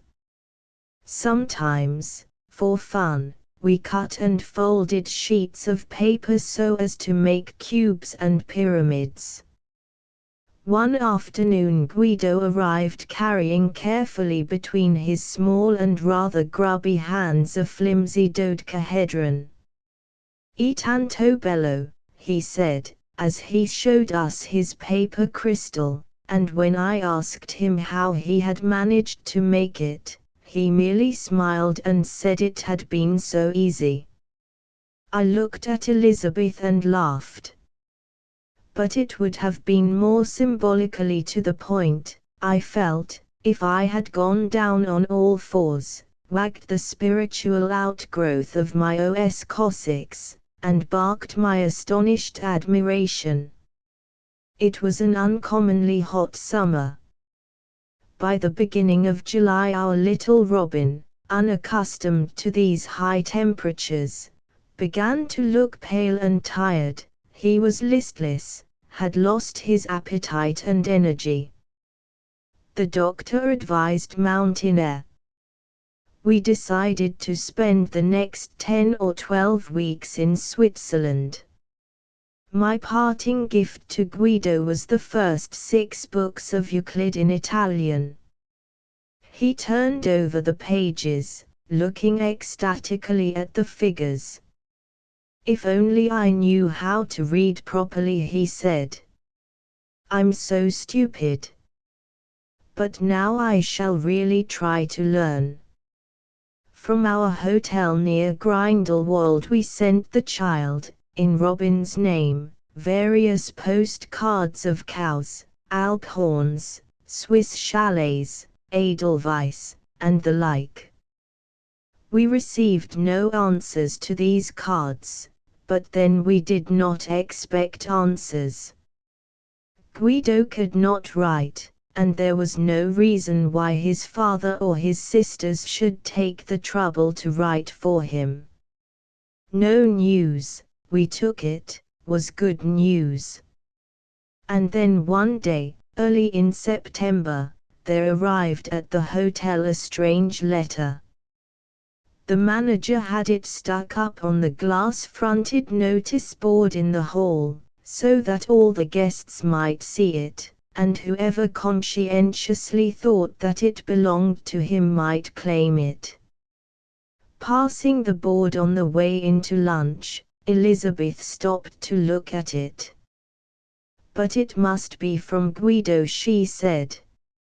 I came and looked at the envelope over her shoulder. It was unstamped and black with postmarks.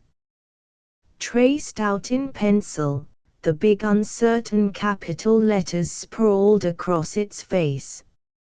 In the first line was written, "Al Babbo di Robin," and there followed a travestied version of the name of the hotel and the place. Round the address bewildered postal officials had scrawled suggested emendations. The letter had wandered for a fortnight at least, back and forth across the face of Europe. Al Babbo di Robin. To Robin's father. I laughed. Pretty smart of the postman to have got it here at all. I went to the manager's office, set forth the justice of my claim to the letter and, having paid the 50-centime surcharge for the missing stamp, had the case unlocked and the letter given me. We went into lunch. The writing's magnificent, we agreed, laughing, as we examined the address at close quarters. Thanks to Euclid, I added. That's what comes of pandering to the ruling passion. But when I opened the envelope and looked at its contents, I no longer laughed. The letter was brief and almost telegraphical in style. Sono dalla padrona, it ran, "Non mi ha rubato il mio libro, non voglio suonare più, voglio tornare a casa, venga subito Guido." What is it? I handed Elizabeth the letter. That blasted woman's got hold of him, I said. Busts of men in Homburg hats, angels bathed in marble tears extinguishing torches, statues of little girls, cherubs, veiled figures, allegories and ruthless realisms. The strangest and most diverse idols beckoned and gesticulated as we passed. Printed indelibly on tin and embedded in the living rock, the brown photographs looked out, under glass, from the humbler crosses, headstones, and broken pillars. Dead ladies in the cubistic geometrical fashions of 30 years ago. 2 cones of black satin meeting point to point at the waist, and the arms, a sphere to the elbow, a polished cylinder below, smiled mournfully out of their marble frames. The smiling faces, the white hands, were the only recognizably human things that emerged from the solid geometry of their clothes.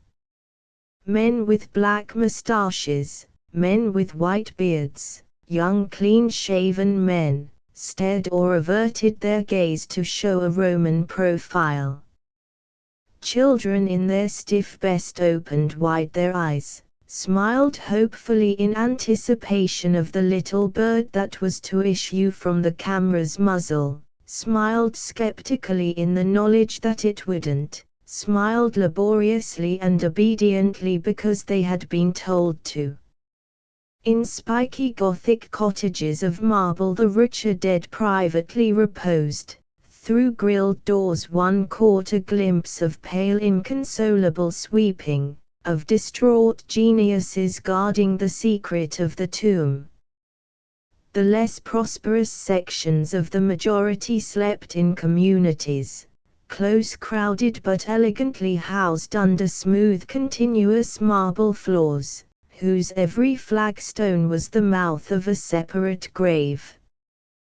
These continental cemeteries, I thought, as Carlo and I made our way among the dead, are more frightful than ours, because these people pay more attention to their dead than we do.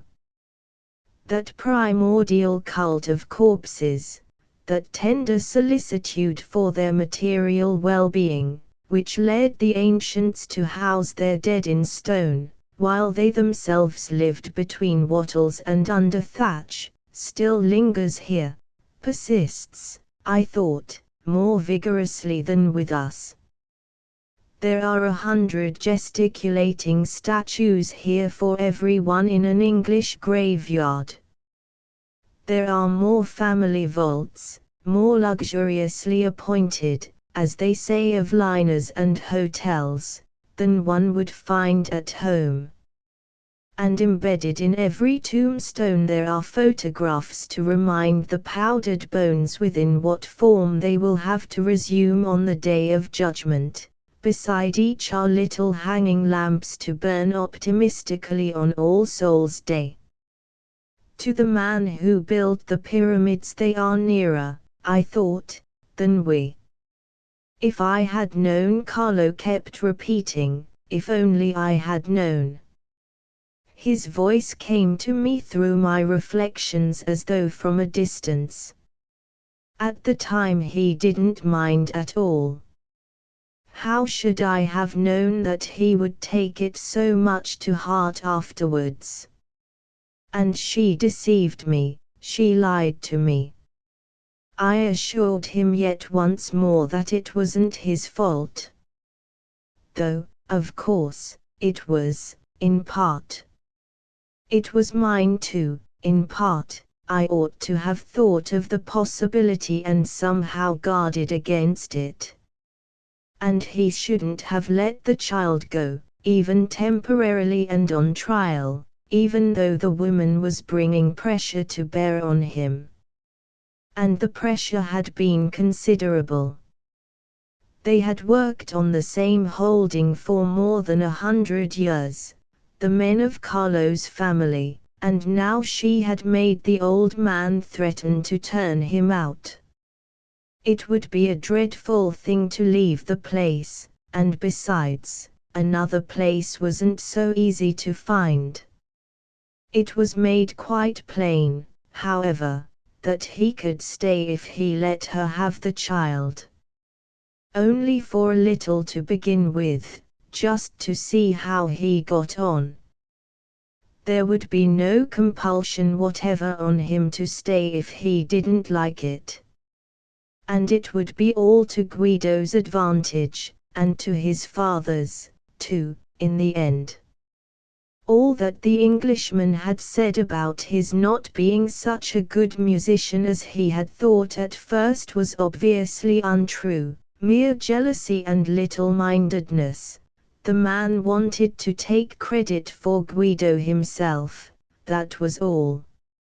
And the boy, it was obvious, would learn nothing from him. What he needed was a real good professional master. All the energy that, if the physicists had known their business, would have been driving dynamos, went into this campaign. It began the moment we were out of the house, intensively. She would have more chance of success, the signora doubtless thought, if we weren't there. And besides, it was essential to take the opportunity when it offered itself and get hold of the child before we could make our bid, for it was obvious to her that we wanted Guido just as much as she did. Day after day she renewed the assault. At the end of a week she sent her husband to complain about the state of the vines. They were in a shocking condition. He had decided, or very nearly decided, to give Carlo notice. Meekly, shamefacedly, in obedience to higher orders, the old gentleman uttered his threats. Next day Signora Bondi returned to the attack. The padrone, she declared, had been in a towering passion, but she'd do her best, her very best, to mollify him. And after a significant pause she went on to talk about Guido. In the end Carlo gave in. The woman was too persistent and she held too many trump cards. The child could go and stay with her for a month or two on trial. After that, if he really expressed a desire to remain with her, she could formally adopt him.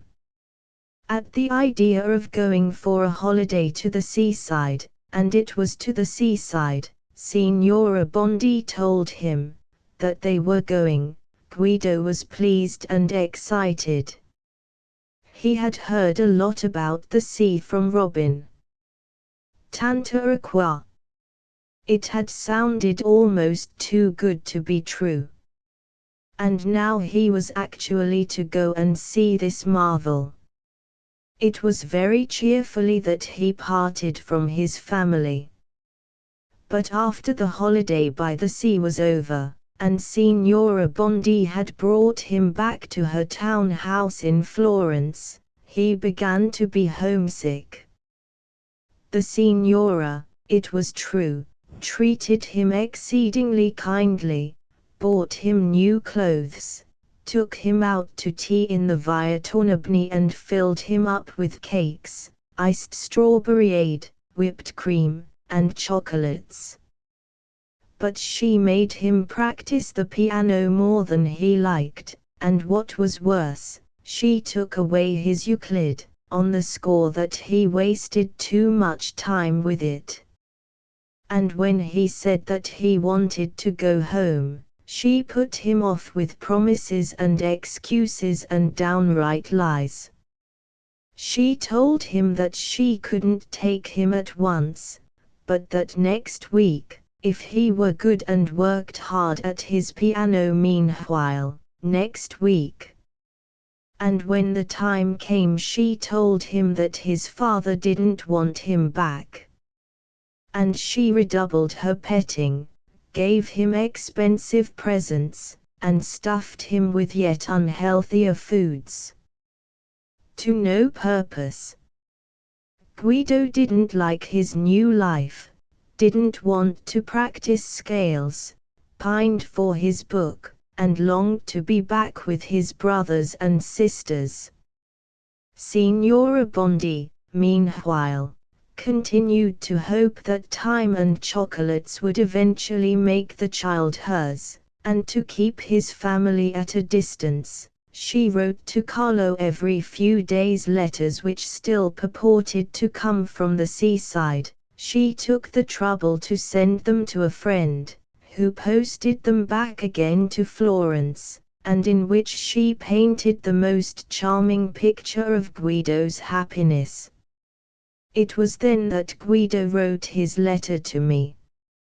Abandoned, as he supposed, by his family, for that they shouldn't take the trouble to come to see him when they were so near was only to be explained on the hypothesis that they really had given him up. He must have looked to me as his last and only hope. And the letter, with its fantastic address, had been nearly a fortnight on its way.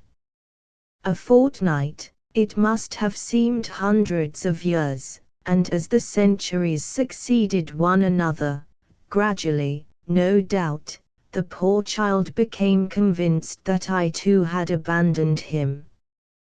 There was no hope left. "Here we are," said Carlo. I looked up and found myself confronted by an enormous monument. In a kind of grotto hollowed in the flanks of a monolith of grey sandstone, Sacred Love, in bronze, was embracing a funerary urn. And in bronze letters riveted into the stone was a long legend to the effect that the inconsolable Ernesto Bondi had raised this monument to the memory of his beloved wife, Annunziata, as a token of his undying love for one whom, snatched from him by a premature death, he hoped very soon to join beneath this stone. The first Signora Bondi had died in 1912. I thought of the old man leashed to his white dog. He must always, I reflected, have been a most uxorious husband. They buried him here. We stood there for a long time in silence. I felt the tears coming into my eyes as I thought of the poor child lying there underground. I thought of those luminous grave eyes, and the curve of that beautiful forehead, the droop of the melancholy mouth, of the expression of delight which illumined his face when he learned of some new idea that pleased him, when he heard a piece of music that he liked.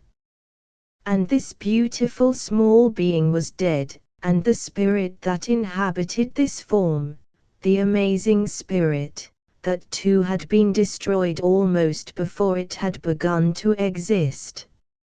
And the unhappiness that must have preceded the final act, the child's despair, the conviction of his utter abandonment, those were terrible to think of, terrible. I think we had better come away now, I said at last, and touched Carlo on the arm.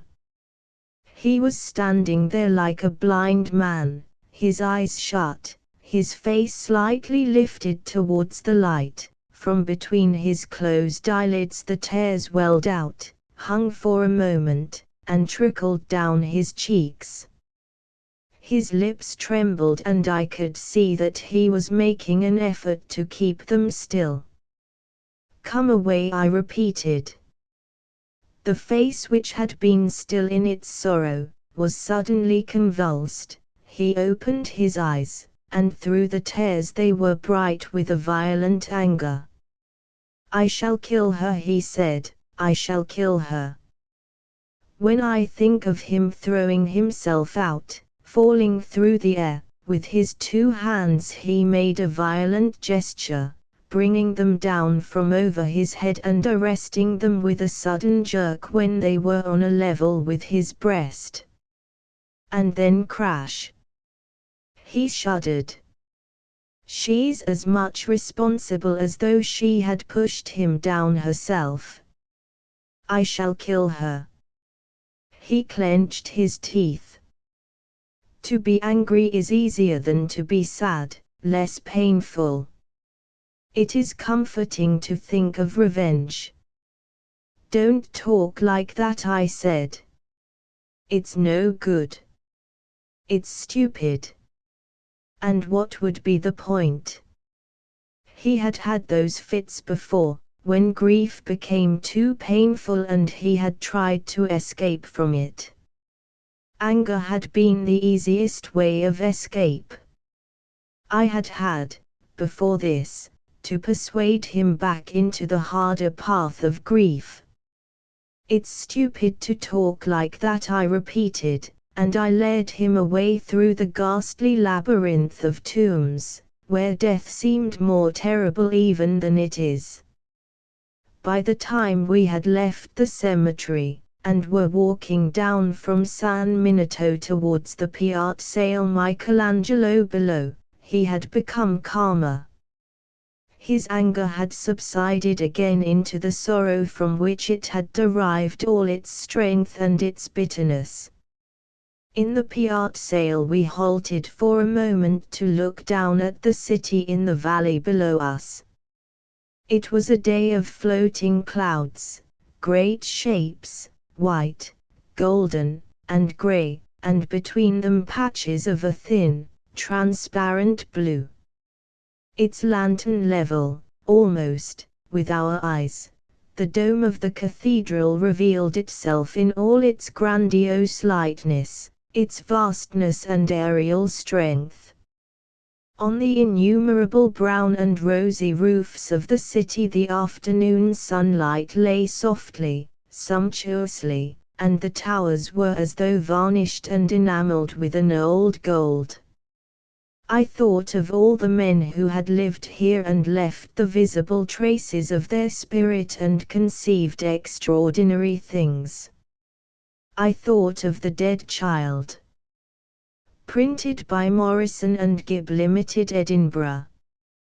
Transcriber's notes: obvious typographical errors have been corrected. Inconsistencies in hyphenation have been standardized. The cover image for this ebook was created by the transcriber using the original cover and is entered into the public domain. Asterisk asterisk asterisk End of the Project Gutenberg ebook Little Mexican and Other Stories asterisk asterisk asterisk Updated editions will replace the previous one, the old editions will be renamed.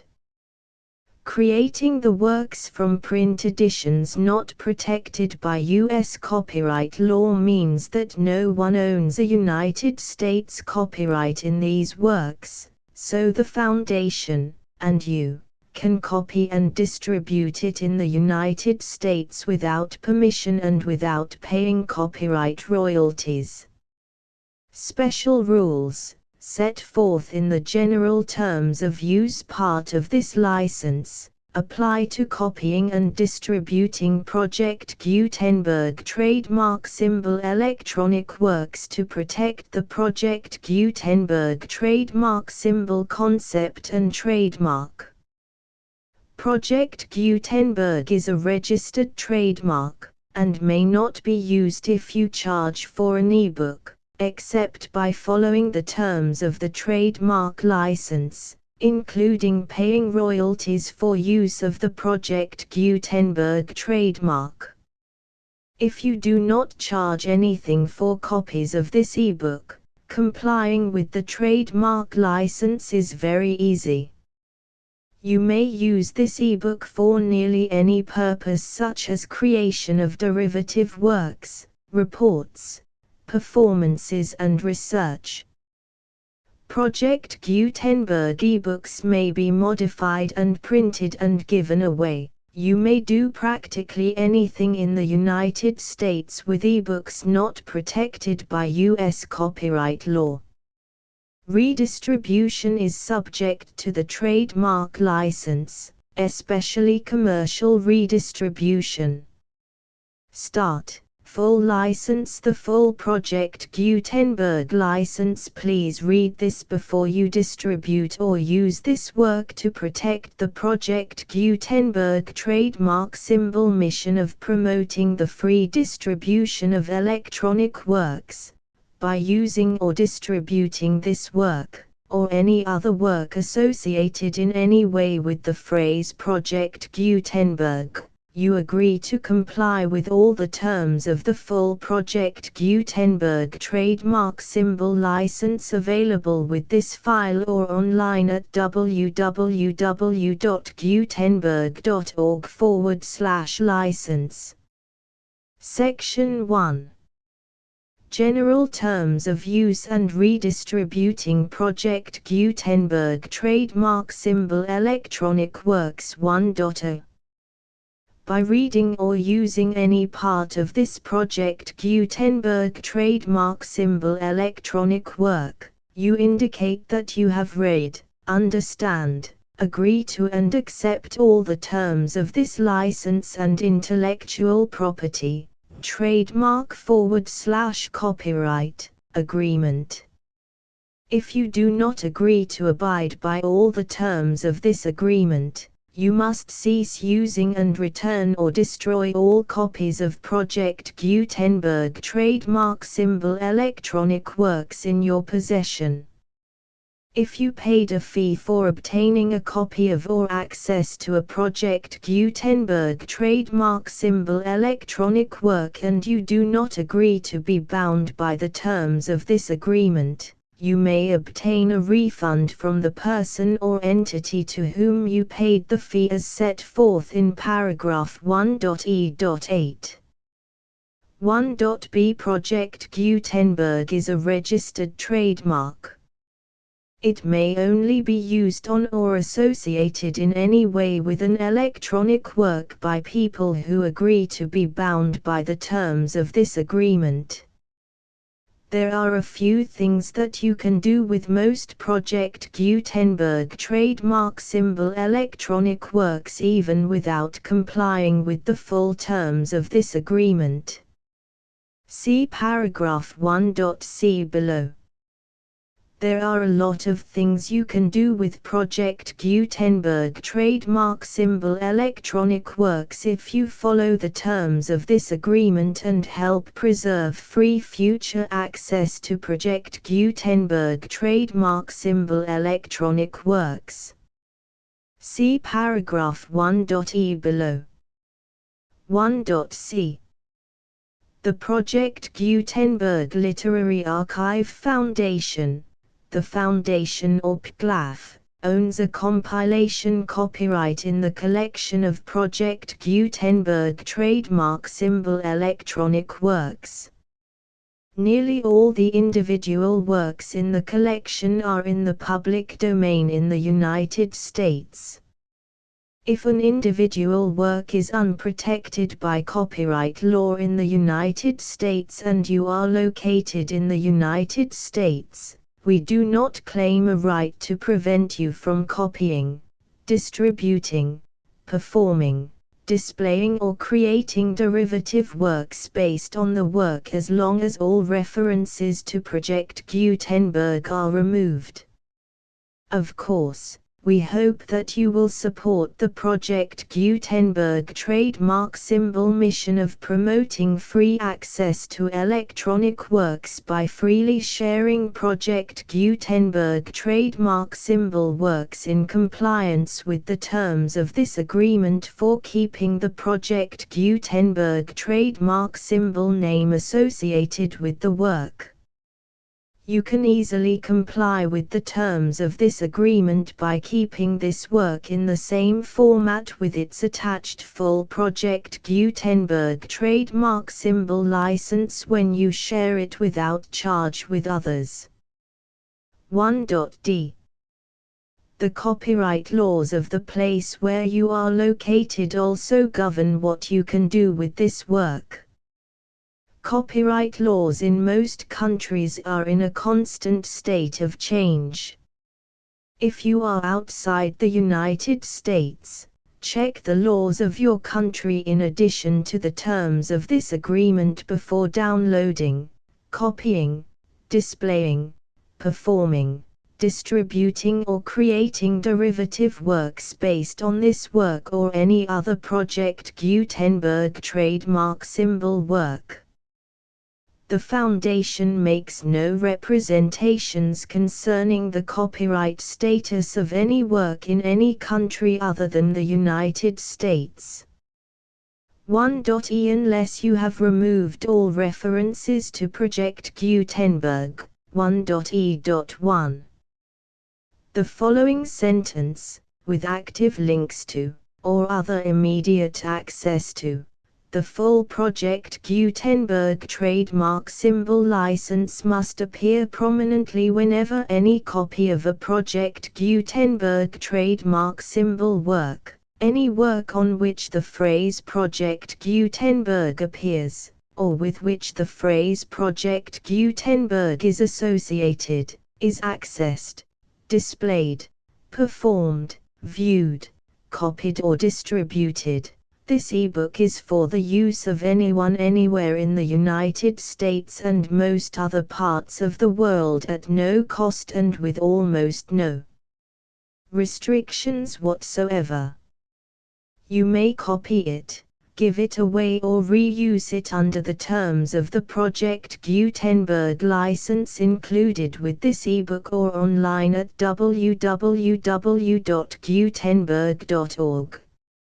If you are not located in the United States, you will have to check the laws of the country where you are located before using this ebook. 1.e.2. If an individual Project Gutenberg trademark symbol electronic work is derived from texts not protected by U.S. copyright law, does not contain a notice indicating that it is posted with permission of the copyright holder, the the work can be copied and distributed to anyone in the United States without paying any fees or charges. If you are redistributing or providing access to a work with the phrase Project Gutenberg associated with or appearing on the work, you must comply either with the requirements of paragraphs 1.e.1 through 1.e.7 or obtain permission for the use of the work and the Project Gutenberg trademark symbol trademark as set forth in paragraphs 1.e.8 or 1.e.9. 1.e.3. If an individual Project Gutenberg trademark symbol electronic work is posted with the permission of the copyright holder, your use and distribution must comply with both paragraphs 1.e.1 through 1.e.7 and any additional terms imposed by the copyright holder.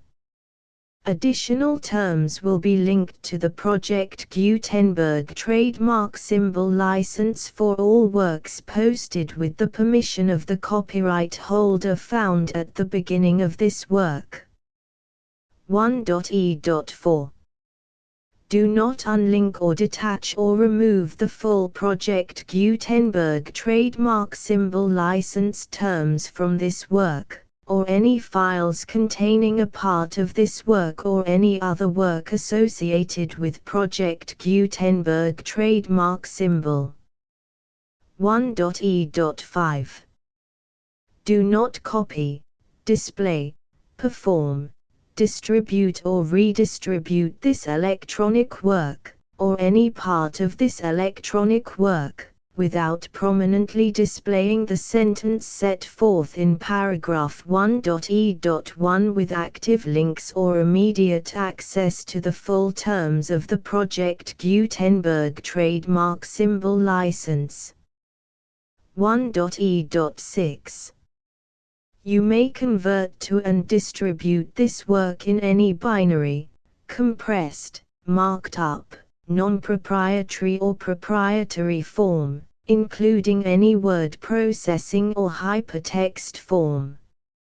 However, if you provide access to or distribute copies of a Project Gutenberg trademark symbol work in a format other than plain vanilla ASCII or other format used in the official version posted on the official Project Gutenberg trademark symbol website, www.gutenberg.org, you must, at no additional cost, fee or expense to the user, provide a copy, a means of exporting a copy, or a means of obtaining a copy upon request, of the work in its original plain vanilla ASCII or other form. Any alternate format must include the full Project Gutenberg trademark symbol license as specified in paragraph 1.e.1. 1.e.7. Do not charge a fee for access to, viewing, displaying, performing, copying or distributing any Project Gutenberg trademark symbol works unless you comply with paragraph 1.e.8 or 1.e.9. 1.e.8.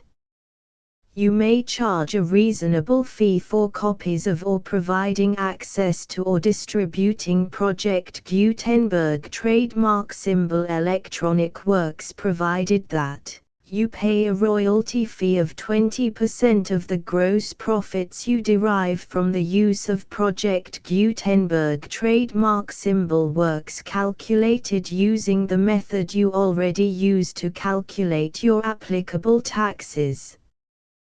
The fee is owed to the owner of the Project Gutenberg trademark symbol trademark, but he has agreed to donate royalties under this paragraph to the Project Gutenberg Literary Archive Foundation. Royalty payments must be paid within 60 days following each date on which you prepare, or are legally required to prepare, your periodic tax returns. Royalty payments should be clearly marked as such and sent to the Project Gutenberg Literary Archive Foundation at the address specified in Section 4. Information about donations to the Project Gutenberg Literary Archive Foundation. You provide a full refund of any money paid by a user who notifies you in writing, or by email, within 30 days of receipt that he does not agree to the terms of the full Project Gutenberg trademark symbol license. You must require such a user to return or destroy all copies of the works possessed in a physical medium and discontinue all use of and all access to other copies of Project Gutenberg trademark symbol works. You provide, in accordance with paragraph 1.f.3, a full refund of any money paid for a work or a replacement copy, if a defect in the electronic work is discovered and reported to you within 90 days of receipt of the work. You comply with all other terms of this agreement for free distribution of Project Gutenberg trademark symbol works. 1.e.9.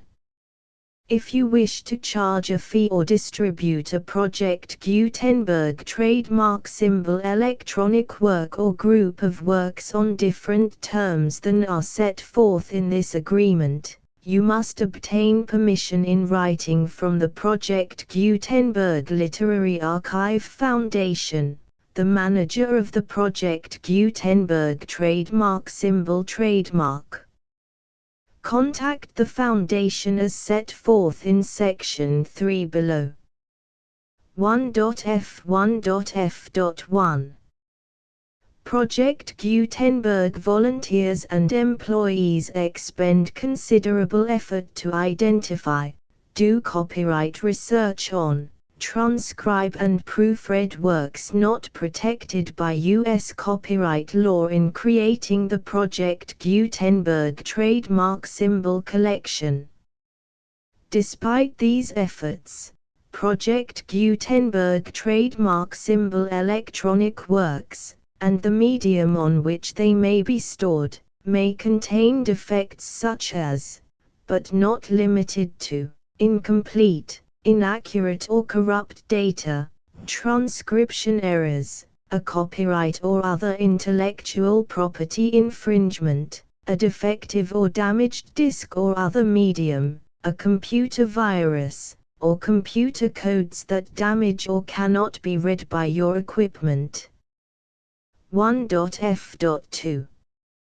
Limited warranty, disclaimer of damages, except for the right of replacement or refund described in paragraph 1.f.3, the Project Gutenberg Literary Archive Foundation, the owner of the Project Gutenberg trademark symbol trademark, and any other party distributing a Project Gutenberg trademark symbol electronic work under this agreement, disclaim all liability to you for damages, costs and expenses, including legal fees.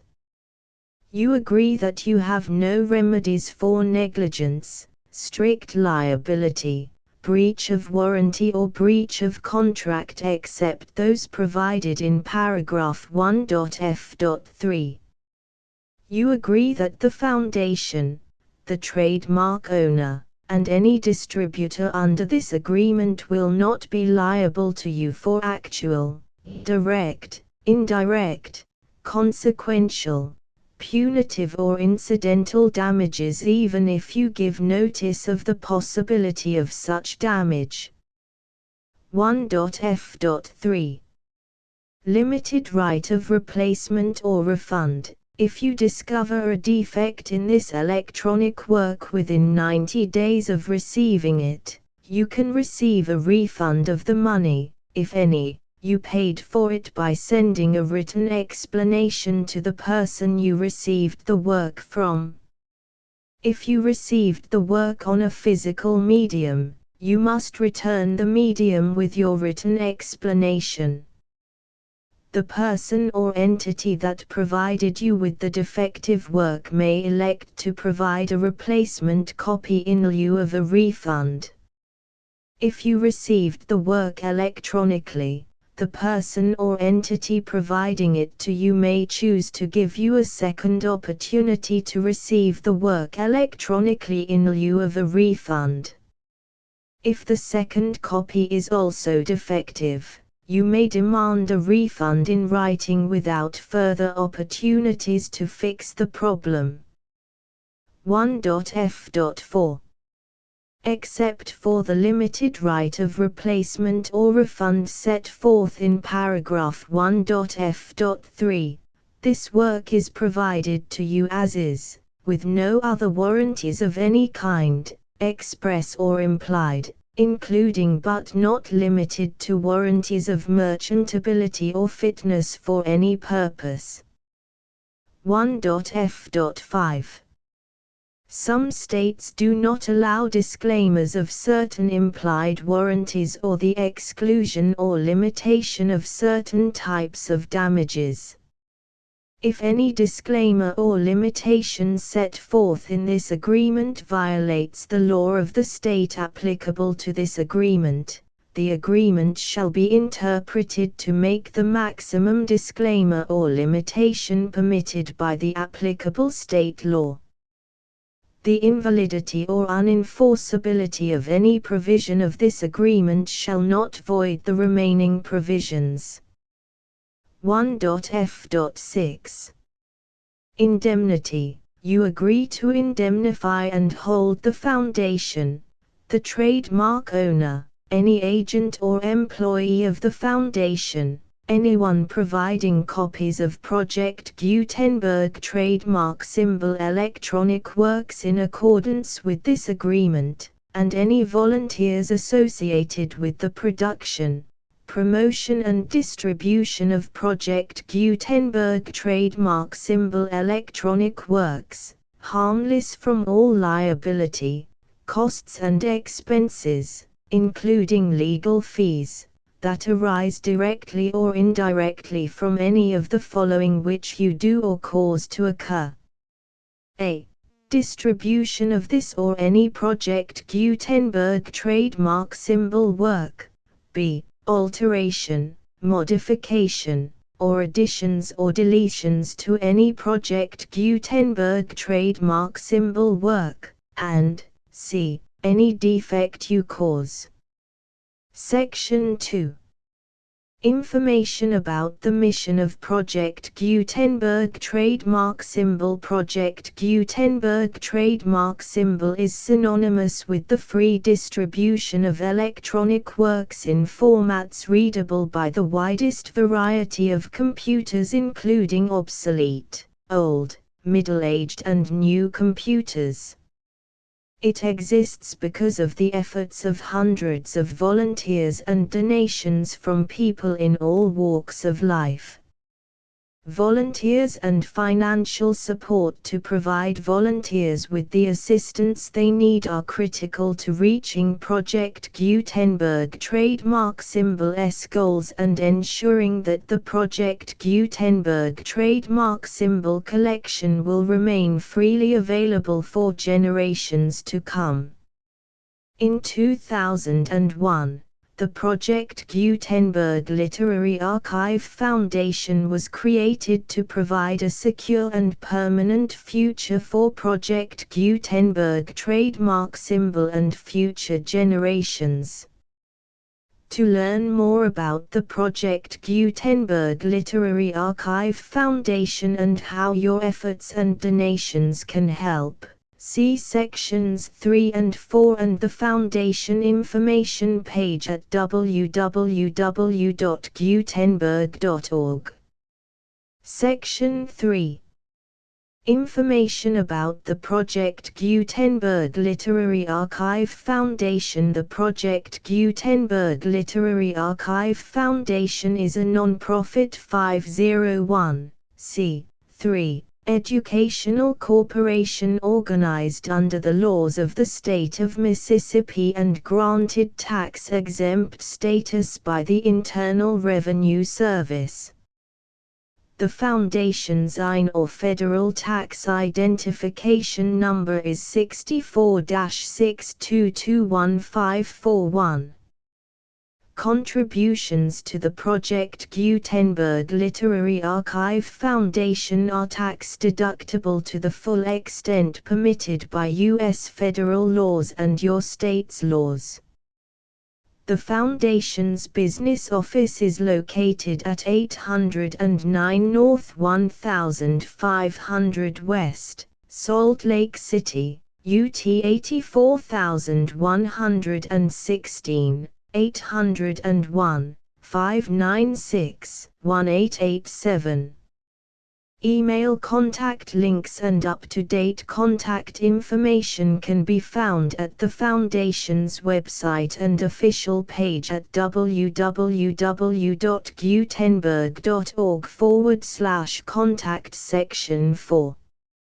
Information about donations to the Project Gutenberg Literary Archive Foundation. Project Gutenberg trademark symbol depends upon and cannot survive without widespread public support and donations to carry out its mission of increasing the number of public domain and licensed works that can be freely distributed in machine-readable form accessible by the widest array of equipment, including outdated equipment.